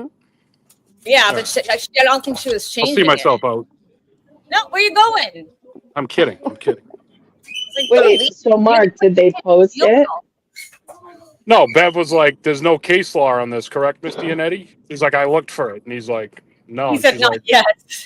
"Yeah." He's like, And "Not like yet." the And bitch that she is, she's like, well, if you find it, like, yeah, she's how like, dare "I'll you? consider it." Fuck you. I You know mean, what she why said don't too that you? really bothered me? This time she said the whole thing, don't come back to me and tell me anything unless you have a verdict. That was the fucking problem the last time. Yeah, they thought they Right? had to all be like on this. Unanimous, You know, and it had to they're be like, all unanimous on all charges. It's like, no. And how about her opening fucking whatever her comments were? She's like, and if you have any questions about what's written and what I'm saying, go with what I'm saying. Bitch, Yeah. what? What are you talking? What do you mean? Like, go with what you're saying. Give me a break. Oh, that's what I came up to say, Aim. With all the trials you and I have watched, a judge never takes that long with the fucking instructions. Not even with the It's Murdoch. so- Right? Ever. She loses. She Took a can't fucking even hour and speak. a half. She can't speak. She has to read from the paper. She doesn't look up once. What the fuck is her problem? Hooked on phonics She didn't work sucks for at her Bev. job. Yeah, no, I really. We know she knows how to sigh. And so I at least take a breath so we can hear you sigh because my eyeballs glaze. Yeah, I can't wait until she's like, when she sighs when it says not guilty. Like And you when came she's here, like, Sean? Jesus fucking Christ. You're brave. Win me any money? What's going on? One thing I did like about Hank, though, listen, I don't think his closing was effective at all. I think that he's a bullshit artist. One thing I did appreciate, though, he barely looked at his paper, and he walked around and he had presence. This is why people hire him, because he is a bullshit artist. And he walked around and he was animated. And even though he was feeding them a bunch of bullshit, we have to remember too, we know way more like than the jury. So when we're listening to him, we're like, shut the fuck up, Hank, shut the fuck up. But at the same time, they supposedly don't know. So they're listening to him, but he had presence of the courtroom. Even though it's so small, he was walking around, he didn't read a paper. he was doing whatever, even though I think he was winging it. But he's See, I think he was so rude. Like, he's like not nice to the tech person. He's like, put up clip 9. yeah, wicked rude. You know, he's wicked rude. He's like, We're losing you, buddy. Where'd What? you go? You in a tunnel? Mark's in the Matrix. Mark, come back to the Hunger Games. My favorite line from Hank was her defense attorneys used the Signal app. Okay, so she's guilty. It's like last year.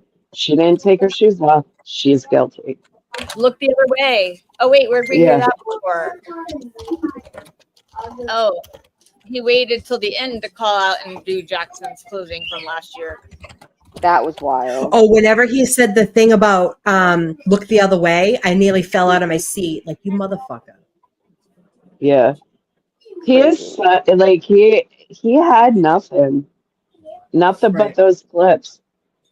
Nothing. Yeah. But Karen I would've mean, just kept her mouth shut. I knew he was going to Yeah. use clips because that's all he has is Karen's own words against her. At Yeah. this point, I wish she didn't talk as much as she did. Or at all. Oh, I would think everybody agrees with that. I don't think, the only one she could have changed is the one she did right before this trial, but I don't think it was bad. So the one with Right, Ted. I agree. And then I kind of wish that the defense would have thought about that like they're going to use the clips and got ahead of it and been like, they're going to show clips, but not in the context that they should be. It's cherry picked. No, they have a right to show them, what is it? The rule of, guys, I can't think straight. What is my Right, llama baby. opened the fridge? I didn't know I had a llama. Dying. I have every other there. animal, but not a llama. Yeah. It's an emu. Okay, it's an emu. Oh, the rule of completeness. Are you listening to me or not? Yes. Go ahead, baby. The rule of completeness. They have every right to play everything fully. Like, I'm pretty sure they could take the 500 hours of documentary footage and put it in evidence. But I think they're confident. I don't think they raised an issue with it. I don't feel like her words did anything. Even when he played them today, it wasn't like, oh, that stings. It was like, No, the only one I thought that stung was the last clip when he rested. And I don't even remember what it was now. I feel like they had so many people in a row say there was no collision. He was not hit by a car. There was no collision. So to me, it was like they don't matter. Right. If Right. anything, if they could charge her on anything, it would be a DUI by itself as its own lesser charge. But she didn't approve that. It has to be OUI with manslaughter. So This is the thing. Like, they were all drinking. Every single one of them. Higgins, and how are they not? Okay, do you want to know something? When I thought about with Hank, he has been listening to us, like not us, but like as a collective whole, because he was like, yeah, I don't agree with what Proctor did. Like, I don't, yeah, that's disgusting, and I didn't read it in because I didn't want to like offend anybody or whatever. He got ahead of that, but he didn't say the thing about the back of the shirt, like AJ did, and he didn't bring it up like a fucking piece of shit. And AJ said if he doesn't bring it up, yeah, I pay attention to that. But even if he did bring it up, like, what's he gonna say? Like, what's he gonna say? You know what I mean? He is a piece of shit through and through, regardless. And no matter 100. what he does, it's not gonna change any of our minds. No. Well, those termination papers should be in evidence. Good idea, Amy in the back seat. Yes. Why weren't they? Why weren't they read in? Right. Well, and it says clearly right there, it's not just the fucking text that everybody thinks it's the text. It says the investigation was biased. Yeah. Yeah, the bias, the Kevin Albert thing. Yeah. Giving away information that he shouldn't have given away, and then the text messages. Yeah. Mhm. Exactly. Right. Yeah. In most trials, right away, that would be an instant mistrial too. It's fucking wild. Oh, The fact that he never called is like, I really wonder, does the jury think, why didn't they call the lead detective? Like, why wouldn't they? And they're pretending he didn't even exist in the Walsh case, because when Bukaki was up on the Walsh case a couple weeks ago, after he tried, Bukaki is Save-A-Ho, Captain Save-A-Ho. That's Yeah. his new role. That's they his said, new, "No, and wait, showing who up to did the you-" courthouse. He said, well, who did you go with? And he said, oh, I went with the Chico. And I'm like, no, that's not who you went with. You went with Proctor. But now all of a sudden Proctor's name does not exist in the Walsh trial at all. yeah, they had a couple of hearings about Proctor, and now their new thing is when what's her name? Beeland? The one Oh, that BJ? the one Oh, no, that never mind.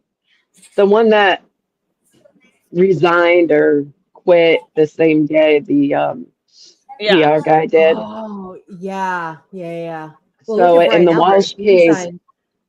supposedly in the Walsh case, there was communication between Walsh's lawyer and Beeland, and they have issues with it. Wow. Well, I mean, So and here too, if Brian Walsh is got off, like he's a bad man. Like he is a bad man. Prior acts. And but now they're because using the Google search because of them. okay, let's speculate for a okay, but second. Nick Reno found those those Google searches, but the one on Jen he didn't. And what? He missed Oh my all the God. Sandra Birchmore shit. Listen, did you Like, hear that the DNA does not match Farwell and that she was pregnant with someone else's baby and he did it for That's nothing because it wasn't even his kid? So wait, do you think it's his brother? if he did would it they for have the same nothing. DNA? If he did it, They wouldn't have the same allegedly. DNA, right? If him and Somebody his said brother? they're identical, so it would be his brother and him are identical twins, so the DNA would be the same. But it did not but match him. The if fetal you've tissue did not match Farwell.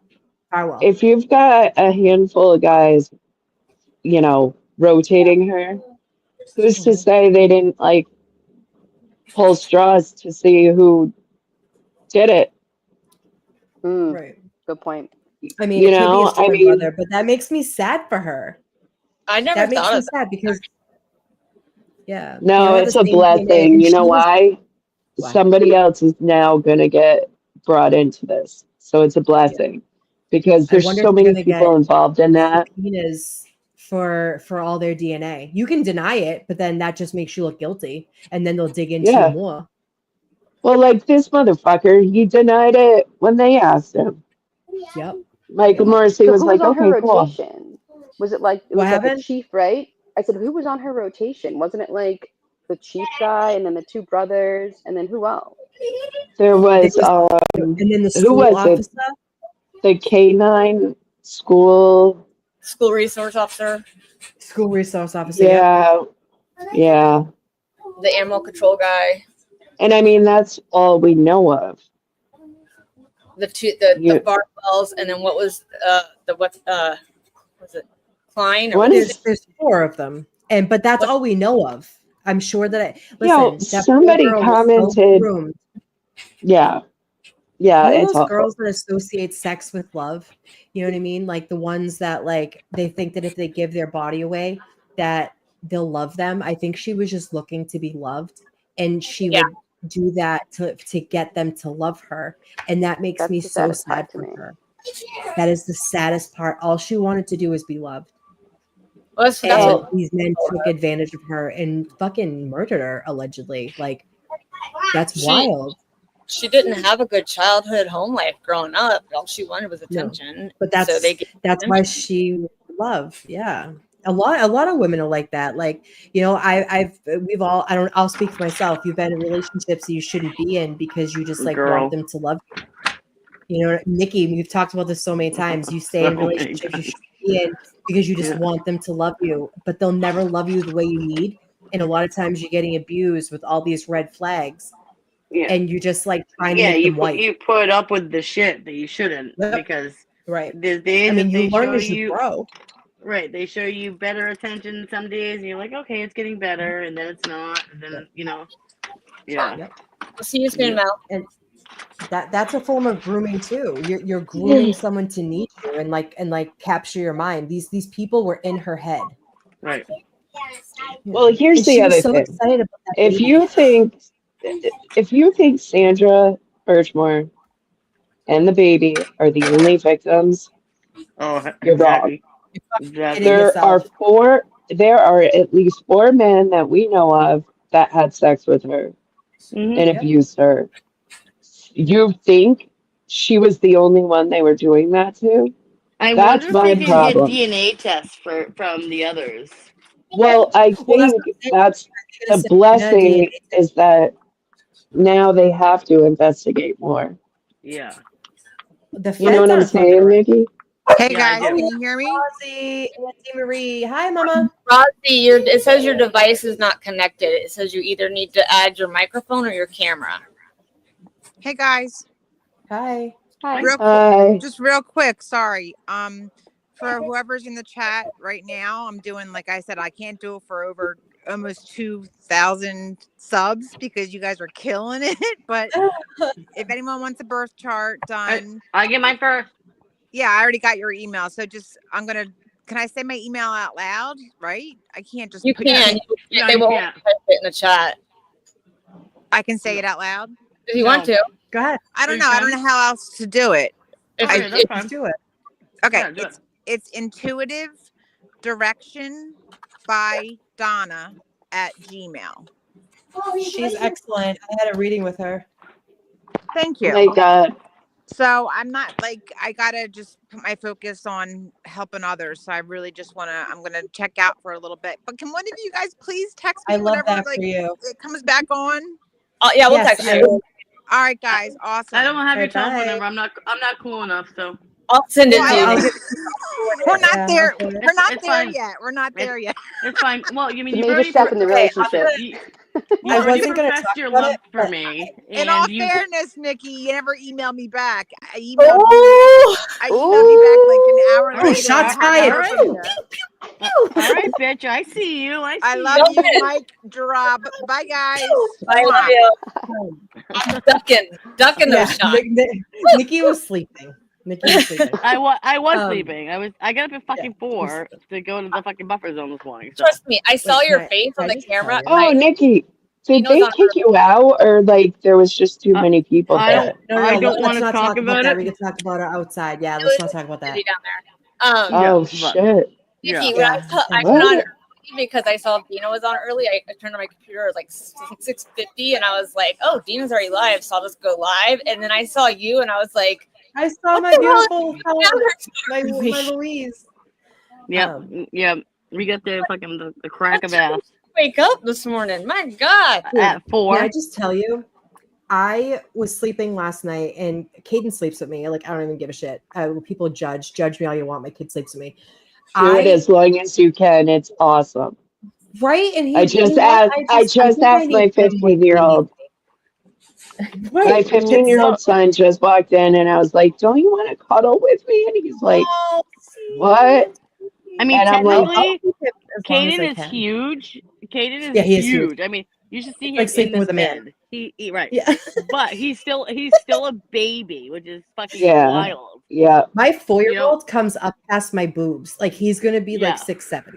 He's He Caden's Yeah. legend. baby Gronk. Bro. That's what I've nicknamed him since I met Amy. You guys, the verdict slips are out. Not the Okay, verdict. can you show us? Oh, Patrick, I'll cuddle you.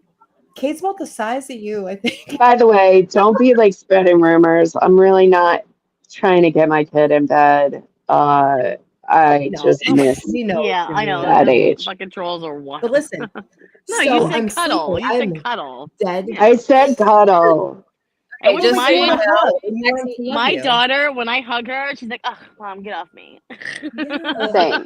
Put it, My daughter's 13. Nikki, my girls are the same way. They're like, "Oh God, Mom, stop." Mom, Yeah, my daughter that's thinks I'm like the biggest loser ever. my Like daughter's ever, yeah, ever. same. Yeah. I'm like, do you realize I was cool? And she's like, was is the key factor, Mom. Yeah, I'm like, I I was my daughter. Today, right? and he I'm like, told me I was not cool. to follow him. He goes, "Don't follow me," and I'm like, "You're 4. I'm gonna follow you all I want." And then he Right. gets hooked up with like a group of like middle school girls, and like they're like in 6th, Oh 7th grade, and he's no. playing with them, and I was like, No, Jesus fucking get those bitches off him. Right. dude, Those he are the dumped worst an entire ones.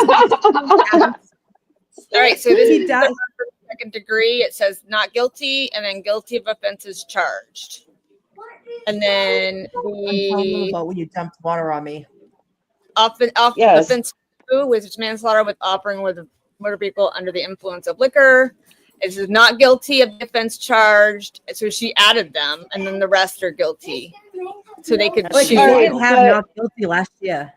they should That be was all Question. having a choice of one or the other. Like there shouldn't be just one choice for any of Right. these. Exactly. Next to each Amen. other. Guys, Not guilty. Guilty. Not guilty. Guilty. Not guilty. Guilty. Not guilty. Yeah, Guilty. agreed. this is my thing. You see, is that what you're saying? Like up there, you pick not guilty on And then there's the I just got called out by Minion. Minion, shut the fuck up. I love what you you. do. I love Minion. So Hey, I go to set the longer one.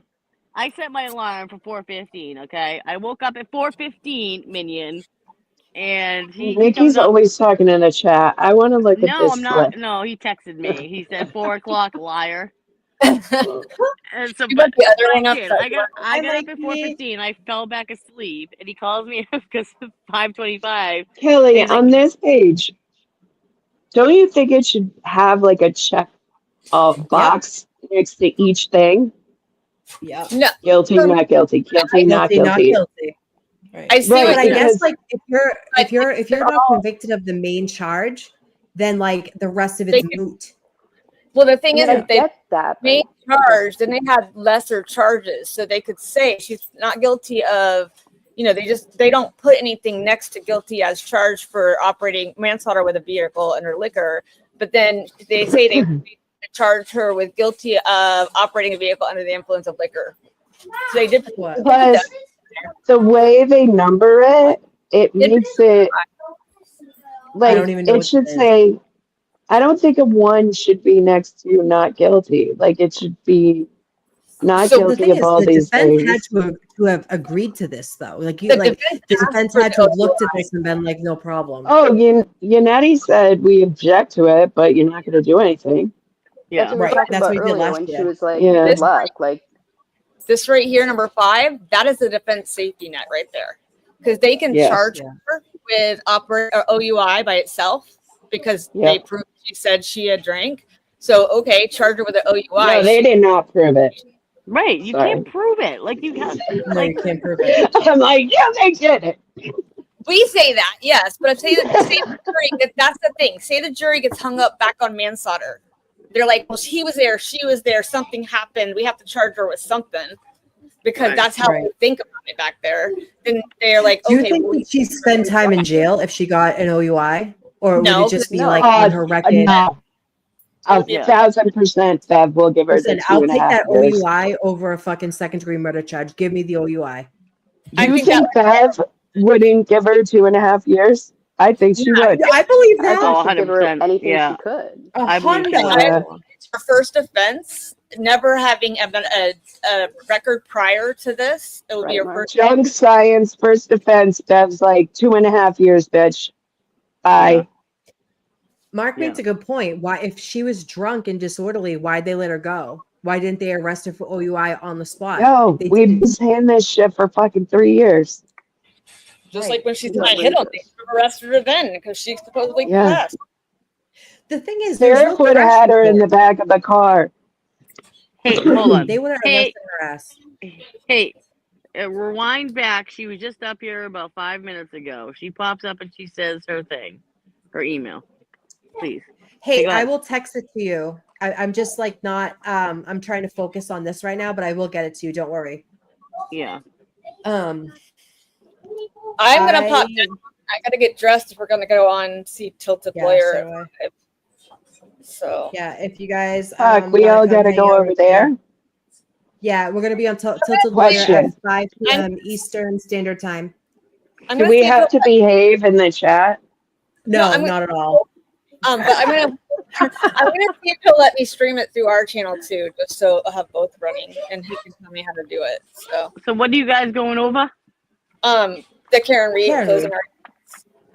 Oh, okay. Yeah, And then what the fuck? What if the verdict comes in? I know. Then That's what we'll I'm stop saying. and Yeah, watch but the if we verdict go over on at here. We're 5 gonna play o'clock, the we'll verdict be watch. live with him. I'll be watching it to see if the verdict comes in. We'll just go live, and I'll make sure we're on our channel too. I'm gonna ask Yeah. Omar to help me stream it to our channel at the same time. All right. Well, I mean, you have like You'll see 20 of us who want to know. because remember, We'll do a dual stream. So it'll be over here too. It'll be over we here. stream with Omar on ours. All Omar's his people awesome. are commenting on ours. We could see all of it. So And Tar Heel, you're absolutely right. That whole house was an OUI. Why don't you go after fucking McCabe and Fatty Matty and Brian Albert and everyone for OUI? They drove from New York. yeah, Also, they I all always, day trial. That's the only well, thing. Brian Albert and Brian Higgins are so more afraid of getting a OUI. Sorry, here it's DUI. An OUI in a government vehicle than they are afraid of being charged with murder, and that's the fucked up thing. Right. Those two lied so much about that just to protect themselves in their job. Heather, are you And in New Hampshire? No, I'm in Arizona now, but I grew up in Pembroke, Mass. Oh, okay. Ooh, Pembroke? My brother's in Marshfield. Wicked nice area. Oh, really? Las Betsy, Vegas? Yeah. where are you? Marsh Vegas. I'm in What? I'm in Connecticut. Heather, Ooh, you're What the fuck? You hear Nikki? She goes, oh. Well, What? I thought. Here I come, backseat jerk. Because in New Hampshire it's a DWI too. It's on OUI. It's DWI. Yeah, every different in Massachusetts. But it was a DUI for years. It like just changed to OUI because they can get you on drugs too. So if you're wrecked off, Yeah, but they can hear too. Is driving under influence, not operating. Driving under the influence. It's just verbiage, and Massachusetts has to be fucked up like that, operating under the influence. But I think too, it's because like they can get you, like they feel like operating under the influence, they can get you on like bikes and that I think that was their reasoning. But like you just said, Nikki, driving's driving, right? If you're behind any type of wheel, right? Exactly. If you're driving a dirt bike, it's still driving. Yeah. Right. I don't drink anymore, but when I used to drink, we were in Hillen Head one time and we had bikes. We were fucking wasted biking all over Hillen Head. And I'm like, you get a BUI? And yeah, you can. The bartender's like, yeah. I'm like, oh, I'm fucked. You're like, I'm Oh, for shit sure. faced. Even Sometimes you can't lawnmowers, get a like if you walking, go on the street like, with a I'm riding lawnmower, super that's surprised. considered operation. Girl, my friend fell in the bushes off of his bike, and the police gave him a DUI. What? That's awesome. Dude, I'm so lucky that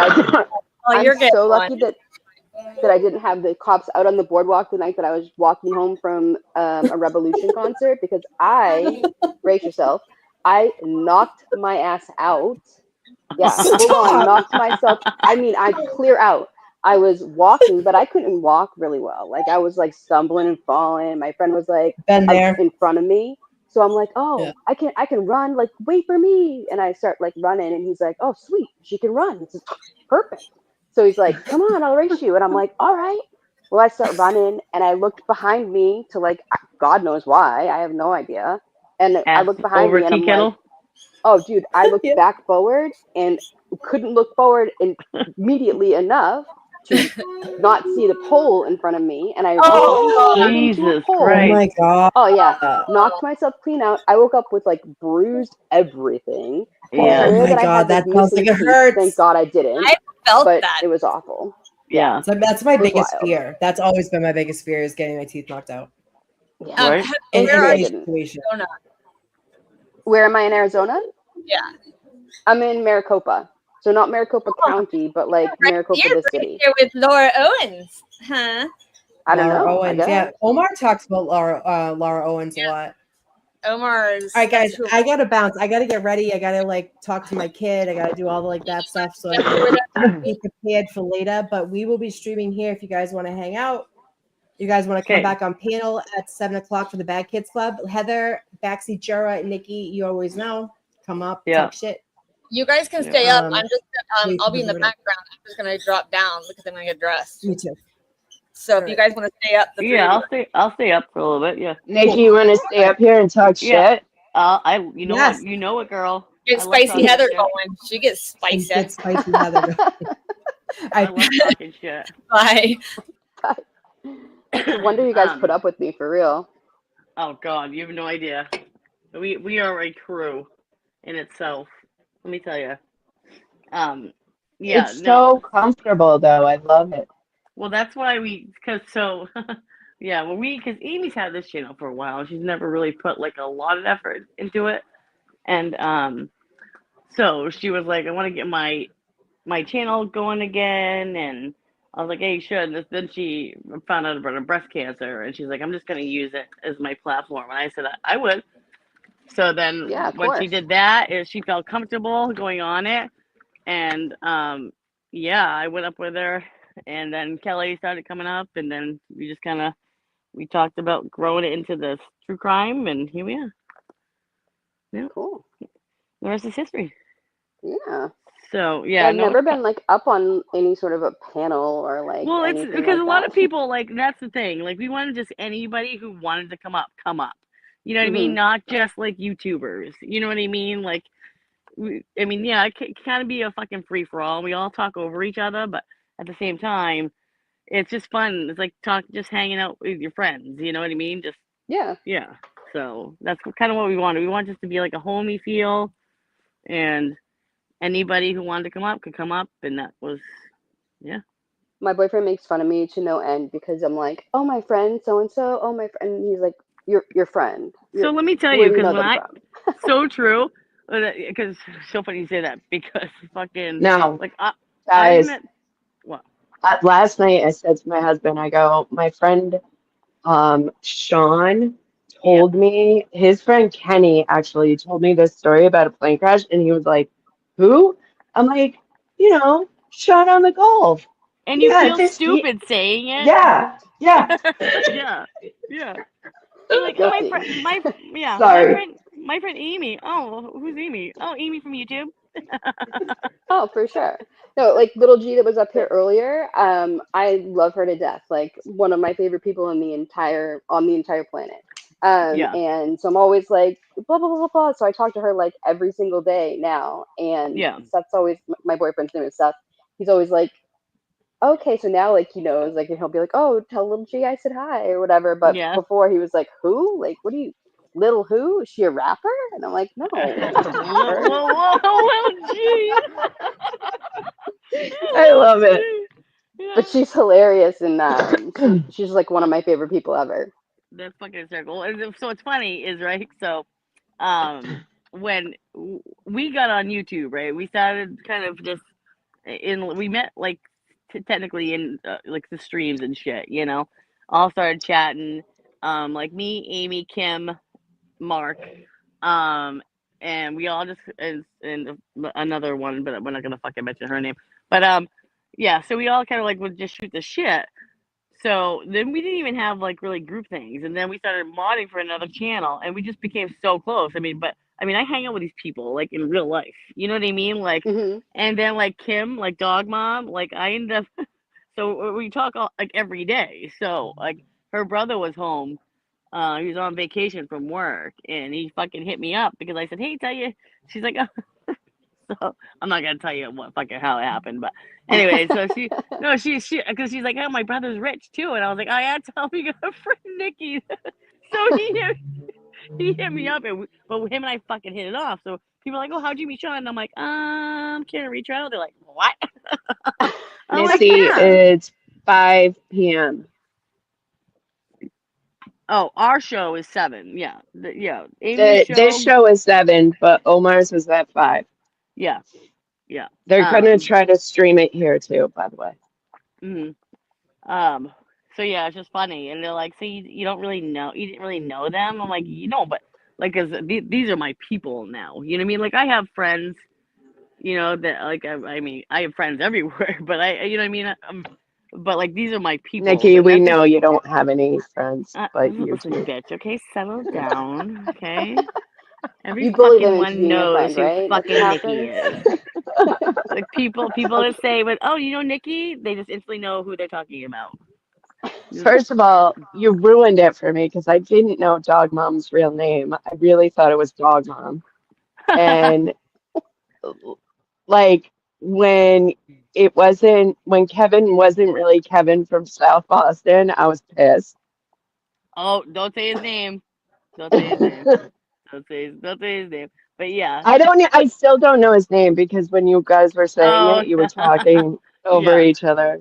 Yeah, and that's the thing. Like, that's the one. I'm so fucking over this trial. Like, I'm so over it. Like, me I and just Amy were can't even talking on the believe that phone it's still a today. thing. Like, it doesn't Right. make sense. Like, Exactly. how are we even there? Amy was like, "Oh God, if this goes to another trial." She's like, "I'm not even gonna stream it." It's just exhausting. You know what I mean? Like, 'cause Yeah. it's time consuming. A, B. It's just so it's like we hear the same shit. They shouldn't be doing it. Period. You know. But yeah, like it's just. But I will say the one good thing about this is the people that we've met through it. You know what I mean? Totally. 100%. It's brought so many people together, and you're part of something bigger than yourself. It's a fucking it is an amazing thing. However, I'm ready for it to be fucking over. Dude, the only blessing is that if it is a hung jury, there's no fucking way it gets, well, I wouldn't say no fucking way. I would say if there was no movement, Yeah. it would Logically, be there would be tried. no way. There would, yeah, but Massachusetts is the only state I've seen two people tried 4 times. Yeah, exactly. Fucking wild, isn't it? That's fucked up. And so but wild. Morrissey's reelection is next year, so you got to imagine someone's going to use that as a campaign. Well, Like yeah. Morrissey wasted all your tax dollars. So I mean, Right. On I don't want bullshit. it to be hung. I'm just saying if it was, I wouldn't be surprised, and I wouldn't be surprised if the immediate statement from Morrissey was, "We're trying her again." Yeah. I Right. think they said that they're going to try her until she's convicted. So unless she's found not guilty, they plan on just keep that train rolling. So I fuck would say that. I personally would say that I would think if God fucking help me, I don't even want to put it out in the universe. I'm just gonna say number 4, they would just stop. But Only Well, logical yeah, reason would tell you force. that, right? But these people are absolute lunatics. So it's Melanie, crazy. drive Dude, safe, bitch. Drive safe. it's only that county, so I mean, for the most part, Yeah. Well, I mean, it is correct everywhere, and I will tell you, like, it I mean, is. yeah, Norfolk intertwines with Boston. Boston is corrupt also, but I mean, they never predicted her to fight like she's fighting, and she has caused so much limelight to the corruption. You know what I mean? It's crazy. I mean, could you imagine if they fucking tried this for a third time? I mean, look how many people. It's across the globe. Lucas lives in fucking the UK, and Yeah, you know I what I know. mean? Like, I mean, you get people on from Africa, Australia, know about it. You know what I mean? It's like, I Now, mean, Kevin Leprechaun, Nefarious Leprechaun, I don't know what he goes by right, now, but he was Ireland. Kevin Sallyport before, and he's hilarious. He's from what? Ireland, right? Yeah, yep. Yeah, my daughter's Yeah. in Ireland right now. I mean, they're gonna have such a hard time. I mean, granted, I still do run into people that have never heard of this trial, and it blows my mind. Blows Nobody, my mind. nobody in Connecticut follows it. Yeah, that's wild. I, Wild to me. I think it's so fucked up. And that's why So that's just when my God. I always ask people, you know, have you heard of Kara Reed? If they tell me no, I'm like, Turtle Boy Frame 2 here. I say turtle boy framed one. I just say Yep. go to the first one, and then I send them to microdots, and Yeah. because sometimes like a microdots video will just suck you in. I do send the microdots too, but my first go is Yeah, always Turtle Boy. Turtle Boy. yeah. I've tried to explain this case to so many people succinctly and like You efficiently, can't. It's a and it fucking rabbit never hole. works. Like Times a million. I Hey get kids, lost, so lost, so I was lost. just listening. I guess the lawyers are back at the courthouse right now. Sorry, I didn't mean to butt in, Shit. but No, you're I good, don't you're know good, what's you're good. happening. If there's like Are they coming a back? verdict. Yeah, go ahead. All Hold right. on. Yep, put it back on. All right. Oh shit. right? Better mute my Imagine. ass. Oh my god, that No. would be. Okay, well, you're on YouTube, so careful what you say. It's gonna be. Jesus Christ. We do have to be careful. No, not you guys. My sister. If she's home. Oh, Like, I don't give a fuck. This is the No. Bad Kids Club. Didn't you? No, she's like, are you going to the bathroom? Because I have to. I'm like, careful what you say. Oh, I just peed. I muted. oh my god. Well, I don't. Like, I mean, almost just, I don't fucking go in with her and shared hold my her Facebook. hand. That would have Bitch. been all bad. Jesus Christ. I'm gonna miss that Sissy, thing. you want me to hold your hand? Okay. No. What the fuck is happening right now? I know. It's Feral Friday, Ames. Good. So what is happening? Verdict watch. Jury's now delivering the Why are fate we? of Karen. Oh, for fuck's sake! Hello. Hey, Sissy, Am I- can you hear me? We Can can we- hear you. What are you getting, Nikki? The lawyers are coming back. Oh. I was telling my sister. Oh, we lost Amy. Amy, come back. You can blame it all on me. The lawyers are back. Yeah. What? What'd she say? She goes, they're back? Oh, I gotta poop. That's what I thought. That was funny. Oh, fucking A. That's my sister. And her name's Heather too. Oh, That's why I call you Hev online. well, yeah, that's. And it's funny because we have a Missy in here, and my other sister's name is Missy. So. Oh, really? Yeah, Heather and Missy. Yeah. Yeah. Wild. I was sitting there wondering, I'm like, are they all really sisters? Like, I didn't know if Kelly and you and Amy were all actually sisters or not. And then I'm No, like, no, I would Heather? never claim Kelly for a sister. I would probably kill her. I can hear you. Okay? I can hear you. Come on. What's going on? Nothing, Jacqueline. I love you. I love you. Was Nikki talking shit?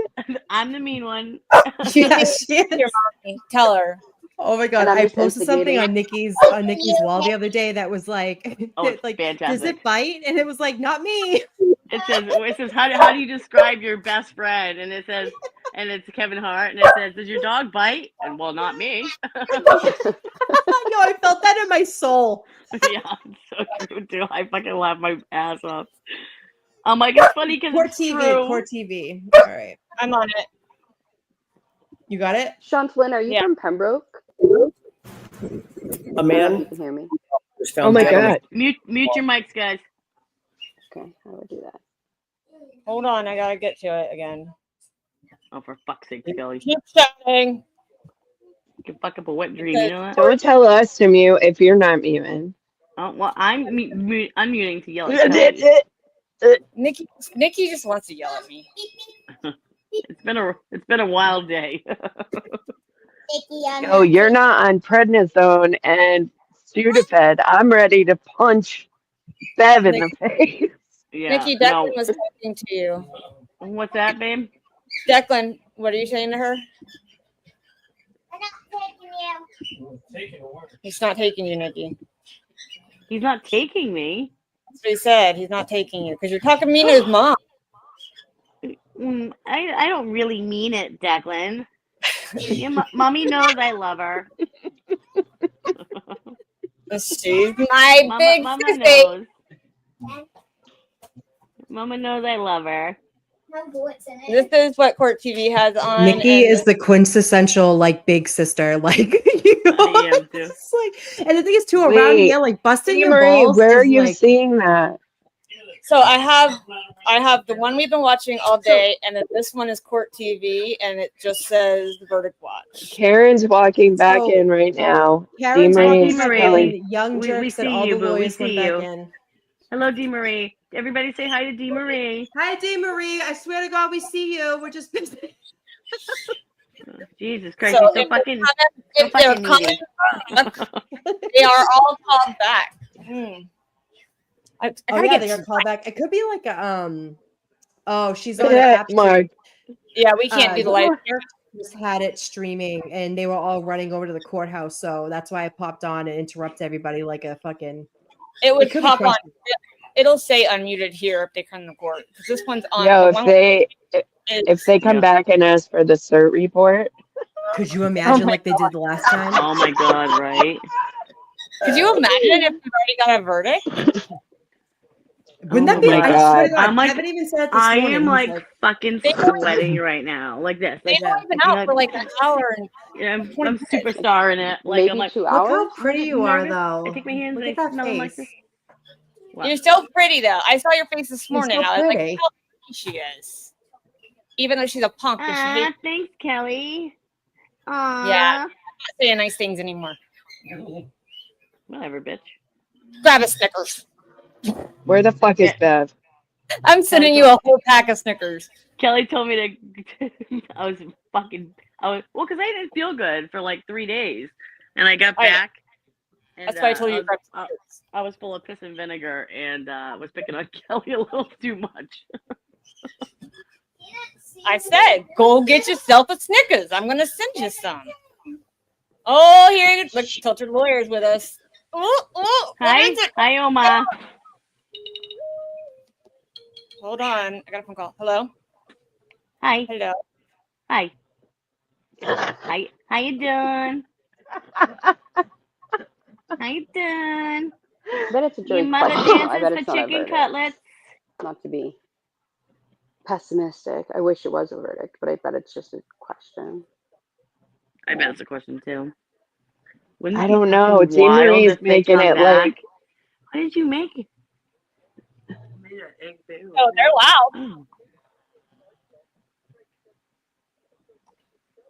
Oh, there's Dog Mom. Oh, so Dog Mom, you were here, but we were talking about our relationships and stuff, and I'm like Kim, Dog Mom, and Heather goes, you have me so screwed up. I totally thought her name was actually Dog Mom.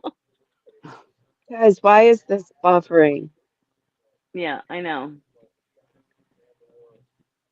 Can I find another stream? There we She's go. walking in right now. It's still She's walking buffering. in right now. Can you It's not still see it? buffering though. Yeah, but it's buffering because I'm looking at my TV and the fan don't It spin that slow, babe. Okay, It hold on. buffers every day, but we deal with it. Well, hold on. I'll turn my iPhone on. That way it'll just grab my iPhone. You think so, Omar? I hope so.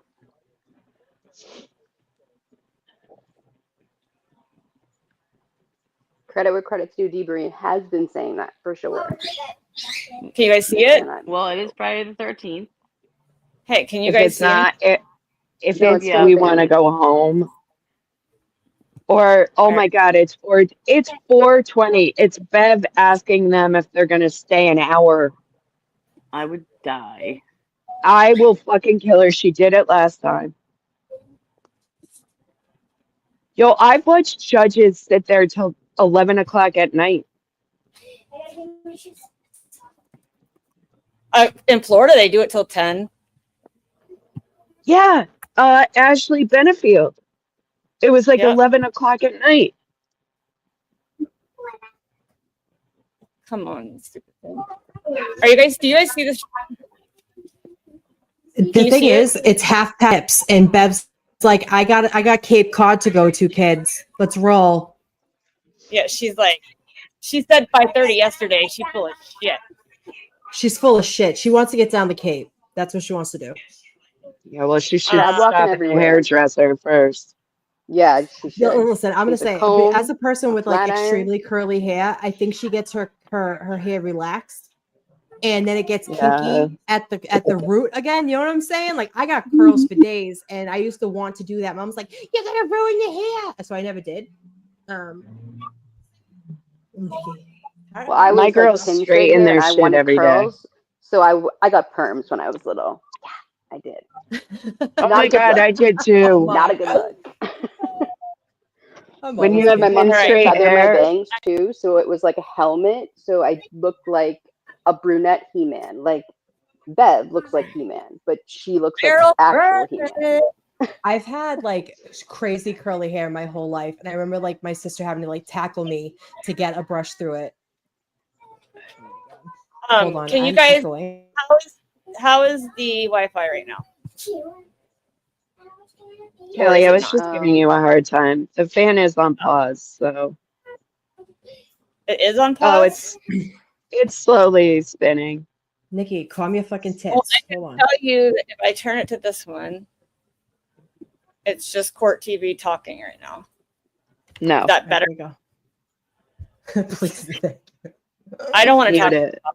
I think it's Yeah, I a don't- verdict, kids. I think this is it. I think they're gonna be like not fucking guilty. It's gonna happen, and it's gonna be over.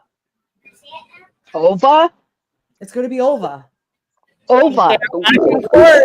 Oh my god, I'm nervous. I haven't got dressed yet. I moved with a towel. Listen, Amy, you What? have seen these tits, okay? It's like a fucking Yo, those Mack things truck. I are gotta like- put the Jake brake on ahead of time. It takes a minute. Dude.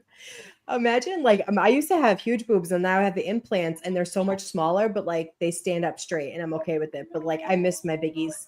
You have Yeah. like cannons. Yeah. Yeah. True. Not I see me. at I wish McCarthy's. that I I'm pretty had sure I like none. buried my face in them. Oh my, I hope you're right. Oh, I it's would like a love it. pillow. Ooh, Like a a pillow. lawyer, our tilted lawyer Omar saying he's 60% sure it's a verdict. Boy, I hope you're right. Can you It hear is me? girl locker room talk. Yeah, exactly. Oh, it That's gets exactly, worse. It gets worse. Yeah, Buckle up. but you're on. Is the, it you're better? on Can the you guys right see page. the fan now? Can you see No, the fan? it's frozen, I babe. see it. It's Still the yeah, fan. All right, it's let very me switch. slow. I don't know why. Listen, you need to tell everybody to get off the fucking Wi-Fi so you can use it just for this fucking minute. Right? I told everybody. Kelly, Amy, usually take over. it's no, usually we can hear. Are you on Court TV? I have full Wi-Fi. I don't know why Can you it's acting take now. yours down? I'll put mine up. I have this up. Court TV. Here we go. Oh my god, I'm sweating right now. I don't know about anybody else. I'm sweating. Oh, you got it? I got this one up. You see it? There we go. That's fine. Yeah, Fuck that's sent fine. super chats to Court TV. Sorry. People super I will- chat Court TV. Yeah. I Who will the fucking fuck? What? throw my phone. Fuck if out Bev my doesn't- face with that. I Not just guilty, saw it. not guilty, not guilty. I hear ya. Oh my gosh, I'm so nervous. Kendall, are you? I'm not a crier, but I'm gonna cry. I might going to cry. I might cry. No, you're not. Nikki, might. don't when be the a pussy. Like when the Red Sox won the World Series, I cried in 04. Dude, I Oh was my down in God, when they Fenway. beat the Yankees? I bawled my They When were they beat flipping the Yankees? cars. Yep. Yeah. I bawled my eyes out like a retard. I'm sorry. Oh, I when was the a Patriots Yankee- won the Words Super online. Bowl for the first time. That was amazing I was too. a I was down season on Heinz ticket Ave. holder. So the Hold on, defense- Nana's talking. Yeah, same Mark. Yeah, I did. I was inconsolable on my hands Nana and knees. just update, and they're waiting for the O'Keefe family to arrive because they're not there. They left. Oh shit! Aiden just Oh my said- God, they're gonna walk in drunk like they did last year. Dude, Oh, they're you at wanna- the, they're at, Do you want to hold come on. up, Omar Omar? says after. Hold on. After Tilted Lawyer says after closings, I thought there's a pretty good chance of jury deliberations for an hour. Says fuck it, not guilty. Have a good Right? weekend. Yeah, they- Yeah. Would you? I wouldn't. That's what I said to my brother this morning. Yep. That they are back in the courthouse, not sure what it's for, but they're told it is not a O'Keefe's are verdict. not there. It's not a Oh. verdict. Fuck. That's what Aiden said. If they're waiting for Yeah. family, this is a verdict. Holy fucking shit! Interesting. All right. Yeah, Listen, he's a Aiden lawyer. also- I'm gonna go with him. and I'm you going guys- with how about that? Omar. I'm going with Omar. I'm going with Omar. Me Yeah, too. because Have you guys Aiden ever also. seen the Tilted Lawyer? Have you been on his channel? You guys gotta go subscribe. He's amazing. He is. Yep. Yeah. Laura It's a Owens. verb. Let's Laura not Owens. Oh my guilty. God. Oh my Doing god! the resident, apparently. You guys, we've been waiting for this for 3.5 years. We've been so invested. I in know. this I'm case. scared to tell. years. We know it Fuck, better what than am I him. gonna do? What am I gonna do with my life? Oh, We well, are we gonna be do here. Brian Koberger. We're Hopefully gonna be with doing some Omar. stuff here. We're still gonna He stream. really is, Omar. He really is. I'm not over Norfolk County yet, guys. Sorry. No, me either. I'm we over still it. have to search for. Did you all Yeah. Mom? Patrick, exactly. She's all packed and ready to go down to Yarmouth. She's good. She's like, Jerry, do you have a Jen, verdict? Jen, Yeah. can I have another Jared. Dude, politician okay. comment? I know Maureen Hancock is anti-Karen, but her She's her on point. depictions of Bev is spot They on. look like Yeah. fucking twins. On Yeah, point. they do. Uh-oh, it's coming on. They could have substituted It's her not a in here on verdict, any Tracy. day. Nobody would have It's even on. known. It's on. It's on. Let's go. Well, we have a lawyer in the building that says otherwise, so I'm gonna Yeah. go with him. I'm going with Om. Nick. Somebody mute Nikki. Can you shut the fuck up? I'm going with Oma. They're going Why is home. she paused?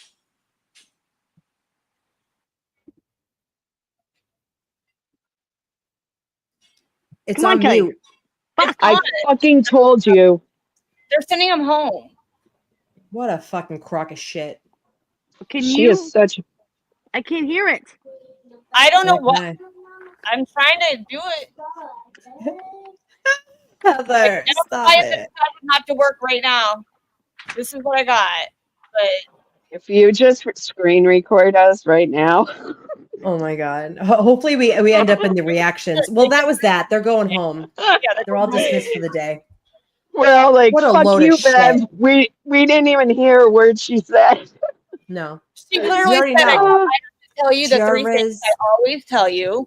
Do not go on social media. Do not talk to Yeah. anybody else. Do not don't have a party without me. I'll be at the Cape. Which is funny Yeah, because she's sending them fucking Very home. true. You know what I thought when Hank was Yeah. showing those clips from like Dateline and 48 Hours, all it's doing, we all know that man's voice. We all know that man's from 48 Hours. Why are you giving them ammunition to go and research over the weekend? Do you think those young kids aren't doing mathematics and being like, a girl drunk in the snow drove 25 miles an hour and hit her boyfriend that she loves? Like, fuck out of here. This is wild. And the fact that they're going home because Bev, you know that 4:30, she sent them a note like, Jurors, it's 4:30. She Do you said guys want to go 5:30. Why home? the I fuck gotta is she go to sending them home Yarmouth. now? she told them they were going to stay. She told us yesterday they were staying until 5:30. 5:30. Yeah, she's such a fucking liar. She's And have them call and see if they can stay late. And You were right, Lacey Ann. You were right. My bad. But then again, she also did say they were going to start early. So, I mean. But Yeah, they and didn't they start didn't. early. They started at 9:45, and then I know. the bailiffs called all of them. Was like, "You get here at 8:30," and they did. And they sat in that room smelling each other for an hour and a half. You know that. You know that courtroom is ripe.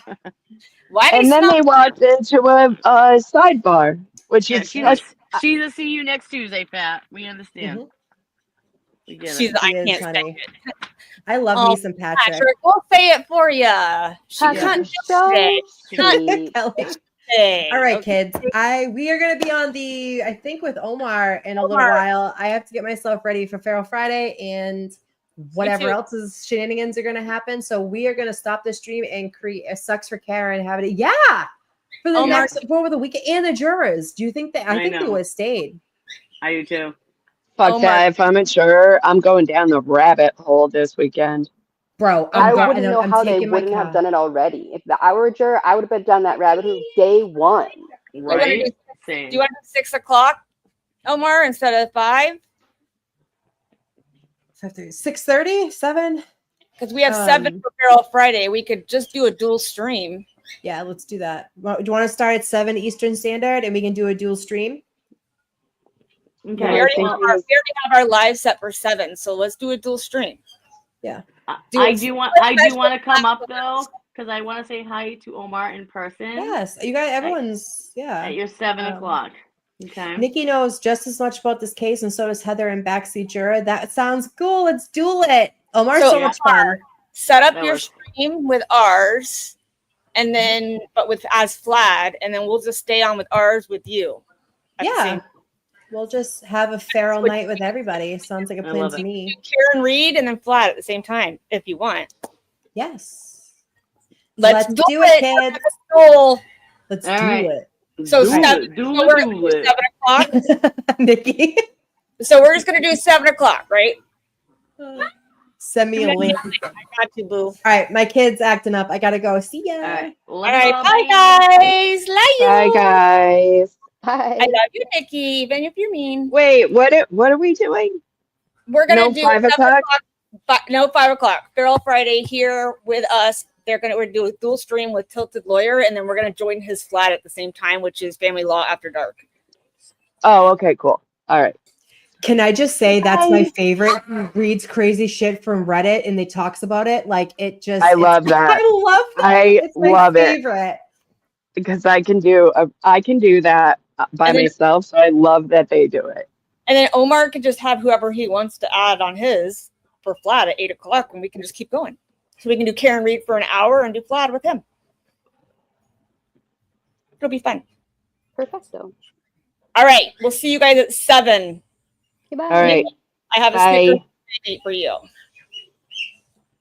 Bye. Bye. Bye.